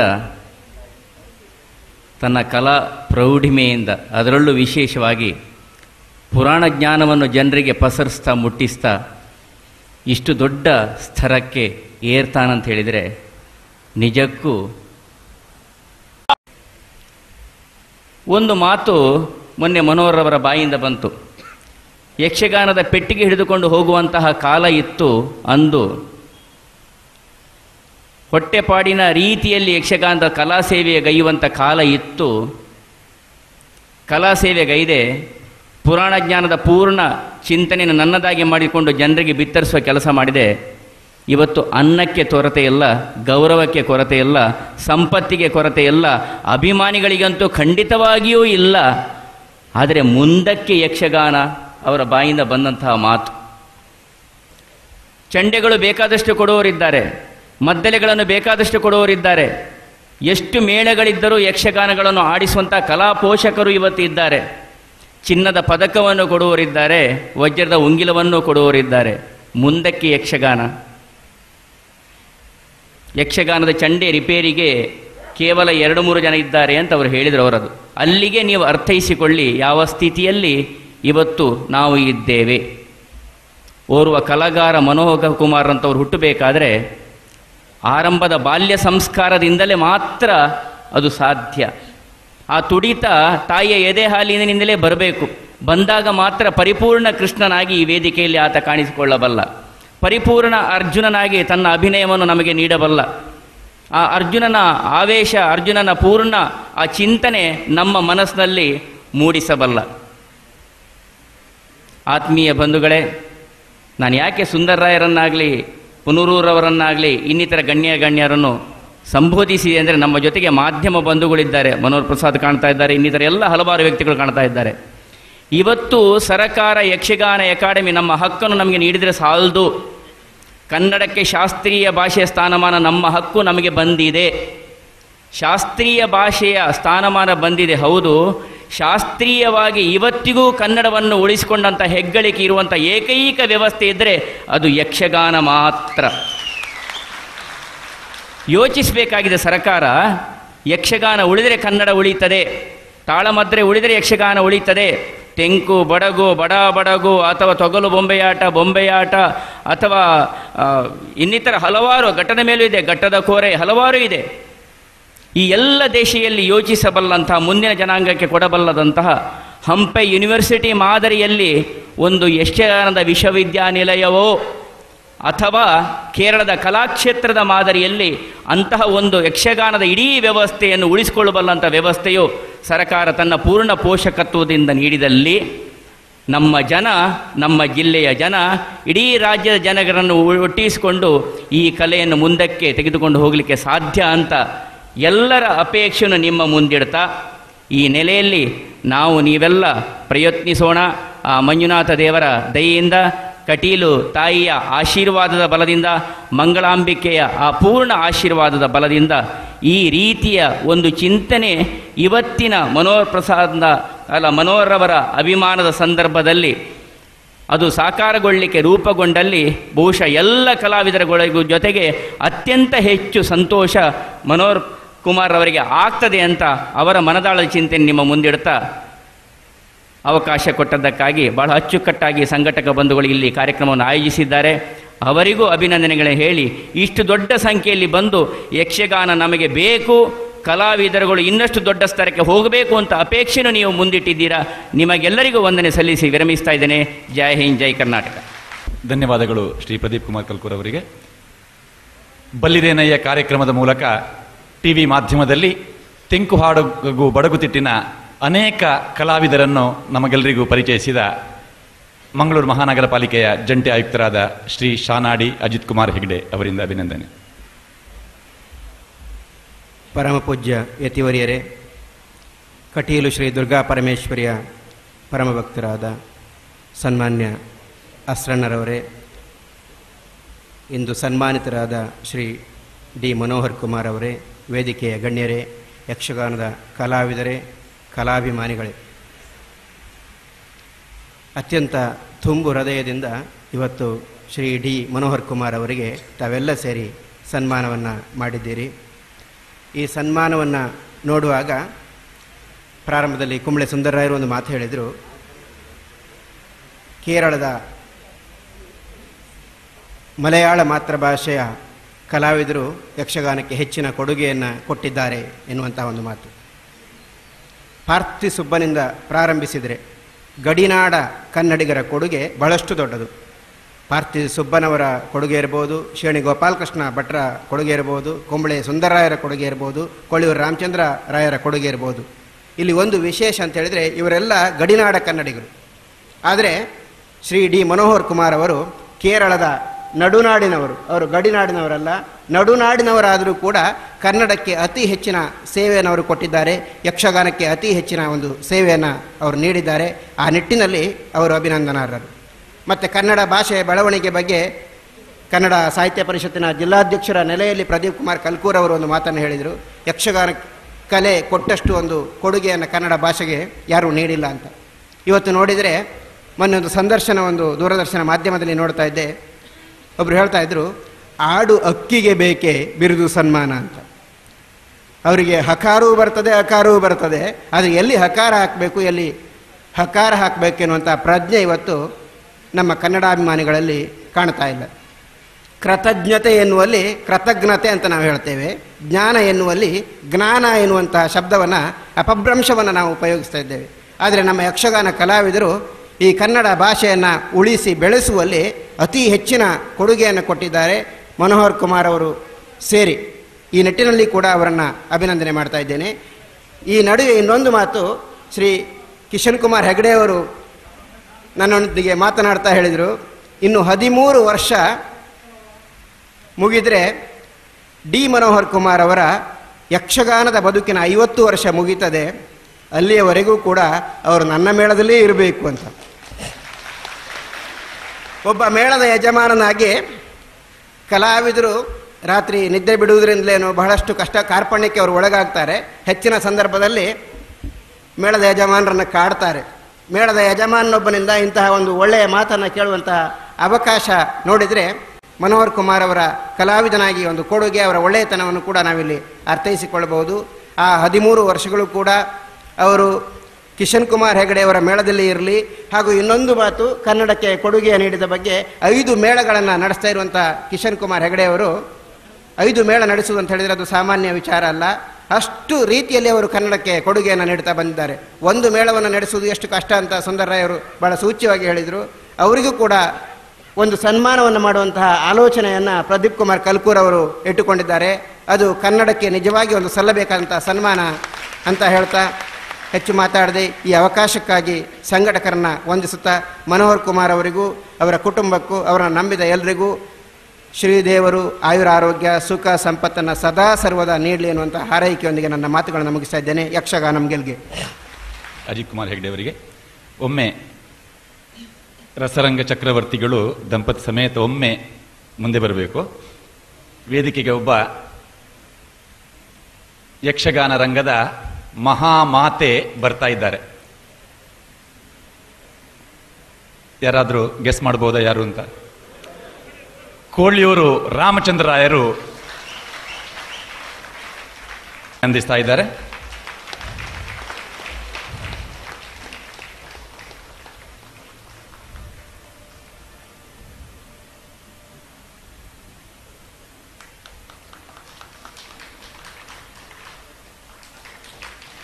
ಕುಶಾಲ್ ಅಮೀನ್ ಅವರಿಂದ ಸ್ಮರಣಿಕೆ.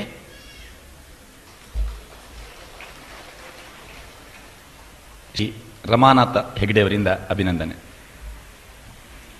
ಪರಮ ಪೂಜ್ಯ ಸ್ವಾಮಿಯವರೇ, ಅಷ್ಟನ್ನರೇ ಹಾಗೂ ವೇದಿಕೆಯ ಮೇಲಿರುವ ಗಣ್ಯರೇ, ಯಕ್ಷಗಾನ ಪ್ರೇಮಿಗಳೇ, ಈ ದಿನ ಶ್ರೀ ಮನೋಹರ್ ಕುಮಾರ್ ಅವರ ಪ್ರತಿಭೆಯನ್ನು ಗುರುತಿಸಿ ನೀವೆಲ್ಲರೂ ಬಂದು ಅವರನ್ನು ಆಶೀರ್ವದಿಸಿ ಇಷ್ಟೆಲ್ಲ ಈ ಕಾರ್ಯಕ್ರಮವನ್ನು ಮಾಡಿದ್ದಕ್ಕೆ ನನಗೆ ತುಂಬ ಸಂತೋಷವಾಗಿದೆ. ಅದಲ್ಲದೆ ಶ್ರೀ ಮಂಗಳಾದೇವಿ ಮೇಳದಲ್ಲಿ ಪ್ರಮುಖ ವೇಷಧಾರಿಯಾಗಿ ಶ್ರೀ ಮನೋಹರ್ ಕುಮಾರ್ ಅವರು ನಮ್ಮ ಮೇಳಕ್ಕೆ ತುಂಬ ಹೆಮ್ಮೆಯನ್ನು ತಂದಿದ್ದಾರೆ.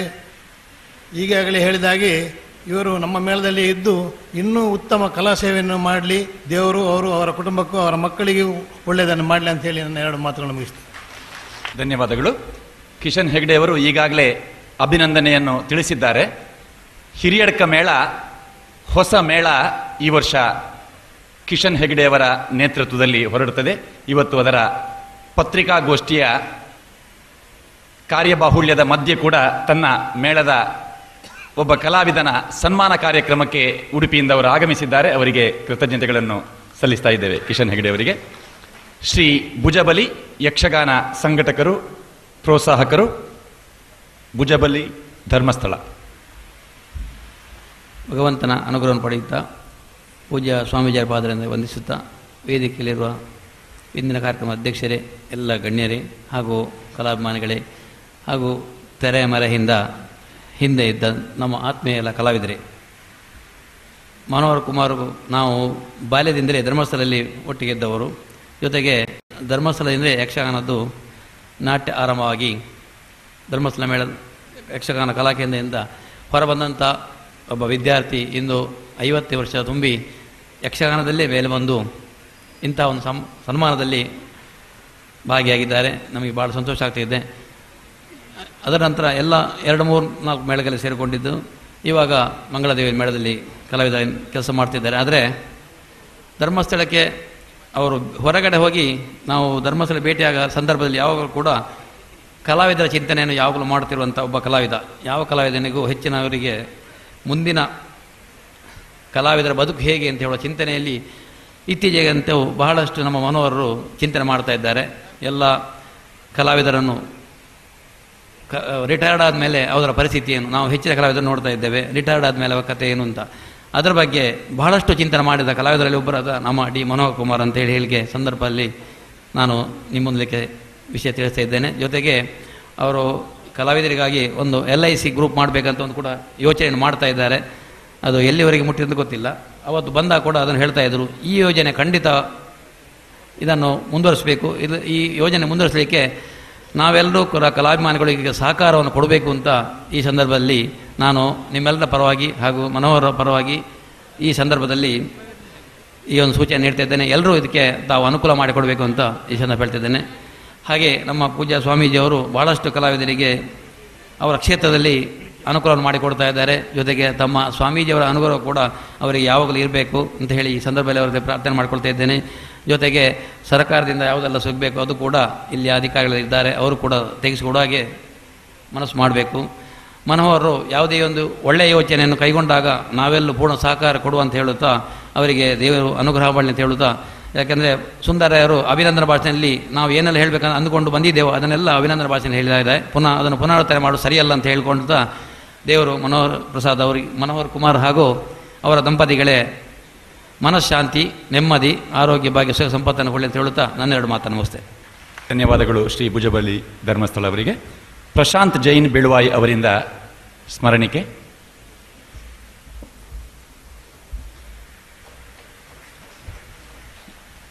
ಯಕ್ಷಗಾನ ಕಲಾಭಿಮಾನಿಗಳ ಶ್ರೇಯೋಭಿವೃದ್ಧಿಗಾಗಿ ಸಂಘಟನೆಯ ಒಂದು ವಿಶಿಷ್ಟ ರೂಪದಲ್ಲಿ ಯಕ್ಷಮಾನಸ ಪ್ರತಿಷ್ಠಾನ ಎನ್ನುವಂತಹ ಸಂಸ್ಥೆ ಇನ್ನು ಕೆಲವೇ ದಿವಸದಲ್ಲಿ ಕಾರ್ಯಾಚರಣೆ ಆರಂಭಿಸಲಿದೆ. ಯಕ್ಷಗಾನ ವೃತ್ತಿಯಾಗಿ ಸ್ವೀಕರಿಸಿದಂತಹ ಕಲಾವಿದರ ಶ್ರೇಯೋಭಿವೃದ್ಧಿಗಾಗಿ ಯಕ್ಷಮಾನಸ ಪ್ರತಿಷ್ಠಾನ, ಇದು ಡಿ ಮನೋಹರ್ ಕುಮಾರ್ ಹಾಗೂ ಸಮಾನ ಮನಸ್ಕ ಕಲಾವಿದರ ಕಲ್ಪನೆಯ ಕೂಸು. ಈಗಾಗಲೇ 40 ಕಲಾವಿದರು ಒಂದಾಗಿ ಈ ಪ್ರತಿಷ್ಠಾನದ ಆರಂಭಿಕ ಹೆಜ್ಜೆಯನ್ನು ಮುಂದಿಟ್ಟಿದ್ದಾರೆ. ಇನ್ನಷ್ಟು ಕಲಾಭಿಮಾನಿಗಳ ಸಹಕಾರ ಯಕ್ಷಮಾನಸ ಪ್ರತಿಷ್ಠಾನಕ್ಕೆ ನಿರೀಕ್ಷಿಸ್ತಾ ಇದ್ದೇವೆ. ಡಿ ಮನೋಹರ್ ಕುಮಾರ್ ಅವರ ನೇತೃತ್ವದಲ್ಲಿ ಯಕ್ಷಮಾನಸ ಪ್ರತಿಷ್ಠಾನ ಮುಂದುವರಿಯುತ್ತದೆ. ಇದಕ್ಕೆ ಕಲಾಭಿಮಾನಿಗಳ ಸಹಕಾರದ ನಿರೀಕ್ಷೆ ಇದೆ. ಸ್ವಯಂ ಪ್ರೇರಣೆಯಿಂದ ಇದರಲ್ಲಿ ಸೇವೆ ಸಲ್ಲಿಸಲು ಸಹಾಯ ಮಾಡಲು ಇಚ್ಛಿಸುವಂತಹ ಕಲಾಭಿಮಾನಿಗಳು, ಕಲಾವಿದರೇ ಆಗಬೇಕಾಗಿಲ್ಲ, ಕಲಾ ಪೋಷಕರು ಸಂಘಟಕರನ್ನು ಸಂಪರ್ಕಿಸಬಹುದು. ಪೂಜ್ಯ ಸ್ವಾಮೀಜಿಯವರ ಆಶೀರ್ವಚನದ ಪೂರ್ವದಲ್ಲಿ ಅಧ್ಯಕ್ಷೀಯ ಭಾಷಣವನ್ನು ಮುಗಿಸಿ ಮತ್ತೆ ಆಶೀರ್ವಚನ ಕಾರ್ಯಕ್ರಮಕ್ಕೆ ನಾವು ಮುಂದೆ ಹೋಗ್ತೇವೆ. ಉತ್ತರ ಕನ್ನಡದ ಅಭಿಮಾನಿ ಎಂ ಬಳೆಗಾರ ಸಿಂಹನೃತ್ಯ ಕಲಾ ತಂಡದ ಪರವಾಗಿ ಹವ್ಯಾಸಿ ಯಕ್ಷಗಾನ ಕಲಾವಿದ ನಾಗೇಶ್ ಎಬಿ ಅವರಿಂದ ಹಾರಾರ್ಪಣೆ.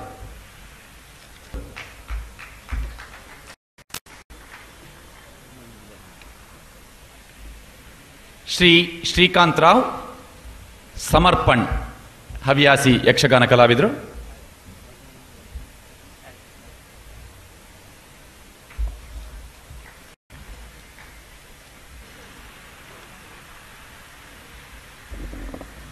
ಪ್ರಕಾಶಮಜ್ಜಚ್ಯುತಸ್ವರೂಪಾಂ ವರಾಭಯಿ ಸಂಧರತೀಂ ತ್ರಿನೇತ್ರಾಂ ಸಿಂಧೂರವರ್ಣಾಂ ಮತಿಕೋಮಲಾಂಗೀಂ ಮಾಯಾಮಯೀಂ ತತ್ವಮಯೀಂ ನಮಾಮಿ.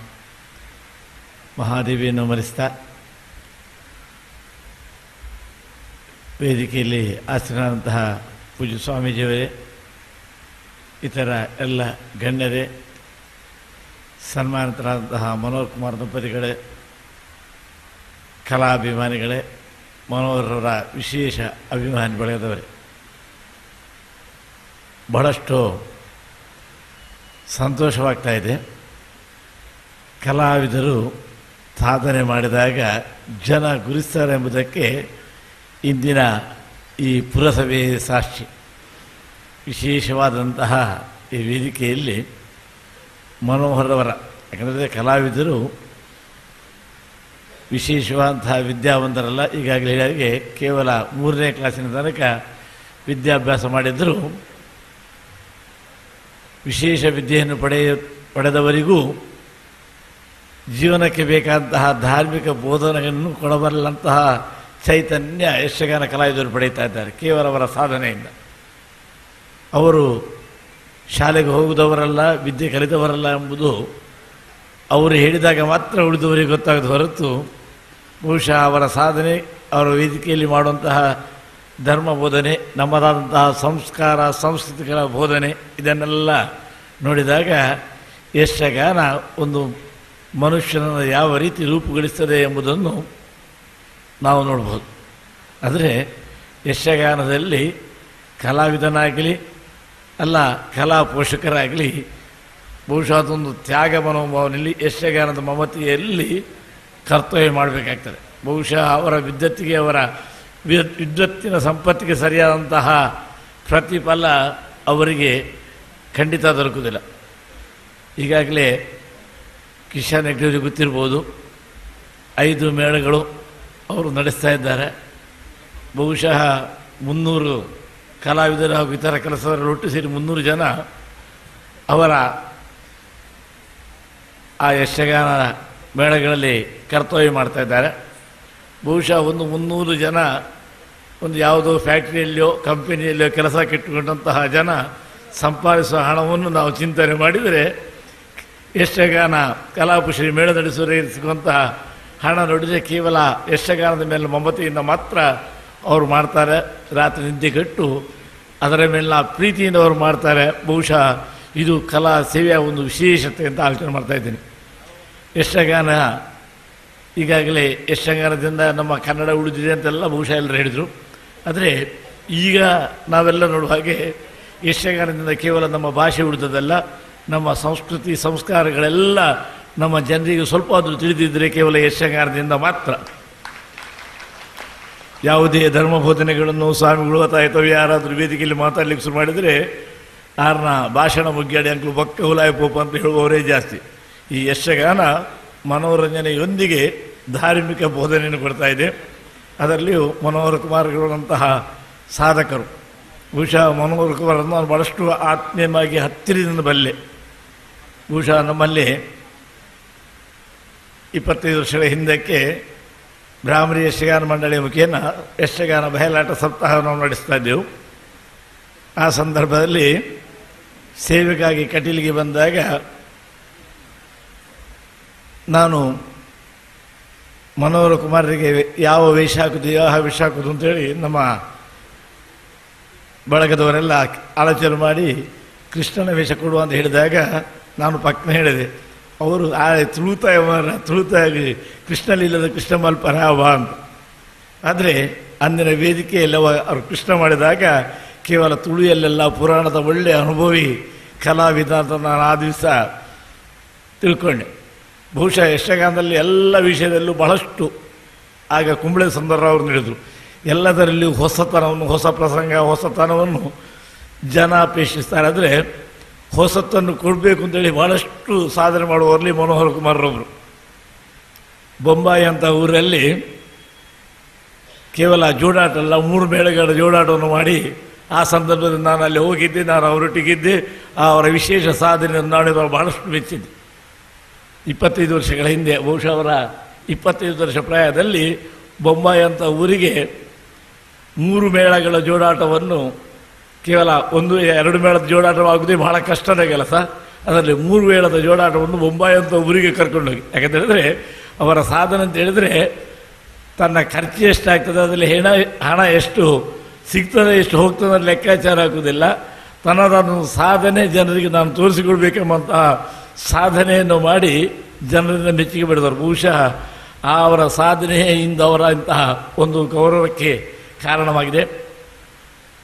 ಮಹಾದೇವಿ ಈಗಾಗಲೇ ಅವರು ಏನು ಸಾಧನೆ ಮಾಡಿದ್ದಾರೆ ಎಂಬುದು ಬಹುಶಃ ಕೇವಲ ಕಿಶನ್ ಹೆಗ್ಡೆಯವರು ಹೇಳಿದಂಥ ಮಾತಲ್ಲಿ, ಇನ್ನೂ 15 ವರ್ಷ ನನ್ನ ಮೇಳದಲ್ಲೇ ಇರಬೇಕು ಅಂತ ಹೇಳಬೇಕಾದ್ರೆ ಅವರು ಮೇಳದಲ್ಲಿ ಎಷ್ಟು ಉತ್ತಮ ರೀತಿಯಲ್ಲಿ ಕರ್ತವ್ಯ ಮಾಡ್ತಾರೆ, ಅವರ ಎಷ್ಟು ಪ್ರೀತಿಗೆ ಪಾತ್ರ ಆಗಿದ್ದಾರೆ ನಾವು ಆಲೋಚನೆ ಮಾಡೋದು.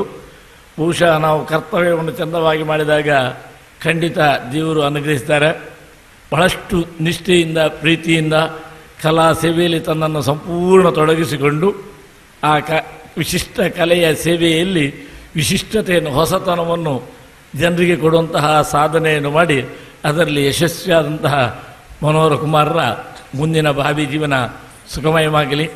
ಇನ್ನಷ್ಟು ಕಾಲ ಅವರ ಕಲಾ ಸೇವೆ ನಡೆದು ಇದಕ್ಕಿಂತಲೂ ವಿಶಿಷ್ಟ ರೀತಿಯ, ಉತ್ತಮ ರೀತಿಯ ಗೌರವ ಸನ್ಮಾನ ಪುರಭವನದಲ್ಲಿ ಮಾತ್ರ ಅಲ್ಲ, ಅಲ್ಲಲ್ಲಿ ನಡೆಯಲಿ. ಜನರ ಪ್ರೀತಿ ಪ್ರೋತ್ಸಾಹ ಅವರಿಗೆ ದೊರಕಲಿ ಇಂಥ ದೇವರಲ್ಲಿ ಪ್ರಾರ್ಥಿಸ್ತಾ ಈ ವಿಶೇಷ ಸಂದರ್ಭದೊಂದು ವಿಶೇಷ ಕಾರ್ಯಕ್ರಮಕ್ಕೆ ನನಗೊಂದು ಅವಕಾಶ ಕೊಟ್ಟತಕ್ಕ ಕೃತಜ್ಞತೆ ಸಲ್ಲಿಸ್ತಾ ಲೋಕ ಸಮಸ್ತ ಸುಖಿನೋ ಭವಂತು ಅಂತ ದೇವರಲ್ಲಿ ಪ್ರಾರ್ಥಿಸಿ ಜನ ಎಲ್ಲ ಸತ್ಯ ಮಾರ್ಗದಲ್ಲಿ, ಧರ್ಮ ಮಾರ್ಗದಲ್ಲಿ ನಡೆದು ತಮ್ಮ ಜೀವನದಲ್ಲಿ ನಮ್ಮದಾದಂತಹ ಸಂಸ್ಕಾರ ಸಂಸ್ಕೃತಿಗಳ ನೆನಪನ್ನು ಹುಟ್ಟಿಸುವಂತಹ ಯಕ್ಷಗಾನ ಕಲಾ ಸೇವೆಯಲ್ಲಿ ತಮ್ಮನ್ನು ಸೇರಿಸುವುದರೊಂದಿಗೆ ಯಕ್ಷಗಾನ ಕಲೆಗೆ ಇನ್ನಷ್ಟು ಪ್ರೋತ್ಸಾಹ ಕೊಟ್ಟು ನಮ್ಮ ಸಂಸ್ಕೃತಿಯನ್ನು ಉಳಿಸುವ ಪ್ರಯತ್ನ ಜನ ಮಾಡಲಿ ಅಂತ ಹೇಳಿ ನನ್ನ ಮಾತನ್ನು ಮುಗಿಸ್ತೇನೆ.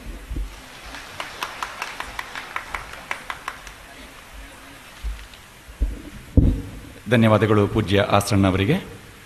ಮನೋಹರ್ ಕುಮಾರ್ ಅವರನ್ನು ಅಭಿನಂದಿಸಲು ಇವತ್ತು ಅಸಾಧ್ಯವಾದವರು ನಮ್ಮ ಕುಡ್ಲ ವಿ4 ಮೀಡಿಯಾದ ನೇರ ಪ್ರಸಾರದ ಕಾರ್ಯಕ್ರಮದಲ್ಲಿ ಈ ಕಾರ್ಯಕ್ರಮವನ್ನು ಮನೆಯಲ್ಲಿ ಕುಳಿತುಕೊಂಡು ವೀಕ್ಷಿಸುವ ವೀಕ್ಷಕರಿಗೆ ಈಗ ಅಭಿನಂದನೆ ಕೊಡಲಿಕ್ಕೆ ಅವಕಾಶ ಇಲ್ಲ. ಆದರೆ ನಾಡಿದ್ದು ಆದಿತ್ಯವಾರ ಜನಮನ ಕಾರ್ಯಕ್ರಮದಲ್ಲಿ ಮನೋಹರ್ ಒಮ್ಮೆ ತಪ್ಪಿ ಕಲ್ಕೂರು ಹೇಳಿದರು, ಮನೋಹರ್ ಪ್ರಸಾದ್ ಅಂತ ಹೇಳಿದರು. ನಾಡಿದ್ದು ಇನ್ನೂ ಕನ್ಫ್ಯೂಷನ್ ಆಗಲಿಕ್ಕಿದೆ. ಆದಿತ್ಯವಾರ ಮನೋಹರ್ ಹಾಗೂ ಮನೋಹರ್ ಕುಮಾರ್ ಅಂತ. ಮನೋಹರ್ ಕುಮಾರ್ ಅವರ ಜನಮನ ಕಾರ್ಯಕ್ರಮ ಮನೋಹರ್ ಪ್ರಸಾದ್ ಅವರು ಅದನ್ನು ನಡೆಸಿಕೊಡ್ತಾರೆ. ನಾಡಿದ್ದು ಆದಿತ್ಯವಾರ. ಮೊನ್ನೆ ಆದಿತ್ಯವಾರ ಶಾನಾಡಿ ಅಜಿತ್ ಹೆಗಡೆಯವರ ಪರಿಕಲ್ಪನೆಯ ಬಲ್ಲಿರೇನಯ್ಯ ಕಾರ್ಯಕ್ರಮದಲ್ಲಿ ಮನೋಹರ್ ಕುಮಾರ್ ಅವರು ಭಾಗವಹಿಸಿದರು. ಮೊನ್ನೆ ಕಾಣಿಸದ ಅನೇಕ ದೃಶ್ಯಗಳನ್ನು, ಅವರ ವೇಷಗಳನ್ನು ನಾಡಿದ್ದು ಜನಮನ ಕಾರ್ಯಕ್ರಮದಲ್ಲಿ ನೀವು ವೀಕ್ಷಣೆ ಮಾಡುವುದಕ್ಕಿದ್ದೀರಿ. ಇಂದು ಪೂಜ್ಯ ಸ್ವಾಮೀಜಿಯವರ ಆಶೀರ್ವಚನದ ನಂತರ ಮನೋಹರ್ ಕುಮಾರ್ ಅವರು ಗದಾಯುದ್ಧದ ಕೌರವನ ಪಾತ್ರವನ್ನು ನಿರ್ವಹಿಸ್ತಾರೆ. ಮೊದಲ ಭಾಗದಲ್ಲಿ ಸಿದ್ದಕಟ್ಟೆ ಚೆನ್ನಪ್ಪ ಶೆಟ್ಟಿಯವರು ಕೌರವನಾಗಿ, ಮುಂದೆ ಗದಾಯುದ್ಧದ ಕೌರವನಾಗಿ ಮನೋಹರ್ ಕುಮಾರ್ ಅವರು ಕಾಣಿಸಿಕೊಳ್ಳಿದ್ದಾರೆ. ಈಗ ಪೂಜ್ಯ ಸ್ವಾಮೀಜಿಯವರಿಂದ ಆಶೀರ್ವಚನದ ನಿರೀಕ್ಷೆಯಲ್ಲಿದ್ದೇವೆ.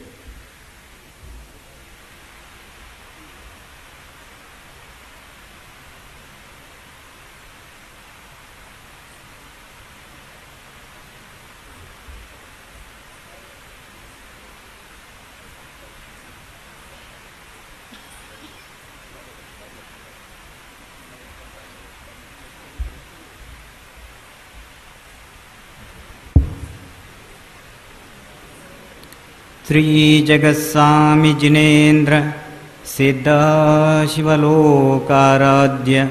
ಸರ್ವಜ್ಞ ಶಂಭೂ ಜಗನ್ನಾಥ ಜಗತ್ಪಿತಾಮಹ ಹರ ಶ್ರೀಕಾಂತವಾಣೀಶ ವಿಷ್ಣು ಜಿತಾನಾಂಗ ಜಿನೇಶ್ವರ ಪಶ್ಚಿಮ ಸಮುದ್ರಾದೀಶ್ವರ ನಿಜಮಂ ತೋರು ದಯಾಳುವೆ ತಳುವಿದೇಂ ರತ್ನಾಕರಾದೀಶ್ವರ ನಿಜಮಂ ತೋರು ದಯಾಳುವೆ ತಳುವಿದೇಂ ರತ್ನಾಕರಾದೀಶ್ವರ.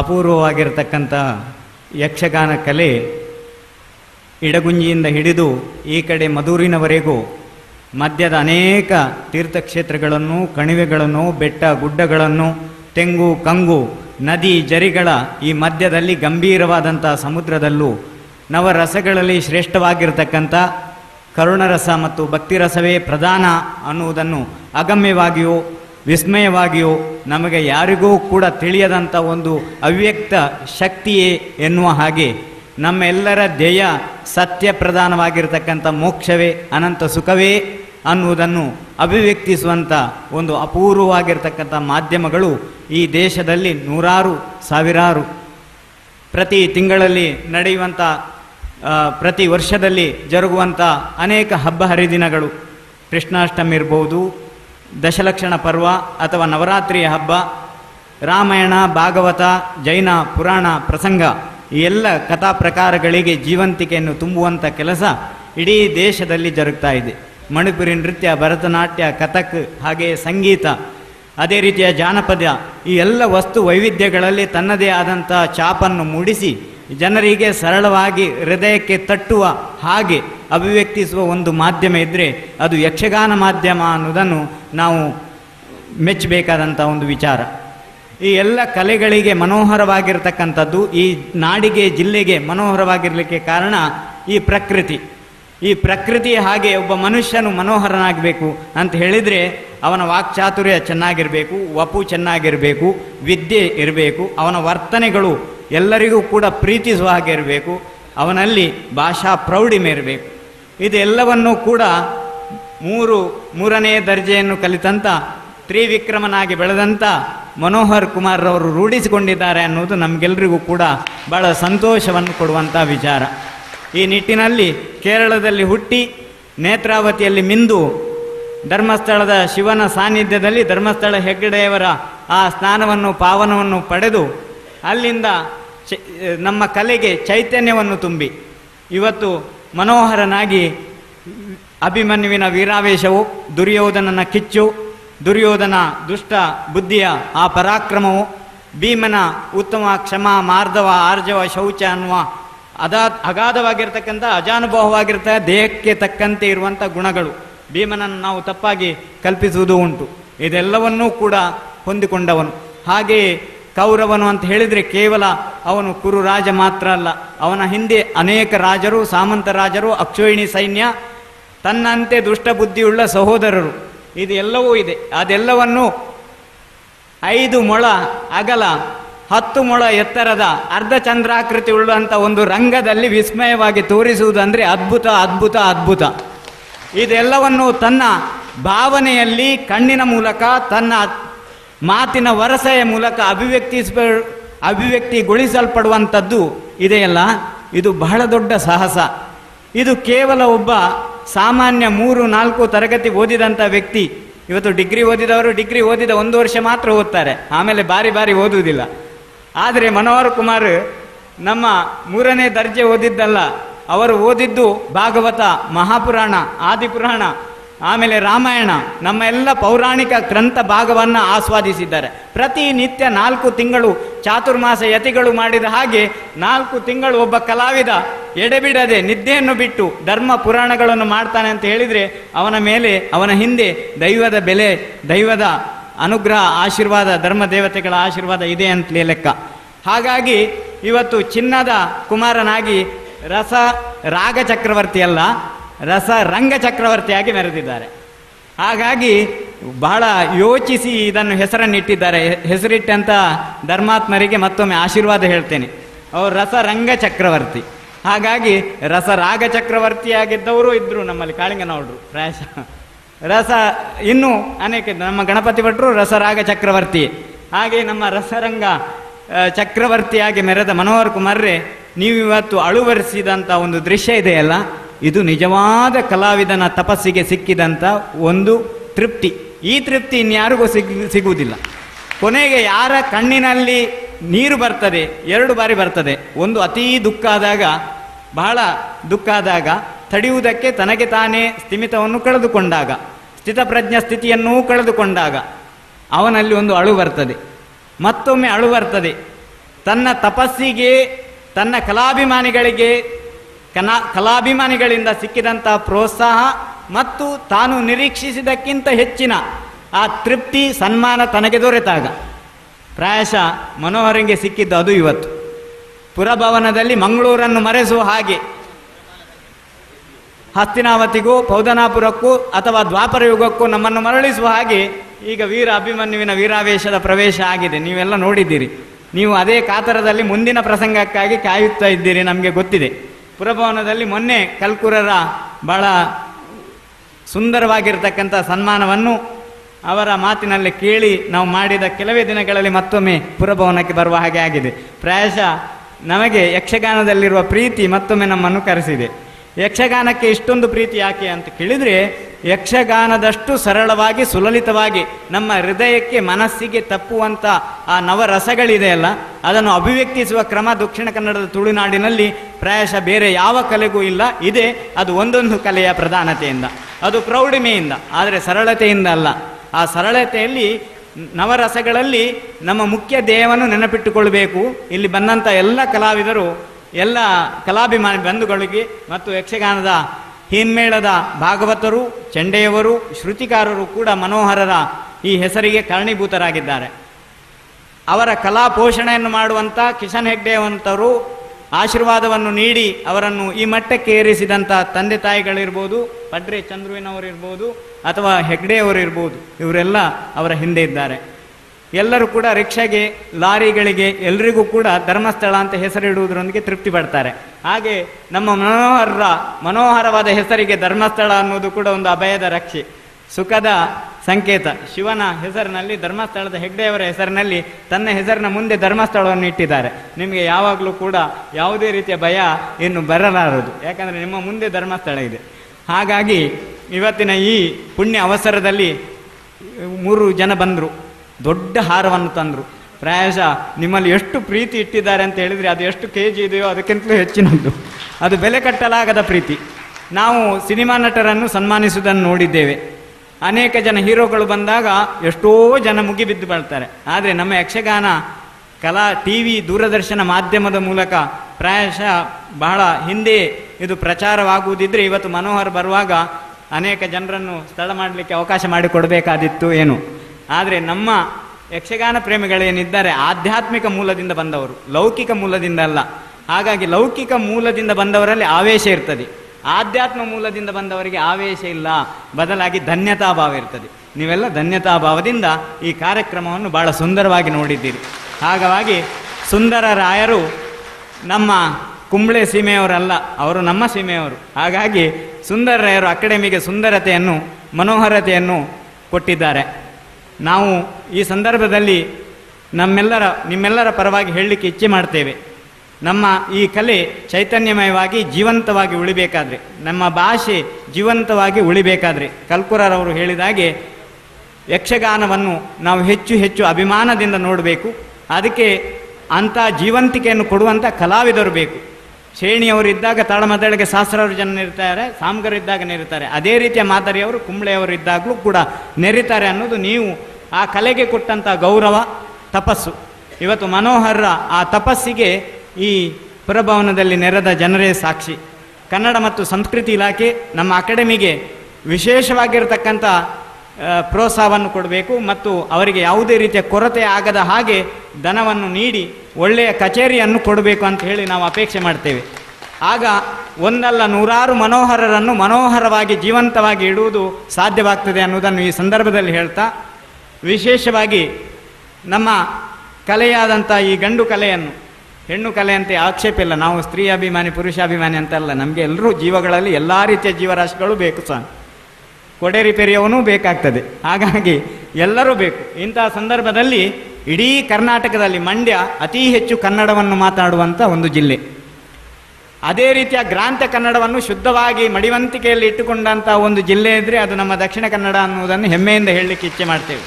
ಇಂಥ ಸುಂದರವಾದ ಈ ಜಿಲ್ಲೆಯಲ್ಲಿ ಇಡೀ ನಮ್ಮ ಎಷ್ಟು ಜಿಲ್ಲೆಗಳಿವೆಯೋ ಆ ಅಷ್ಟೂ ಜಿಲ್ಲೆಗಳಿಗೆ ಕಿಶನ್ ಕುಮಾರ್ ಹೆಗ್ಡೆ ಅವರ ಪ್ರಸಂಗವೂ ಸೇರಿದಂತೆ, ಕಲ್ಕುರ್ರ ಪುನರೂರವರ ಪ್ರಸಂಗ ಇನ್ನೂ ಶುರುವಾಗಲಿಲ್ಲ, ಅವರು ಮಾಡಬೇಕು ನಾನು ಹೇಳುವುದು.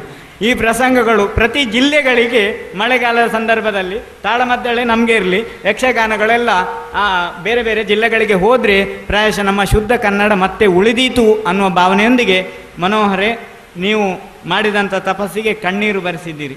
ಅಂದರೆ ನಿಮಗೆ ಬಹಳಷ್ಟು ತೃಪ್ತಿಯನ್ನು ಕೊಟ್ಟಿದೆ ಅಂತ ಅರ್ಥ. ಬಿಳಿಯಾದಂಥ ಧವಳವಾದಂಥ ಶಾಲನ್ನು ಹೊದಿಸಿದ್ದೇವೆ. ಕೇರಳದ ಸಂಕೇತ ಅಲ್ಲ ಅದು. ಧವಳ ಅಂದರೆ ನಮ್ಮ ನಿರ್ಮಲವಾದ ಮನಸ್ಸಿನ ಸಂಕೇತ.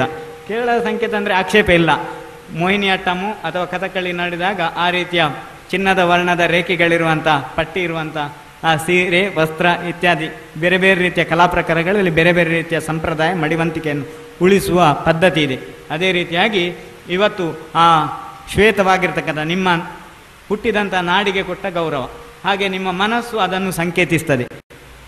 ಇಬ್ಬರು ಕೂಡ ಪತಿಯರು ಸೇರಿ ಇವತ್ತು ಯಕ್ಷಗಾನದಲ್ಲಿ ನೀವು ಮೆರೆದಾಡಿ ಚಿನ್ನದ ಹಬ್ಬವನ್ನು ಬಹಳ ಸುಂದರವಾಗಿ ಆಚರಿಸಿದ್ದೀರಿ. ಮುಂದೆಯೂ ದೀರ್ಘಾಯುಷ್ಯವಾಗಲಿ.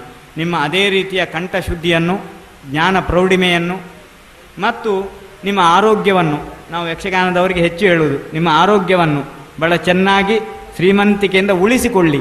ಅಂದರೆ ವ್ಯಸನವನ್ನು ಬೆಳೆಸಿಕೊಳ್ಳಿ ಅಂತ ಹೇಳಬೇಕಾದ್ದಿಲ್ಲ.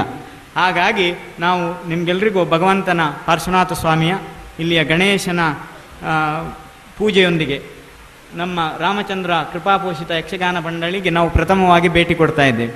ಈ ಸಂದರ್ಭದಲ್ಲಿ ಬಹಳ ಸುಂದರವಾದಂಥ, ನಮಗೆ ಗೊತ್ತಿರಲಿಲ್ಲ, ಆಮೇಲೆ ಗೊತ್ತಾಯಿತು ಅಶೋಕ ಭಟ್ರ ಈ ಪ್ರಸಂಗದ ಮಧ್ಯದಲ್ಲಿ ಮನೋಹರರಿಗೆ ಸನ್ಮಾನ ಇದೆ ಅಂತ. ಇದೊಂದು ಪೂಜ್ಯ ಭಾವನೆಯಿಂದ ಜರುಗುವಂಥ ಒಂದು ಕಾರ್ಯಕ್ರಮ. ಗಣೇಶನ ನಮ್ಮ ಮೂಲ ಯಕ್ಷಗಾನದಲ್ಲಿ ದೇವರ ಪೂಜೆಯಿಂದ ಆರಂಭ ಆಗ್ತದೆ. ಅಲ್ಲಿ ತಾಳವನ್ನು ಭಾಗವತರಿಗೆ ಮುಟ್ಟಿಸಿ ಇಡೀ ಕಲಾವಿದರಿಗೆ ಮುಟ್ಟಿಸುವಂಥದ್ದು.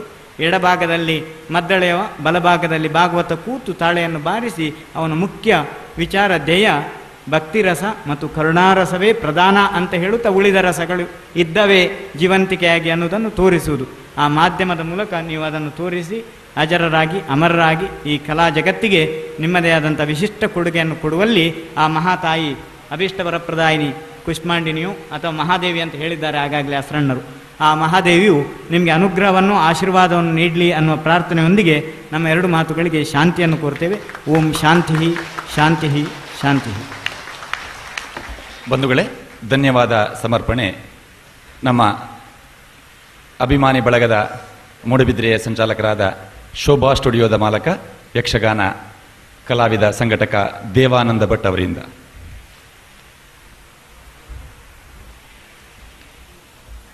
ಕಲಾಭಿಮಾನಿಗಳೇ, ವೇದಿಕೆಯಲ್ಲಿರುವ ಗಣ್ಯಾತಿ ಗಣ್ಯರೇ, ಈ ಕಾರ್ಯಕ್ರಮದ ವಿಶೇಷತೆ ಹೇಳಿದರೆ ಶ್ರೀ ಕ್ಷೇತ್ರ ರಾಮಚಂದ್ರ ಕೃಪಾಪೋಕ್ಷಿತ ಯಕ್ಷಗಾನ ಮಂಡಳಿ ಹೊಸನಗರ ಇವರಿಂದ ಈಗಾಗಲೇ ಒಂದು ಪ್ರಸಂಗ ನೆರವೇರಿದೆ. ಈ ವೇದಿಕೆಯಲ್ಲಿ ಇನ್ನೂ ಕೂಡ ಒಂದು ಪ್ರಸಂಗ ನೆರವೇರುವುದಕ್ಕಿದೆ. ಈ ಮೇಳದ ಮೊದಲಿಗೆ ಮೇಳದ ವ್ಯವಸ್ಥಾಪಕರಾದಂಥ ಕಲಾಪೋಷಕ ಟಿ ಶಾಂಭಟ್ ಇವರನ್ನು ಈ ಸಂದರ್ಭದಲ್ಲಿ ಮೊದಲಾಗಿ ನಾವು ಅವರಿಗೆ ಧನ್ಯವಾದವನ್ನು ಕೊಡಬೇಕಾದ ಆದ್ಯ ಕರ್ತವ್ಯ. ಆ ನೆಲೆಯಲ್ಲಿ ರಾಮಚಂದ್ರಾಪುರ ಮೇಳದ ಭಾಗವತರಾದಂಥ ಹಿರಿಯ ಭಾಗವತರು ಪದ್ಯಾಣ ಗಣಪತಿ ಭಟ್ರು ವೇದಿಕೆಗೆ ಬರಬೇಕು. ಅವರಿಗೆ ಗೌರವ ಅರ್ಪಣೆ.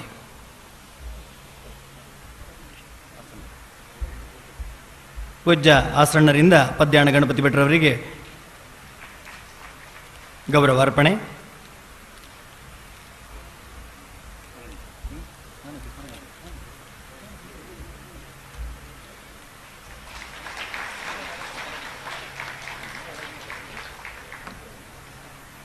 ಸ್ಮರಣಿಕೆ ಕೊಟ್ಟು ಅವರನ್ನು ಗೌರವಿಸಬೇಕು ಅಂತ ಹೇಳಿ ಕೇಳಿಕೊಳ್ತಾ ಇದ್ದೀನಿ. ಮಾನ್ಯ ಕುಂಬಳೆ ಸುಂದರ ರಾಯರಿಂದ ಸ್ಮರಣಿಕೆ ಪ್ರದಾನ.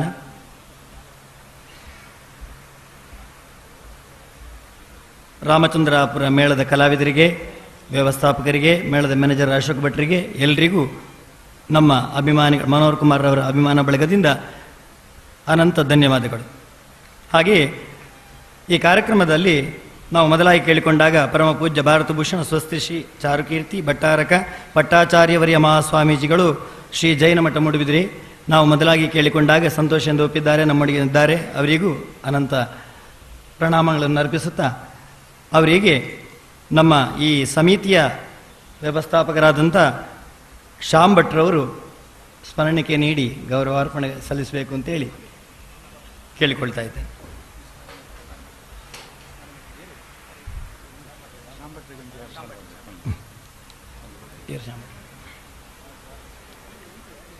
ಈ ವ್ಯವಸ್ಥೆಯಲ್ಲಿ ಮೊದಲಿಗನಾಗಿ ನಿಂತು ವ್ಯವಸ್ಥೆಯನ್ನು ಕೈಕೊಂಡು ವ್ಯವಸ್ಥಿತವಾಗಿ ಕಾರ್ಯಕ್ರಮವನ್ನು ನಿರ್ವಹಿಸಿದಂಥ ಶಾಂಭಟ್ರಿಗೆ ಪರಮಪೂಜ್ಯ ಸ್ವಾಮಿಗಳಿಂದ ಗೌರವಾರ್ಪಣೆ. ಇನ್ನು ಮುಂದೆಯೂ ಶಾಂಭಟ್ರು ಯಕ್ಷಗಾನದ 10 ಹಲವು ಕಲಾವಿದರನ್ನು ಗುರುತಿಸಿ ಸನ್ಮಾನಿಸುವಂಥ ಕಾರ್ಯಕ್ರಮ ಅವರಿಂದ ಮುಂದೆಯೂ ನಡೆಯಲಿ ಎನ್ನುವ ಹಾಗೆ ನಾವು ಆಶಿಸ್ತಾ ಇದ್ದೇವೆ.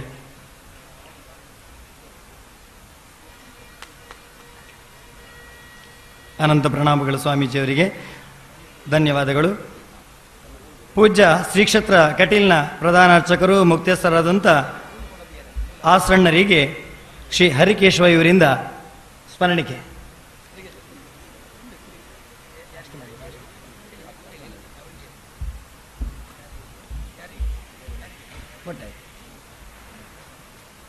ಅನಂತ ಪ್ರಣಾಮಗಳು.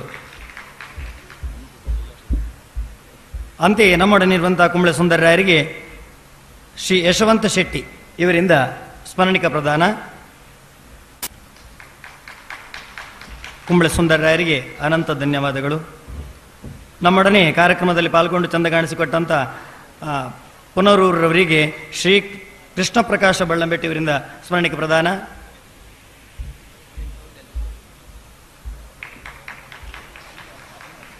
ಅನಂತ ಧನ್ಯವಾದಗಳು ಸರ್.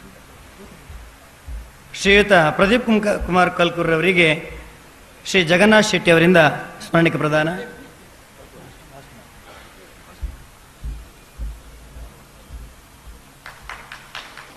ಶ್ರೀ ಅಜಿತ್ ಹೆಗಡೆ ಇವರಿಗೆ ಶ್ರೀ ಸುಧಾಕರ್ ಪೇಜಾವರಿ ಇವರಿಂದ ಸ್ಮರಣಿಕ ಪ್ರದಾನ.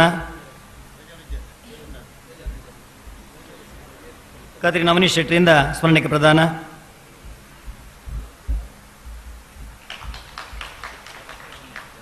ನಮ್ಮೊಡನಿದ್ದು ಈ ಕಾರ್ಯಕ್ರಮದ ಪೂರ್ಣ ಯಶಸ್ಸಿಗೆ ಕಾರಣರಾದಂಥ ರಮಾನಾಥ ಹೆಗಡೆ ಅವರಿಗೆ ಮೋಹನ್ ಮೆಂಡನ್ ಇವರಿಂದ ಸ್ಮರಣಿಕೆ ಪ್ರದಾನ.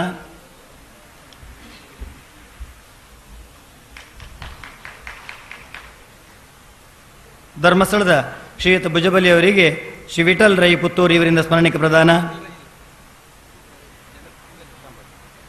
ಶಾಮಟ್ರಿಂದ ಸ್ಮರಣಿಕೆ ಪ್ರದಾನ.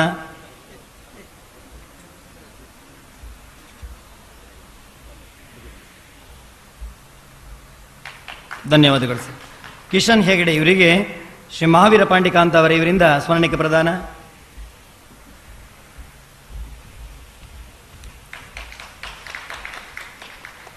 ಅಂತೆಯೇ ಈ ಕಾರ್ಯಕ್ರಮದ ಪೂರ್ಣ ಚಿತ್ರೀಕರಣದೊಂದಿಗೆ ನೇರ ಪ್ರಸಾರ ಮಾಡಿದಂಥ ನಮ್ಮ ಕುಡ್ಲ ನಿರ್ದೇಶಕ ಲೀಲಾಕ್ಷ ಕರ್ಕೇರ್ ಅವರು ವೇದಿಕೆಗೆ ಬಂದು ಸ್ಮರಣಿಕೆಯನ್ನು ಸ್ವೀಕರಿಸಬೇಕು. ಇವರಿಗೆ ಆಸ್ರಣರಿಂದ ಸ್ಮರಣಿಕೆ ಪ್ರದಾನ.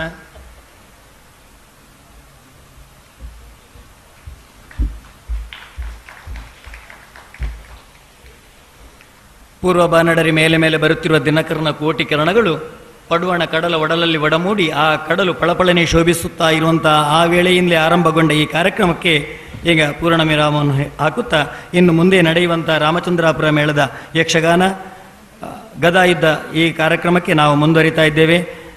ಅನಂತ ಧನ್ಯವಾದಗಳು. ಯಕ್ಷಗಾನಂ ಗೆಲ್ಗೆ.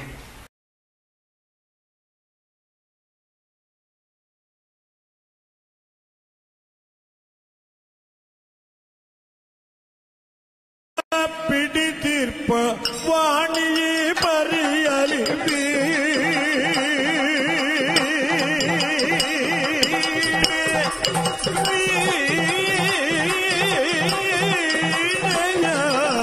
ವಾಣಿಯೇ ತೆರದಲ್ಲಿ ಪಿಡಿದು ವಾಣಿ ಪಿಡಿದು ವಾಣಿ ತೆರದಲ್ಲಿ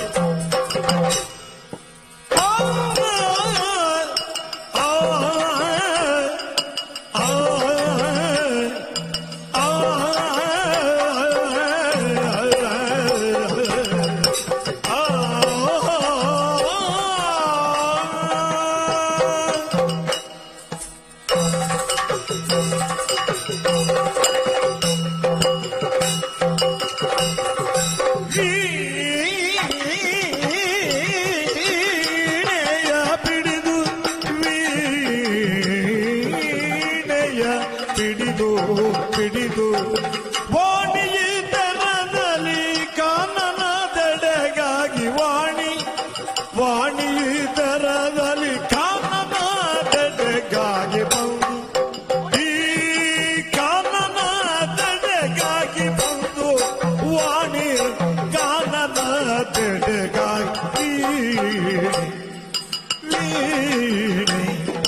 ವಿನಯ ಬಿಡಿದಲ್ಲಿ ಕಾನನದೆಡೆಗಾಗಿ ಬಂದು ಸಾನು ರಾಗದೋಳೆಂದು ಗಾನ ಪಾಡುವಳು ಸಾನು ರಾಗದೋಳಿರುವುದು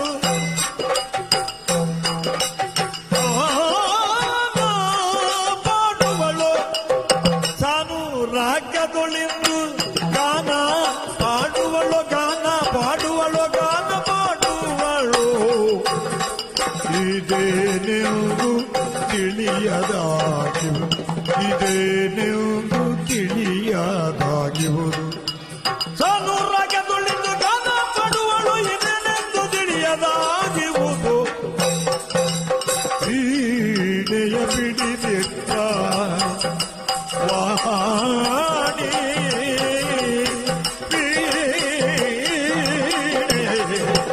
ತಮ್ಮ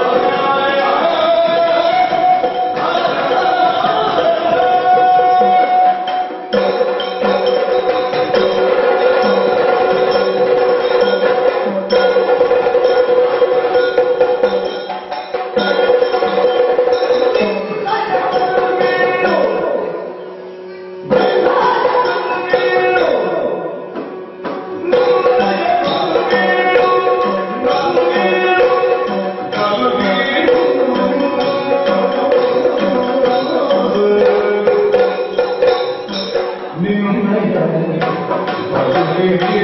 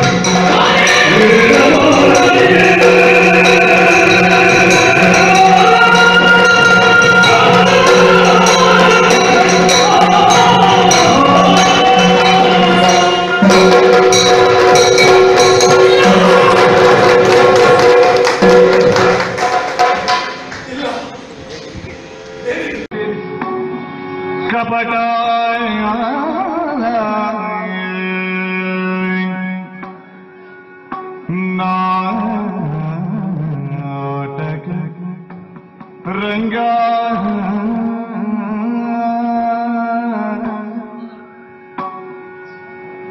ಕಪಟ ನಾಟಕ ರಂಗ ನಾಟಕ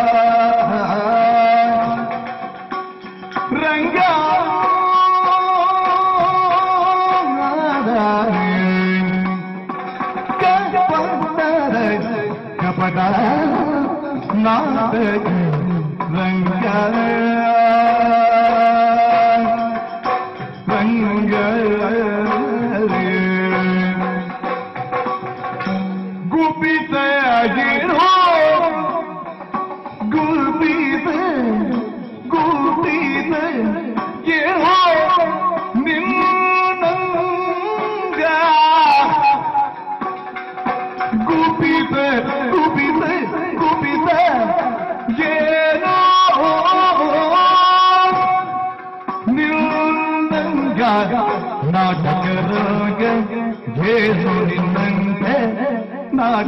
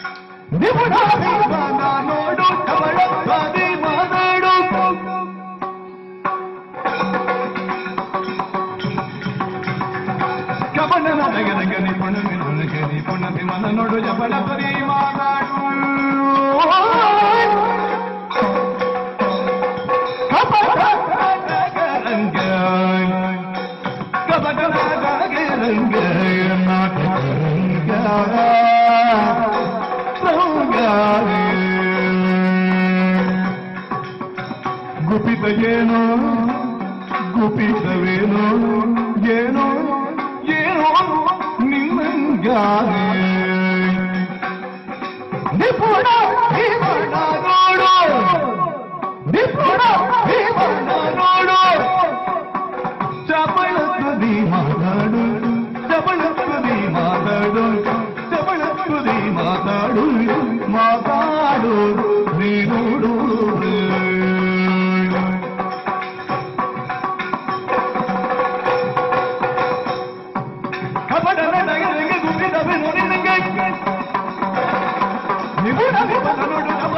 ಮಾತಾಡು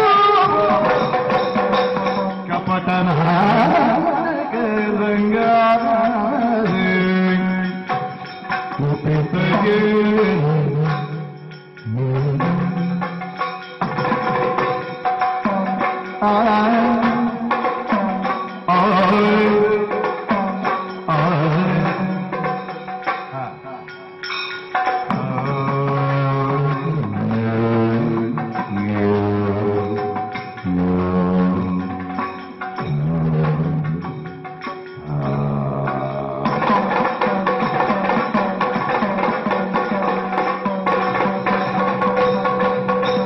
ನಿಪುಣ ಭೀಮನ ನೋಡು ಕಪಟದಿ ಮಾತಾಡು ರಂಗ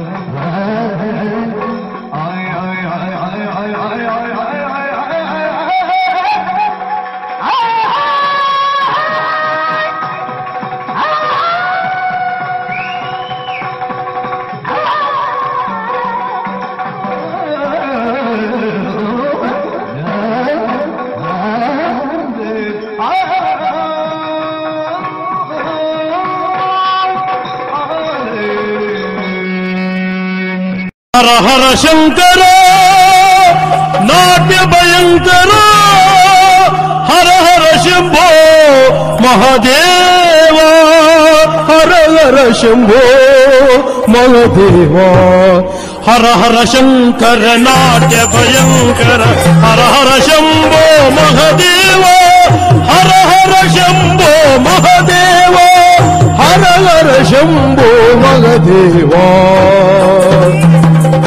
ಹರ ಗಂಗಾಧರ ಗಜ ಜನ್ಮಾಂಬರ ಹರ ಹರ ಶಂಭೋ ಮಗದೇವ ಹರ ಹರ ಶಂಭೋ ಮಗದೇವ ಹರ ಹರ ಶಂಭೋ ಮಗದೇವ ಹರ ಹರ ಶಂಭೋ ಕುಸುಮವೆಂದು ತಿಳಿದೆ ಸುಗುಣೆ ನಿನ್ನನು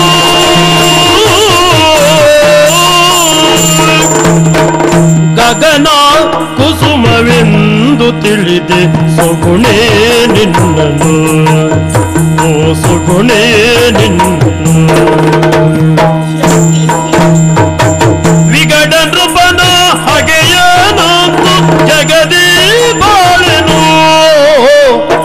ವಿಗಡ ನೃಪನ ಹಗೆಯನಂದು ಜಗದಿ ಬಾಳೆನು ನಾ ಜಗದಿ ಬಾಳೆನು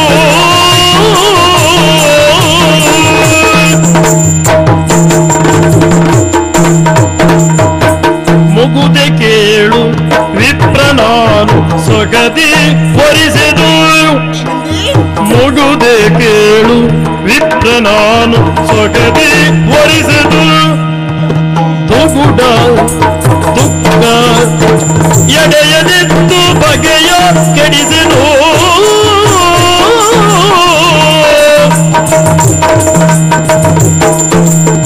ಗಗನ ಕುಸುಮವೆಂದು ತಿಳಿದೆ ಸೋಟೋಣೆ ನಿನ್ನನು ಅಂತ ಹೇಳ್ತಾರೆ. ಯಾಕೆ?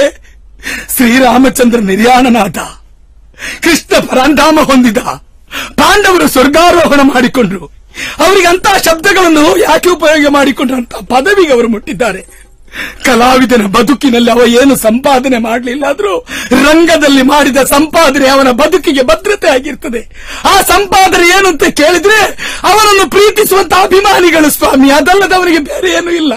ಆದ್ರೆ ನಿಮ್ಮಲ್ಲಿ ಕೇಳಿಕೊಳ್ಳುವುದೊಂದೇ, ಈ ಬಡ ಕಲಾವಿದನಿಗೊಂದು ರಂಗವನ್ನು ನಿರ್ಮಿಸಿಕೊಡಿ, ರಂಗದಲ್ಲಿ ಕುಣಿಯುತ್ತಿದ್ದಂತೆ ನಾನು ಇಲ್ಲಿಯೇ ರಂಗದಲ್ಲಿ ಸಾಯಬೇಕು.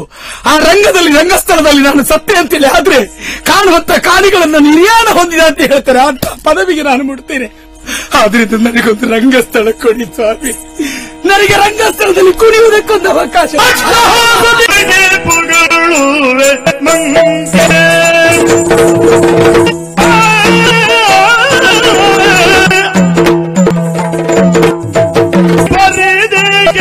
ಪೊಗಳುವೆ ನಂಗೆ ನೀನು ಬರಿದೆ ಬರಿದೆ ಬರಿದೆ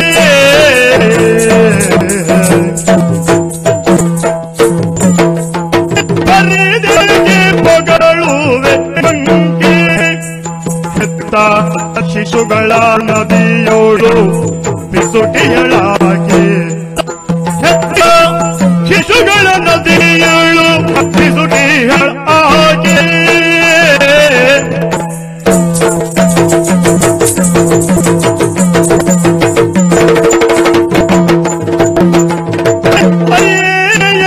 ಕುಂತಿಯ ಚರಿತೆ ಅರಿಯ ಕುಂತಿಯ ಚರಿತೆ ಸತ್ಯವರೆಯುವುದ ಕಣ್ಣ ಶ್ರೇಷ್ಠಳು ಪ್ರೀತೆ ಸತ್ಯವರೆಯುವುದ ಕಣ್ಣ ಶ್ರೇಷ್ಠಳು ಪ್ರೀತೆ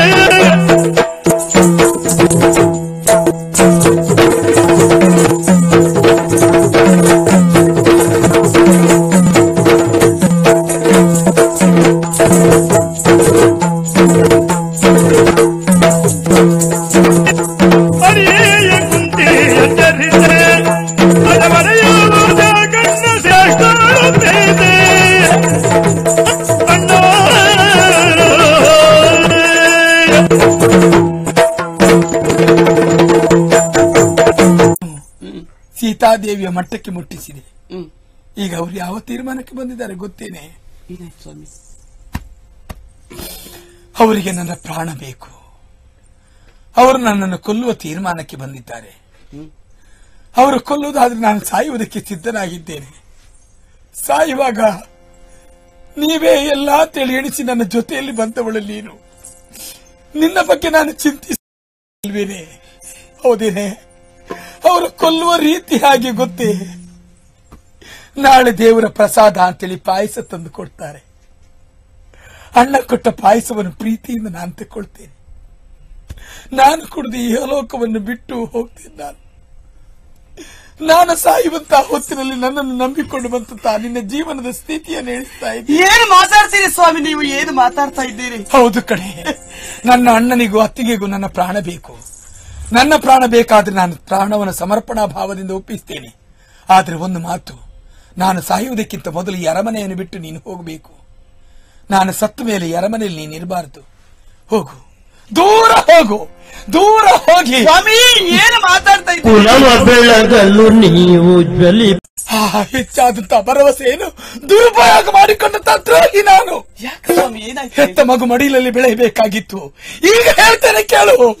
ಪ್ರತಿಯೊಂದು ಕ್ಷಣದಲ್ಲಿ ಮಗು ಕೂಗುವಂತಹ ಹೊತ್ತಲ್ಲಿ ನಿನ್ನ ಮನಸ್ಸು ಮಿಡಿಯುತ್ತಾ ಏನ್ ಮಾಡೋದನ್ನ ನೆನಪು ಮಾಡಬೇಡಿ. ಮತ್ತೆ ಆ ಮನಸ್ಸು ಮಿಡಿಯುವಂತಹ ಹೊತ್ತಿನಲ್ಲಿ ನಿನ್ನಲ್ಲೇ ಬೇಡಮ್ಮ. ಆದ್ರೆ ಈಗ ನನ್ನ ಅಣ್ಣನ ಹೆಂಡತಿ, ನನ್ನ ಅತ್ತಿಗೆ ಮಡಿಲಲ್ಲಿ ಬೆಳೆಯುತ್ತಿರುವ ಮಗು ಅದವರ ಮಗು ಅಲ್ಲ, ಅದು ನಿನ್ನ ಮಗು.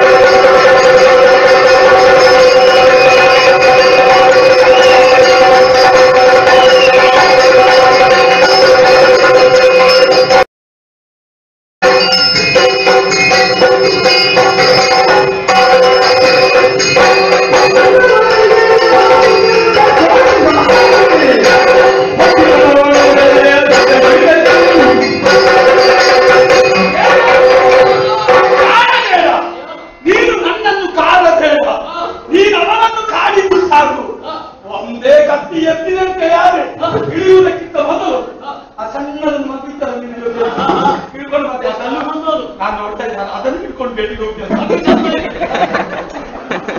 ಆದ್ರಿಂದ ಮೃಗಗಳು ಅದನ್ನು ಮುಟ್ಟೋದಿಲ್ಲ. ಯಾಕೆಂದ್ರೆ ಮುಟ್ಟಾಗ ಬ್ಯಾಟಿ ಮಾಡೋದ್ರೆ ಬಂತವಲ್ಲ, ಹುಟ್ಟಿದ ಮಕ್ಕಳು ಬ್ಯಾಟಿ ಆಡ್ತಾರೆ. ಹೌದೇನಾ? ಕಾಡಲ್ಲಿ ನೀನು ಕಾಡ ಬಗ್ಗೆಯ ಮಕ್ಕಳಿಗೆ ಕಲಿಸ್ತಿಲ್ಲ, ಬೇರೆ ಕಲಿಸ್ತೇನೆ. ನಿನ್ನನ್ನು ಅಳಿಸಿದ್ರೆ ಕಾಡ ಬೇಡ, ನೀನು ಕಾಡಪ್ಪ.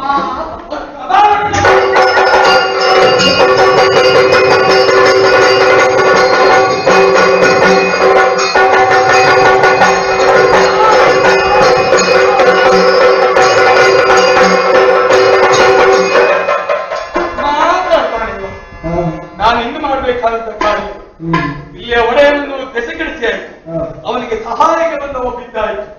ಇನ್ನಿದ್ದದ್ದು ಒಂದು, ನನ್ನ ಮನಸ್ಸಿನಲ್ಲಿದ್ದ ನನ್ನ ಮಹಾರಾಣಿ, ಅವಳು ನನ್ನವಳಾಗಬೇಕು. ಎಲ್ಲಿದ್ದಾಳೆ?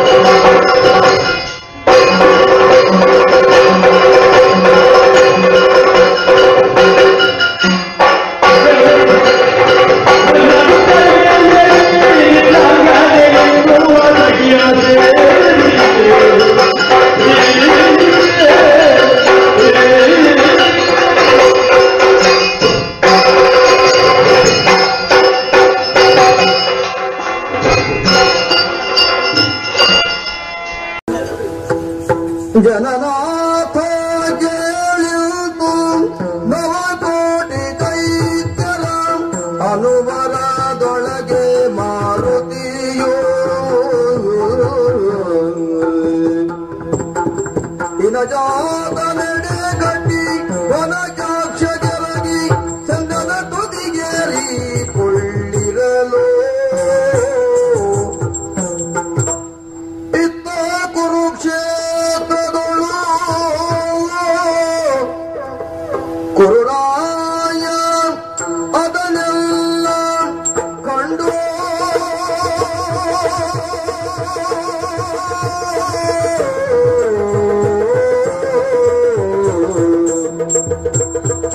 ಕುರುರಾಯ ಅದನ್ನೆಲ್ಲ ಕಂಡು ಅದನ್ನೆಲ್ಲ ಕಂಡು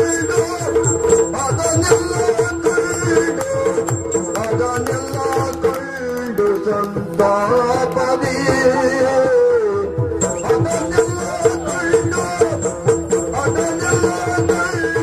ಸಂತಾಪದಿ ಮರುಗಿ ತನ್ನಯ ಭಾಗ್ಯವೆನುತ ಮರುಗಿ ತನ್ನಯ ಭಾಗ್ಯವೆನುತ ಅದನ್ನೆಲ್ಲ ಕಂಡು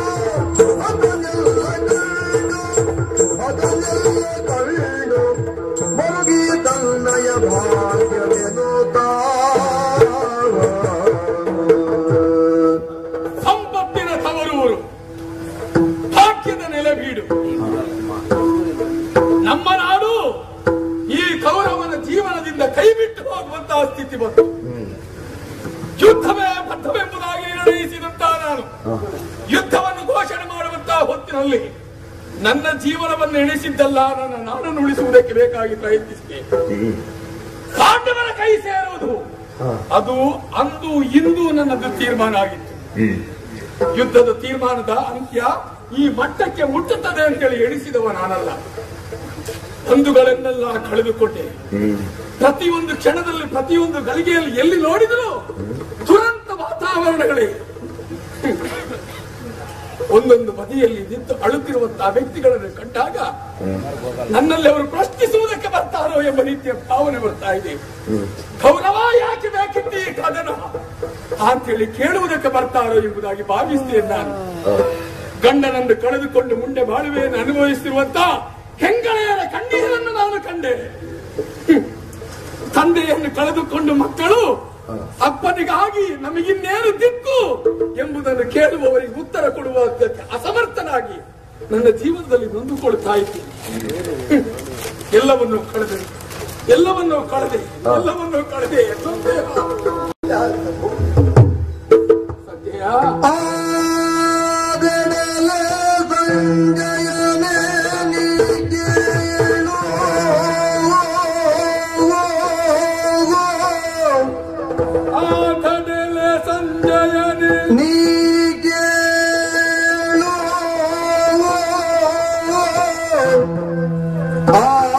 ಸುಕೃತ ವಿಷಾಲವನವದು ಆದಿ ಸುಕೃತ ವಿಷಾಲವನವದು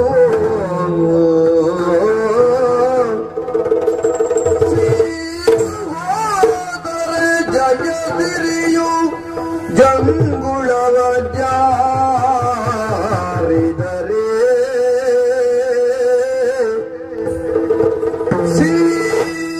ಸೀಗೋದರೆ ಜಯದಿರಿಯು ಜಂಗುಳವ ಜಾರಿದರೆ